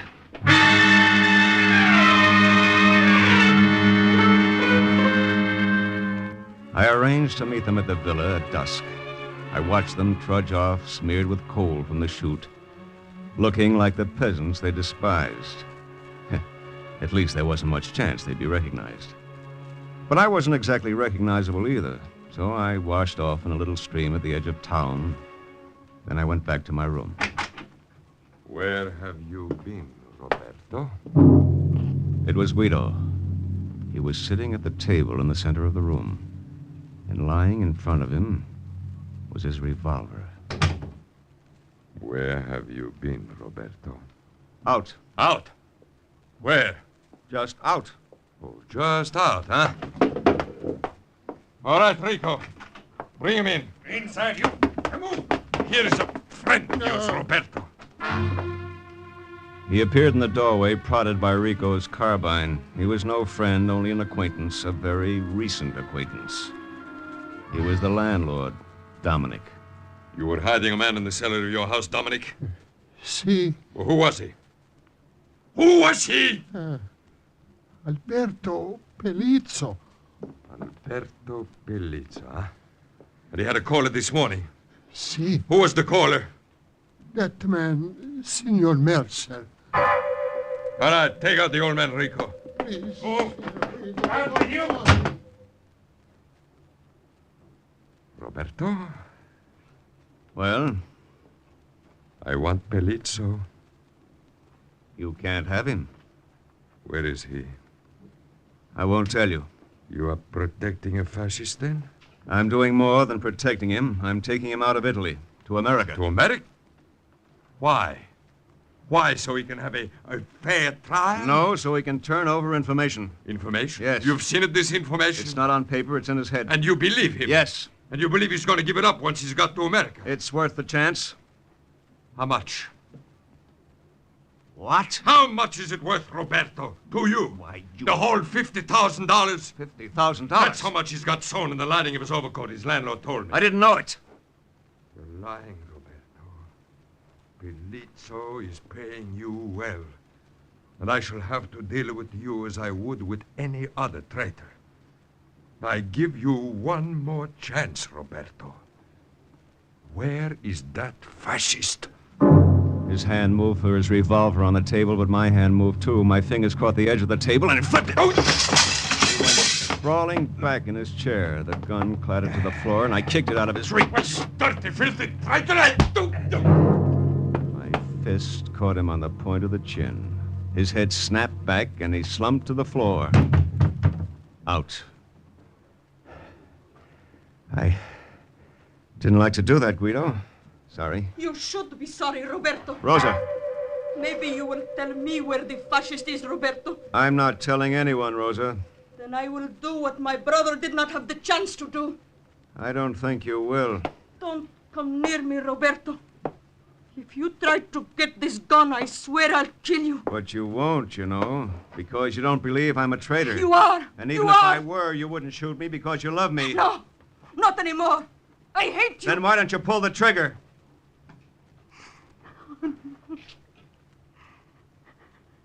Give me the gun, Rosa. Take it.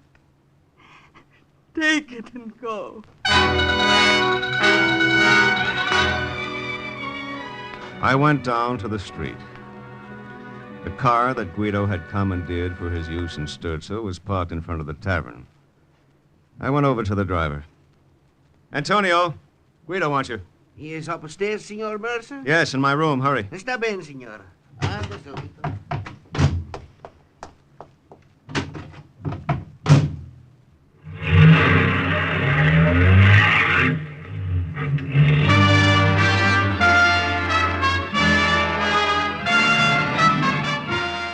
I was at Polizzo's villa 20 minutes later.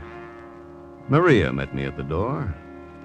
The way she was dressed, you'd have thought she was sailing for America on the Queen Mary. Signor Mercer, how nice that you have come early. Where's your father? In the library. This way. We were not expecting you until tonight. My plans have changed. Polizzo. Ah, Signor Mercer. You have arrived just in time. In time? For what? Maria and I have opened one last bottle of wine from our cellar. We shall be happy to have you share it with us. No, thanks. Maria, another glass. I said no, thanks. Come now, my dear fellow. Here, Father. Good. We will drink to you, Signor, our benefactor, and then we will drink to the new world where we are going. A world where these differences between us can be forgotten. A world where we can be friends. There's no such world, Polizzo. Oh, but of course there is. Your glass, Signor. I don't drink with fascists. You have consorted with rabble too long, Mercer. Your manners reflect it. My manners are likely to get worse if I consort with your kind much longer, so let's get going. You said we would leave tonight. There's been a change of plans, Father. That's right. We're starting for the coast right away. Get your things. Very well. And, Polizzo. Yes? We'll be driving through fascist-held territory most of the way. You might be tempted to make a break for it. If you do, I promise I'll bring you back and personally hang you from that scaffold.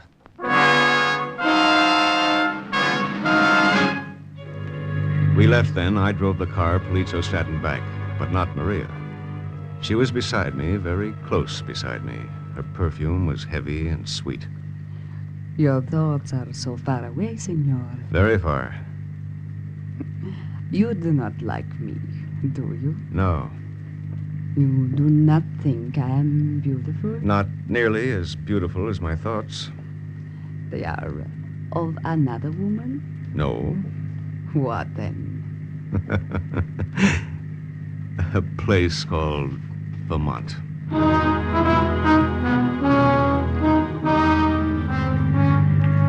It was night when we reached the main highway to Savona. Guido's partisans were far behind us by then, and I thought it would be clear sailing. I was wrong. What is the matter? Why do you slow down? Look up ahead. Roadblock. Roadblock? Partisans? No, not partisans. This time it's your friends. Remember, Polizzo, I'm waiting for you to say just one wrong word. Let me see your papers. You're in the back seat first. Here they are. You will find them quite in order. I will be the judge of that. Alberto Pelizzo. Yes?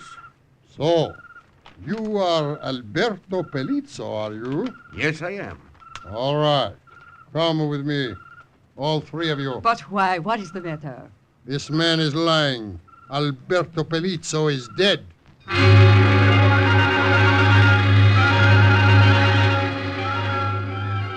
They led us to a small house down the road. The one with the rifle stayed with us while the other one disappeared into a back room. I was still watching Pelizzo. I was still waiting for him to say that word. Here is the man, Major. The man who calls himself Alberto Pelizzo. Let me see him, Corporal. So, why should he not call himself Alberto Pelizzo? You recognize me then, Major? But of course, senor, and I am delighted to see you.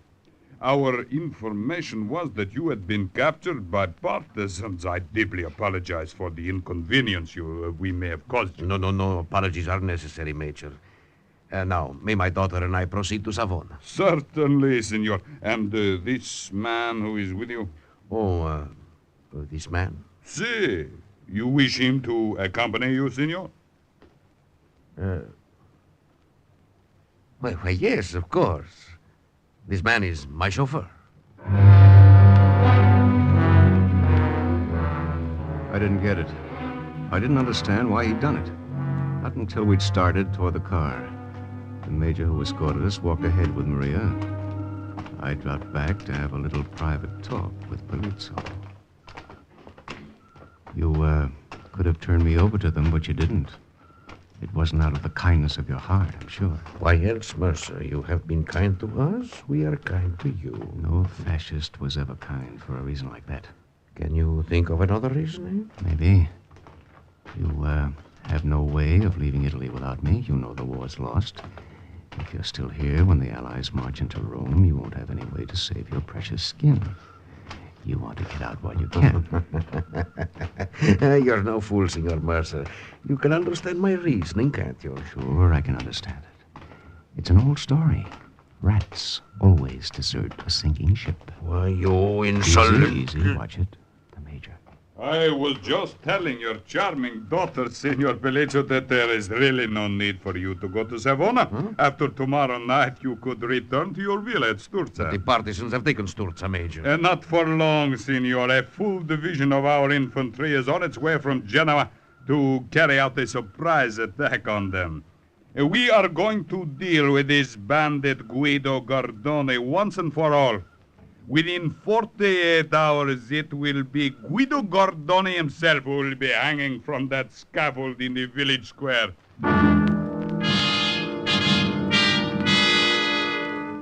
That gave me something to think about the rest of the way. I kept on thinking about it all the next day, and I thought of Vermont, too. Yes, I thought a lot about Vermont and how those trees would look in the fall to anybody who was lucky enough to see them. The roar of the surf against a lonely stretch of beach below Savona drowned the noise of the PT boat's motors. We didn't hear it, but we saw it lying offshore. The dinghy it put over its side scraped against the hard sand of the beach. Lieutenant Mercer? Yes? Bosun's mate Curtis, sir. Do these people go aboard too, Lieutenant? Oh, yes. Here's a letter. Give it to your skipper. It explains who they are. Yes, sir. But aren't you coming, sir? No.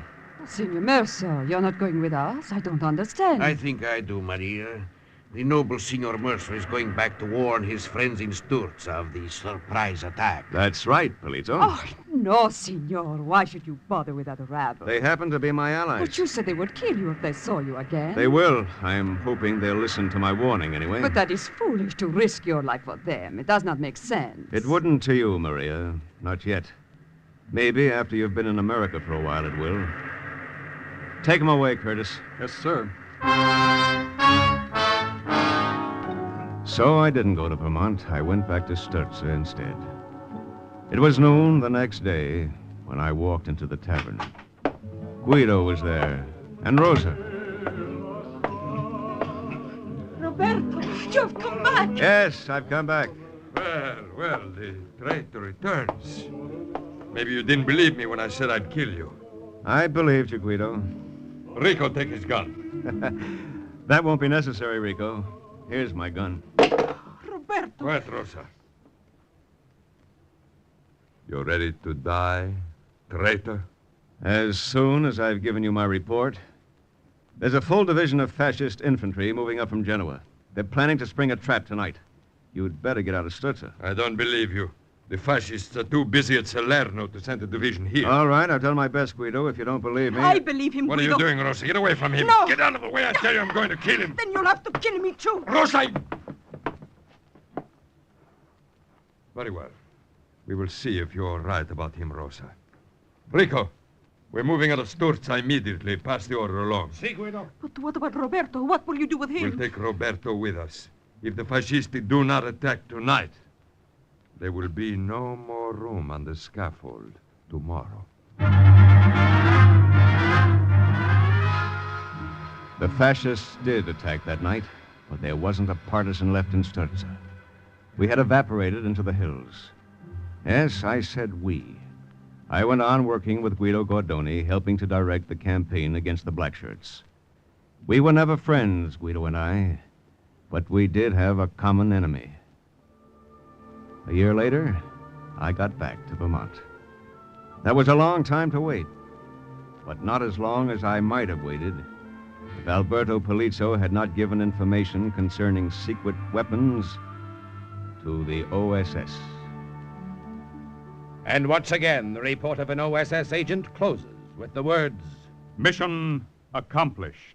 Listen again next week for another true adventure from the files of the OSS on Cloak and Dagger.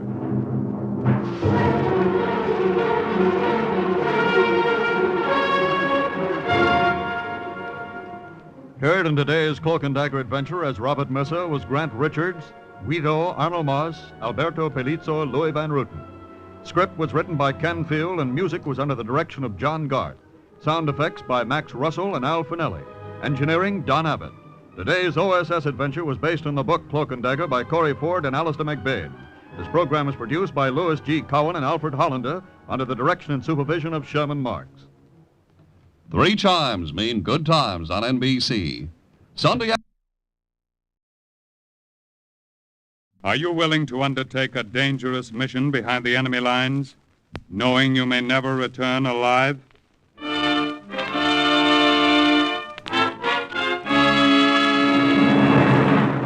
What you have just heard is the question asked during the war to agents of the OSS. Ordinary citizens who to this question answered, yes. This is Cloak and Dagger.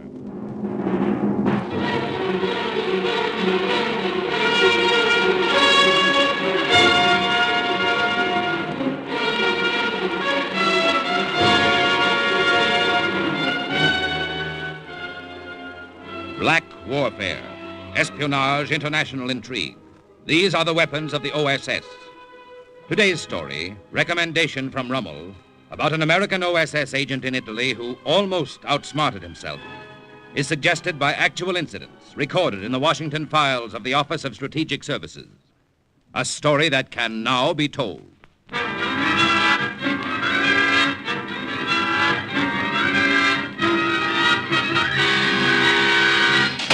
Hey, come back here. You can't leave me here.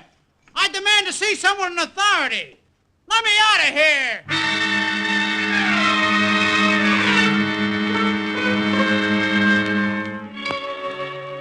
Brother, that was some spot to be in.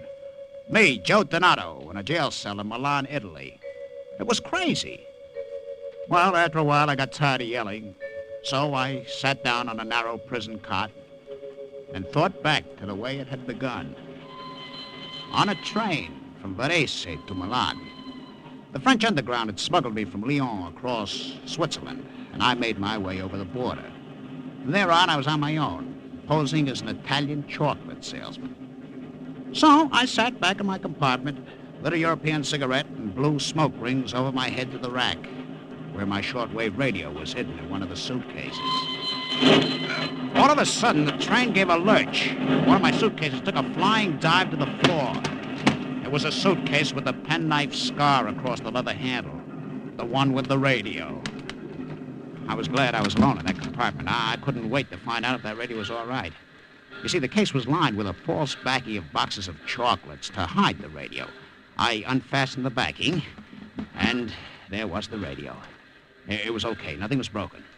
And then before I could refasten the backing, I heard voices outside the compartment door. I didn't have time to refasten the backing. I had just enough time to slam the case shut again, slide it back up in the rack, and get back in my seat. Major, what is this? I was under the impression this compartment was reserved for me alone. There must be some mistake here, Field Marshal. There was a mistake, all right. My mistake in picking the one compartment on the train that had been chosen for Field Marshal Rommel. Dummkopf, what is the meaning of this? I do not know, Senor Major. There has been a mistake, a grave mistake. Do not tell me of mistakes. This is your stupidity. You had your orders. No, I instructed the train guard very carefully. Be still. I will not have this disturbance, you understand? Yes, Your Excellency. I am sorry if I have been the cause of this. I assure you it was quite unintentional. I will take my suitcases and leave immediately. Si, va. It is best. You leave. I will find you another compartment. No, wait. It is unnecessary, conductor. The gentleman is already here. There's room for both of us. We Germans and Italians must share, is it not so? Perhaps you would prefer your privacy. It is nothing for me to move. No, I will not hear of it. Sit where you are. Actually, I will welcome company. I detest train rides. Major, arrange a table for me in the dining car. Yes, Your Excellency. You are stupid, conductor. Next time, pay attention to orders. I do not know how this happened. Such a fuss over nothing. Tell me your name. Oh, my name is Donato, Giuseppe Donato, Your Excellency. Where are you headed for, Signor Donato? Oh, I am getting off at Milano. Oh, I see. Well, we shall have time to get acquainted. Be at your ease. Time to get acquainted. Great. What are we going to talk about? Maybe I could get the conversation started by saying, Herr Field Marshal Rommel. Yes. It might interest you to know that I am an OSS spy. I am in Italy to radio back information on your northern supply concentrations. You say you are a chocolate salesman? Si, my office is in Verona. Here is my card. Well, I'm not in the market for chocolates. You may put the card back. Oh, here. You drop this. Your medical classification in the Fascisti army? Grazie. That was a great disappointment to me, Your Excellency, but you see, an old back injury kept me out of the army. You must not blame yourself for something you cannot help. Still, it is a great disappointment. Yes, I understand. Your Excellency. Yes, Major. Your table in the dining room, it is ready. Ah, yeah. Okay. I will return soon, Signor Donato. We will continue our conversation. We had talked 10 minutes, and I aged 10 years. I wondered if I should change compartments before he came back. No, that might seem suspicious. I looked out of the window. The green rolling hills of citrus and olive trees didn't tell me anything. I just crossed my fingers and hoped we were coming into Milan soon. You, Donato. What do you want with me? I do not want anything with you. The Field Marshal wants to see you, and you'd better be quick about it. Oh, see. No, leave your suitcases. Just come with me, quickly.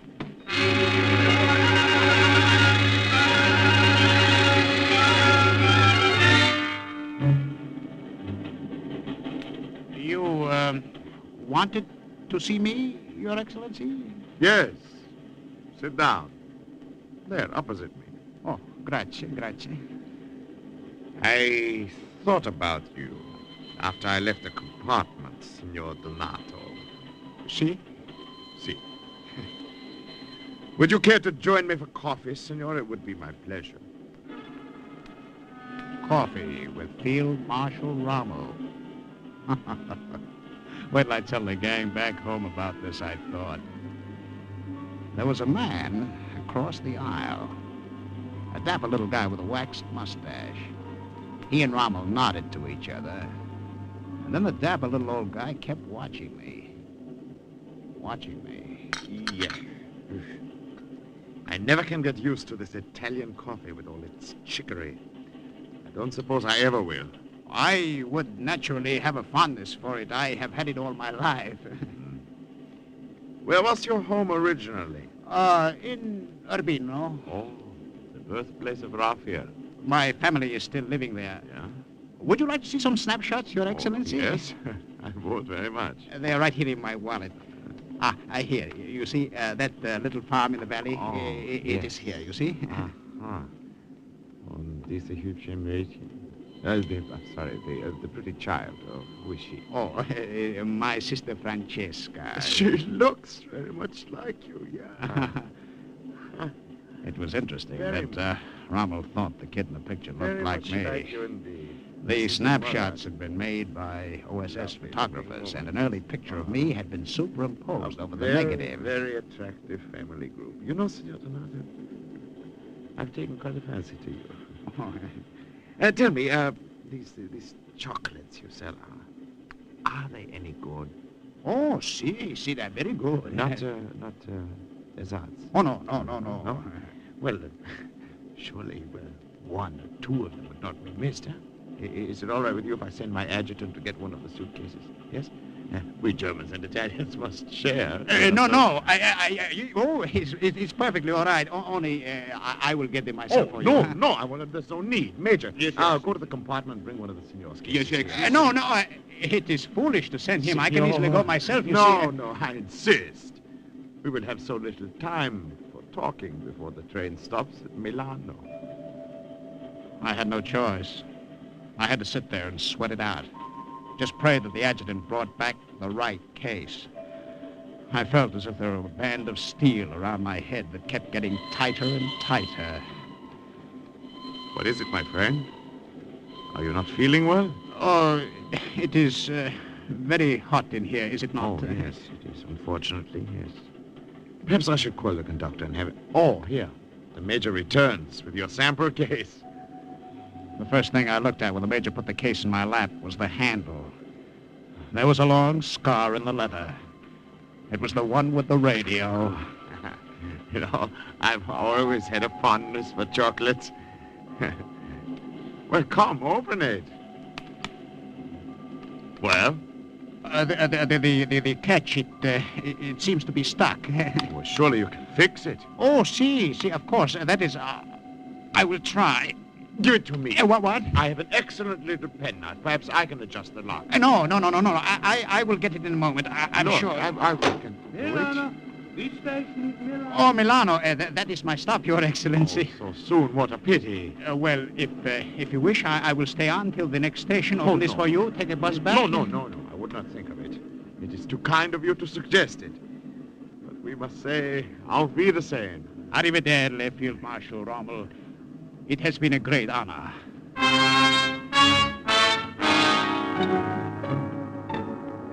I hurried back to the compartment to get my coat and hat. And then on an impulse, I grabbed the other case off the rack, and as the train stopped, I turned and ran back toward the dining room.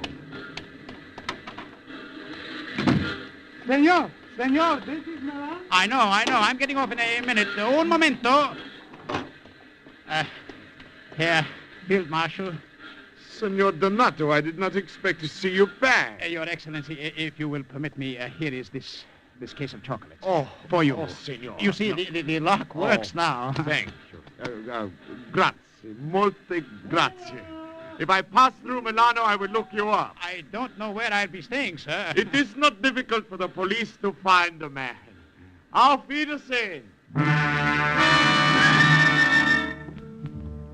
And with this pleasant thought, I left him, glad to get off that train. You don't need OSS training to tell you when someone's following you. It's an instinctive feeling you get. I started to walk a little faster, and the footsteps behind me quickened too. I passed a small coffee shop, and through the reflection in the window, I could see coming after me the man in the dining car who had never taken his eyes off me. The dapper little guy with the mustache. He and Rommel had nodded to each other. Was it a signal? Did Rommel just try to string me along? I broke into a run. Senor, stop! I didn't intend to stop until I got past that gate. Then maybe I could lose him in the crowd. I say wait! Wait! Stop him, somebody! Hands up! Guard, what are you doing? Open that gate. I am sorry, Signora. This gate is closed. Now use the south gate. But I can't... I am sorry. This gate is closed. Senor, I've had such trouble catching up with you. Who are you? Allow me to introduce myself. I'm the Count Pietro Imperiale. What do you want with me? Well, I noticed you were having coffee on the train with Field Marshal Rommel himself. I'm a great admirer of the Marshal, and I have a nodding acquaintance with him. Oh, see? What has that to do with me? Well, I happen to know, Signor, that Rommel does not make friends easily, and so when I saw you two together, Well, amico, would you do me the extreme honor of joining me at my palace for dinner this evening? It would be a great pleasure to entertain a good friend of Rommel's.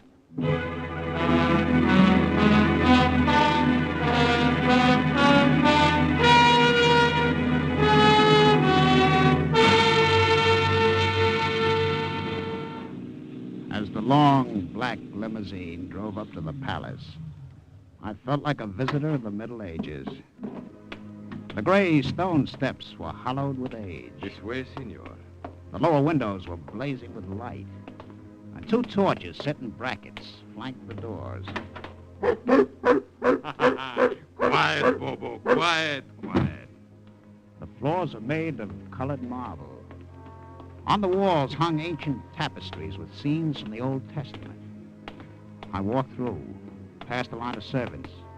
My mouth was open at all this grandeur, and I walked right into a suit of armor. Excuse me. Come, amico mio. Dinner is waiting.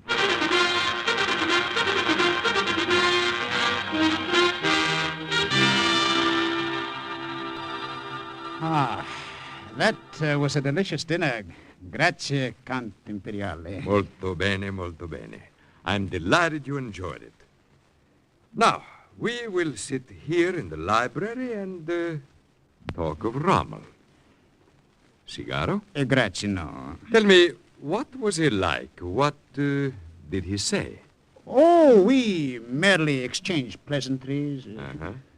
Great leader, great chief. Once when he was in Milano, I planned a reception for him. Kept looking around the huge library. He was unable to attend. What a setup for a basketball game.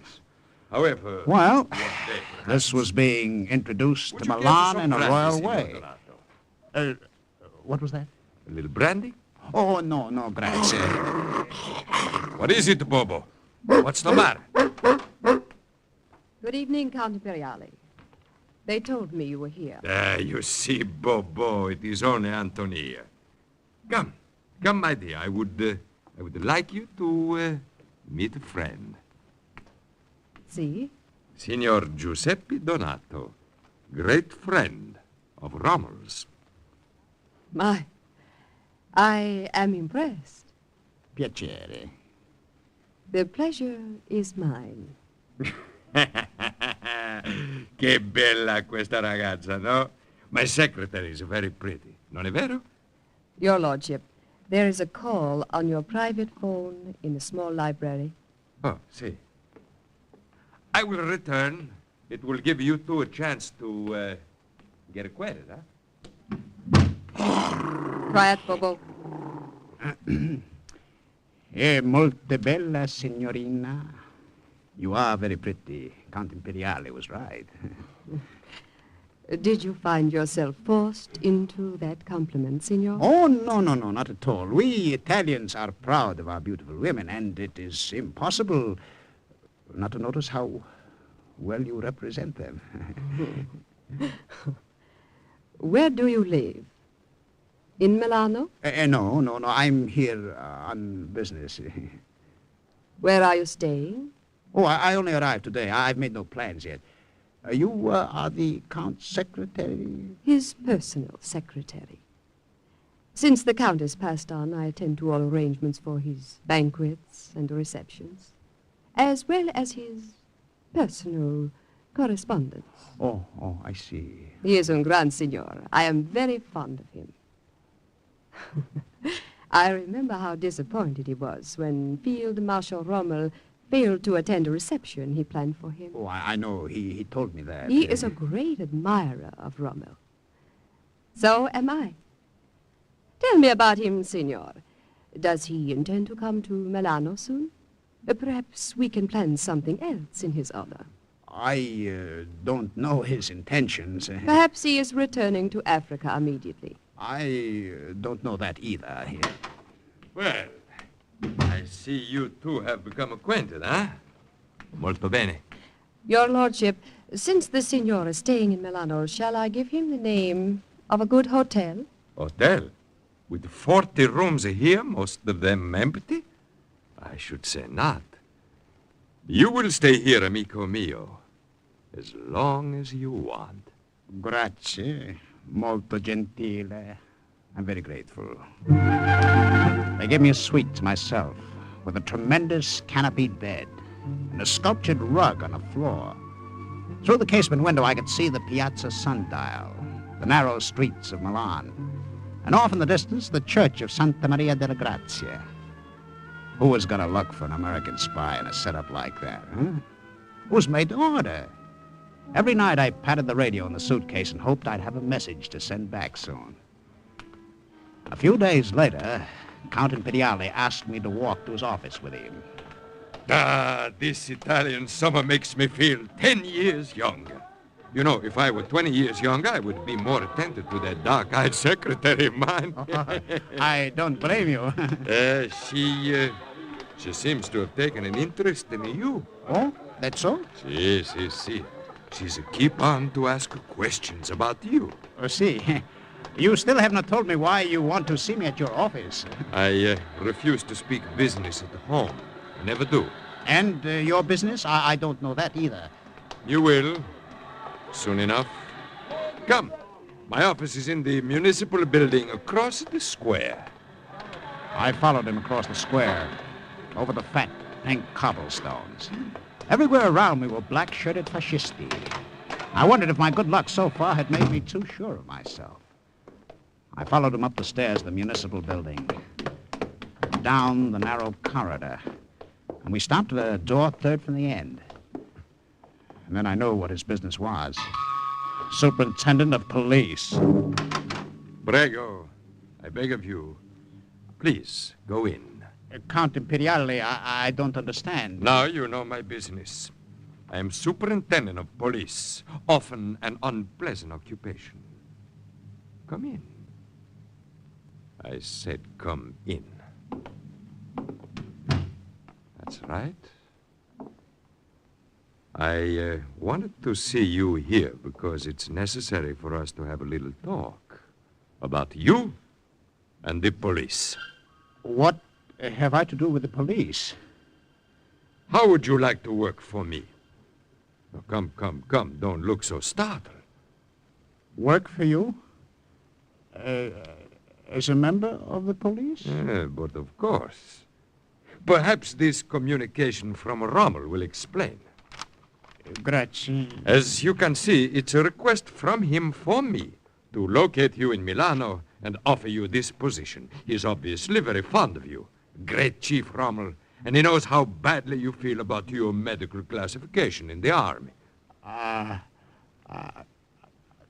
don't know what to say. Well, just to say you accept. Ordinarily, of course, I would have to make extensive research into your background before offering you this position, but a personal recommendation from Rommel hardly makes that necessary. Well, what do you say, amico mio?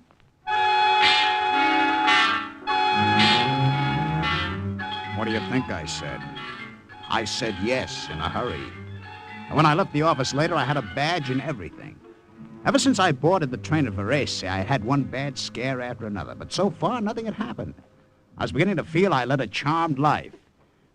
Until I got back to my suite at the palace. Quiet, Bobo. Antonia! What are you doing with that suitcase? These are excellent chocolates. Will you have one? What right have you in here? I was curious about you. I found out I had reason to be curious. I'd like you to meet two friends, Giacomo and Mario. For the first time I saw them, two men standing half hidden in the shadows of the big room. And on the chair before Antonia was my suitcase. She turned it around so I could see the inside. The backing was off. The radio was gone. Who are these men? What is this? Non ha paura. Do not be afraid. Antonia was right when she said we were friends. But This was a foolhardy place to leave your radio, Americano. I found a better hiding place in the wall safe of an unused room in the palace. It is all right, Signor Donato. We are partisans, members of the underground. You just stand there and tell me this? Why not? Your American radio has given us proof of who you are. No doubt you want proof of who we are. Escolta. I'm listening. We will tell you all that you came here to find out. All you have to do is to ask, and we will answer. We will answer even before you ask. The Nazis are using northern Italy as a supply base for the Africa Corps. In fact, Rommel is expecting air reinforcements to leave here at the end of the week. How many planes? 75 bombers. Where are they? In a field at Caravaggio, 10 miles west. You emptied my valise. There was an altitude bomb there. Did you find it? Is this what you mean? Yes. Is there anyone in the underground who can duplicate it? The professor of chemistry in the University of Milano is a friend. Why? You see, if you remove the pin from these bombs and plant them in an airplane, they'll explode automatically when the ship gains altitude. We will let you know when you can see the fireworks. And another bit of information. See. It might interest you to know that you have been talking to a member of the Fascisti secret police.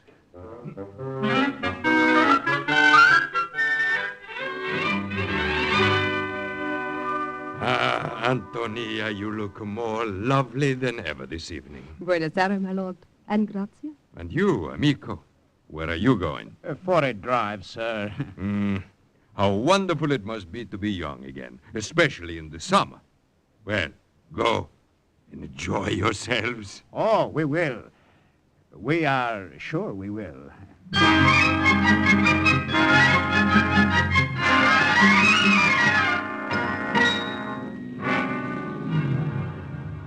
It is fortunate the Count did not invite himself along. You're sure we can see everything from this hilltop? Very sure. When the planes take off from Caravaggio, after midnight, we will see them. It's cool up here on this hill. Not cool enough to offer you an excuse to put your arm around me. Oh, you remember what the Count said. We are young. It is summer. Signor, this is business. Ascolta. Listen. The planes. They are taking off. Any minute now. Any minute. What if something happened? What if they weren't able to plant those bombs? What if... What if, eh? Although this seems a poor way to repay Rommel for his hospitality. Rommel didn't get his 75 Luftwaffe bombers. No sky protection, and that played a part when he was thrown back from El Alamein a short month later. The OSS continued to get total information on northern Italy, supply concentrations, troop movements, and underground activities. Each time police triangulation detected my radio antenna, I, as a member of the secret police, would lead a raid. Having first, as a member of the underground, moved it to another spot. And then one day, the Americans took over Milan. I walked into G2 headquarters to give them a personal welcome. What do you mean, just walking into my office like this? Sergeant, who is this guy? Sorry, Major, I couldn't stop him. By the black shirt he's wearing, whoever he is, I don't like him. Now, wait a minute. You boys got me wrong. What I came to tell you... What's your name? Donato. Lieutenant Giuseppe, Joe Donato. Look, you don't understand. I'm a member of the OSS. Yeah, sure, he's a member. Look, Mac. That's enough, Sergeant. Donato, according to our list, you're a high-ranking member of the Fascisti police. Thanks for giving yourself up. I'm not giving myself up. That's what you think, Mac. I tell you, I'm a member of the OSS. We have your full record, Donato. In his own reports to Fascisti headquarters, Count Imperiale thought very highly of you. I don't care what he thought. And in the files, we found a personal recommendation from Rommel about you. A personal recommendation from Rommel, and you expect us to believe you're a member of the OSS? But you... Take him away, Sergeant. Throw him in jail. You can't do this to me. I'll write to my congressman.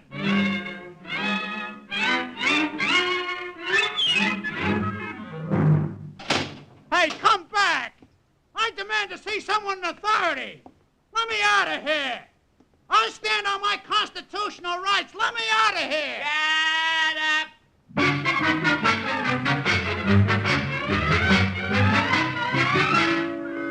A week later, OSS in London sent verification on Lieutenant Joseph Donato, and an embarrassed G2 headquarters released him from jail.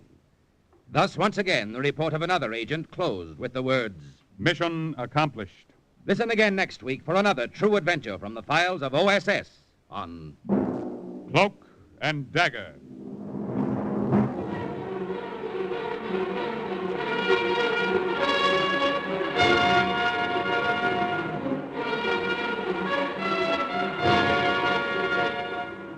Heard in today's Cloak and Dagger adventure as Joe was Ralph Bell, Rommel, Barry Kroger, the Count, Arnold Moss, Antonia, Jan Miner, the Colonel, Raymond Edward Johnson. Others were Boris Applin, Jerry Jarrett, and Carl Weber. The script was written by Winifred Wolfe and Jack Gordon. The music was under the direction of John Gart.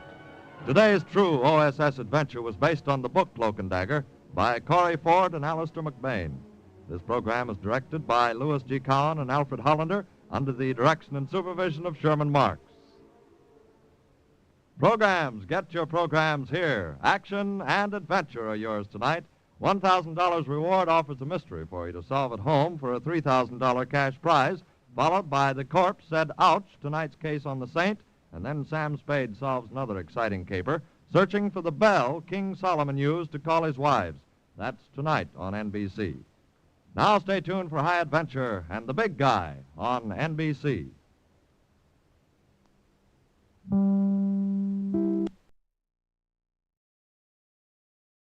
Are you willing to undertake a dangerous mission behind the enemy lines, knowing you may never return alive?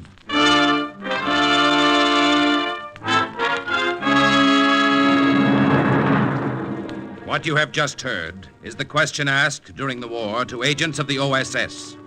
Ordinary citizens who to this question answered, yes. This is Cloak and Dagger.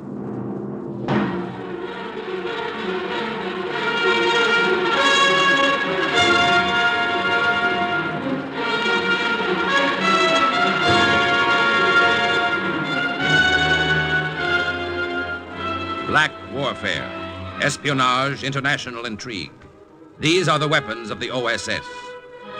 Tonight's story, Seeds of Doubt, concerning an OSS agent who tracked down Nazis in American uniforms, is suggested by actual incidents recorded in the Washington files of the Office of Strategic Services. A story that can now be told.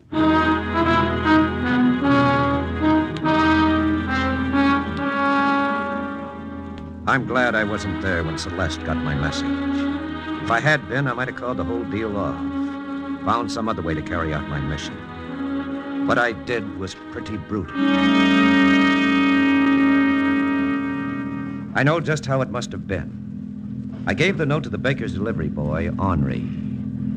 He must have driven the dilapidated old truck through those majestic iron gates of the Chateau Breton, 12 miles south of Paris, circled the huge house and come to a stop at the servants' entrance.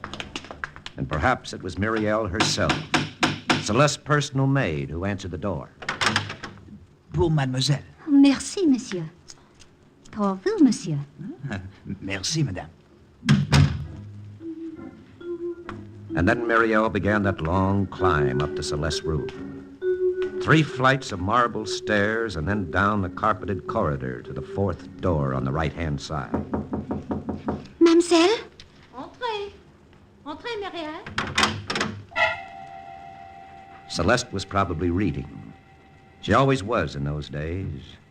It was a way of passing time while she waited for some word from my friend, Paul Blanchard. A message, mademoiselle. A message? From whom, Muriel? I do not know. It was all so mysterious. A baker's truck was at the door, and the boy gave... No, never mind. Give it to me. Voilà, mademoiselle. Oh, that handwriting. Mademoiselle, it is not from... No. Be quiet. Oh, mon Dieu. But then it is... C'est ça. It is Paul. My Paul. He is here in Paris. He is waiting for me in the cafe in Montparnasse. Oh, le bon Dieu. I was afraid he was dead.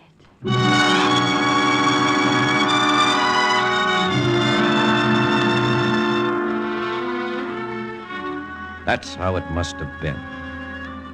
And all the while I sat in a dingy little room in the back of the Café de Trois Chats, drinking cognac, feeling like a dog, waiting.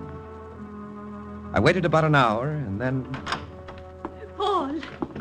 Oh, Paul! Oh, Mademoiselle Breton? Oh, you are not Paul. No. Where is he? Mademoiselle, I was a friend of Paul Blanchard. But where is he? Where is Paul? Mademoiselle... Answer me. Very well. Paul is dead. Like I say, it was brutal. But is there any way of saying it that isn't brutal? She tottered toward the table and then slumped into a chair. Dead. Her face was deathly white. And yet it was still the loveliest face I'd ever seen. But this note, it is Paul's handwriting. Well, a forgery, mademoiselle. The OSS is well equipped to forge any man's handwriting. The OSS? Oh, I begin to understand. You are a... Lieutenant Martin Ingalls, Morale Office, OSS. And you deliberately told... That's right. I had to see you, but I couldn't come to the chateau.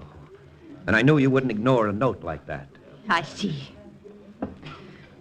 I will aid you for this, Lieutenant. As long as That'll be rather awkward, considering our future relationship. We shall have no future relationship, you and I. I think we will. I've come to Paris to take Paul's place. Take his place? Yes, as your fiancé. At first, that is. And then later, as your husband. She sat down again slowly and listened in stony silence as I told her how I'd met her fiancé in North Africa. I told her how he had described me, and then how he had described their swift, frenzied courtship in Geneva just before Paul joined the Free French forces. Then I told her how he died. Paul loved France. Yes. And he told me once that you loved her, too. And that's why I'm sure you won't refuse to make your own sacrifice for her. And that is what, monsieur? Allowing me to pose as Paul. Letting everyone think I'm the man you met in Switzerland. How do you know you could pose as Paul? That someone who might not recognize you. The OSS has made sure that it'll be perfectly safe. You see, Paul's father was a government official in Madagascar for 20 years before the war. Paul visited France only once, and that was the age of 8. And from that age until he met you in Switzerland, he hadn't set foot in Europe. So you see, no one would know the difference. I would know it. Of course. That would be your sacrifice. And how would France benefit by my suffering? I couldn't blame her for putting it like that, but I wasn't exactly flattered. I tried to explain my mission. D-Day was 6 months behind us, and most of France had been liberated. But now there was Bastogne, the Battle of the Bulge, von Rundstedt's big offensive. And black warfare is a game two can play.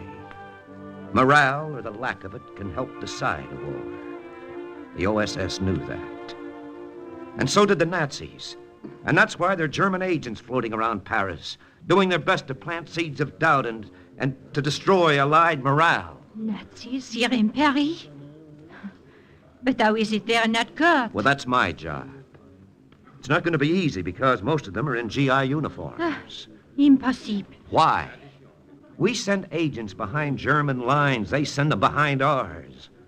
Black warfare was Hitler's first great weapon. Why do you think Poland, the Low Countries, yes, even France collapsed so fast in 1940?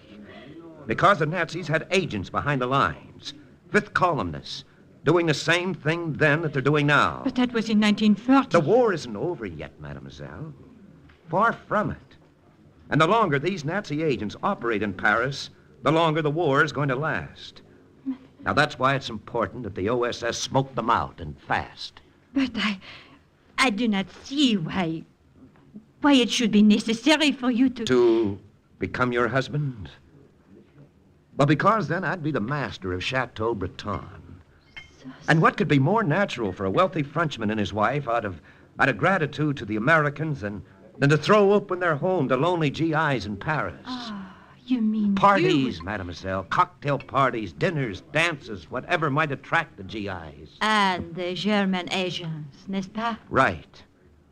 It's at affairs like that they do their work. They spread rumors and lies, stir up dissension. And it wouldn't take me long to spot them. It is a very clever scheme, Lieutenant. There is only one thing wrong with it. I do not care to be your wife. It would be a strictly impersonal arrangement. And just as soon as my job is done... No. It is out of the question. Very well, mademoiselle. I'm sorry Paul was wrong. Wrong? About you. That was another dirty trick, playing on her memory of Paul, her love for him. But it worked. In a half hour, we were engaged. Do you, Celeste Breton, take this man to be your lawful wedded husband? I do. And do you, Paul Blanchard, take this woman to be your Not one of the Paris blue bloods who crowded into the church suspected that the headquarters colonel wasn't really a minister. And I guess I was the only one who wished he were. After the ceremony, Celeste and I drove out to the chateau and settled down to housekeeping. Yes? Who is he? Your husband. Well, what is it you want, Lieutenant? Well, I just got back from the USO. I announced our first open house for Saturday. Looks like we're going to have quite a mob. We should be ready for them. You don't mind my stepping in? We can talk about it. But we just did talk about it. No? Yeah, yes, I guess we did. Then good night, Lieutenant.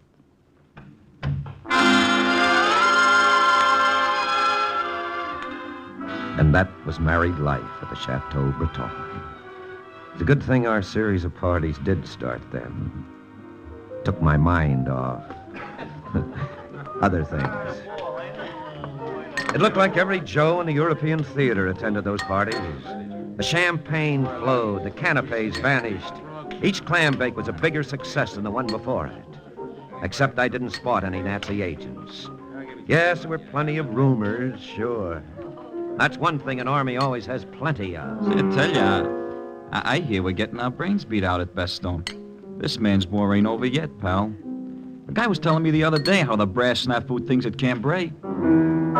Like a guy was saying the other day, if Hitler wants to negotiate, well, let's negotiate and get it over with so we can go home. I heard Hitler's got a secret weapon. Bacteriological stuff. He's just waiting for the right time to use it.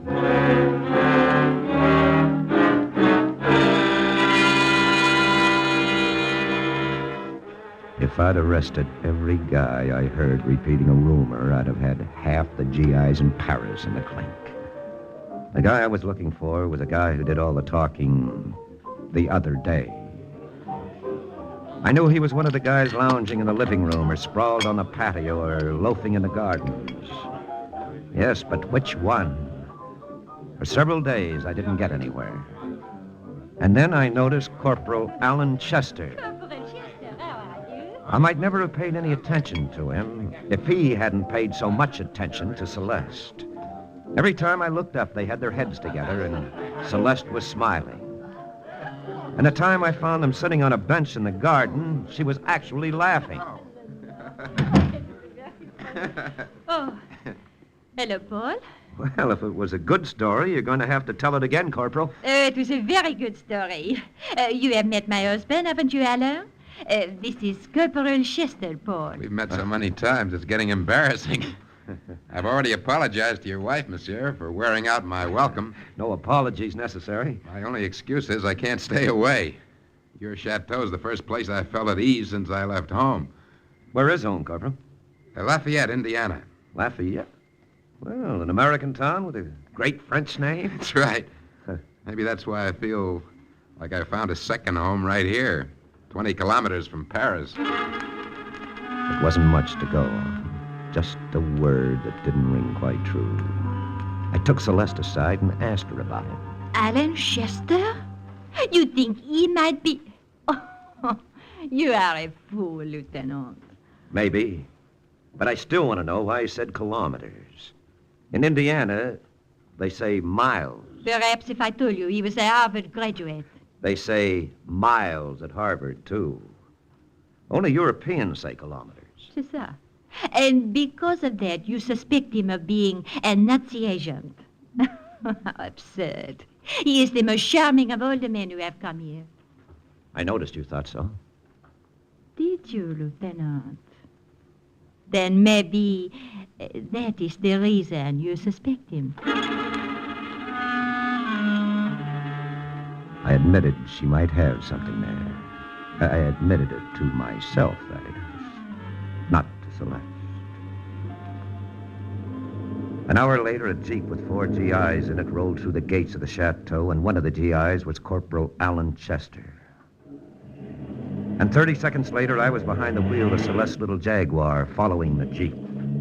Dusk was falling, and the road to Paris was lined with traffic, and it wasn't too hard to keep a few cars behind the jeep, seeing without being seen. In town, the jeep pulled up in front of a cafe on the Boulevard Saint-Germain, and Corporal Chester climbed out and waved goodbye to the other 3.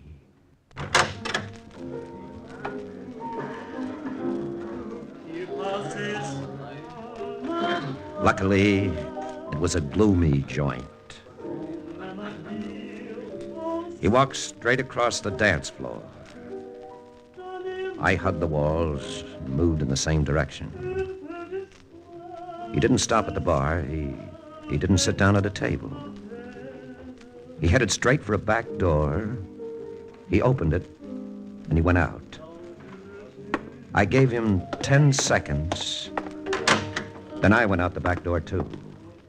It was an alley, and as dark as only a Paris alley can be. So dark, I thought there was only one guy leaning against the building. Pardon, monsieur. Est-ce que vous avez une cigarette? I dug into my pocket for a cigarette. That's when I knew that there were 2 guys. I whirled around. The second one was standing behind me, and there was something in his hand that looked like a blackjack. My fist shot out quick. It connected. But number 1 was on me then with a hold, and I hurt. I broke away, and I let him have it. And that's when I found out what it was the other man held that looked like a blackjack. It was a blackjack. I hit the cobblestones. For a moment, I saw number 2 standing over me and heard a girl singing far away. Then I didn't see or hear anything more for a long time.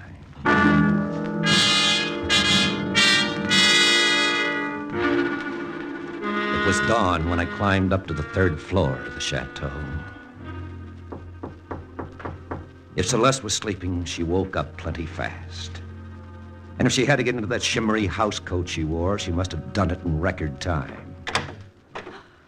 Lieutenant! Mon Dieu, you look terrible. I didn't tell her that she looked wonderful. I didn't ask her if I could come in either. I just walked past her and I sat down on the divan. I told her what had happened in the alley off the Boulevard Saint-Germain. But all the time I talked, I was thinking of something else. That we were alone. But she was very beautiful. And so now, of course, you are quite certain that Corporal Chester is a German agent. Well, that's how it adds up, doesn't it? Perhaps I am not so good at figures. These men may have been thieves. They took your money, n'est-ce pas? Well, that doesn't prove anything.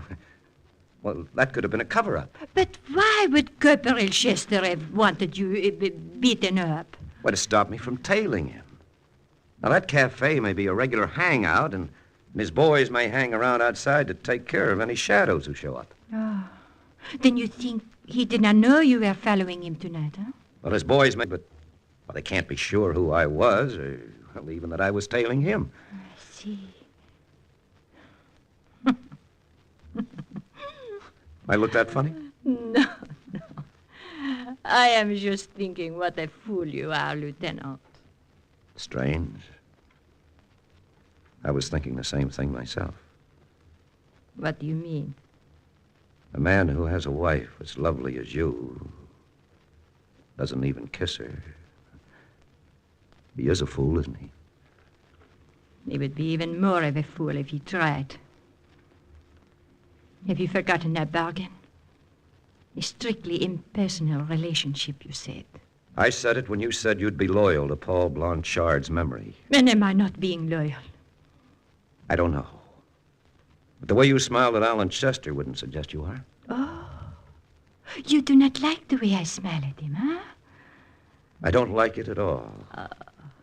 Then, naturally, you would not wish me to accept his invitation. What invitation? That is why I call you a fool, Lieutenant. You think Alan hires men to keep anyone from finding out where he is staying. Why then is he so careless with me? Why does he invite me to his room? Why, that... Oh, of course, if I went, I could tell you where he is staying. Perhaps I could tell you a great deal more. If he's a Nazi agent, I would surely find it out. Oh, but you do not want me to go. You're to go whether I want it or not. Oh, noble you are, Lieutenant.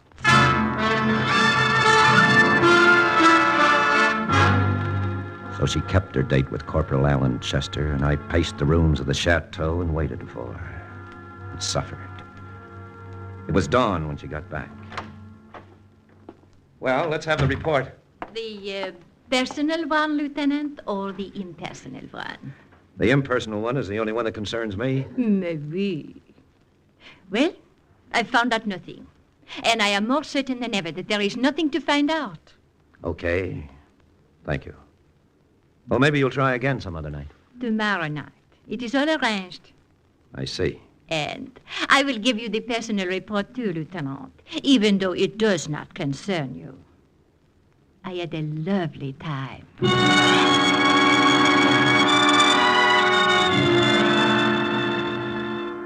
It was the next night when I began to suspect her. I suppose I started even before she came home. I tried to look at things straight, and I asked myself if I were being taken for a ride. She walked in an hour later. You are wasting precious time, Lieutenant. I still think Alan is just what he says he is, an American soldier on detached service in Paris. I have seen his orders. Well, orders can be fake. Ah, c'est ça. Then, if you are still suspicious, I will keep another date with him. Tomorrow night. I decided. An old man with bushy brows and a faintly familiar face eyed me as I approached the desk. I told him I was Paul Blanchard, the master of Chateau Breton. If you say you are Paul Blanchard, monsieur, then you are Paul Blanchard. Any reason to suppose I'm not? Mais non, monsieur. None at all. Just as there was no reason during the resistance to suppose that you were an OSS agent. I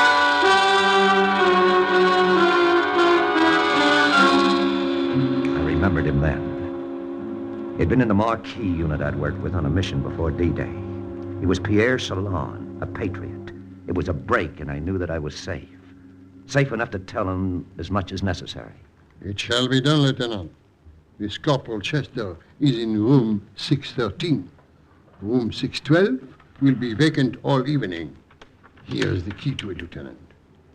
The door between the two rooms will be unlocked. And fortunately, the walls are paper thin.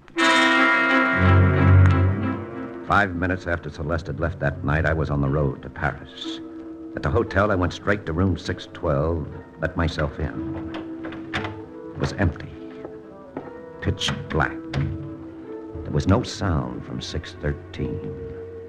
Celeste and Corporal Chester had probably gone to a cafe first. It might be a long wait. It was a long wait, and a hot one. The windows were closed. The room was stuffy. I stood there in the blackness, and the sweat poured down my face. And the minutes ticked by. Then, at last, the door to 613 opened. I pressed my ear against the wall. Oh, at last. Pierre was right about that wall. It was paper I thin. thought we'd never get up here, darling, where I could kiss you. I've been wanting to kiss you all evening. Oh, Alain. The sweat was rolling down my face harder than ever. I don't see how I'm ever going to be able to leave you, Celeste. This is really our last meeting. I'm leaving Paris tomorrow morning. It is very hard to face. Alain, Yeah? if I were not married, if Paul were not really my husband. What's the use of saying it? He is your husband. But what if I tell you he is not? What if I confess it is all a sham and mockery? I wasn't sweating anymore. Now I was so cold I I shivered. don't understand, Celeste. You mean he's only pretending to be your husband? Oui, only pretending. But why? In order to trap you. He is an American, an officer in the OSS. He thinks you are a Nazi agent. The butt of my revolver was cold, too. My hand squeezed tight around it. Is this true, Celeste? He actually thinks I'm a German? Yes, and I think so too. I know you are, Celeste. but I don't care. I would not have told you my secret if I did. I love you. How long would you go on loving me if I were an enemy of France? What is France to me? What is any country to any woman? I would love you no matter what you are. All right, Celeste. You're right. I'm a member of the intelligence service of the Third Reich. I twisted the knob, jerked open the door, and stepped into room 613. Lieutenant. Thank you for selling me out, mademoiselle. If you weren't a traitor, I might never have been sure about Corporal Chester. There was a lamp on the table, the only light in the room, and it stood behind him. As I spoke, a swift movement of his arm sent it crashing to the floor. Now there was darkness again, enveloping all three of us.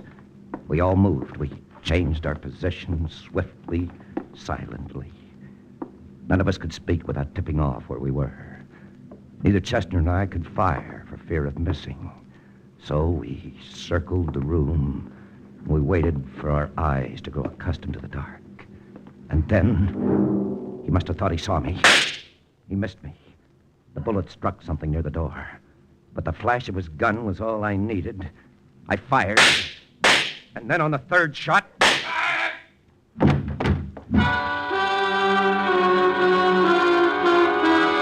It wasn't until old Pierre Chalon opened the door and light from the hall flooded the room that I saw what the late Corporal Chester's bullet had hit.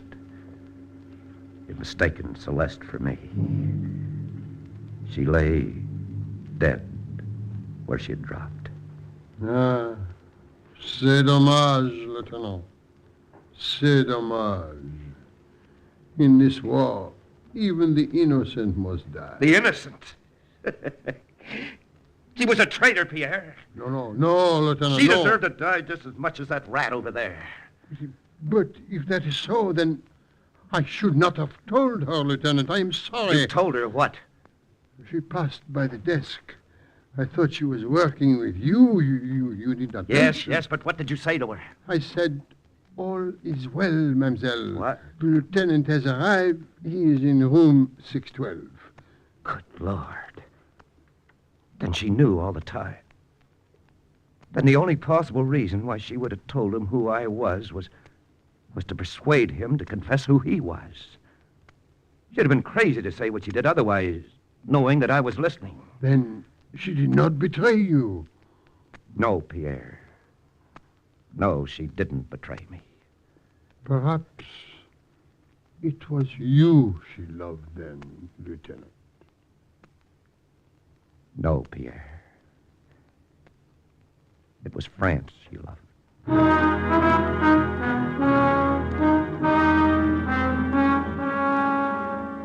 The rest was easy.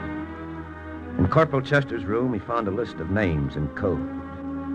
We broke the code before dawn the next morning. And by that night, we had every Nazi agent in GI uniform corralled. And once again, the report of another OSS agent closes with the words, Mission accomplished. Listen again next week to another true adventure from the files of the OSS on Cloak and Dagger.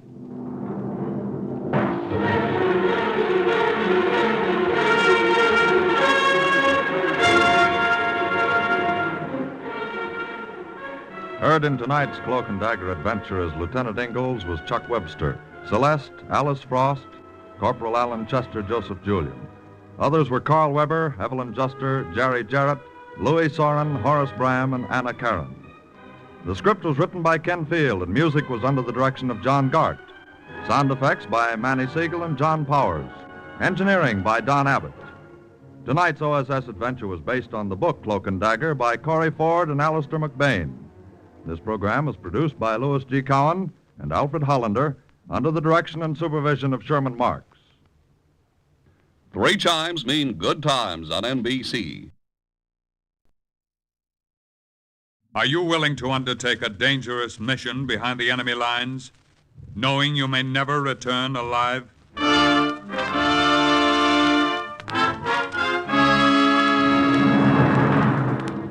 What you have just heard is the question asked during the war to agents of the OSS.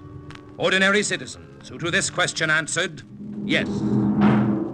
This is Cloak and Dagger.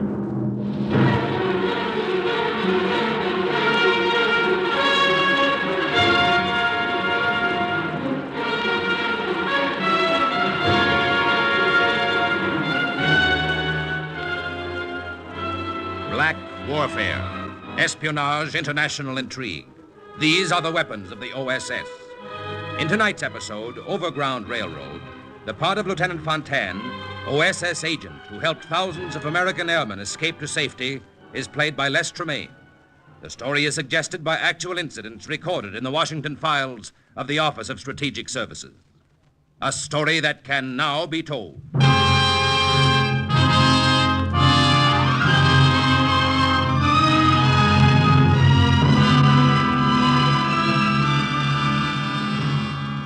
When a flyer was forced down behind enemy lines, he was just another fugitive, moving cautiously at night to avoid detection, fighting for survival. His shelter was a haystack or a hedgerow.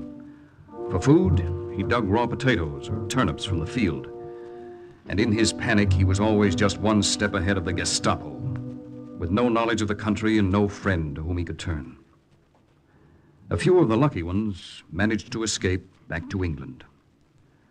I met one of those lucky ones in Colonel Johnson's office at OSS headquarters in London. Lieutenant Fontaine, this is Major Davidson. How do you do, Major? Glad to know you, Fontaine. Now, before I ask Major Davidson to tell you a story, I want to say something. Yes, Colonel Johnson? At its narrowest, the English Channel is only 20 miles wide, yet it took Major Davidson here more than a year to get across. And hundreds of Allied pilots all over France haven't been able to make it yet. And if something isn't done to help them, they never will. But, Colonel, with the Nazis occupying France... With the Nazis occupying France, the channel is still only 20 miles wide.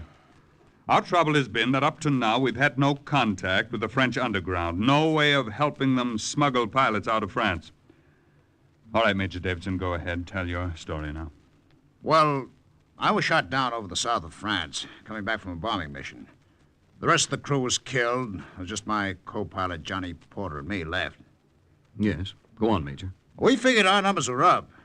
Any flyer forced down on enemy territory figures that nowadays, but we were lucky. A farmer picked us up and hid us overnight. And then the next morning, a big black limousine drove up, and a woman about 60 got out. She took us to her house in Paris and kept us there.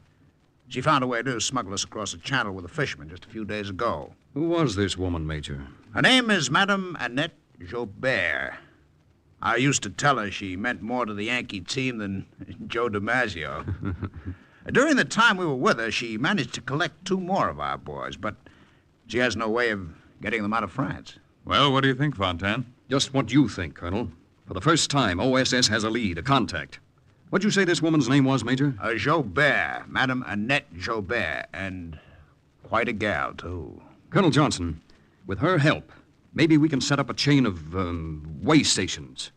Establish shall we say, an overland railroad. Collect our flyers and move them like chessmen right across France to the Channel. How soon can you leave? Anytime you say, Colonel Johnson. Anytime. Oh, by the way, Major, how will I be able to identify myself to Madame Joubert? Did you agree on any code word, anything? Yes. Here you are. A black lace garter.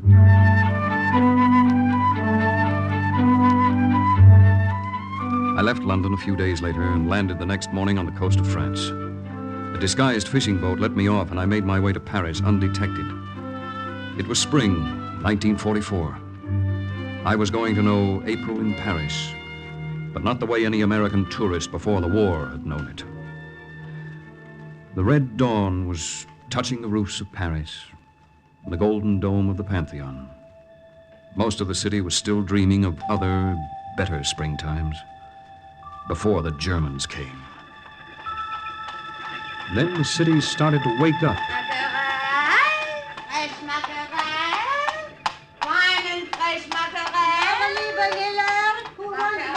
Bakers were at work through the windows, wetting the dough. The waiters from the cafes were sweeping into the gutter the cigarette butts that their customers had dropped under the tables the night before. For a few minutes, it was the Paris my mother had talked about. And then an official Nazi car turned the corner, and I knew that everything had changed.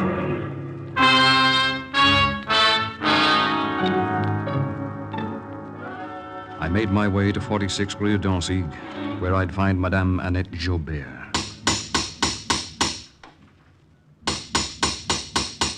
Madame Joubert! Madame Joubert! What are you doing making all that racket so early in the morning? People are still trying to sleep here. Well, I'm sorry. I'm looking for Madame Annette Joubert. This is her house, isn't it? Oui, it is her house. Did you see her go out this morning? Do you think I have nothing better to do than keep an account of her comings and goings? But I did not see her go out this morning, and I have not seen her go out any morning for a week. She has moved. Moved? If you'll take the trouble to look, you'll see the windows are all boarded up. Madame! Madame, please! I've got to locate her. I'm her nephew. Ask her good friends, the Germans, where she is. Go to the Gestapo. Oh, wait a minute, please! I was up a blind alley. I had come to Paris because I had a contact. Now the contact was gone.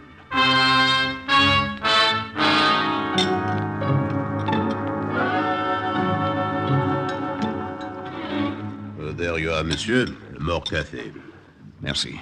You're the first one in my cafe this morning. I remember other springs. It was always crowded at this time. What is it, monsieur?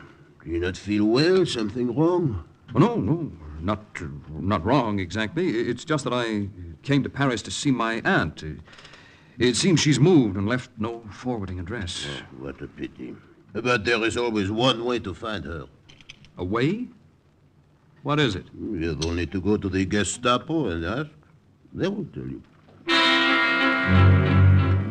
Go to the Gestapo and ask. Sure, why not? OSS wasn't particular who helped us as long as we got the help. I was sure Colonel Johnson wouldn't object to my letting even the Gestapo give us a hand.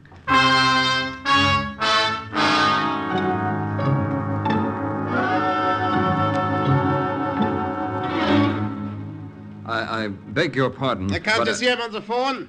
Wait a minute. I'm sorry. Ja, Herr Kommandant. Ja, augenblicklich.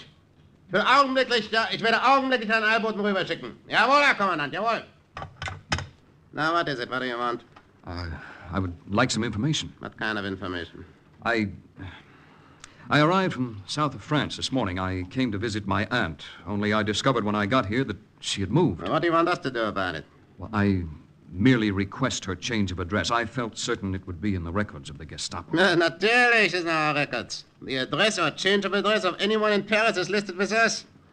What's the name of your aunt? Joubert. Madame Annette Joubert, Sergeant. Mm-hmm. Yeah, let me see your papers. Oh, yes. Here you are. Mm-hmm.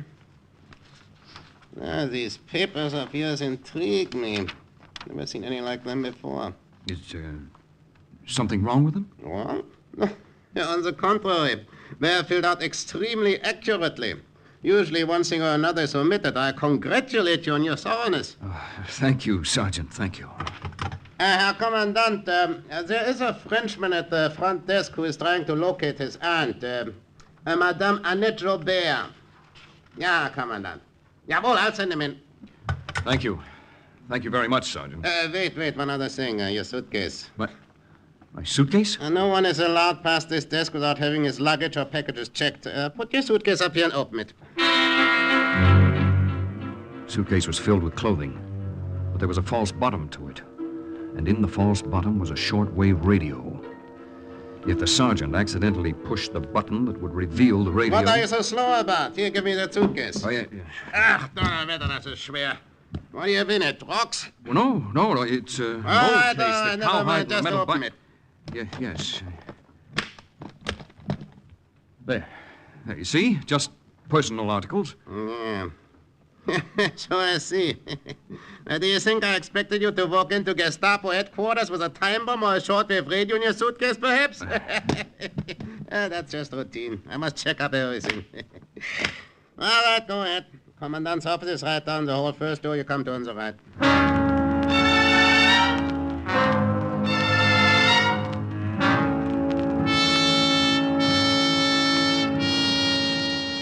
Sit down, Monsieur Fontaine. A cigar? These wine-soaked French cigars are very good. Thank you, Herr Commandant. I never resist a good cigar or a pretty girl. You wonder perhaps why I am seeing you personally about this matter of locating your aunt, eh? Whatever the reason, Commandant Kurtz, I'm flattered. Oh, not at all. Tell your aunt for me that I am delighted to render her this little service. A fine woman, a delightful woman, and a clever woman, too. She's been most cooperative. Oh, I'm sure she has. Commandant Kurtz, it is most urgent that I find her. Urgent? How urgent? I have news for her about my uncle, her brother, who is very ill in the south of France. Ah, a pity. Tell her for me that if she desires to travel, I will arrange for the necessary permit, of course. Well, you're very kind. Not at all, not at all. Now, let me see. Here it is.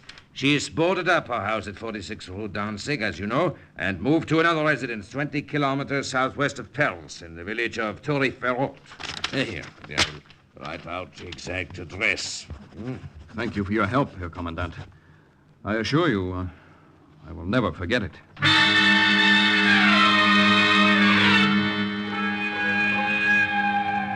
I took a train to the village of Toury-Ferraud, and all the way I kept thinking about Madame Jobert. The German High Command evidently considered her one of the most important collaborationists. We considered her our most important contact with the French underground. She certainly had someone fooled. I hoped it was the Nazis. Madame Jobert is in here, monsieur, in the library. Merci. Monsieur Fontaine, madame. Come in. Come in. Cecile, you may go and close the door. Oui, madame. Come close. No, come closer. Let me have a good look at you. Eh bien, it's quite far enough. Now, what's all this nonsense about being my nephew? What's the matter, Auntie? Don't you recognize me? I've never seen you before in my life. I have regards for you from friends. Friends? Major Norman Davidson and Lieutenant Johnny Porter. I've never heard of them. You don't remember helping to smuggle them across the channel, Auntie? This is insolence. Of what are you accusing me? Of being an important link in the French underground. Nonsense. I know of no underground. If there is one, it does not concern me. Now, go back and tell them at Gestapo headquarters that they have made a mistake. And tell Commandant Kurtz I am hurt at his suspicions of me. What makes you think the Gestapo sent me? Only the Gestapo knows my change of address. They were very obliging. They gave it to me. I ask you to leave, monsieur. I am very busy this afternoon. I believe you lost this, Madame Jobert. That black lace garter, where did you get it? It was given to me by Major Davidson, who says you mean more to the Yankee team than Joe DiMaggio. Oh. Yes. He also told me to give you a great big kiss for him. Well, bless my heart. Bless my heart, indeed. You still want me to leave? You are as fresh as all Americans. Sit down, sit down. Thank you. So you just walked in and asked the Gestapo. Oh, stupid swine. Oh, I'd like to see their faces if they knew. Oh, come, Madame Joubert. Is that a way to talk? They think very highly of you. Which is just what I want them to think. Where are the other two pilots now, Madame? I deposited them in a monastery in the south for safety. Mm-hmm. But I have no way to get them to the channel. Look, Madame Joubert. Oui.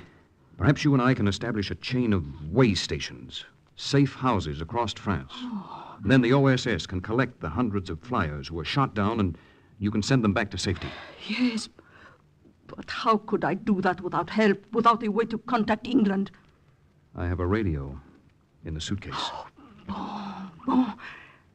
Very well. In the morning, we will drive to the monastery. The monks there are friendly. They would be more than glad, I'm sure, to let us use that as a base to start operations. Oh, great. That's wonderful, Madame Joubert. You had a kiss for me from Major Davidson. Where is it? Right here, Auntie. Merci.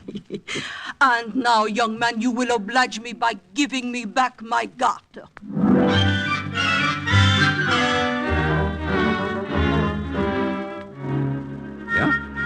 Yeah, she was quite a girl, all right, Madame Joubert. She gave me a suite of rooms to myself, got me a chauffeur's uniform, decided my name should be Claude. And in the morning, we set out for the monastery. Yes, Lieutenant Fontaine. Claude, that is just what we will do. Yes. OSS will furnish each member of an air crew with detailed escape maps when they are briefed in England, pinpointing the friendly areas on the route of every mission. Do you think these safe houses will be difficult to set up? Oh, not too difficult, I think. I know already of the home of a sympathetic parish priest, a church, a school, a farmhouse, and I have many wealthy friends who will be willing, I am sure. Why are you slowing down? Nazi guard wants me to stop. Don't worry, I have all the necessary permits. Hi! Let me see your permit to travel. Here you are. This is a great inconvenience. I will report it to my friend, Commandant Kurtz. Commandant Kurtz? Ach, ja. I see you have his personal stamp on this pass. Where are you headed for, Madame Joubert? I have business in the village. I would suggest you do not go today. Why not? There is to be an execution in the square. Not very pleasant, madame. Execution? What are you talking about? We found 35 tons of arms and materials that were stolen from German supply trains. Found all that? Where? In the monastery. The monastery? I cannot believe that. Yeah, but it is true. And today they will be shot. 5 of them. I see. Claude, continue. You may go if you like, but it will not be very pleasant. Claude, continue. Oui, madame.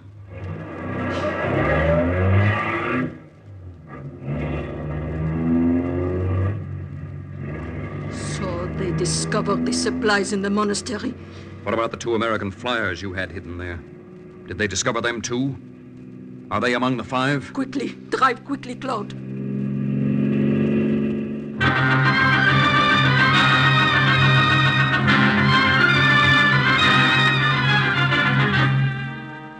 We reached the square, parked the car, and got out.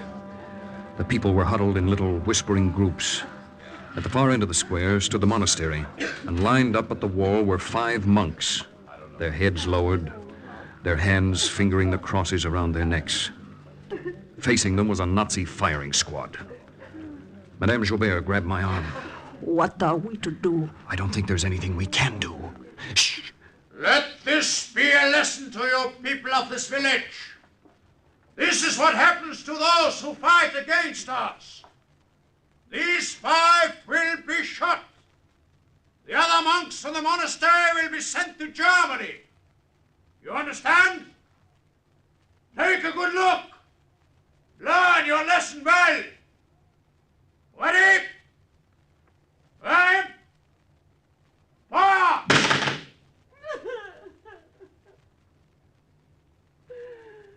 Madame Joubert and I went back to the car.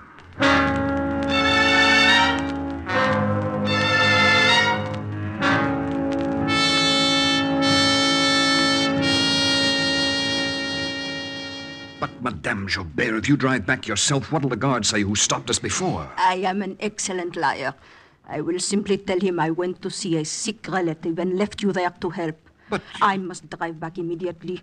As I told you, I am giving a birthday party for Commandant Kurtz. I hope he does not live to see his next. Now, you go to the convent. It is only a few kilometers from here. You know what to do. Yes, I know what to do.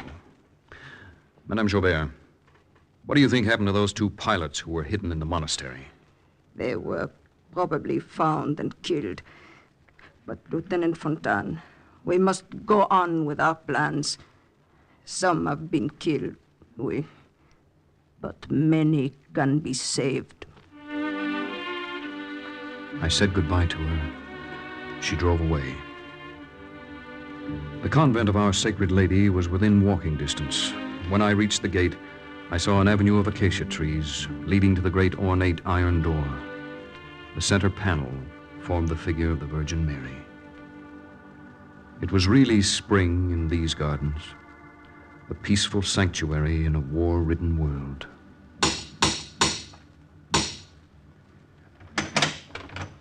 What is your wish?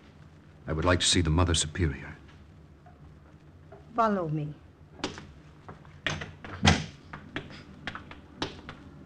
I followed the nun through the spacious hall. It was part vestry, part repository of art objects. The walls were hung with darkened old paintings of the Holy Family. In glass chests along the vestry, religious utensils of gold and silver had been stored.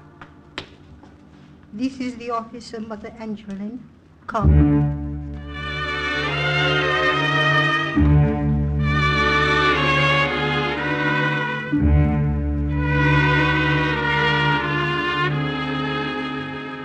So you want me to let you use the convent of Our Sacred Lady as a base for your underground operations?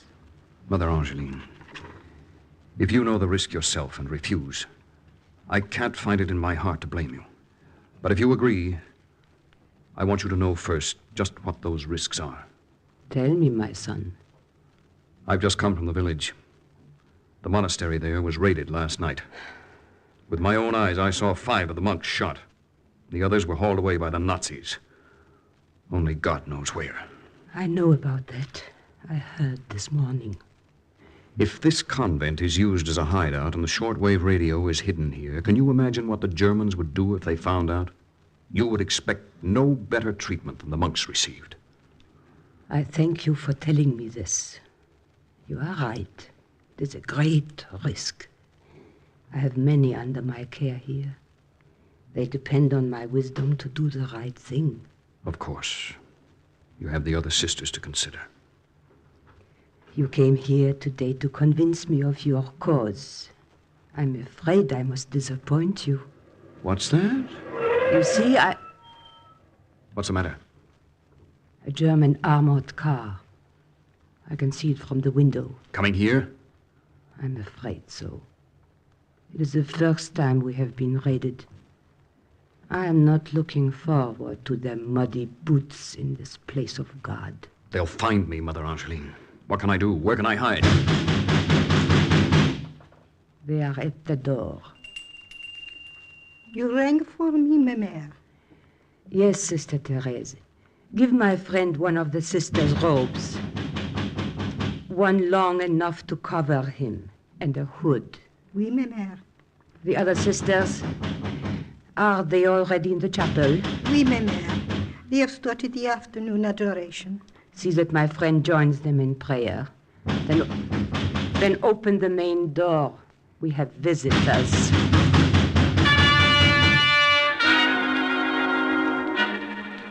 I put the nun's robes over my suit and went with Sister Teresa to the chapel. I knelt with the others. About 20 benches divided by a middle aisle provided seats for the worshippers. At the far end of the room was a high pulpit. Many of the kneeling prayed with arms stretched out, symbolizing the form of the cross. The sister next to me clasped her hands, and on her ring finger was the silver emblem of a bride of Christ. They prayed almost silently. Hers were the only words I heard. O maternal power of the universe, Mother of divine grace, pray for us.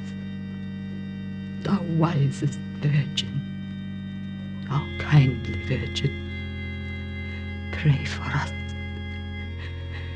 Pray for the sick world.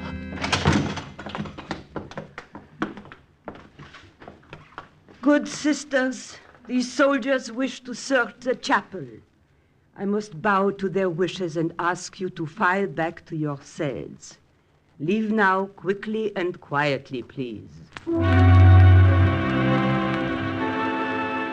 My head lowered, the hood covering my face. I got into the line with the sisters. I bent my knees slightly so that the robes would cover the chauffeur's boots I was wearing. I lowered my head even more as I passed the SS Hauptmann, who was standing with his men next to the Mother Superior at the door. I regret the necessity of disturbing your prayer, Mother Angeline. But after the unfortunate incident in the monastery last night, I feel it is necessary. You may search this convent from top to bottom, as you are already doing. You will find nothing in this house of God to interest you, I'm sure. Hurry, sisters, hurry, back to your cells.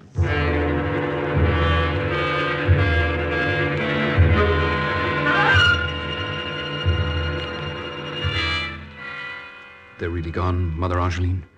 Of course, they found nothing here. You can take that robe off now. You look uncomfortable in it. Thank you for protecting me. I believe now. But we have not finished our conversation. Mother Angeline, you told me I could not convince you about our cause. You said you'd have to disappoint me. I took that as your answer. Let me consult two of the other sisters first. Wait. Oui, ma mère? Our two sisters, those in the sacristy. Send them here, please, Sister Celeste. A few minutes later, Sister Celeste returned, followed by the two other nuns. Their arms folded and heads lowered, they shuffled into the room. And then, all of a sudden, I noticed broad-toed army boots protruding beneath the long black dresses. One of the heads raised, and I saw that he needed a shave. Mother Angeline, I don't understand. These men. They are American pilots brought here yesterday when the monks received underground information that the monastery would be raided. Major Kirstein, Captain Lewis. This is Lieutenant Fontaine of the OSS. OSS? That's great. Have you got a way of getting us out of France, Lieutenant? Yeah. Say, what happened to Madame Jobert? She all right? Yeah, she's all right. Mother Angeline, you led me to believe I wouldn't be able to convince you of our cause. Of course not, son. How could you, since I was already convinced?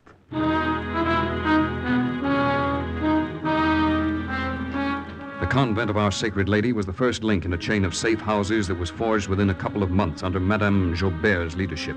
We moved Major Kirstein and Captain Lewis along that chain until they reached the coast of France. They waited, hidden in a farmer's barn, while I established contact with headquarters in London. Agent Fontaine to OSS headquarters in London. Overground railroad established. Train on the tracks. Passengers ready to leave and waiting. Pick them up and make room for more to come.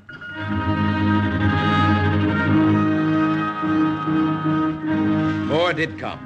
Over 2,000 more airmen who were shot down in occupied France rode the overground railroad established by Lieutenant Claude Fontaine to safety.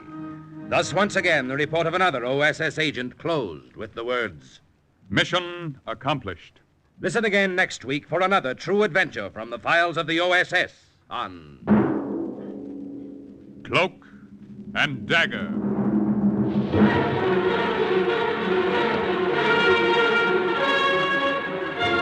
Heard in tonight's Cloak and Dagger adventure as Lieutenant Fontaine was Les Tremaine, Madame Joubert, Brenner Rayburn, and Mother Angeline Lily Valenti.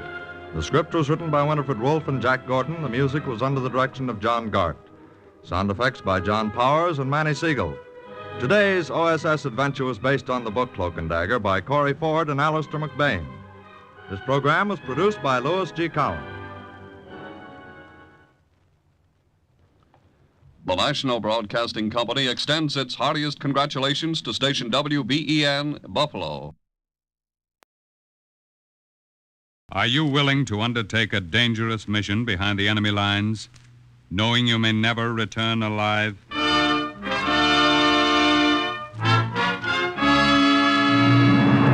What you have just heard is the question asked during the war to agents of the OSS. Ordinary citizens who to this question answered, yes. This is Cloak and Dagger.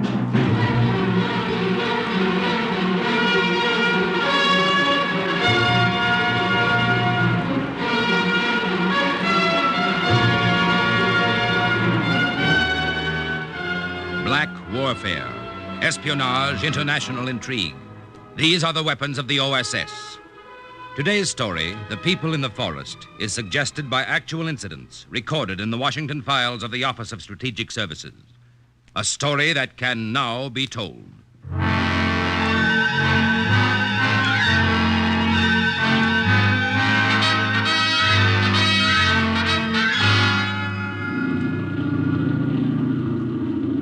The plane began to slow down, and then it circled slowly. Someone pulled the cover off the jump hole, and I got my first view of France. Occupied France. August 1944. Action stations. On the ground to the right, I could see fires like safety matches lit in the moonlight. And I wondered how big they really were, those fires that were out there to guide us in. The dispatcher told me I was to jump second. Running in. Ready, number one? Ready. And then it happened. The first bad break of that mission. Only it didn't happen to me, it happened to Chris Fowler. See you in France, Capella! Okay, Fowler. Number one. Good luck. Go! Geronimo! I just stood there looking down, watching him go. And then my heart started to pound all over me. My breath caught, and I nearly choked on it. Chris fell and fell and fell. But the chute didn't work. It came out of the bag and streamed unopened behind him. Paratroopers call that a Roman candle. Tough break. Want to turn back, Scarpella? Huh? No, I'll jump it. Okay, then. Ready, number two? Number two. Ready? Ready? Count! The wind came up and hit me in a rush. I felt myself falling. I think I died a few times until I heard the crack of the chute. Beautiful. Beautiful, beautiful. The most beautiful sight in the whole world, that big white umbrella over me. The little safety matches on the ground got bigger and bigger. I realized they were torches. And then I saw a figure of a man waving. He started to get bigger, too. And then the torches were put out. I was about to get my first introduction to the French underground. Are you all right? Yeah, I'm all right. I saw what happened to your friend. It was too bad. Yeah. You had courage to jump after that. Maybe if I'd stopped to think about it, I never would have. Maybe I was afraid I'd never jump again if I didn't then. Well, anyway, here I am. My name is Captain Robert Scarpella. Captain Robert Scarpella. American. Welcome. Welcome to France. I'm ecstatic to make your acquaintance, Captain. The little guy threw his arms around me and friend. kissed me. When I was Welcome. 12, I'd said nix to kissing my father goodnight because it embarrassed me. And here was this little Frenchman with the beret and baggy pants and farmer's shoes with his arms around me. Hey, cut it out, will you? I'm just so happy to see you, American. Well, I'm the Fox. The Germans themselves gave me that name. Look at this head. Would you believe there is a price on it? Oh, are you the leader? Yes, of one of our little bands. The British radio alerted us about your coming. Well, there's a good reason for my coming, Captain Fox. You may call me simply Fox. Okay, Fox. Well, all right. Now let's pick up supplies that were brought to you. Right. As for your mission, Captain, there will be time enough to talk about it when we get deeper into the forest to our hideaway. Is it very far from here? Unfortunately, there's a little walk. We were forced to move our headquarters last night after another German raid. Oh? What do you mean, another? Our positions have been raided 3 times the past month, almost as if the Boche were given a map of where we were in the forest. Oh? Sounds to me like somebody's dirty work. I have thought of that, Captain. But if there is a traitor in our group, I shall find him. We know how to deal with such. I'll bet you do. Oh, here we are. Oh, that's nice. Very, very, very nice. This carbon rifle, beautiful, beautiful. Now, there are shoes in those packages, too, and food and grenades. Oh, what a beautiful rifle. I was to tell you to expect a heavy supply drop in a few weeks. Oh, what a beautiful rifle. We still are using field pieces from the Franco-Prussian War. But this is a beauty. Now gather up your things, Captain Scarpella. I'll be back in a few minutes. I'll be back. The fox disappeared into the woods. The whole thing seemed like a crazy nightmare. The whole forest surrounded by Germans. And yet here I was passing the time of day just like nothing at all with a Frenchman who had a price on his head. And somewhere out there, where he drifted, Chris was a dead heap under a lot of parachute silk. I grabbed a gun, and I waited for trouble. I didn't know whether to go after the fox and take a chance on being ambushed or stay where I was. Someone was coming. I ducked behind a tree. The only thing I could figure was the Germans had seen the plane, seen me land. I took aim. Carefully. Slowly. American, where are you? Oh, for crying out loud, what happened? What were those shots? I just wanted to get the feel of your gun. So I simply tried it on a couple of Germans over the edge of the hill. It sights very well, though. Oh, for crying out loud.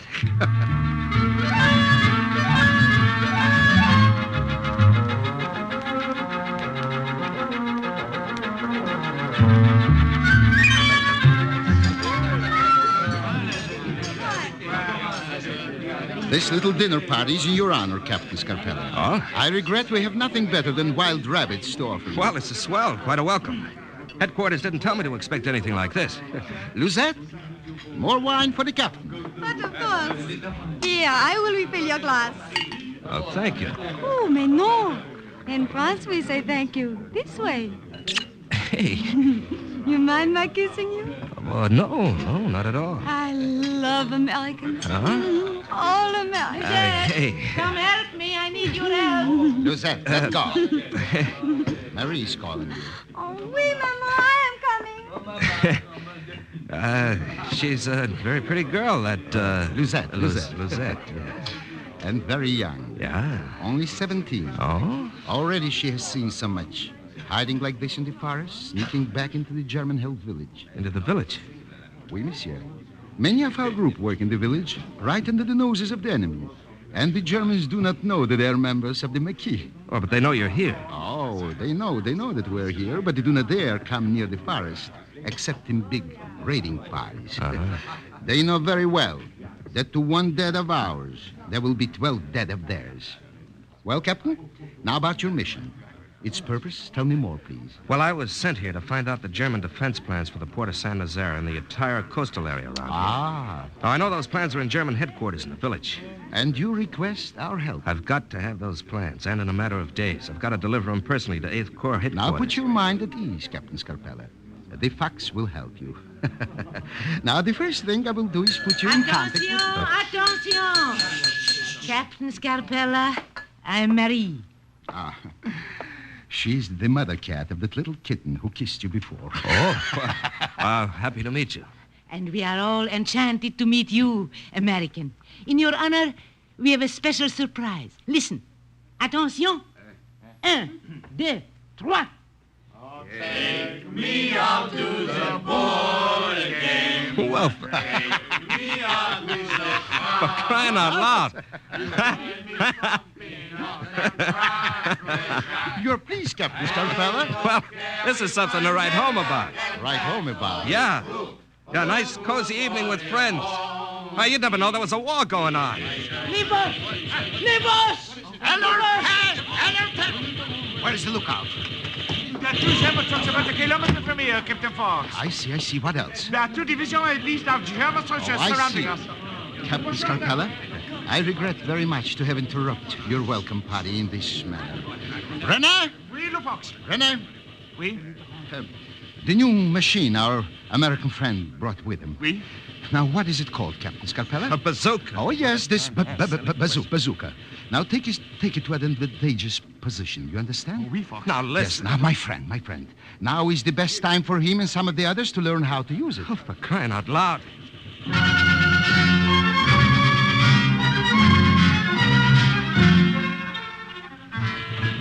If I thought it seemed like a nightmare before, it was nothing to what happened now. It's so mixed up in my mind I can't remember it clearly. It wasn't anything like the patrols I'd been trained for in the Army. Now, Captain Scarpella, follow me, please. All right. These Germans are becoming very annoying. Would you mind pointing that the other way, Fox? Yes, excuse me. This bazooka is a beauty. Just a little beauty. From out of nowhere, a German soldier fell forward on his face. And then the Fox and I moved on. I remember thinking, cripes, this is like kids playing cops and robbers. French boys, still in their teens, ran by with the Cross of Lorraine sewn on their coats. I saw Marie take aim behind a tree. And all the time, the Fox kept smiling. He never stopped smiling. I feel selfish, Captain Scarpella.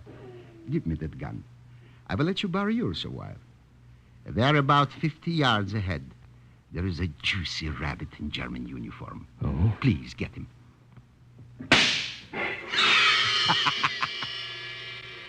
Captain LaFox was right. The rifle did sight well. And then all of a sudden there were less Frenchmen around and more Germans all around us. In a case like this, my friend, the best course is to run.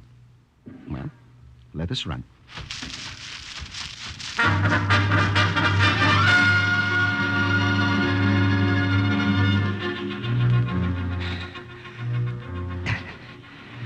This forest is like a jigsaw puzzle to me. You know it backwards. It is from necessity, of course. I regret exceedingly that I must ask you to join me here in this swamp. We will stay here till it is safe to leave. Shh, the boss. Under the water. Leave only your nose above it to breathe.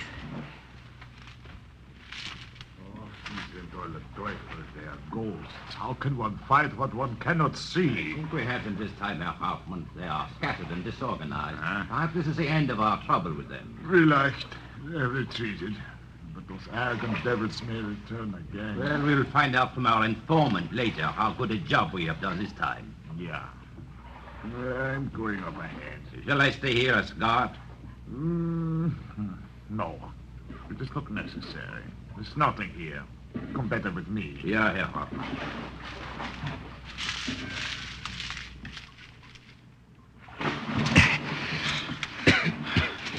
They had posted a guard here.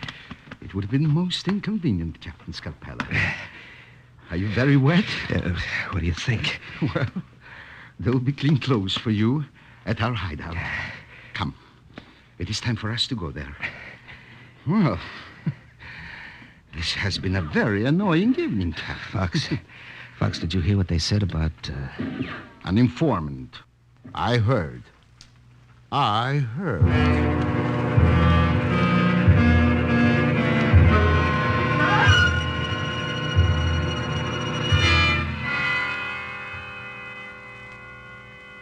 Captain Scarpella, Marie is employed as charwoman in German headquarters in the village. She is the contact of whom I spoke. What can I do to help you? Just tell me. There are plans for the defense of Saint-Nazare.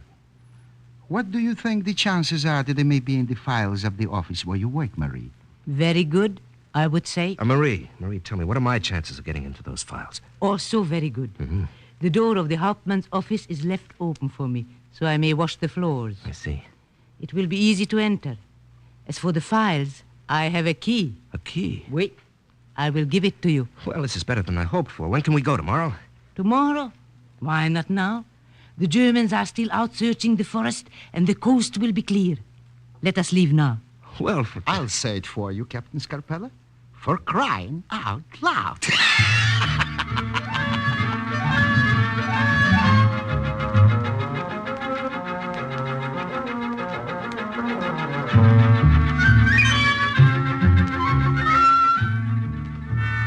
Less than an hour later, we were in the village. It was 5 o'clock in the morning, and there was no one around.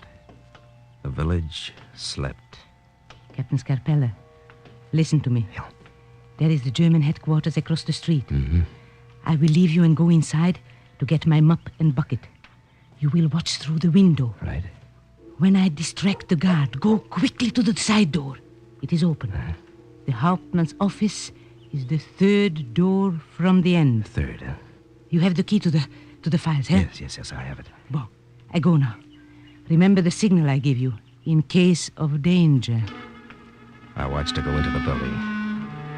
And then I took up my position at the open window. There was a guard at the front desk. No one else around. I pressed myself into the shadows. And after a while, Marie came to the front desk and began to mop the floor. How are you doing here so early? I'm not that early, Sergeant. And the sooner I finish, the sooner I am through. Now go about your business there. I knew that soon she'd do something to distract her. You're disturbing me. This too must be worse. No, I will be through presently. You spilled that all over my boots. No. So sorry. It was not deliberate. All over my boots. And look at the The mess. side door was open and she said it would be. Sorry for this. 1, 2, 3. The third door from the end. Over the other end of the room. I made it. The German captain's office. And in the corner were the files. The key in my hand was hot and sticky. It fit. It fit. The key fit. I knew it would, but somehow when it slid in and turned, I took a breath of relief. I didn't have much time. I knew I didn't have much time. I had to find those plans, but where? The papers, where were they? And I heard Marie's signal. And I froze. What a break. But I couldn't stop searching now. Where are they? I only meant that I would have been through with washing the floor in front of your office. Almost as if God had put it into my hand at the right moment, I found the photostatic copies of the defense plans. And now, if she could only hold them off until I got out of the place. Let's see now, let's see. The window, that's it. It was only a short drop to the ground and still no one in sight. I had a feeling Marie could take care of herself, and I started back for the forest, the plans in my pocket.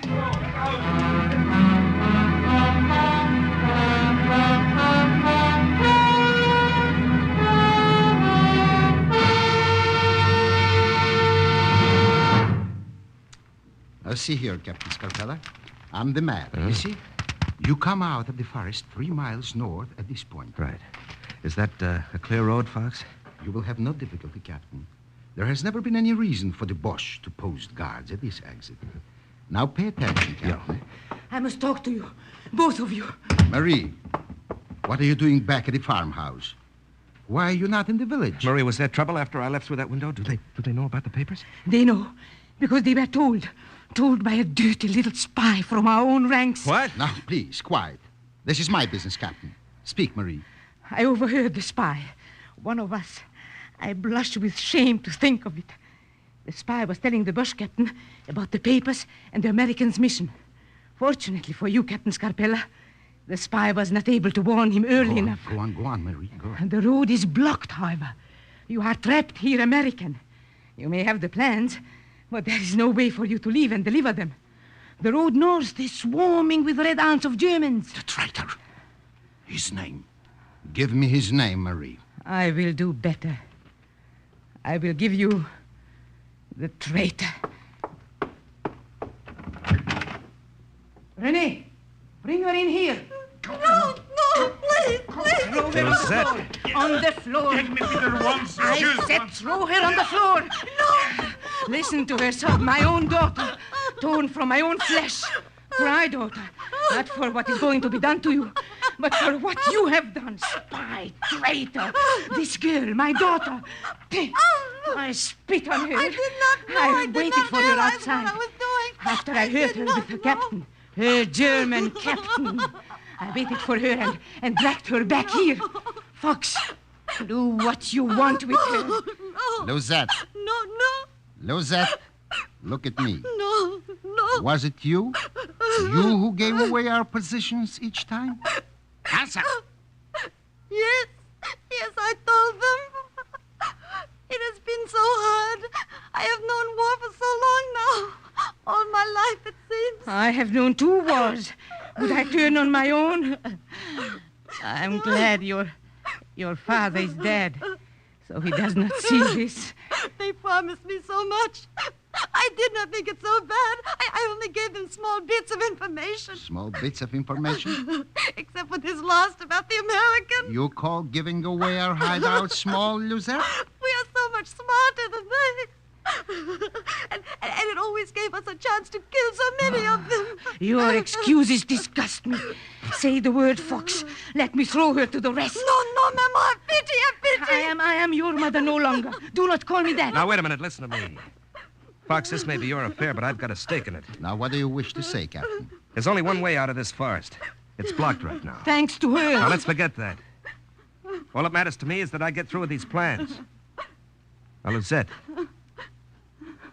do you want a chance to prove yourself? Oh, I will do anything. Do not listen to her, Captain. Marie. 2 faces she has. Now, quiet.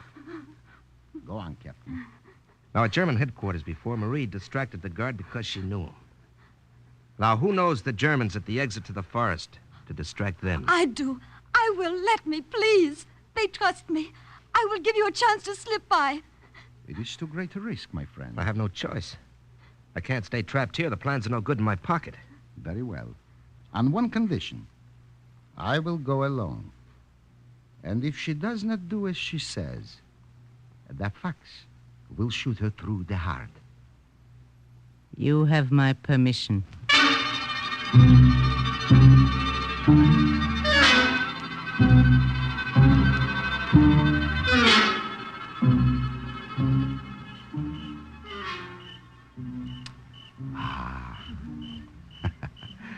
There are many clouds out tonight to hide the moon. Well, the darker the better.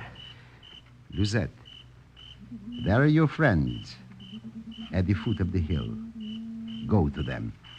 We will hide here among these piles of firewood. Oui, I will go. And remember, Lizette, this gun is aimed at you. Go. We hid behind towering cords of tree trunks and branches piled in the woodlot for the village's firewood. We watched. A few minutes later, we saw them. The soldiers and the girl, silhouetted against the moon. We couldn't hear what they were saying, but every once in a while we heard them laugh. They swarm about her like bees about a flower. Come this way. We will sneak past them and into the brush. Quietly now. She's doing a good job trying to redeem herself. And the stupid American is completely trapped with no way out. You are a sly one, Lucette. Du bist sehr klug. Klein Püppel, too. The Hauptmann don't make a mistake with you, no? There are advantages to being an officer, eh? Halt! My sword! Oh, we're caught. They see you, American! Run! Captain, this way, into the brush. Halt! Get back! Halt! Get back! Let go of the gun!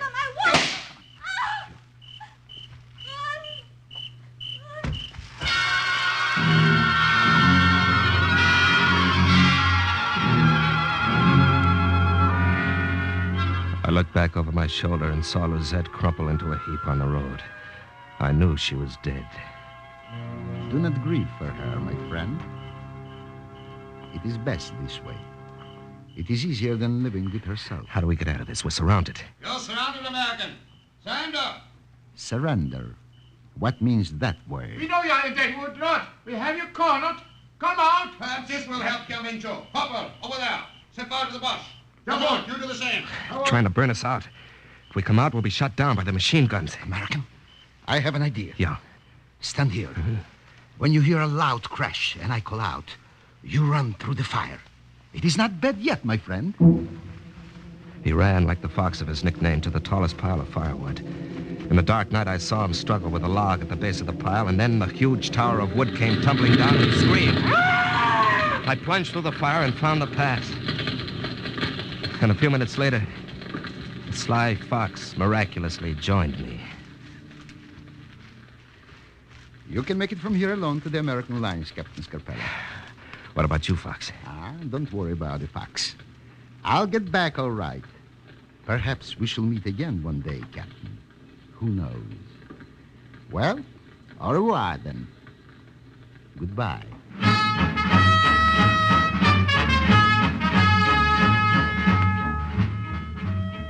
I never looked back. And I never saw him again. But when I think of him now, I think of him not with the beret, but with a green hat and a feather. A little like Robin Hood. Captain Scarpella delivered the plans personally to the Assistant G2 at 8th Corps Headquarters, and he was recommended for the Distinguished Service Cross for the American lives he had saved at the port of Saint-Nazaire.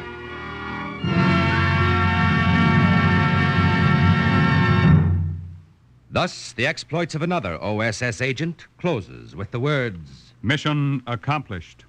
A further adventure in black warfare is next week's Cloak and Dagger.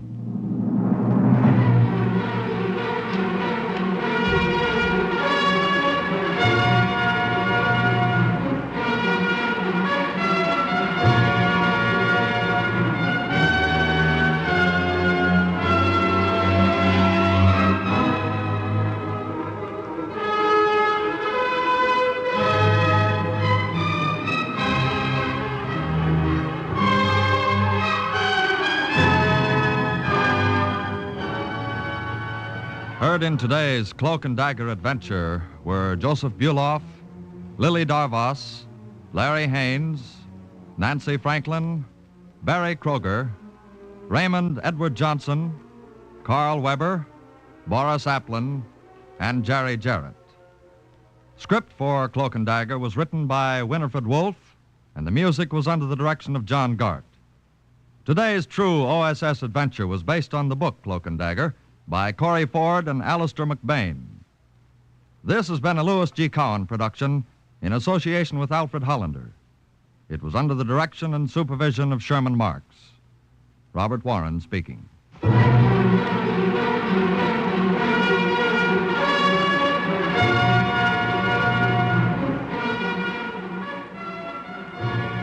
Stay tuned now for the up-to-the-minute news on the Open Golf Championship. We delay the start of this program to bring you a special bulletin. From the NBC newsroom in New York, here's the latest on Korea. Seoul has been raided by American and Australian warplanes. They shot down 2 enemy planes, one of which was marked with a Russian red star. A spokesman says that we have made 142 raids against enemy targets in both South and North Korea in the past 24 hours. American officials say there is a serious threat from Red ground forces south of Seoul. Keep tuned to your NBC station for the later news.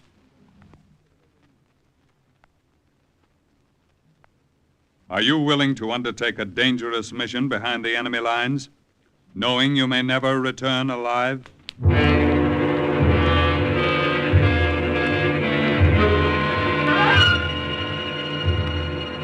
What you have just heard is the question asked during the war to agents of the OSS, ordinary citizens who to this question answered, yes. This is Cloak and Dagger.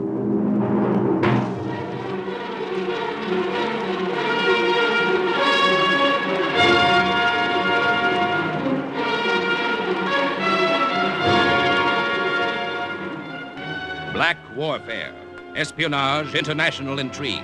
These are the weapons of the OSS. Today's adventure, The Eyes of Buddha, concerning an American OSS agent who went deep into enemy territory to enlist the help of a nation which had declared war on the United States, is suggested by actual incidents recorded in the Washington files of the Office of Strategic Services. A story that can now be told.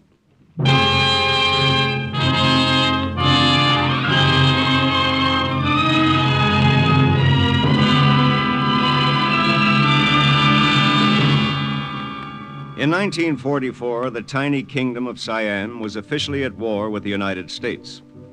So there I was in March of that year, in an official Siamese plane on my way to ask Siamese help in rescuing an American flyer from the Japanese. Sound crazy? You ain't heard nothing yet.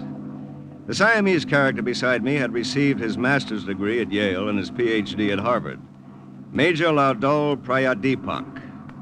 I decided to call him Louis. Look down, Lieutenant Berman, out of your window. Yeah? What about it? In those green forests, as you may know, still roam the ancient peacocks and the sacred elephants of Siam. Louis, I may as well tell you right now, there are 4 things I know definitely about your country. What are these, my friend? The Siamese twins were named Eng and Chang. Siamese cats have blue eyes. Somebody wrote a book called Anna and the King of Siam. And what is the 4th? Tan Yak Dai Fuying Mai. The one line I know of your language, which translated means, Do you want to meet a girl? Yes. Well, rest easy. There will be no need for you to speak more of the language. Must a ghost have need of words? Once we arrive at Bangkok, you will be spirited from one place to another, my friend, as a ghost. Fasten your seatbelts. Kindly fasten your seatbelts. We are coming into the Don Muang airfield. Well, so far, this has been too easy. From Rangoon to a secret airport in Siam, where you picked me up in this plane, and here we are in Bangkok. Is this another hidden field, Louis? No, not exactly. What do you mean, not exactly? Oh, I should say there are about 800 Japs on hand about the field. Huh? Fasten your seatbelt, Lieutenant Berman.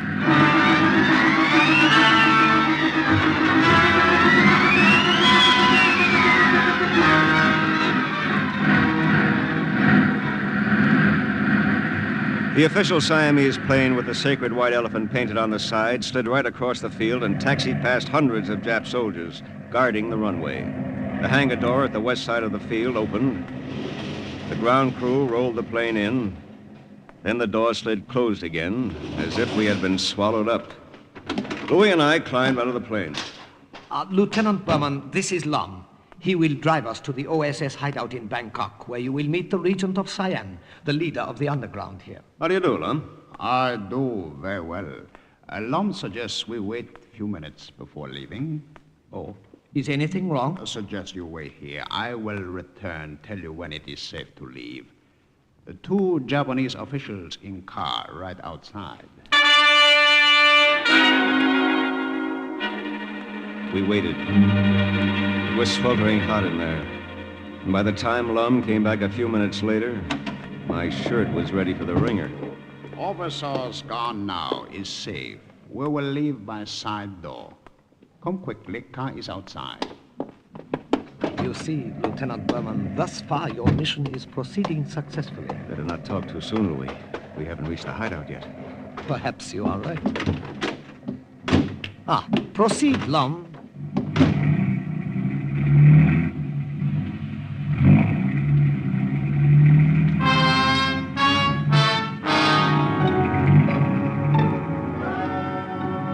Lum drove us right through the downtown district of Bangkok toward the palace, which was being used as underground headquarters. As we drove through the streets, I could see Jap pillboxes in the internment camp, and everywhere around us, walking the streets, guns in their holsters, were Japanese. Then we turned at a busy intersection, and it happened. Lum, what is it? What is wrong with that horn? I do not know, Major. I do not know. It's stuck. Will not stop. Oh, great. Everybody's turning around to look at us. Can't you do anything about that? Little horn. A little horn. Quiet. Talking to it isn't going to help, Lum. Stop and yank out the wires. Little horn. Do not blow. Do not blow! This is very unfortunate. My friend, you've a gift for understatement. Lum, we are causing too much attention. Do as the American says. A horn, please. Shh. I beg of you, quiet. Nice little horn, pretty little horn. Lum, stop the car and pull out the wires. Oh, there's no need, Major. It has stopped by itself. All I had to do was speak nicely to it. Oh, my aching back.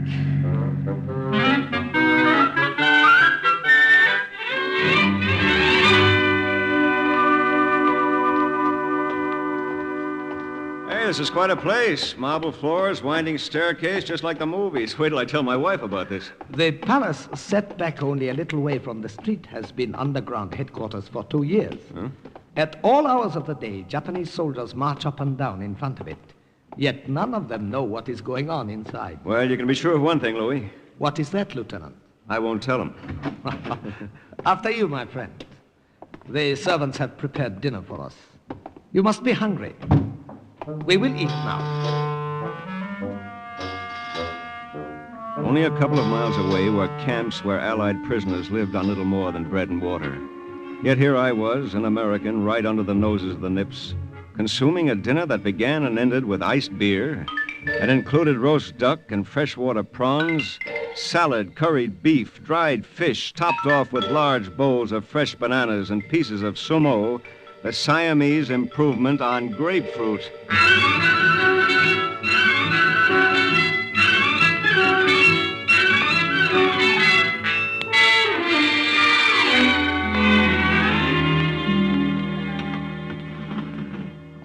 Have you had enough to eat, Lieutenant? Would you care for something else? Oh, no thanks, Louis. I've had more than enough.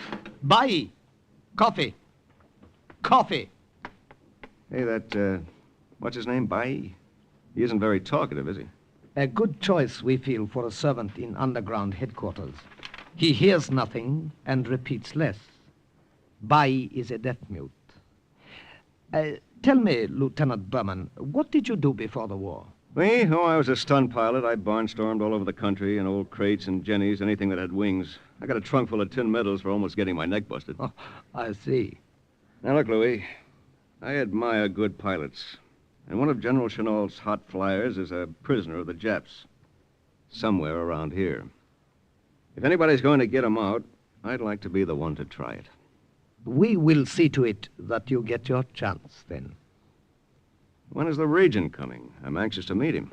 Oh, he will be here. After midnight. After midnight? Yes, you see, this is the evening of the Japanese Admiral's birthday. It was necessary for the Regent of Siam to be there. Out of friendliness, of course. About 12:30, he arrived. He was dressed elegantly in a white silk coat and white pongee trousers. On his head was a delicately embroidered turban. This was Luang Pradit Manudharm, Regent of Siam and head of the Siamese underground. I trust you will forgive me for being delayed. Oh, that's all right. The Japanese admiral would never have forgiven me for leaving his party. Major, some more brandy for the lieutenant. Of course. How about your mission? Well, several months ago, one of General Chennault's best pilots crashed on the Burma-Siam frontier. Other members of his flight reported that they saw the plane go down, settle in a spreading banyan tree. But they didn't see it burn. So the presumption is he is still alive, somewhere in Siam. Yes, that's it. Major, in the morning, drive the lieutenant to Colonel Sangwan at Camp Banjara. Yes, Excellency. I think Colonel Sangwan will be in a position to get the information you are after. That's great. Your Excellency, this may be a little out of order, but... Yes? Don't you ever get the feeling you're walking around with your head in a noose? A very good question. Well put. I imagine I am a great mystery to the Americans of the OSS. No doubt they feel mystery shrouding our whole people. After all, you are supposedly an ally of the Japs. Supposedly. We are an independent nation, Lieutenant. Our people are proud and freedom-loving. Siam sits in the heart of Southeast Asia, an inscrutable Buddha. The Japanese overran our borders and from our capital in Bangkok declared war on the United States.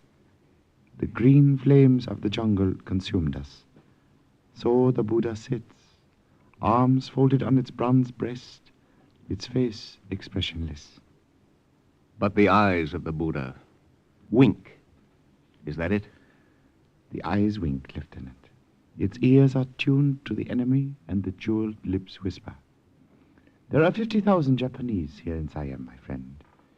We will continue to wait and watch and listen until they are driven out.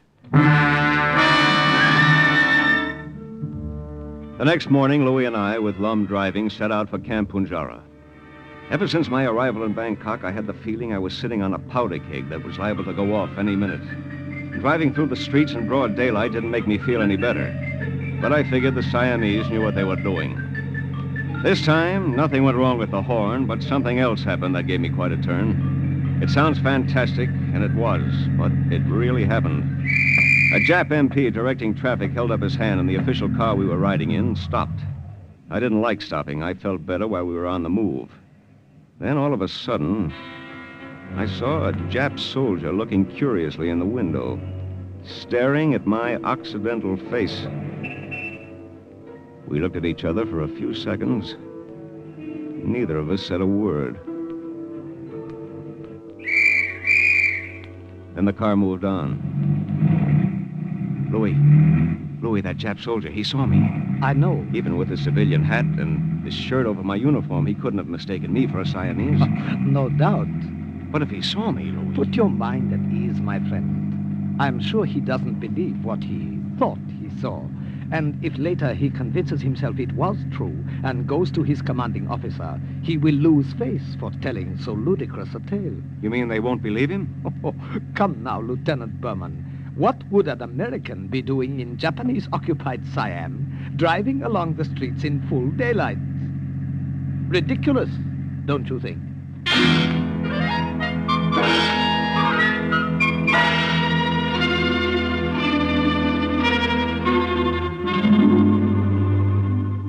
You have come to the right place, Lieutenant Berman. Well, I'm glad to hear that, Colonel Sangwan. I have heard of the flyer you seek. I know the prison camp in which he is now being held. Hey, that's great. When do we start? Not so fast, Lieutenant. We must make plans first. This is not a matter to be undertaken lightly.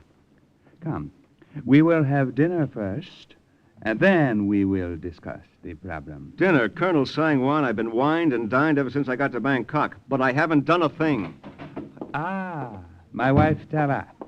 We will dine, then we will talk further.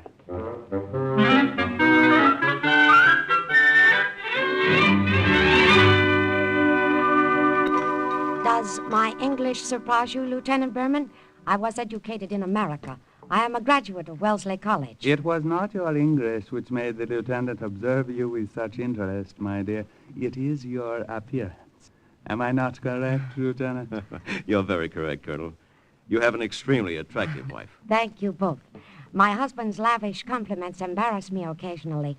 I suppose they are to be expected after only 2 months of marriage. 2 months? Well, congratulations. It is I who am to be congratulated. More coffee, Lieutenant? Colonel Sangwan! Colonel Sangwan! What is it, my dear? Louis, what happened? A car, Japanese Colonel Kishinami with many soldiers. Colonel Kishinami? What could he want here? He requests an audience with you. Lieutenant, there's no time to lose. That screen. Quickly. Go behind it and pray to the great Buddha he does not stay around. And you, Major, sit here in the lieutenant's place. Pretend it was your place. Quickly, quickly.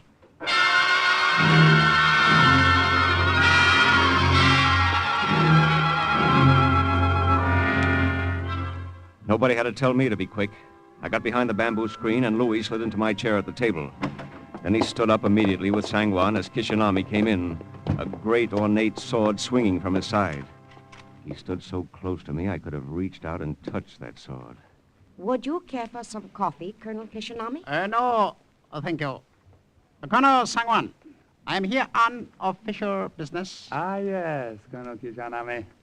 What can I do to help you? We have discovered a clandestine airfield in this territory. Surely it is not so close to this camp. without your knowledge? Airfield? Oh, certainly, certainly. It was constructed as a temporary emergency landing field some years ago.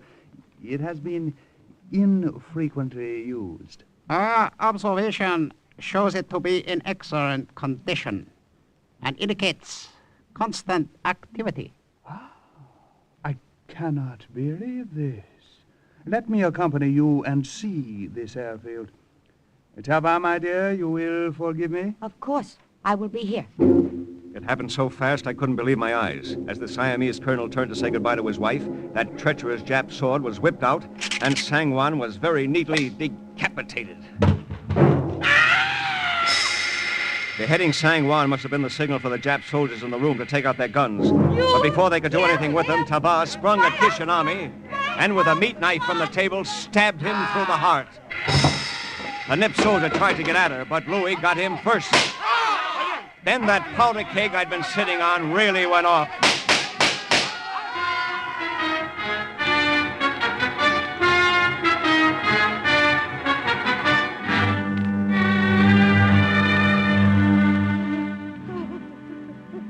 With their leader killed, they did not have much heart left for the fight. They are gone now. But, Louis, I don't understand it. Nor I. What brought on the assassination of the colonel? That phony errand he came on was just an excuse to get in. It is possible that the order has come for the total subjugation of our people by the Japanese. If true, it is open war from now on. Will there be another attack tonight, you think? If so, we are armed and ready. There is nothing to do but wait. What about Tava? Is there anything I can do for her? No. She is one of my kind. It is best to let me console her, Lieutenant. Thank you on her behalf for your kindness. Married 2 months. What a lousy shame. Go to your quarters. We will wait. Nothing further occurred that night, but none of us slept. In the morning, a big black official limousine drove up. It was the Regent of Siam. I have received an apology from the Japanese government for the incident last night. They are quite adept at apologizing. My husband has been killed, and you call it an incident, Excellency? Yeah, how about that? It is my belief that the order for the subjugation of Siam had been issued by the Japanese High Command and rescinded because they did not believe the time appropriate. But what about last night, Excellency? Evidently, through some oversight or the difficulties of communication, Colonel Kishinami had not been warned that the plan was off.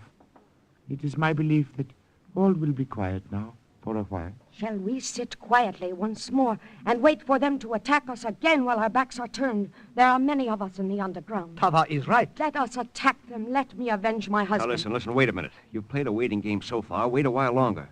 I know the fuse is burning close, but wait. That time is past, Lieutenant Any Brenner. open act on your part will really make the Japs crack down. Right now, Siam is the best listening post the Allies have in the East. Believe me, Washington knows what it's doing. You're a better help that way. The lieutenant is right. We will continue to be a docile puppet state and sell out the enemy to the Allies. But, Your Excellency... I say we will wait. I have myself promised President Roosevelt that we Siamese will continue to be loyal and silent. We will wait until we are told otherwise. Did you get the information you came after, Lieutenant? No, Colonel Sangwan was going to give it to me before... I know the camp you are looking for, Lieutenant. I will tell you what you want to know.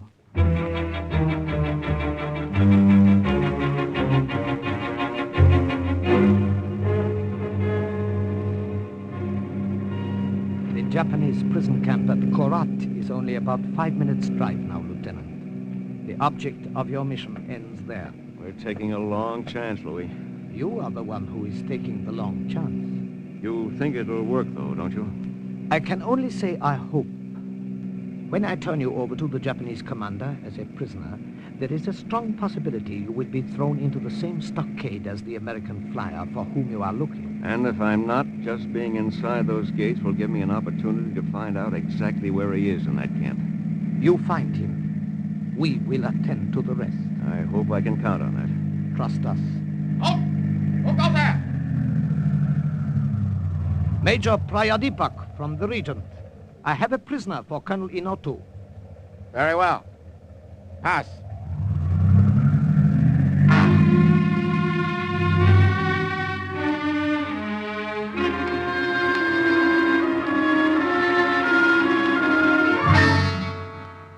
I am indeed indebted to you for bringing this prisoner to me, Major. I have brought him, Colonel Inotu, with the compliments of the Regent of Siam.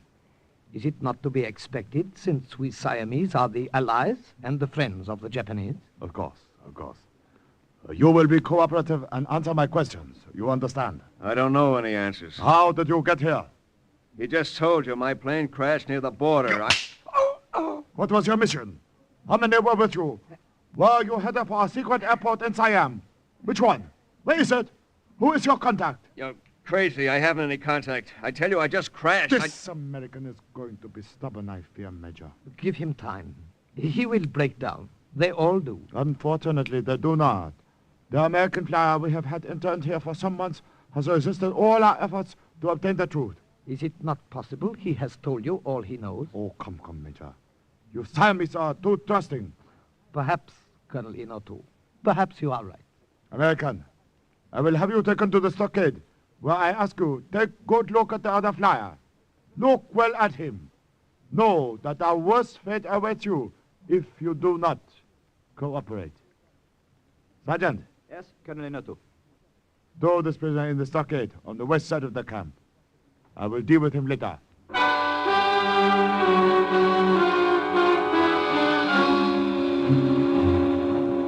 I tried to hide the way I felt about being thrown together with the very man I had come all the way to Siam to find. I walked past Louis without looking at him. But out of the corner of my eye, I saw that his face was coolly impassive. You out with you, American! It took me a couple of minutes to get used to the darkness. And then the darkness took form, and I saw a figure huddled in a corner. An emaciated, bearded figure, wearing an American uniform. Lieutenant Davis. Hi. Who's that? Who are you? Friend. American. Are you all right? Can you hear me? Can you understand me? I've come to get you out of here. Come here, closer. Let me see you. You are an American. I don't believe it. Colonel Inotu told me to take a good look at you. I am. Now I'd like to go back and take a good swing at him. You heard that? What are you doing here? Who are you? Lieutenant Berman of the OSS. General Chenault asked me to find you. Find me? Get me out of here? Listen, don't talk. Don't talk, just listen to me.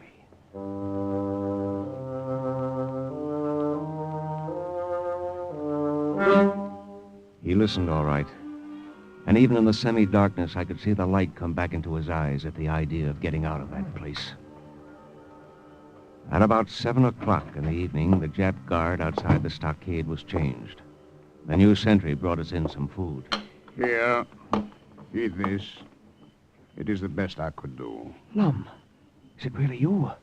Oh, this is better than I hoped. The Japanese guard whose place I took was willing to pay attention to a little bribe. Japanese soldiers are so underpaid, you know. Lieutenant Davis, this is Lum, a Siamese, a friend. Can you get us out of here? We have a plan. Tonight, when the moon is low, I will turn my back and you two will make a run for it. Try to escape. I'll never make it. No, of course not. You will be shot in the attempt and killed. Sorry, Lum. I don't think much of that idea. Haven't you got any others? I have no finish. Listen. I will only pretend to shoot you. You will only pretend to die. Huh? The Japanese soldier who was bribed and one other who has accepted our money will get to you quickly, stand over you. A Siamese doctor in the camp will pronounce you dead. Leave the rest to us. It won't work. It won't work. Lieutenant Davis, if the Siamese say it'll work, give them a chance. When the moon was low, at a signal from Lum, we broke out and made a run for it. Stop! Stop! Prisoners escape! When we heard the shots, we threw ourselves face down on the ground and held our breaths. Stretched out like that without moving, our eyes closed, everything that happened around us after that seemed to be a crazy dream. I will regret this, both of them. I fear, Colonel Inotu, they are already sorry. that, Doctor? What did you say? These Americans, Colonel Inotu, they are both very dead. Dead? What shall we do with them, Colonel? I await your orders. Do with them. If they are dead, bury them, of course. Take them to the cemetery and bury them.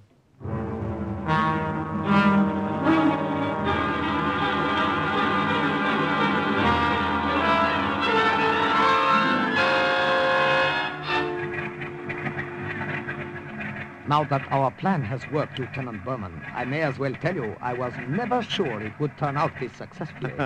But, Louis, you did have this plane already and warming up at the cemetery. We Siamese are eternal optimists. The graves are dug, Major. What shall we do? We will say goodbye to our friends, the Americans, first, Lum.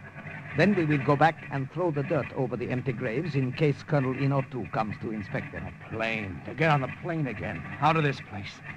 A plane going home. I pray, Lieutenant Davis, that you will both return to our land one day in happier times. I assure you of a greater welcome and far greater hospitality. And now, goodbye, and a pleasant journey. Just before we took off, Major Laudol Prayadeepak presented each of us with a green velvet box. In them were cufflinks of pure gold and pounded ruby dust, with the initials AM for the boy king Ananda Mayidol, and a golden crown for the mark of the dynasty.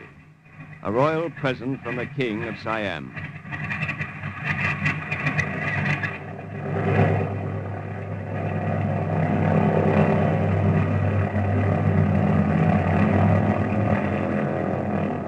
As we looked down, we could see Lum and the two bribed Jap soldiers with Louis directing operations, shoveling the dirt in over our graves.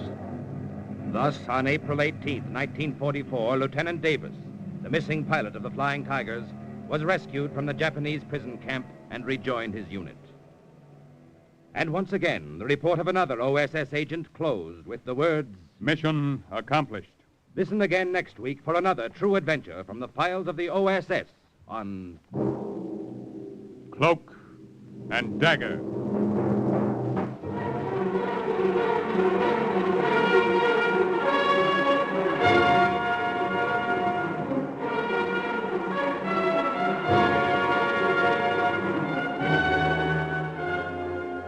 Heard in today's Cloak and Dagger adventure were Grant Richards, Everett Sloan, Ralph Bell, Barry Kroger, Raymond Edward Johnson, Eileen Heckert, Carl Weber, Martin Balsam, and Jerry Jarrett.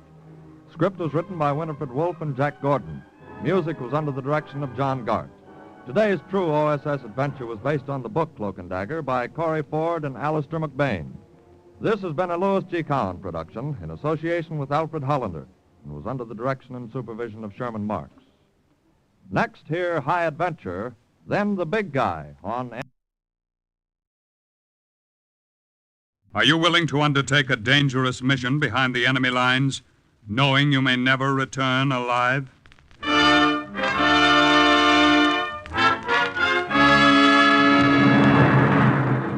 What you have just heard is the question asked during the war to agents of the OSS, ordinary citizens who to this question answered, yes. This is Cloak and Dagger.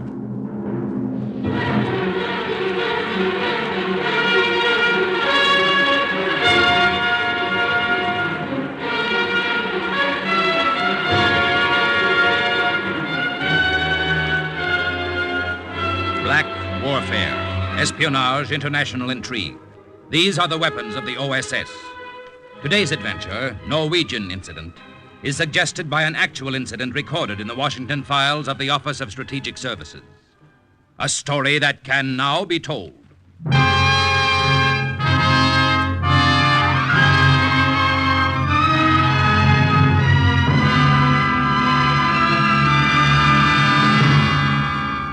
It was quite a jump from being an associate professor at Wisconsin to the red dust of Camp Rooker. But like most of the guys, I just got used to it. I got used to the clothes, the food. If they let me lie in it a while longer, I might even have gotten used to that army cot. Hey, Anderson. You awake? Come on, get up. That's what I like about the army. Everybody's so considerate. Come on. The captain wants to see you. Hey, you too, Ferrillo. Snap to it and get your clothes on. Hey, what's it all about? How should I know? Ask Private Perillo. He's the guy with all the answers. What'd you do now, Pete? Nothing. The captain wants to see us at this time of the night. You must have pulled a beauty. Oh, you're nuts. The captain's a pal of mine. Probably wants to know if I'm awake.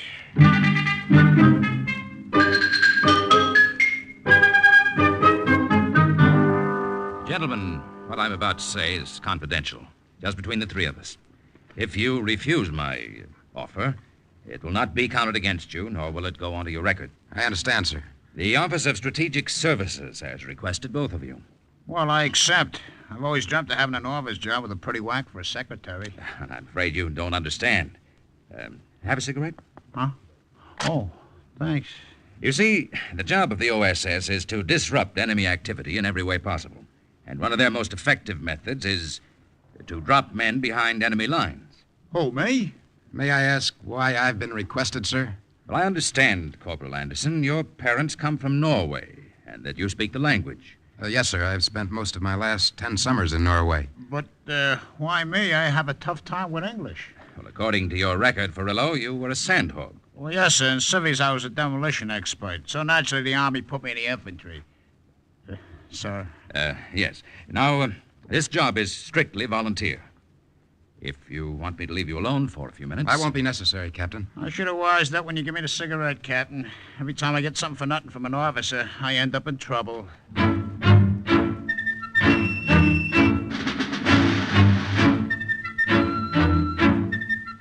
Basic training turned out to be a maypole dance compared to the grind that the OSS put us through. Since we'd been kids, the word sportsmanship had been drilled into us. Well, the OSS kicked it out. The other team was playing dirty pool, and we had to go by their rules. Jagged edge of a bottle, stiff fingers in the eye, a knee in the groin, the flat of a hand across the neck became close friends of ours. We slept on the flight across the Atlantic and finally arrived in London. Gentlemen, I will outline your mission to you. As you may have surmised, you're going to Norway. Will you step over to this map, please? What do you say? Shut up. A PT boat will take you out tonight. Tonight? In about 2 hours. You will land at this point. You know the territory, Corporal? Yes, sir. My family came from a village not far from there. We're going to study these aerial photographs later. There's plenty of cover. Now, here is your mission. This red line, from the north to the south, is the main line of supply. At this point, there's a bridge, which you are to blow up. Well, that shouldn't be tough. Blowing it up, no. However, 500 yards from the bridge, right here, there's a German company barracks. The bridge is well protected. It's up to you to figure out a way to dynamite it. Well, how about our Norwegian contact? Who's going to meet us? Well, when you hit the shore, take cover. At precisely 11 o'clock, a man will be strolling down the beach. Stop him, ask him how the fishing is. He'll answer, not too good in winter. From then on, you're in his hands. You, Anderson, are his nephew, and you, Furillo, are his cousin. Yeah, but I can't speak Norwegian. You will not say anything at any time. You will be known as the Dumb One. What? The reason you're called the Dumb One goes back to a childhood disease. Oh, now, wait a minute. Goodbye, gentlemen, and good luck.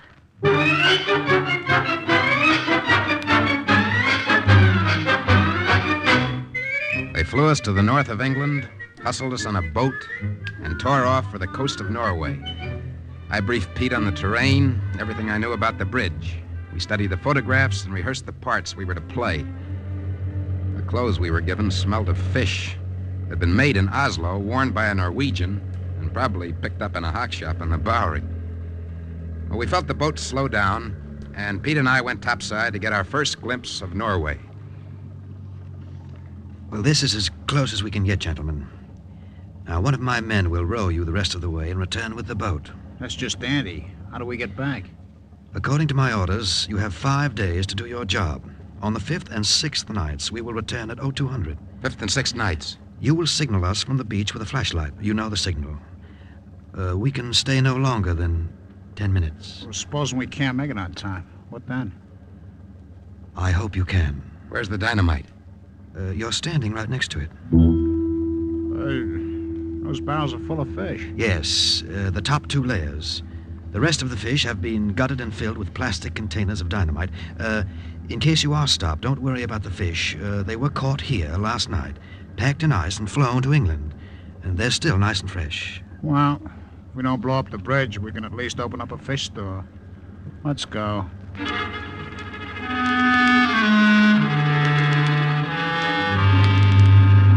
We didn't look back as we rode to the shore.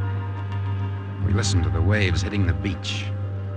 We listened to the stillness that seemed to surround all of Norway.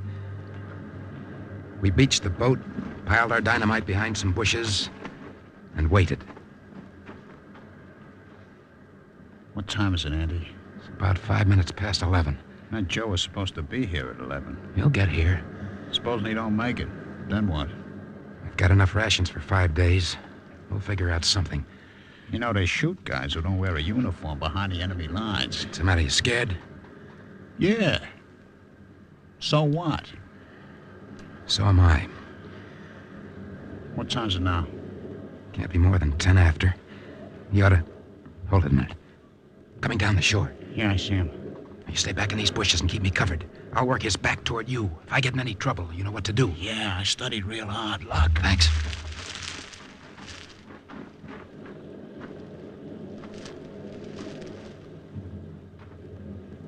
Good evening, sir. Good evening. A nice night. Dark, but pleasant. Tell me, how is the fishing around here? Not too good in winter. You can come out, Pete. It is good to see you. My name is Jansen. My name is Anderson. This is my partner, Pete Furillo. Welcome to Norway, Mr. Anderson, and to you, Captain Furillo. Say, I'm gonna like this country. The promotions come real quick. I understand you're to lead us to a place where we can hide. Yeah, that is true. My home is safe. For the past 10 days, my nephews have been visiting me. Every night they come down to fish and returned with 2 barrels. We won't have too much trouble. What kind of trouble do you expect? On the road back, we must pass a German sentry. 2 of them, to be exact. However, you look like my nephews a little... Won't you run into trouble having 4 nephews walking around? No, the other 2 left by sea before you arrived. They also left their wagon so that we can carry your catch. Say, Pop, ain't you awful old to be mixed up in this sort of thing? Well, what else can an old man do? I've been told that the underground's very well organized in this district. Who's the leader? I am.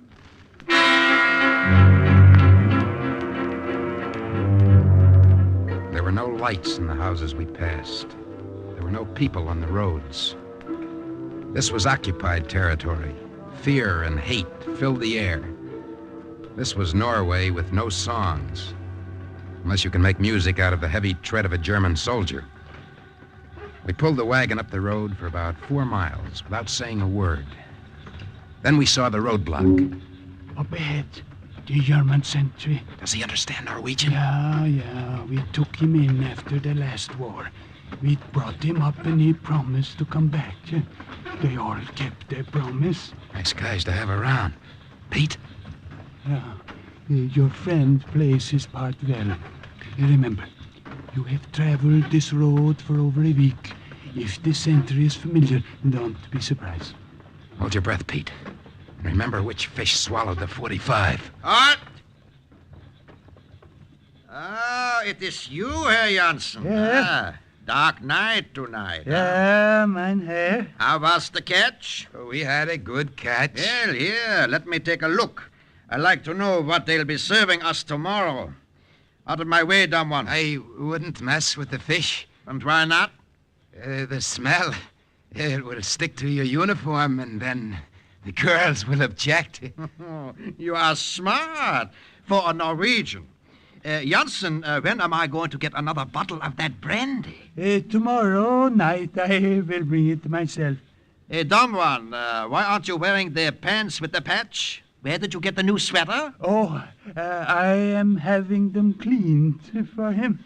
I'll bet he is going to see his girl. Yeah. Imagine the dumb one with a girl. He wouldn't know what to say. It is very funny, mein Herr. Of course it is. Move along, Janssen. The stink of fish is beginning to hang in the air. Go along now. Yeah. Hey, dumb one. Maybe you will introduce me to your girl. I'll bet she looks like a fish. Guy's got a great sense of humor. He made a move for that barrel of fish. I thought we were done. It was close. Close for him, too. Yeah. Say, Pop, you and that German sentry were real chummy. Ain't that kind of dangerous for the head of the underground? Yeah, for the head of the underground, but I am also the local Quisling. We reached his house without any trouble. It had been 2 very long days, and we were beat. I managed to get my shoes off before I collapsed. And then the sun broke in through the window, and I got up. Pete and I went down for breakfast. There wasn't much to eat, so we broke out our rations and treated Jensen and his housekeeper to some real special delicacies. Dried egg and chocolate. Yeah, that was good. Real good. Don't let the army hear you say that. Huh? They've dried everything up but steak. Mr. Jensen, are we going to have any unexpected visitors? I do not think so. The Germans very seldom come to my home. Oh, occasionally an officer will drop in, but not often. How many men will you need? I hope we won't need any. Tonight, Pete and I will take a look at the bridge. How close can we get? That depends. On what? On how much of a chance you want to take. We've got to get right on it if possible. When we place the dynamite, it must be done fast. We can't afford to grope. Well, you can walk across. Just like that? If the sentry doesn't stop you, I would suggest that you ask his permission. Is he serious, Andy? Very. See, if we get caught sneaking across, we're liable to be shot. If we can fool the guard at the bridge, we walk across. And supposing we don't fool the sentry? You get shot.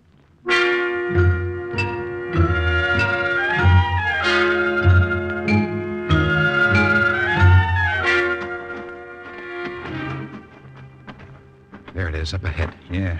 Look at that hiney pacing back and forth. Wait a second. Whatever you do, don't say a word. Even if he sticks that bayonet into you, don't say one word. I hope you and that guy hit it off real well. Jensen gave me a good story. It should work. Come on.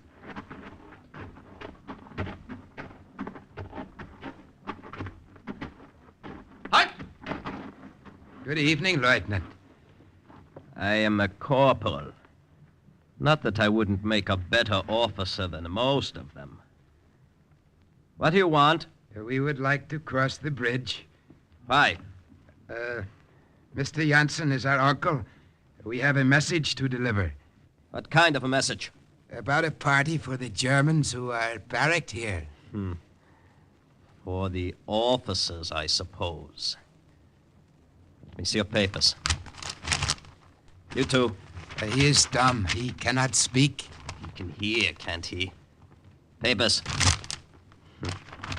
I think all Norwegians are dumb. The party is to be for the enlisted men. Oh. Of course, you understand I was not referring to Herr Janssen. He is a smart man. He knows which side his bread is buttered. Here are your papers. Go on now. Don't loiter on the bridge. Thank you. Keep your eyes open, Pete. You can only make this trip once. Yeah. How does it look to you? We can do it. Only it'll take us at least an hour to set the stuff. An hour? It's an awful long time. This is an awful big bridge. You're going to have to do a good job the first time.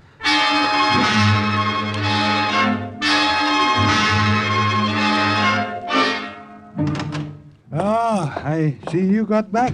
Did you have any trouble? No trouble. I told him that you were going to throw a party for the enlisted men. Yeah. He was quite pleased. Mr. Ferrillo, you think you can do the job? I can do it all right if I have the time. It is very important to us. This is their main line of supply from the north. It will cripple them for months. What happens after we do this? There will be reprisals. A few more will die. Huh. That's a tough shake. Yeah. There are times when it is better to die. When do you tend to blow up the bridge? Day after tomorrow. The boat will be there to pick us up. If we blow the bridge at 12, we'll still have 2 hours. Yeah, more than enough time. Hey, ain't it gonna look bad for you?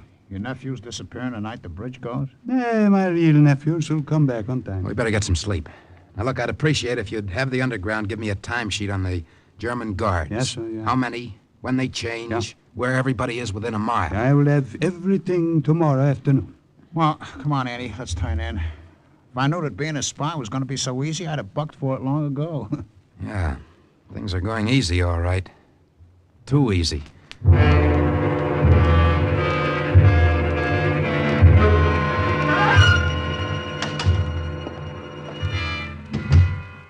Hey, where you been, Andy? I've been waiting an hour. We got a rendezvous to make, remember? We aren't blowing the bridge tonight, Pete. Well, don't you think you ought to let me in on your plans? It's my neck, too. It's an opportunity we can't afford to pass up. Look, Professor, in this game we play for all the marbles, huh? So stop talking in riddles. According to Jensen, a troop train will be passing through here tomorrow night. The Nazis are moving south, and we can put a real crimp in their plans. Keep talking. Not only do we blow the bridge, but we blow up a loaded troop train. Hey, ain't that shaving it a bit thin? Tomorrow night's the last night we can make that boat, remember? It's up to you, Pete. Stop making me the heavy. I'm willing to do it your way, only I want to know what I'm getting into. That's all there is to it. Well, just one more question. Have you figured out how we get to the beach after the blow-up? Through the woods. They're not crawling with Nazis. Now, wait a minute. The commander of that boat said he'd only wait 10 minutes. And supposing the woods are crawling with Nazis? Well, we take the big gamble and try to float down the river to the sea. Hope we make it, that's all. Yeah. Well, okay, I vote your way. Since we're here, we might as well do it upright. It's a wonderful opportunity, Pete. Even if it is a big gamble. I don't mind a gamble. I just hope the dice ain't loaded.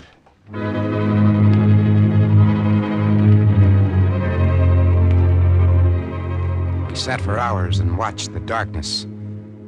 At 11, we looked at our watches, thought about the PT boat anchored offshore. There were a lot of ifs in our plans.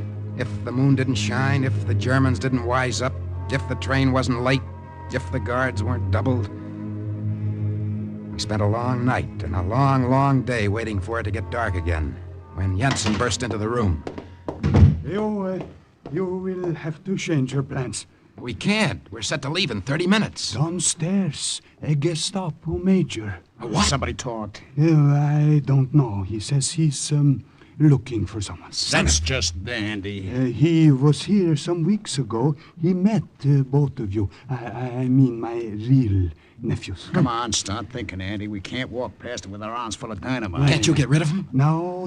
When he is in this district, he spends the night here. He sent me for you. Oh, great. I think you can fool him, Anderson. You resemble my nephew Arne closely, but then his dumb one, I don't know. Yeah? Well, he better be fooled, because I'll be carrying a 45 under my shirt. Come on, Pete. If we can bluff this through, we've got a chance.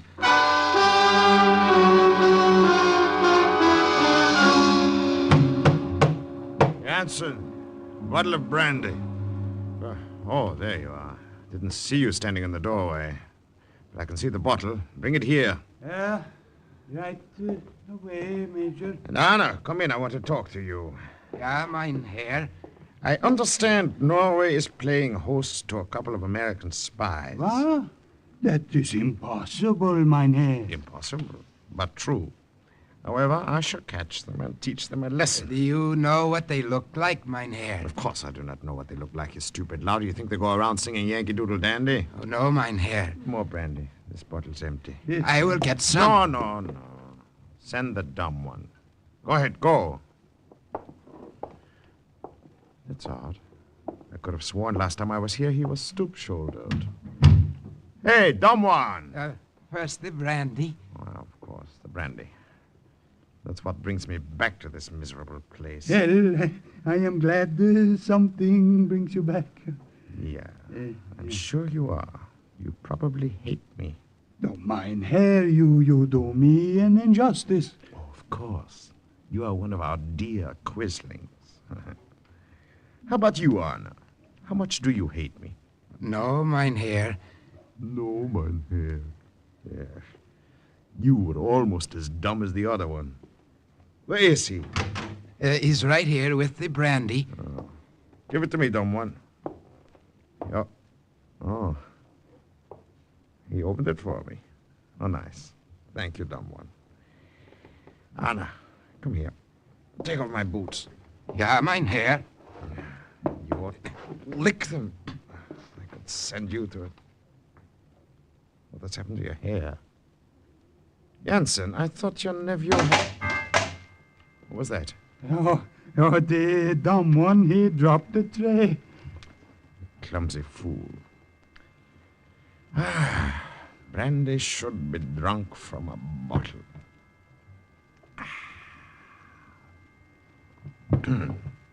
This is brandy, Jansen.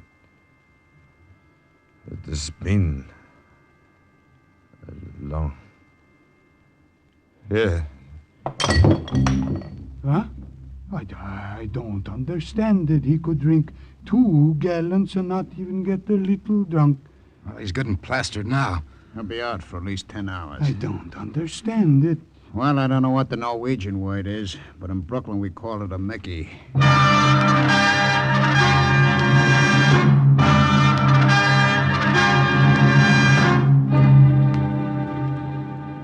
Just over this ridge.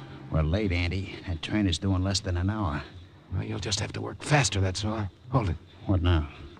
I got guards in the woods. Yeah, I see them. It's going to be tough to get around them and slip under the bridge. It would take us over an hour. We'd miss the boat. We'll have to walk the road right to the bridge. What about the sentry? Have to get rid of him and pray that we have time to set the dynamite before they discover him. So we hit him together? You walk about a pace behind me. I've got to get close enough to use a knife. It's got to be the first time, so don't miss.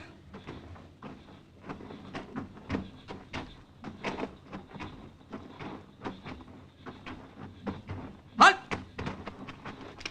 Good evening. Oh, it's you. Don't you pay any attention to the curfew? What has he got in the package? Come here and let me... Oh! For a college man, you've sure learned a lot of things. Now, look, you'll have to set the dynamite alone. I'll slip on his coat and stay here. Pretend I'm the sentry. I'll set it as quick as I can. Lock. Thanks.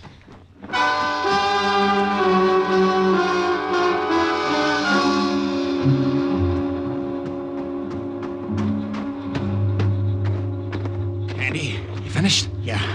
I wish I had more time, but I think this'll do it. Let's start moving. We can't. What do you mean we can't? I didn't time fuse it. What? We have to stay and set it off. Why? Look, supposing the train is late, the time fuse would miss. We stayed this long. We might as well finish the job, huh? Where's your detonator? About 100 yards back. Lead the way. Okay. I didn't have time to bury the wire. Hope nobody trips over it. The bridge looks like a Christmas tree, you know? More wires than American TNT. Well, all we can do now is wait. Yeah. Gee, I wish I could smoke a cigarette. So do I. Might as well get comfortable. How much time we got to get to that boat, huh? Less than 50 minutes. Huh? Too late to go through the woods? Too late. Well, so is the river. It's going to be tough. Half a railroad will be drifting with us. Don't worry about that later. We're going to be sitting ducks when that bridge goes. It'll be like noon. Attention! A guard has been killed! Ah, looks like they found our friend, eh? It's really going to get crowded here in about... Attention! Hey, here comes a commuter special. That's our target. Look at it snake along. It's getting closer. Wait till it hits the middle and then push the plunger. You'll take the whole bridge, you know? Make sure you get the cars. I know what to do. I'll tell you what to do. Get set. 5, 4, 3, 2, 1, now!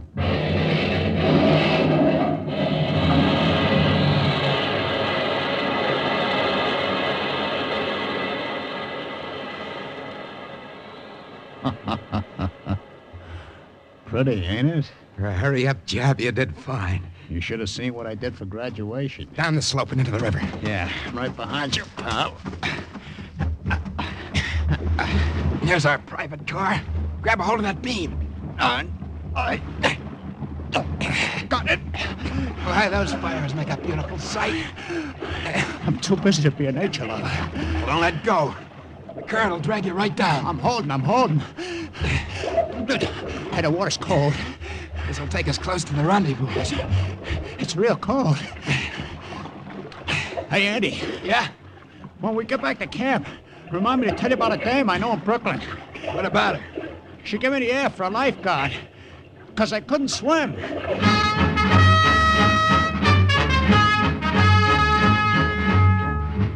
The blowing up of the railroad bridge in Norway cut a German lifeline and paralyzed their Norwegian forces for months. Besides the loss of military strength from the troop train, much-needed ore and food was kept out of Germany. This was another blow struck toward the final invasion. And once more the report of an OSS agent closed with the words, Mission accomplished. Listen again next week for another true adventure from the files of the OSS on Cloak and Dagger.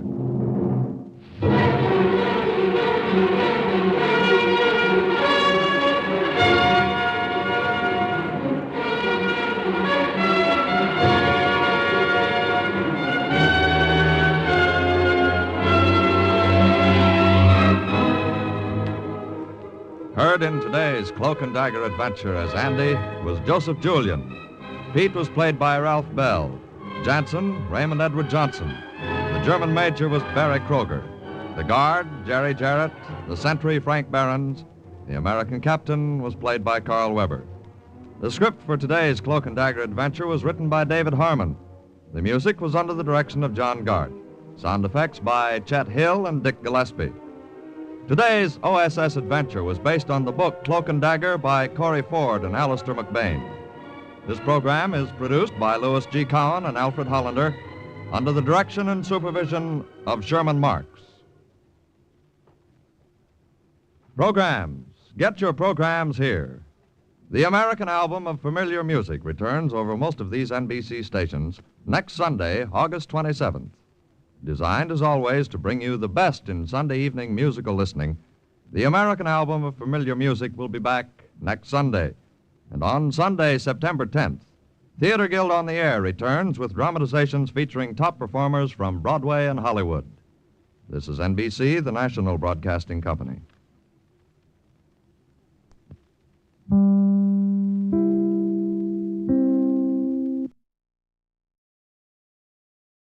Are you willing to undertake a dangerous mission behind the enemy lines, knowing you may never return alive?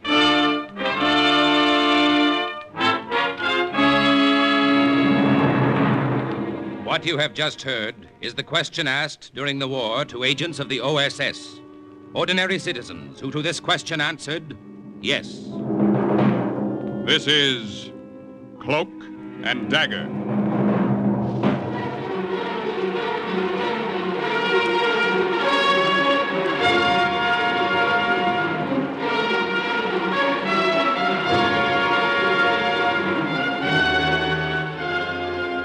Black warfare, espionage, international intrigue. These are the weapons of the OSS.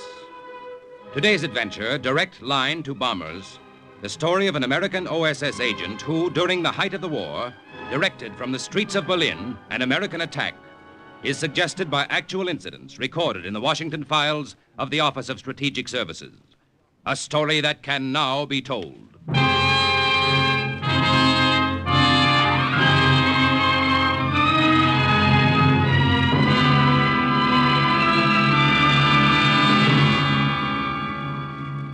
After you get back from a mission, you sit around and there's nothing to do but sit around. So that's what I did. I sat in a room in Milton Hall in England where OSS agents are trained. I thought about the restaurant on 6th Avenue I wanted to open after the war. I was never so bored in my life. Yeah. Hey, Nicky, the colonel wants to see you. Very important. Okay, pal. Tell my pal the colonel I'll be there and win the war for him. Da da da da da da da. And that was how it all began, November 1944. After that, I didn't have time to be bored.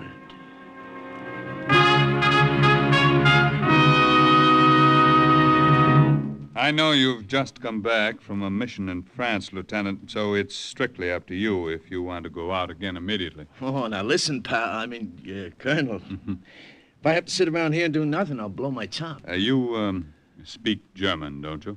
Well enough to know that Hitler speaks a lousy German, full of grammatical errors. If I see him, I'll tell him. You may be closer to him than you think. Corporal? Yes, Colonel. Send in Professor Warburg.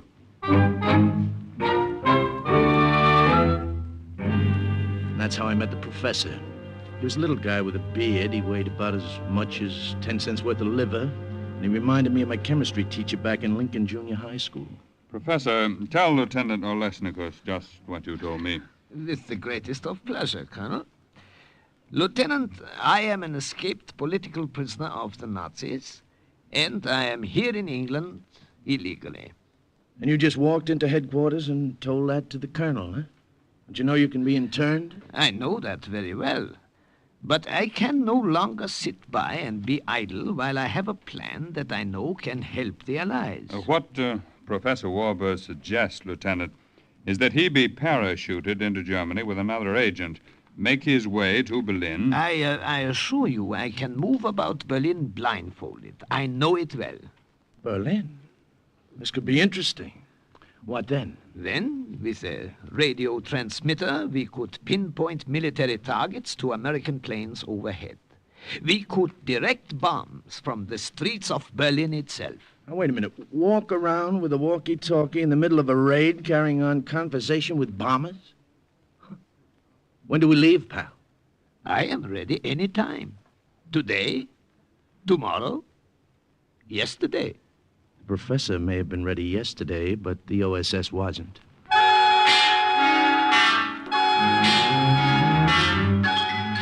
First, we were briefed for weeks how to get food coupons in Berlin, how to buy a railroad ticket, how to post a letter, how to greet a German officer in the street. Little things, an American cigarette, an English match, a laundry mark could give us away. And there were big things, too. We were grilled for hours on cover stories. Forgeries became documents. Fiction became fact. Passes, stamps, signatures. Everything authentic, everything ersatz, including my manners and habits. Till I was ready to pass as a citizen of Berlin. And then a plane took us high over German soil, and we jumped.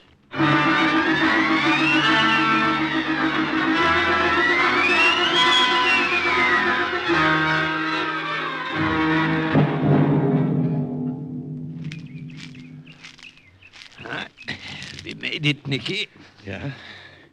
It's only a few kilometers to Berlin. We can walk it, make it before daylight. We should find the farmer who owns this field and say Dankeschön for providing us with so ideal a landing place. Yeah, we'll send him a letter sometime. Right now, let's get out of here. You will wait where you are. Kindly keep your hands in the air, unless you want that I blow your heads off, or that my dog tear you to bits. Quiet, Ron. You've been a good dog keeping so still. Well, as your farmer, Professor, you still want to say Dankeschön? Sit still. Do not talk. You have made a mistake, my friend. My companion and I got lost trying to find the road. We came by accident on your field. That's right. We both of us only recently discharged from the army. If you would care to see our papers right here in this knapsack. If you don't keep your hands up, I will let the dog go for your throat. I do not care to see your papers. I saw you parachute from an American plane. Uh-oh. Walk now to the barn. Rolf will see to it that you stay there. Won't you, Rolf?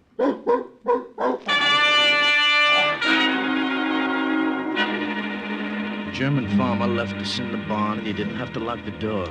That big black Doberman with the impatient fangs watched us as if he wanted us to make a move so we could jump. Oh, if we get out of this, my friend, I shall never again be a dog lover. Professor, don't move, don't turn your head, just listen to me. Yeah, I'm listening. There's some harness straps hanging on a hook right over my head. I noticed them when I came in. If I can pull them down fast enough, I'll throw them over the dog when he leaps, try to entangle. Yeah, but there's some horse blankets near you. When I pull down the straps, throw the blanket over him. It's got to be fast. Better work. I'm ready. On 3, then. 1. Nice, boy. Nice. Big, ugly mutt. 2. 3. The harness caught on the nail as I tried to pull it down, and the dog leaped at my neck. And then the nail came off, too, and the straps fell across the dog's snout. The professor flung the blankets over the dog's head. I have him, Nicky, but I can't hold him. The shovel. Where's that shovel I saw? Hurry, I can't hold him. Now, I hit him again and again. And then suddenly the only sound in the barn was the dull thud of the shovel. The dog didn't move or make a sound. He never would again. We had better get out now. Yeah, let's go.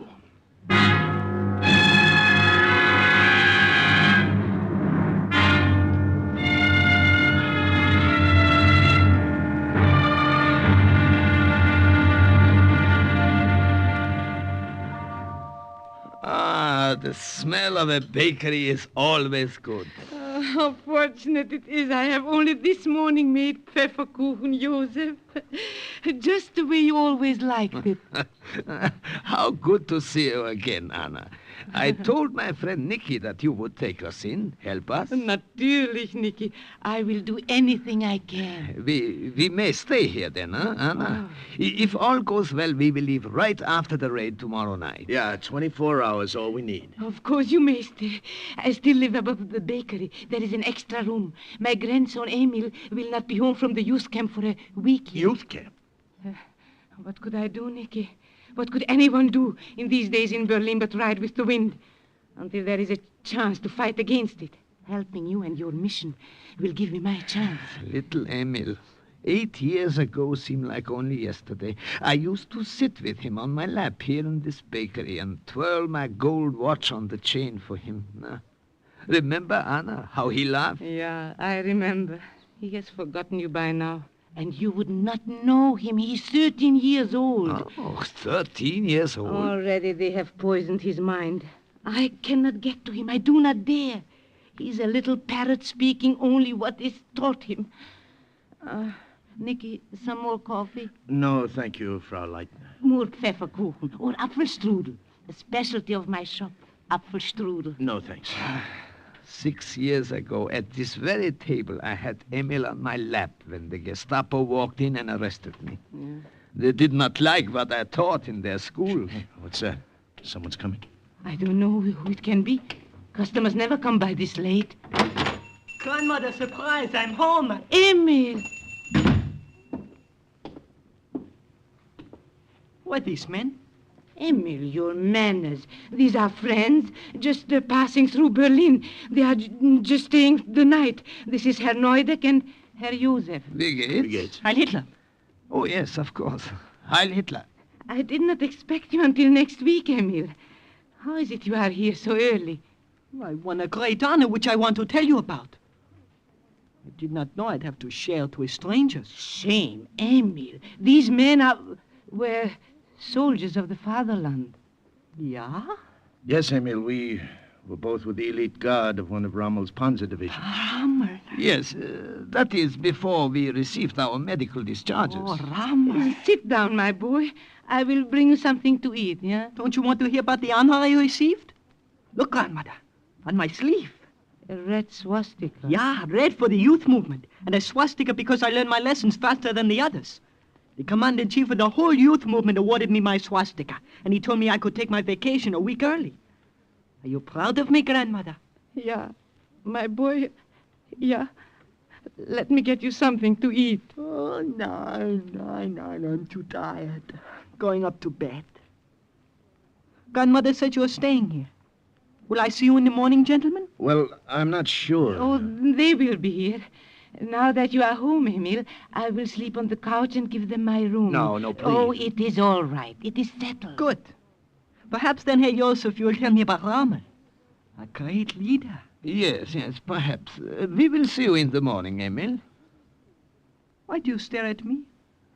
Do I stare, boy? I thought so. Have I met you before, Herr Joseph? No, I am sure not. Your face. Ever since I came in. Grandmother, have I met him here before? No, Emil. Herr Joseph was here before you were born, even. You have never seen him. It has been years, 15 maybe, before you were born. I suppose so. Well... Good night. Professor, he wouldn't remember, would he? Oh, how could he, Nicky? He was a baby that last day Joseph saw him. Barely 5 years old. And the professor was 30 pounds heavier at least. And clean-shaven. Yeah. Anna is right, Nicky. Do not worry. He could not remember. Do not worry.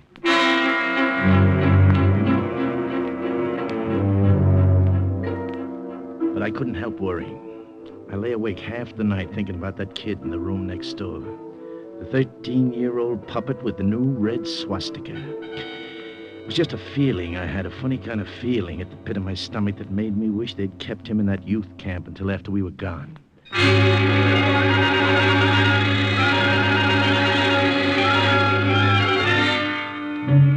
When I got up, the sun had been up for hours, and so had the professor. I went downstairs to the bakery. There was the smell of fresh bread baking, and I knew Frau Leitner was in the kitchen.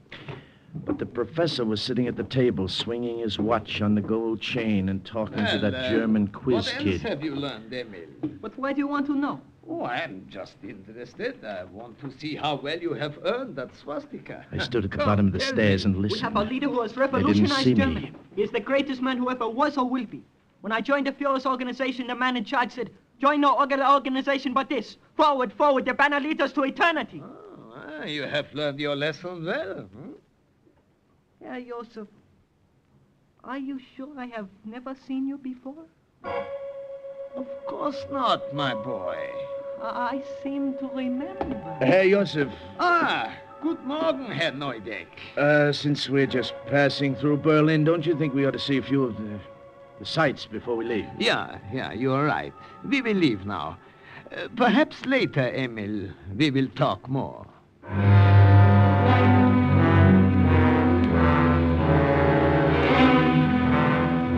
The raid was scheduled for that night. The professor and I had a lot of work to do. We made arrangements to meet about 4:30 that afternoon at a tavern on Wilhelmstrasse. We went separate ways. I did a lot of walking, and I made a lot of notes in my head.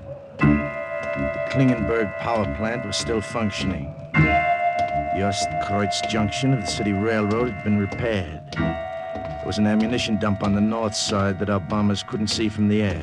It was a nice day. A lot of Germans were walking the streets, and I made a lot of notes in my head.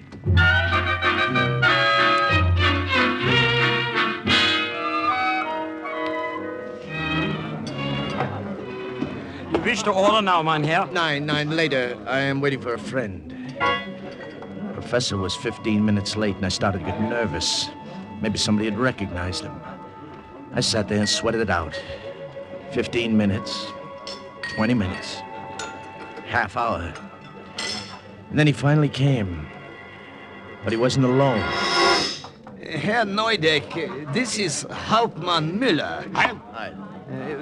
We met only this afternoon, and I invited him to come and have dinner with us. It was not quite that way, Herr Neudeck. It was I who insisted upon coming along. Gewiss, sit down.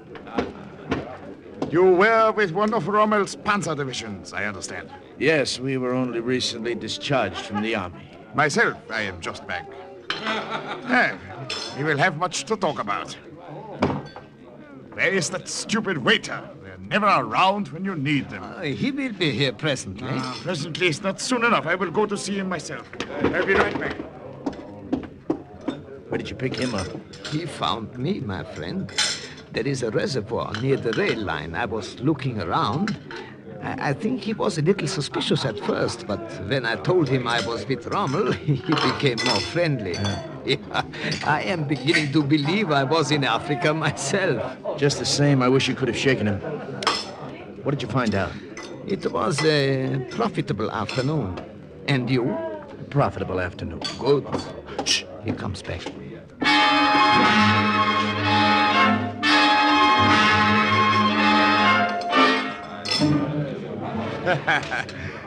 Yes.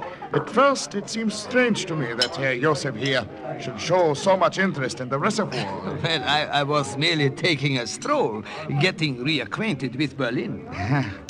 Then I watched you. I saw you walk down towards the rail line. That was when I stopped you and began to talk. We are both glad you did, Herr Hauptmann. Gave us this opportunity to get acquainted. Yeah. Hope we shall see more of you while we're in the capital. Perhaps, Herr Neudeck. Perhaps you shall see a great deal of me. I think I shall call the waiter and order some brandy. Oh, but I see you have not yet finished your meal, Herr Neudeck. You're still eating. It's very good.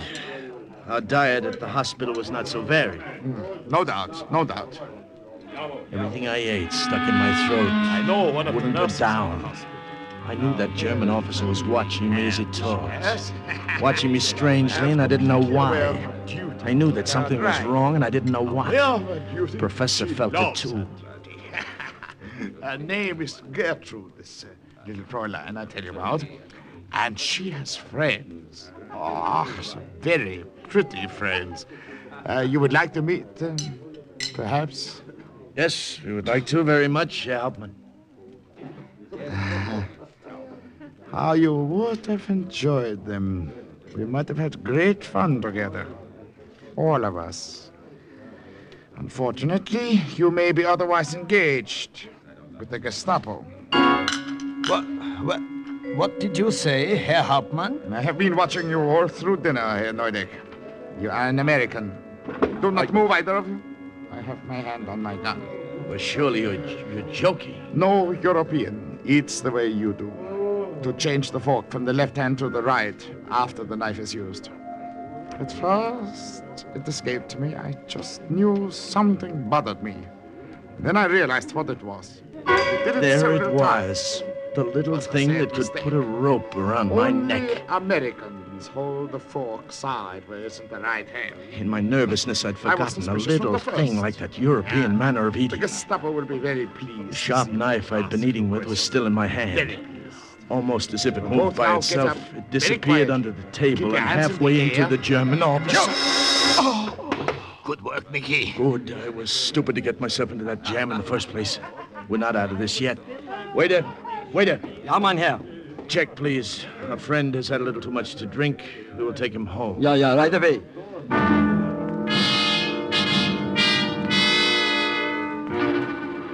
Between the two of us, we managed to get him out of there. His head was rocking back and forth like a drunk. The knife was still in him, so the blood didn't flow very much. He kept his cape around him. All right. There is no one around here, Nicky. We can dump him behind this shed. All right, we're beginning to leave a trail a mile long. So long, pal. It was nice meeting you. Come on, Professor. Let's go.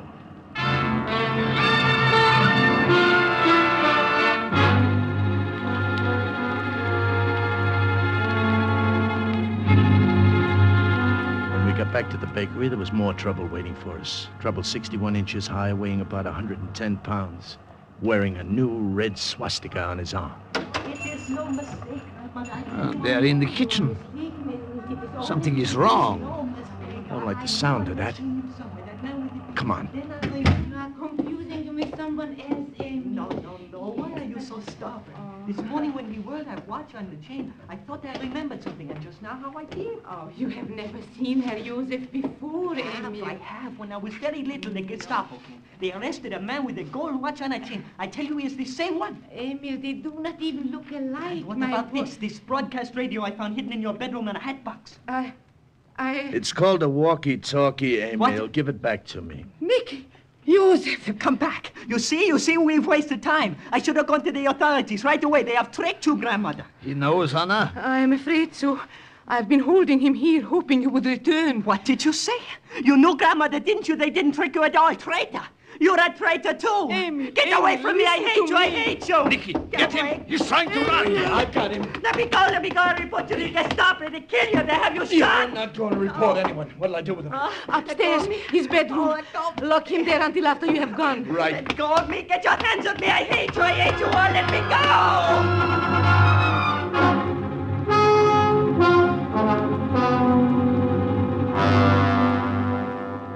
You will have to come with us when we leave here tonight, Anna. You cannot stay now. Professor is right, Frau Leitner. That kid upstairs will turn you over to the Nazis so fast you won't know what happened to you. My little Emil, turn me in. Joseph, would he? Yeah, I'm afraid he would, Anna. It is best that you come with us. We are going to try to get through the lines into France. Once there are underground workers who will help us. Yeah. Nicky, is it all right if I bring this tray of food up to him? He has not eaten. He's still such a little boy. Yeah, sure. You... Oh, take it up, but don't untie his hands, remember? Yes, I will remember. And the raid ought to start soon. Let's go over this map. Make sure we have everything right, huh? Yeah. No, the rail line is here. Mm-hmm. Sector 2, grid B3. And if our bombers knock that out, Berlin's transportation is completely crippled. And here, on the map, power plant is in Sector 6, grid G5. Nicky, he's gone. What did you... What? Yeah, his hands. He got them loose. He lowered himself from the window with the bedsheet. What are we to do? He'll bring the Gestapo back with him. We don't know how long he's been gone. Professor, the window, quick. Yeah. The back door. There is a car coming. I There can is- see it. There is an alley and Now, we can... look, no time. They'll have this place surrounded. How do you get to the roof? The roof, yeah. Up those stairs. We can go to the other rooftops and perhaps escape. There better be no perhaps about it.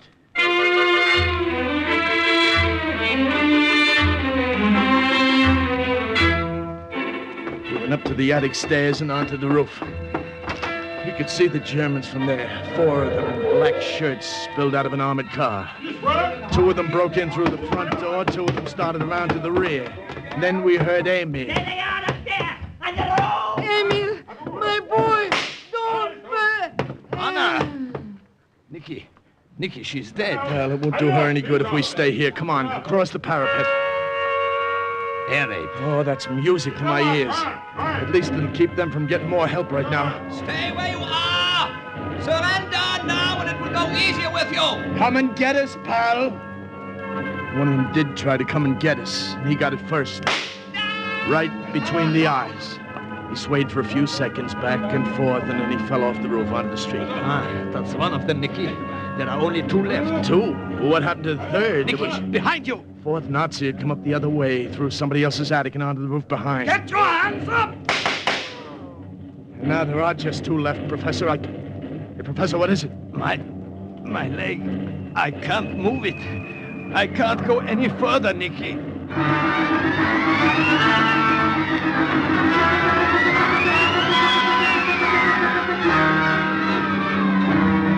What happened afterwards was a nightmare. It was as if the earth cracked wide open. It was red hot, burning, and the noise of the planes and the yak-yak and the German guns and the bombing made my stomach turn. We crouched behind a parapet and I held them off while the professor directed the bombers. Attention! Attention, bombers! The Klingenberg power plant is still functioning and supplies electric power to vital industries.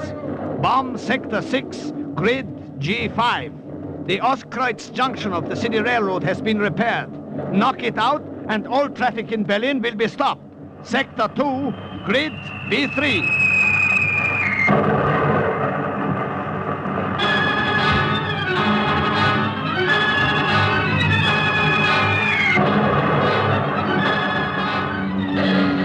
All right. Go now, Nicky, while there is a chance. I can hold them off long enough for you to get away. I can't leave you here. No, they won't take me. Don't worry. Now look, I'll carry you. We'll make it. Come on. Listen to me, Nicky. Go across the next 2 rooftops and then down through the skylight. There is a tailor shop. Yeah, but Professor... Go out the back door there. It leads to an alley. Once over the fence, under cover of the raid, you can make it. Now look, I won't go without you. All right, I will change your mind. Attention! Attention, bombers! Hey, what are you doing? Attention, bombers! Imperative! Wait 2 minutes and bomb crossroads at Sector 7, Grid D3. Hey, Professor, what are you doing? You're crazy. That's here, this sector. Go on, run. Run, Nicky. I'll cover you.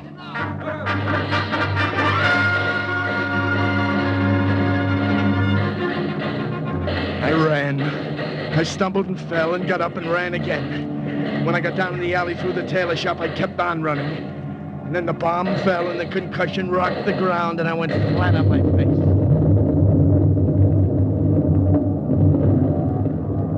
When I looked back, I knew that our bombers had made another direct hit. The professor had not only held off the Germans while I got away, but had kept them there until it was too late for any of them. A little German bakery that specialized in Apfelstrudel folded up as if it had been made of matchsticks. Somewhere in the wreckage, the professor, with his gold watch on the chain, was buried under it. And overhead, the planes headed back. There was nothing left for me there. I headed back, too. Lieutenant Gus Olesnikus made his way to France and after months from there to England. But his direction of the bombing raid from the target itself kept some of Berlin's major industries crippled and its transportation system paralyzed.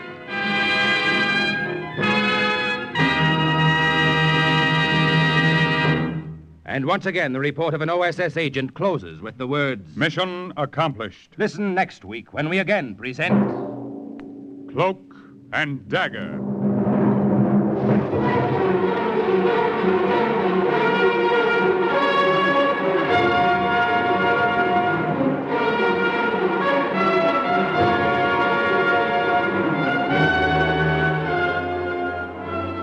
Heard in today's Cloak and Dagger adventure were Everett Sloan, Bill Zuckert, Lily Darvas, Barry Kroger, Michael Artist, Raymond Edward Johnson, Carl Weber, Jerry Jarrett, Bobby Weil, and Brad Barker. Script was written by Winifred Wolfe and Jack Gordon. Music was under the direction of John Gart. Today's true OSS adventure was based on the book Cloak and Dagger by Corey Ford and Alistair McBain. This has been a Louis G. Cowan production in association with Alfred Hollander and was under the direction and supervision of Sherman Marks. NBC offers 3 of radio's top mystery adventure shows, The Big Guy, Sam Spade, and The Saint. So if mysteries are your meat, listen in tonight. Next, hear High Adventure, then The Big Guy on NBC. Are you willing to undertake a dangerous mission behind enemy lines, knowing that you may never return alive?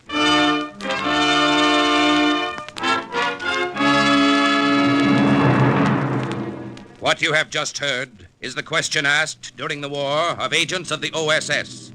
Ordinary citizens who to this question answered, yes.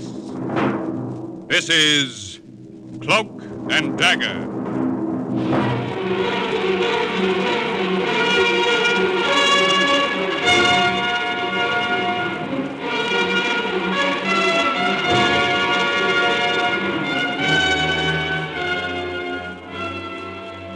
Black warfare, espionage, international intrigue. These are the weapons of the OSS. In today's adventure, Windfall, the part of McAllister is played by Les Tremaine. Jan Miner plays Jen, and Mike Slade is played by Bill Quinn. The story is suggested by actual incidents recorded in the Washington files of the Office of Strategic Services. A story that can now be told.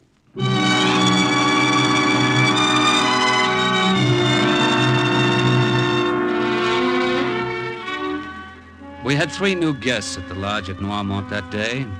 The first one blew in just after lunch, and I recognized him right away. At least I thought I did.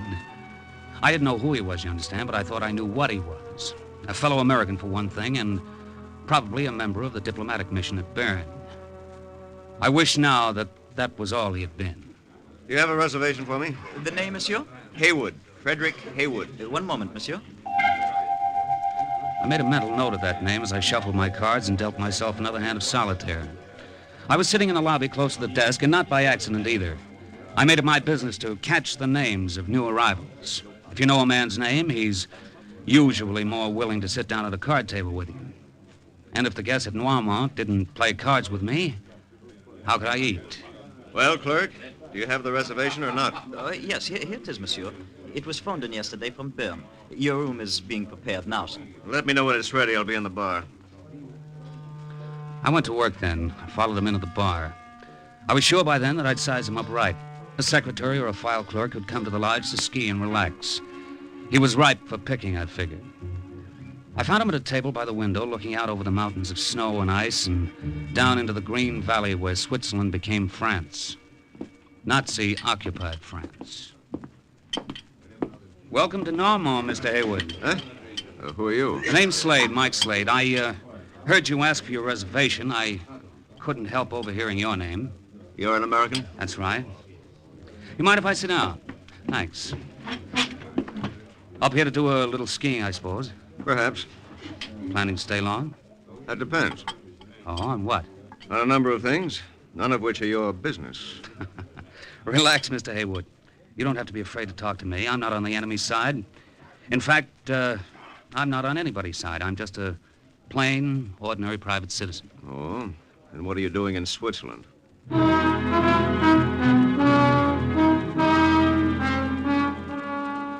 He asked, so I told him. The whole sad story. How I'd shipped out of San Francisco when I was 15, how I jumped ship in Shanghai, how I'd spent the next 25 years gambling my way around the world, till I hit it big, knocking over a roulette wheel in Paris for 1 million francs. So you're up here blowing your 1 million francs, huh, Slade? No, not exactly. Didn't last long enough to blow. A week after I won it, the Germans marched into Paris, and my money wasn't worth a thin dime. I got away and landed up here at Normand, and been waiting ever since. Waiting for what? Why, for someone to win this war, of course. Someone? Anyone, you mean? Oh, I'm not too particular, Mr. Haywood. Like I say, I don't play sides. I'm what they call a neutral, I guess. A neutral American, huh? Well, it's been a long time since I was in America. I just want them to get the war over with somehow, so Jen and I can get out of here. Jen? My girl, Mr. Haywood. She's one of the skiing instructors here at the lodge. And when I go, she's promised to go with me. I see. I'll go see if my room's ready. Oh, wait a minute. How about another drink? No, thanks. Well, look, if you're not doing anything tonight and you'd like a little game of stud... No, thanks, no. It's as good a way as any to pass the evening up here. Maybe, but I'm rather particular about the kind of men I gamble with, Slade. Especially the kind of Americans.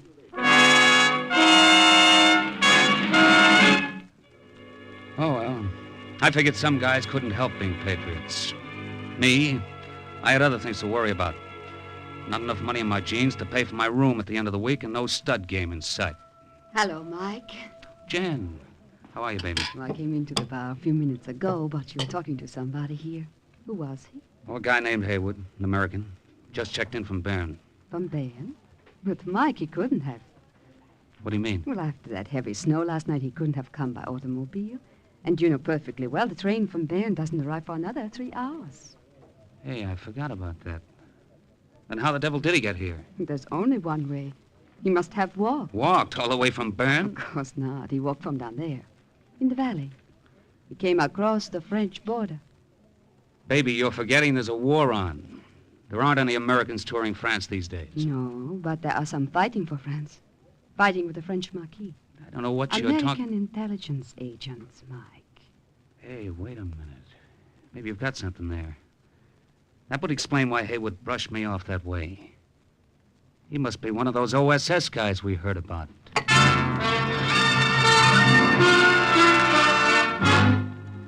It was the only answer. I didn't think much of it. I figured an OSS agent just out of occupied France wouldn't have enough money to finance a game of stud, so I went looking for someone who would. We wish 2 rooms, clerk. One for Wirstadt, one for myself. Krauts were Krauts, and you didn't have to be a patriot like Haywood not to like them. But I figured if these 2 guys at the desk were a couple of jokers on a holiday, they'd be well heeled. The service is ridiculous. Ridiculous, that's all I can Welcome say. to Normand, gentlemen. Danke. Well, clerk, what about those rooms? I don't believe I quite caught your names, gentlemen. If you please, my friend, we are trying to get accommodations. I am sorry, Herr Keitel. All I can give you and Herr Wirstadt is a double room. There are no single ones? No, sir. The American who arrived today took the last one. Oh. An American arrived today? I'm an American, too. Slade's my name, Mike Slade. But it was not you who just came. Oh, no. I've been around for nearly 3 years. The new guest is Mr. Hayward. Mr. Hayward, eh? And his room? 18. Room 18. I'm in 27 myself, gentlemen. If you'd be interested in a friendly game of stud poker this evening, I I'd think be... not, Herr Slade. I'm afraid we are going to be busy this evening. Nicht wahr, Kaito? Yeah, that is true. We are going to be very busy. So that took care of my last chance to put some meat on my thin bankroll. Jen and I had dinner at the lodge that night. Then I walked her back to her cottage above the hotel. The moon was bright. Dry snow squeaked under our feet. It was the same as any other night at Noirmont. It seemed the same anyway. Even the things we talked about were the same. You must be patient, Mike. We will leave Noirmont someday. Yeah, but when and how? We'll never get out until I lay my hands on some dough. Big dough, I mean. Not the kind I can win from a bunch of yokels who don't know two pair from a straight. Your government would send you home, maybe, Mike. Yeah, sure, and shove me in the army. Only they don't have any use for a guy my age, and that makes it mutual. Besides, they wouldn't let you go with me. But I would wait. And when the war is over... No dice, kid. When I go, you go. So the answer's still money. Oh, Mike. What? Listen. Oh, Lord, it sounds like somebody's been hurt. Come on, honey. Down this way, Mike. There's something lying in the snow. Yeah. That must be him. Mike, it's the American, Mr. Hayward.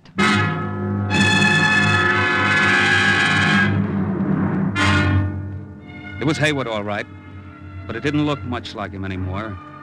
His nose was broken and the rest of his face was pushed out of shape. And Lord knows what else they'd done to him. You... Slade? All right, take it easy, fella. We'll get the doctor at the lodge. No use. Shoo. Slade. Shoo. You understand him, Jen? It sounds as if he's saying shoo. Yes. Shoo. Heel. Left shoe. The heel of his left shoe. Back. Alistair. What was that? McAllister? Yes. To her. He's fainted. I'll get Dr. Gunther, Mike. Never mind Dr. Gunther, Jen. He's dead. Dead? No, but how could it have happened? You think he fell from the rock up there? No, baby, he didn't fall from any rock. He fell into the hands of a couple of Germans. It was all clear by then. Hayward had been an OSS agent. And the only winter sports the crowds had come to Noirmont for was torturing and beating him. It was tough, plenty tough, but then I still had problems, too. I unlaced Hayward's left boot and slipped it off his foot. What are you doing, Mike? Finding out what Hitler's happiness boys were after. Look, the heel slips right off the shoe. Yeah, and there's something inside it. Wait a minute. There. Mike, it's a little cylinder. It looks like a bullet. That's no bullet, baby. It's a cylinder of microfilm. Microfilm? Pictures. Of what, though? I don't know. Whatever it is, it's important. Whatever's important is valuable. What are you thinking, Mike? Huh? Me? I'm thinking about you and me, sweetheart.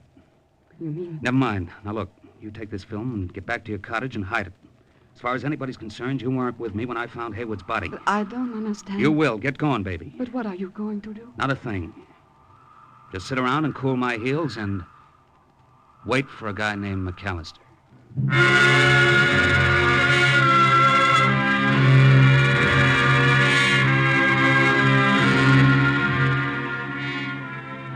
Of course, I had to report Hayward's death. I reported it to Dr. Gunther, the house physician at the lodge. Oh, this is terrible. Such a tragic accident. I didn't say it was an accident, Doctor. Oh, but it was, of course. Now, wait a minute. I You can't... said so. And I am the doctor. Yeah, but you can't... Herr Hayward slipped and fell from a rock. And we will all do our best to see that there's no another such tragedy. Will we not, Herr Slade? It gives the lodge a bad reputation. So Gunther had already been briefed by his fellow Krauts, and Hayward's death was an accident. Well, that was all right with me. It didn't hurt my ankle a bit. The next morning, Gunther got all the guests together in the lobby and broke the sad news. And I know, my friends, that you will all want to pay your last respects to the victim of this unfortunate accident. Services for Herr Haywood will be held in the chapel at 3 o'clock this afternoon. I turned away and I felt a little sick. Sometimes these Nazis made it hard for a guy to stay strictly neutral, I was thinking. Then a hand clapped me on the shoulder. Good morning, Herr Slade. Hello, Keitel. This is very sad, this news about your fellow countrymen. Yeah. You're all broken up about it, aren't you? Dr. Gunther informs me it was you who found the body. You and Dr. Gunther keep each other pretty well informed. I was wondering, Herr Slade. Yeah? I was wondering if by any chance you also found something else. Were you? Will you keep right on wondering, Herr Keitel?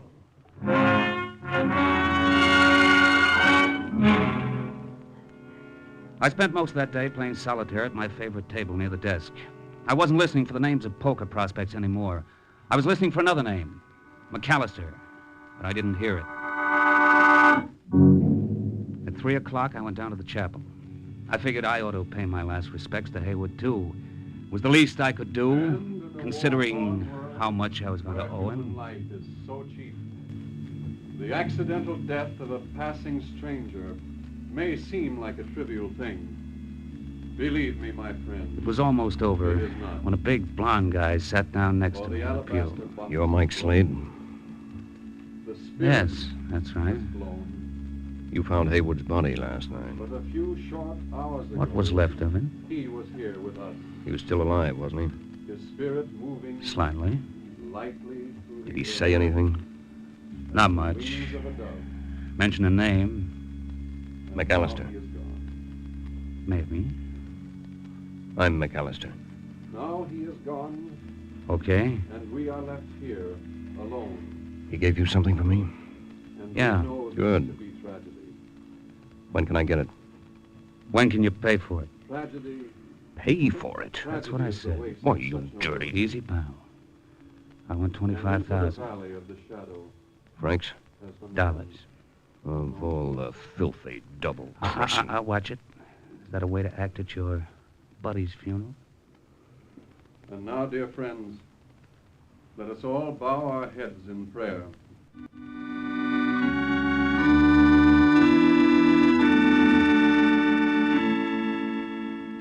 The minister's sermon wasn't the only one I heard that day. On the way back to the lodge, McAllister preached one, too. When you call your... Flag McAllister. You've got my proposition. Take it or leave it. You know what's on that microfilm? Do you realize what... When do you think I could get that kind of money? You might try the embassy at Bern. And if they won't buy? Then maybe Berlin will. Berlin? You'd actually sell that film to the Nazis? Sell out your own country? I haven't had a country for a long time. You were born in America. Sure, but I've lived in Switzerland for quite a while. Some of its neutrality has rubbed off on me.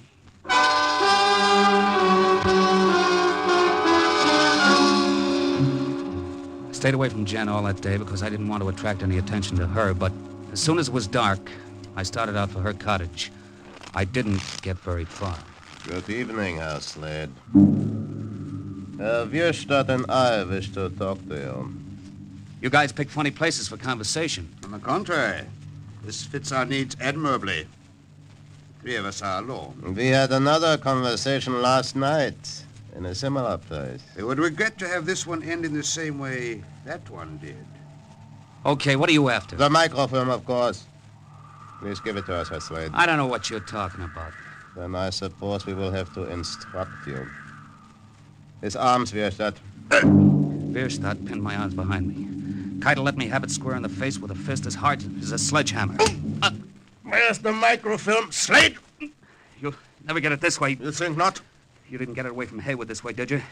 Why don't you meatheads get smart? Kill me and you'll never lay hands on that film. And if we don't kill you? Then you might have a chance. How much would the chance cost us, Slade? Now you're catching on. How much? Well, I would have let you have it cheap before you started to push me around. The price has gone up. I want 50,000. 50,000 marks? Dollars. Think it over, boys.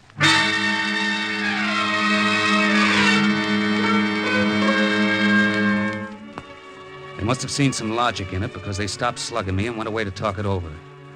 I didn't go to Jen's cottage after all. I didn't want them following me. So I went back up to my room, and when I got there, found my door unlocked. The room was a shambles. Somebody'd gone through it like a cyclone. Come on in, Slade. You OSS boys know how to take a room apart, don't you, McAllister? When we have to. Did you have to do this? No, I came up to do it. But those Gestapo agents saved me the trouble. It was already done. I was afraid they might have found what they were looking for. How do you know they didn't? By the condition of your face. They've been working you over, haven't they? What of it? They wouldn't have bothered if they'd found the film. You're quite a brain, aren't you, McAllister? You're not, Slade. If you were, you wouldn't be playing this game. You're going to wind up just where Haywood is. I'll take my chances. You don't know what the dough means to me, you'd understand. You don't know what these films mean to the Allies, or maybe you'd understand. Those are pictures of German maps, Slade. Maps showing the location of every Nazi V-2 rocket launching site on the French coast. They could mean the saving of thousands of lives. They could even mean winning the war or losing it. Does that make any impression on you? My price is still the same. All right, then. Let me tell you what Haywood went through to get those films. You'll be wasting your time. My price is still the same. Okay. You're the guy who has to look in the mirror at yourself when you shave. I'll be around if you... Oh, I forgot about this. What? This picture. It was on the floor. I accidentally stepped on it and broke the frame. Let me have that. I noticed the inscription. To Mike, with all my love, Jen. Okay, let's have it. She's the skiing instructor, isn't she? Beautiful girl. Be a shame if anything happened to that face. Is that a threat, McAllister? No. No, the OSS doesn't go in for torturing women. Maybe we're too sentimental. Why would anybody want to torture her? Because she's helping you play your little angle? What makes you think so? Just a guess. And if I can guess it, so can Keitel and Bierstadt. And they're not a bit sentimental.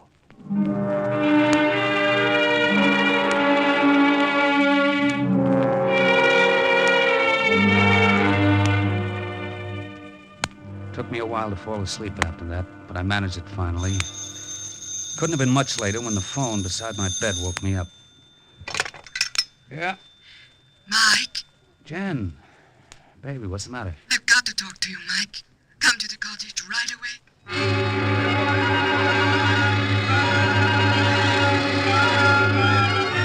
I was scared then. All the way over, McAllister's words kept ringing in my ears, and I was scared to look at her face, but there was nothing the matter with it when I got there. The only marks on it were the marks of worry and a guilty conscience. I couldn't sleep, Mike. I had to call you. I've been thinking about it all night. About my new business enterprise, I suppose you mean? Yes. Trying to make money out of those microfilms. It's wrong, darling. We can't go through with it. Two-Bit says McAllister was here. Yes, he was. Waving the flag all over the place. What he said made sense. He told me what was on the film. He made me see how Haywood had suffered to get it. I'm surprised you didn't turn it over to him. I wouldn't do that, you know it. But I want you to turn it over to him. I will. For 25 grand. No, Mike. For nothing. Because they belong to him rightfully, and because they'll help the Allies win the war. No dice, baby. Mike, do you want those vile, murderous Nazis to win? All I want is my 25 G's. And then you and I can get out of here. Not you and I, Mike. What? I won't go with you under those conditions. You don't mean that. I do.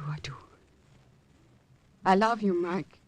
But I couldn't go on loving you if you did a thing like this. I'd come to hate you. Jen. I'm sorry, darling. It's true. Well, Mike? I've waited 25 years for a break like this. I'm not going to let it run down the drain. Not even for you. If you don't want to go, okay, I'll be traveling alone. I don't think you'll be traveling anywhere just yet, Herr Slade. It was Keitel, and just behind it was Bierstadt, and both of them carried Lugers. Before I could move, Bierstadt had used his. The butt of it clipped me on the head. Oh, no! I remember hearing Jen scream and feeling myself crumbling toward the floor. When I came to, I couldn't move my arms and my legs. It took me a minute to figure out why. I was tied to a chair. Slowly, the room came back in focus, and I saw the two Gestapo agents. Then I saw Jen and what they'd been doing to me. Get Get your hands off her, you filthy rats. Don't touch her again. There will be no need to touch her, Herr Slade, if you will cooperate with us better than she has been doing. Where is the microfilm, Herr Slade? You still think you're going to find out for free, huh? Yeah, we think so. Where is the microfilm, Herr Slade? Let her alone, you... Then tell us where it is. All right. Stop it, and I'll tell you, stop it. We have stopped her, Slade. Now, please tell us. Okay. The microfilm is... It came from outside, through the window, that revolver shot. Bierstadt let out a groan and dropped to the floor. Keitel dropped to the floor, too, but he hadn't been hit. He flicked the light switch as he went down. The room went black. The advantage was all his now. He was in the pitch-black room. Whoever was outside was moving around in the bright moonlight, made even brighter by the snow. I saw Keitel's gun spit. The gun outside answered it. I was still tied hand and foot to the chair. There wasn't anything I could do, or was there? I remembered that the light switch was just over my head.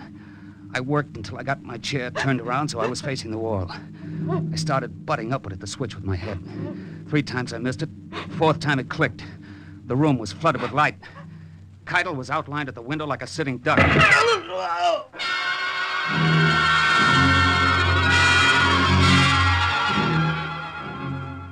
It wasn't any great surprise when a tall, blonde guy walked in a minute later and started to untie me. Looks as if you had to choose sides after all, Slade. Yeah, looks as if maybe I did, McAllister. You all right, Jen? Yes, I'll be fine now. Sure, baby? Yes, Mike. And thank you, Mr. McAllister. I should have said that too, McAllister. Thanks. That's okay. Mike. Can I? Don't you see now? Don't you understand? I don't know what you're talking about. You do. You must. The difference between him and those horrible brutes. It's the whole point, Mike. That's why you can't hold on to that microfilm. Oh, yeah, the microfilm. I've been thinking about that. You've decided to give it to me? No, I haven't, McAllister. I'm a gambler, and gamblers don't give things away. All they do give is a sporting chance. What do you mean? I'll cut cards with you for the microfilm. Double or nothing.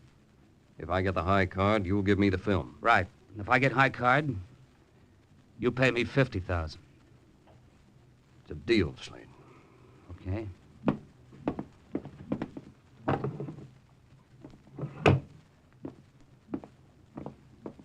Here.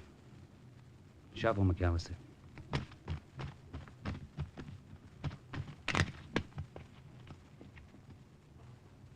You cut first. 1 card does it. Well? 6. Not so good, fella. Go on, Slade. Cut.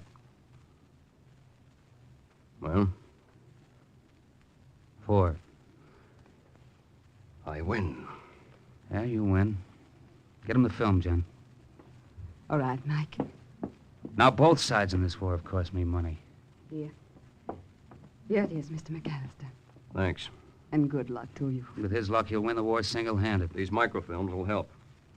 Goodbye, Jen. Be seeing you, Slade. Yeah. Be seeing you, McAllister.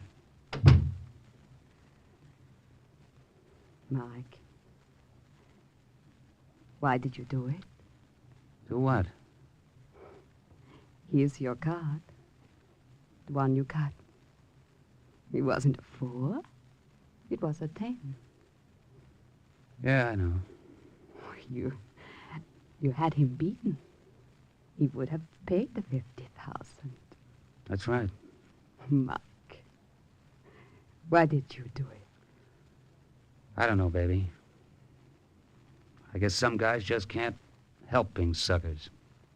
I guess some guys just can't help being patriots.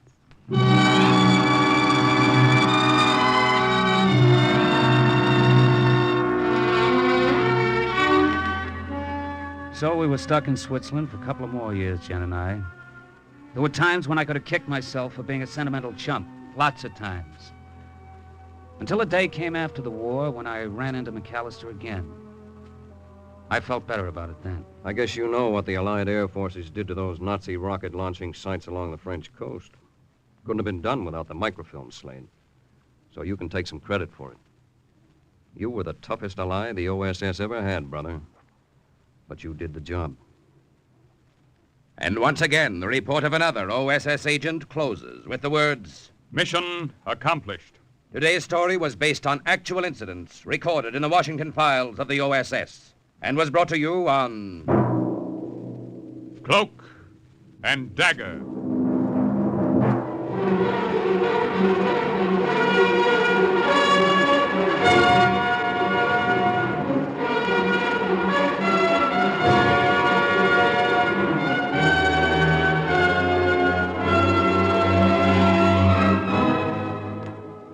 Heard in today's Cloak and Dagger adventures, McAllister was Les Tremaine, Mike Slade, Bill Quinn, Jan Miner. Others were Grant Richards, Raymond Edward Johnson, Carl Weber, Charles Irving, Stefan Schnabel, Boris Applin, Paul Arnold, and Jerry Jarrett. The script was written by Ken Field, and the music was under the direction of John Gart. Sound effects by Jerry McGee. Engineering by Joe Silva. Today's OSS adventure was based on the book Cloak and Dagger by Corey Ford and Alistair McBain. This program was produced by Louis G. Cowan and Alfred Hollander, and under the direction and supervision of Sherman Marks.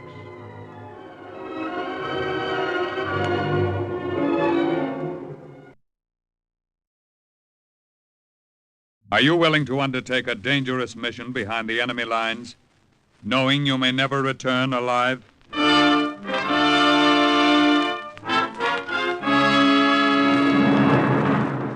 What you have just heard is the question asked during the war to agents of the OSS. Ordinary citizens who to this question answered, yes. This is Cloak and Dagger.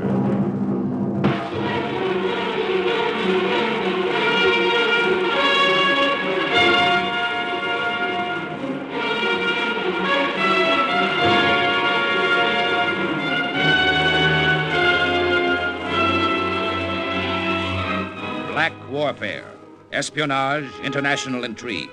These are the weapons of the OSS.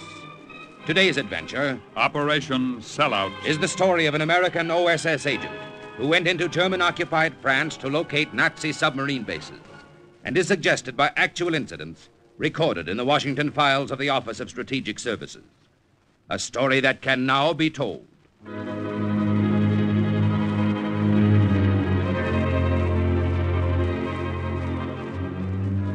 I knew something was up when Colonel Palmer met Tom Barnes and me at the dock that night. He hadn't come down from London just to wish us bon voyage. There wasn't time for such formalities in the OSS, even when a couple of its agents were embarking for the coast of Nazi-occupied France. The minute the Jeep pulled to a stop, the colonel stepped into the faint glow of the blackout light. Captain Dagger? Yes, sir. This is the radio operator, Captain. That's right, sir. I'm Barnes, sir. Lance Corporal Barnes, Sussex Guards. You men are all set? Yes, sir. You shove off in 20 minutes. That'll put you ashore below Saint-Nazaire just before dawn. After you've been landed, you'll move inland exactly 6 kilometers. You'll be met there by an agent of the Marquis. You understand? Yes, sir. Yes, sir. Now, men. We got a lecture then, Tom and I. We didn't need it. Understand how vital it is. We knew our mission was important. This mission is terribly important. German submarines had been hitting our convoys in the Atlantic, hitting them hard. At 0100. Shipping losses had to be cut, Timings of the and the best way to cut them was to blast the Nazi sub-pens along the French coast. You understand? It was my job to locate the biggest pens. Moving in. It was Tom's job to radio the information back to England, so the Allied air forces would know where to lay their eggs. Now then... No, we didn't need any lecture on how important it was. Daggett. You're not listening. Oh, I'm sorry, Colonel. I heard it all in London 2 days ago, sir. I was wondering why you came down here to say it again. I may have had another reason for coming down. That's what we figure, sir. There's been a change in plans? Slight one, yes. Originally, you two were the one to take this mission alone. I've decided now to send a third man with you. Oh? Who is he, sir? I'd rather say nothing about it till you see him. He'll be something of a surprise to you, perhaps. A surprise, sir? Yes, though not too unpleasant a one, I hope. Your reaction to him may well determine the success of your mission. Afraid I don't understand, Colonel. You will in a minute. He's already on the boat. Come along. Tom and I followed the colonel out on the dock. A British Navy torpedo boat that was going to take us across the channel lay in the water. A black shadow in the black night. We climbed aboard, stowed our gear on deck, and moved toward the forward cabin. Tom and I exchanged looks. Neither of us liked this slight change in plans. Your new man is in here, Captain. Well, let's have a look at him, Colonel. For a moment, the bright lights of the cabin spilling out on the deck blinded me. Then I saw him. First, I thought it was a gag, until the guy turned. Until he made a stiff bow from the waist. Until he said... Good evening, gentlemen. I'm Lieutenant Karl Müller of the German Reichswehr. Then I knew it wasn't a gag. He belonged in that uniform he was wearing. It was all his, every Nazi stitch of it, right up to the death's head insignia on his left shoulder. Herr Miller, this is Captain Link Daggett, and this is Corporal Barnes of the British Army on detached service with the OSS. It is a pleasure to meet you, gentlemen. Is it? Colonel Palmer, may Barnes and I speak to you alone? All right, Daggett. I will go out on deck. Well, Daggett? Well, do we have to say it, sir? You must know how we feel about this. I'll say it, Link. Sir, I don't like the idea of taking a Jerry with us into Nazi territory. Well, do we have to do it, Colonel? You volunteered for this mission, Barnes. You don't have to do anything. Yes, but Daggett and I can do the job, sir, without a Jerry. You can do it faster with him, Corporal. And we've got to start hitting those sub-vents as quickly as possible. Miller will be valuable to you in obtaining information from his former fellow officers. Must have a lot of faith in this Nazi, sir. He's not a Nazi. He's a German. Is there a difference, sir? Yes. Even when he was an officer in one of Hitler's pet divisions, Colonel? Through no choice of his own, Daggett. Miller was captured by the British in North Africa 2 years ago. He's been working as an interpreter for the OSS for 18 months. He's been thoroughly screened. We have faith in his story that he's always been opposed to Hitler. Well, he could have been lying to you, sir, just waiting for a chance like this, a chance to get back to German territory. He could have been, but we don't think he was. Yeah, but if he were, Sir Barnes and I are a couple of dead ducks. He'll sell us out the minute we get across the channel. That's quite true, Daggett. And that's the chance you'll both have to take.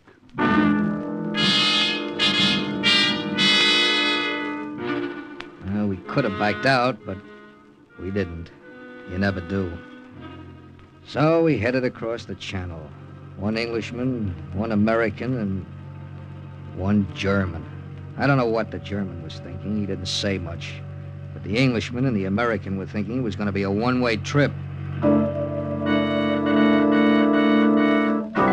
Just before dawn, the torpedo boat put us ashore below Saint-Nazaire. We stood listening to her motors die away. And I turned and walked up to Lieutenant Karl Müller. I lifted his Luger out of its holster, and he didn't say a word. I broke the gun open. There were 12 rounds in the clip and 1 shell in the chamber. I dropped the clip in my pocket and handed the gun back to him, the shell still in it. Danke, Herr Kapitän. Müller, I left you 1 shell. If anything goes wrong, you may need it. That is, if you're on the level. I will use it on myself rather than fall into the hands of the Nazis. Yeah, I know you will. If you're on the level. If you're not, though, you'll think twice about using it on us. You see, you couldn't get both of us with 1 shell. You understand? Ja, I understand, Herr Kapitän. It was just a phony gesture, of course. He knew as well as I did that it didn't mean a thing. The country was occupied by 500,000 of his countrymen. He could wipe us out like stepping on a bug. If he wanted to. Dawn was breaking when we left the beach. We started inland to keep our rendezvous with Philippe Martin, the Maquis agent who was to set us up with a base of operations. He must have made quite a picture. 2 men dressed as French peasants trudging along behind a Nazi officer. We kept to the fields and moved along hedgerows as much as we could. Then we came to a highway. A German army lorry rumbled by while we squatted behind the hedgerow and held our breath.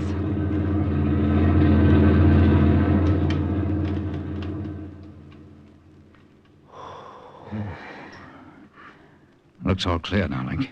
Yeah, we'll cross one at a time. You first, Mueller. Ja, Herr Kapitän.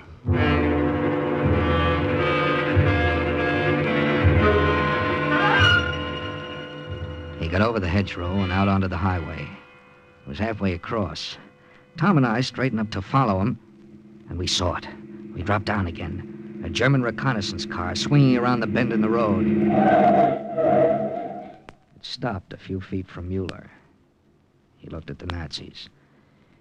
They looked at him. We looked at both of them through the hedgerow and waited. Heil Hitler! Heil Hitler! It was in the lift of his voice. It was in the smile on his face. There was no mistaking it. Karl Mueller was back with his buddies. Karl Mueller was home. Link, let's get away from her. Make a run for it along the hedgerow. For what? If he tips off those krauts, we won't get 10 feet. Yes, I guess you're right. Well, if we go, I'm taking Jerry with us. I'd had the same idea. I'd already sneaked my revolver out of my coat. We drew a bead on that stiff Prussian back, and we did some more waiting. Crouching and waiting until... Heil Hitler! Heil Hitler!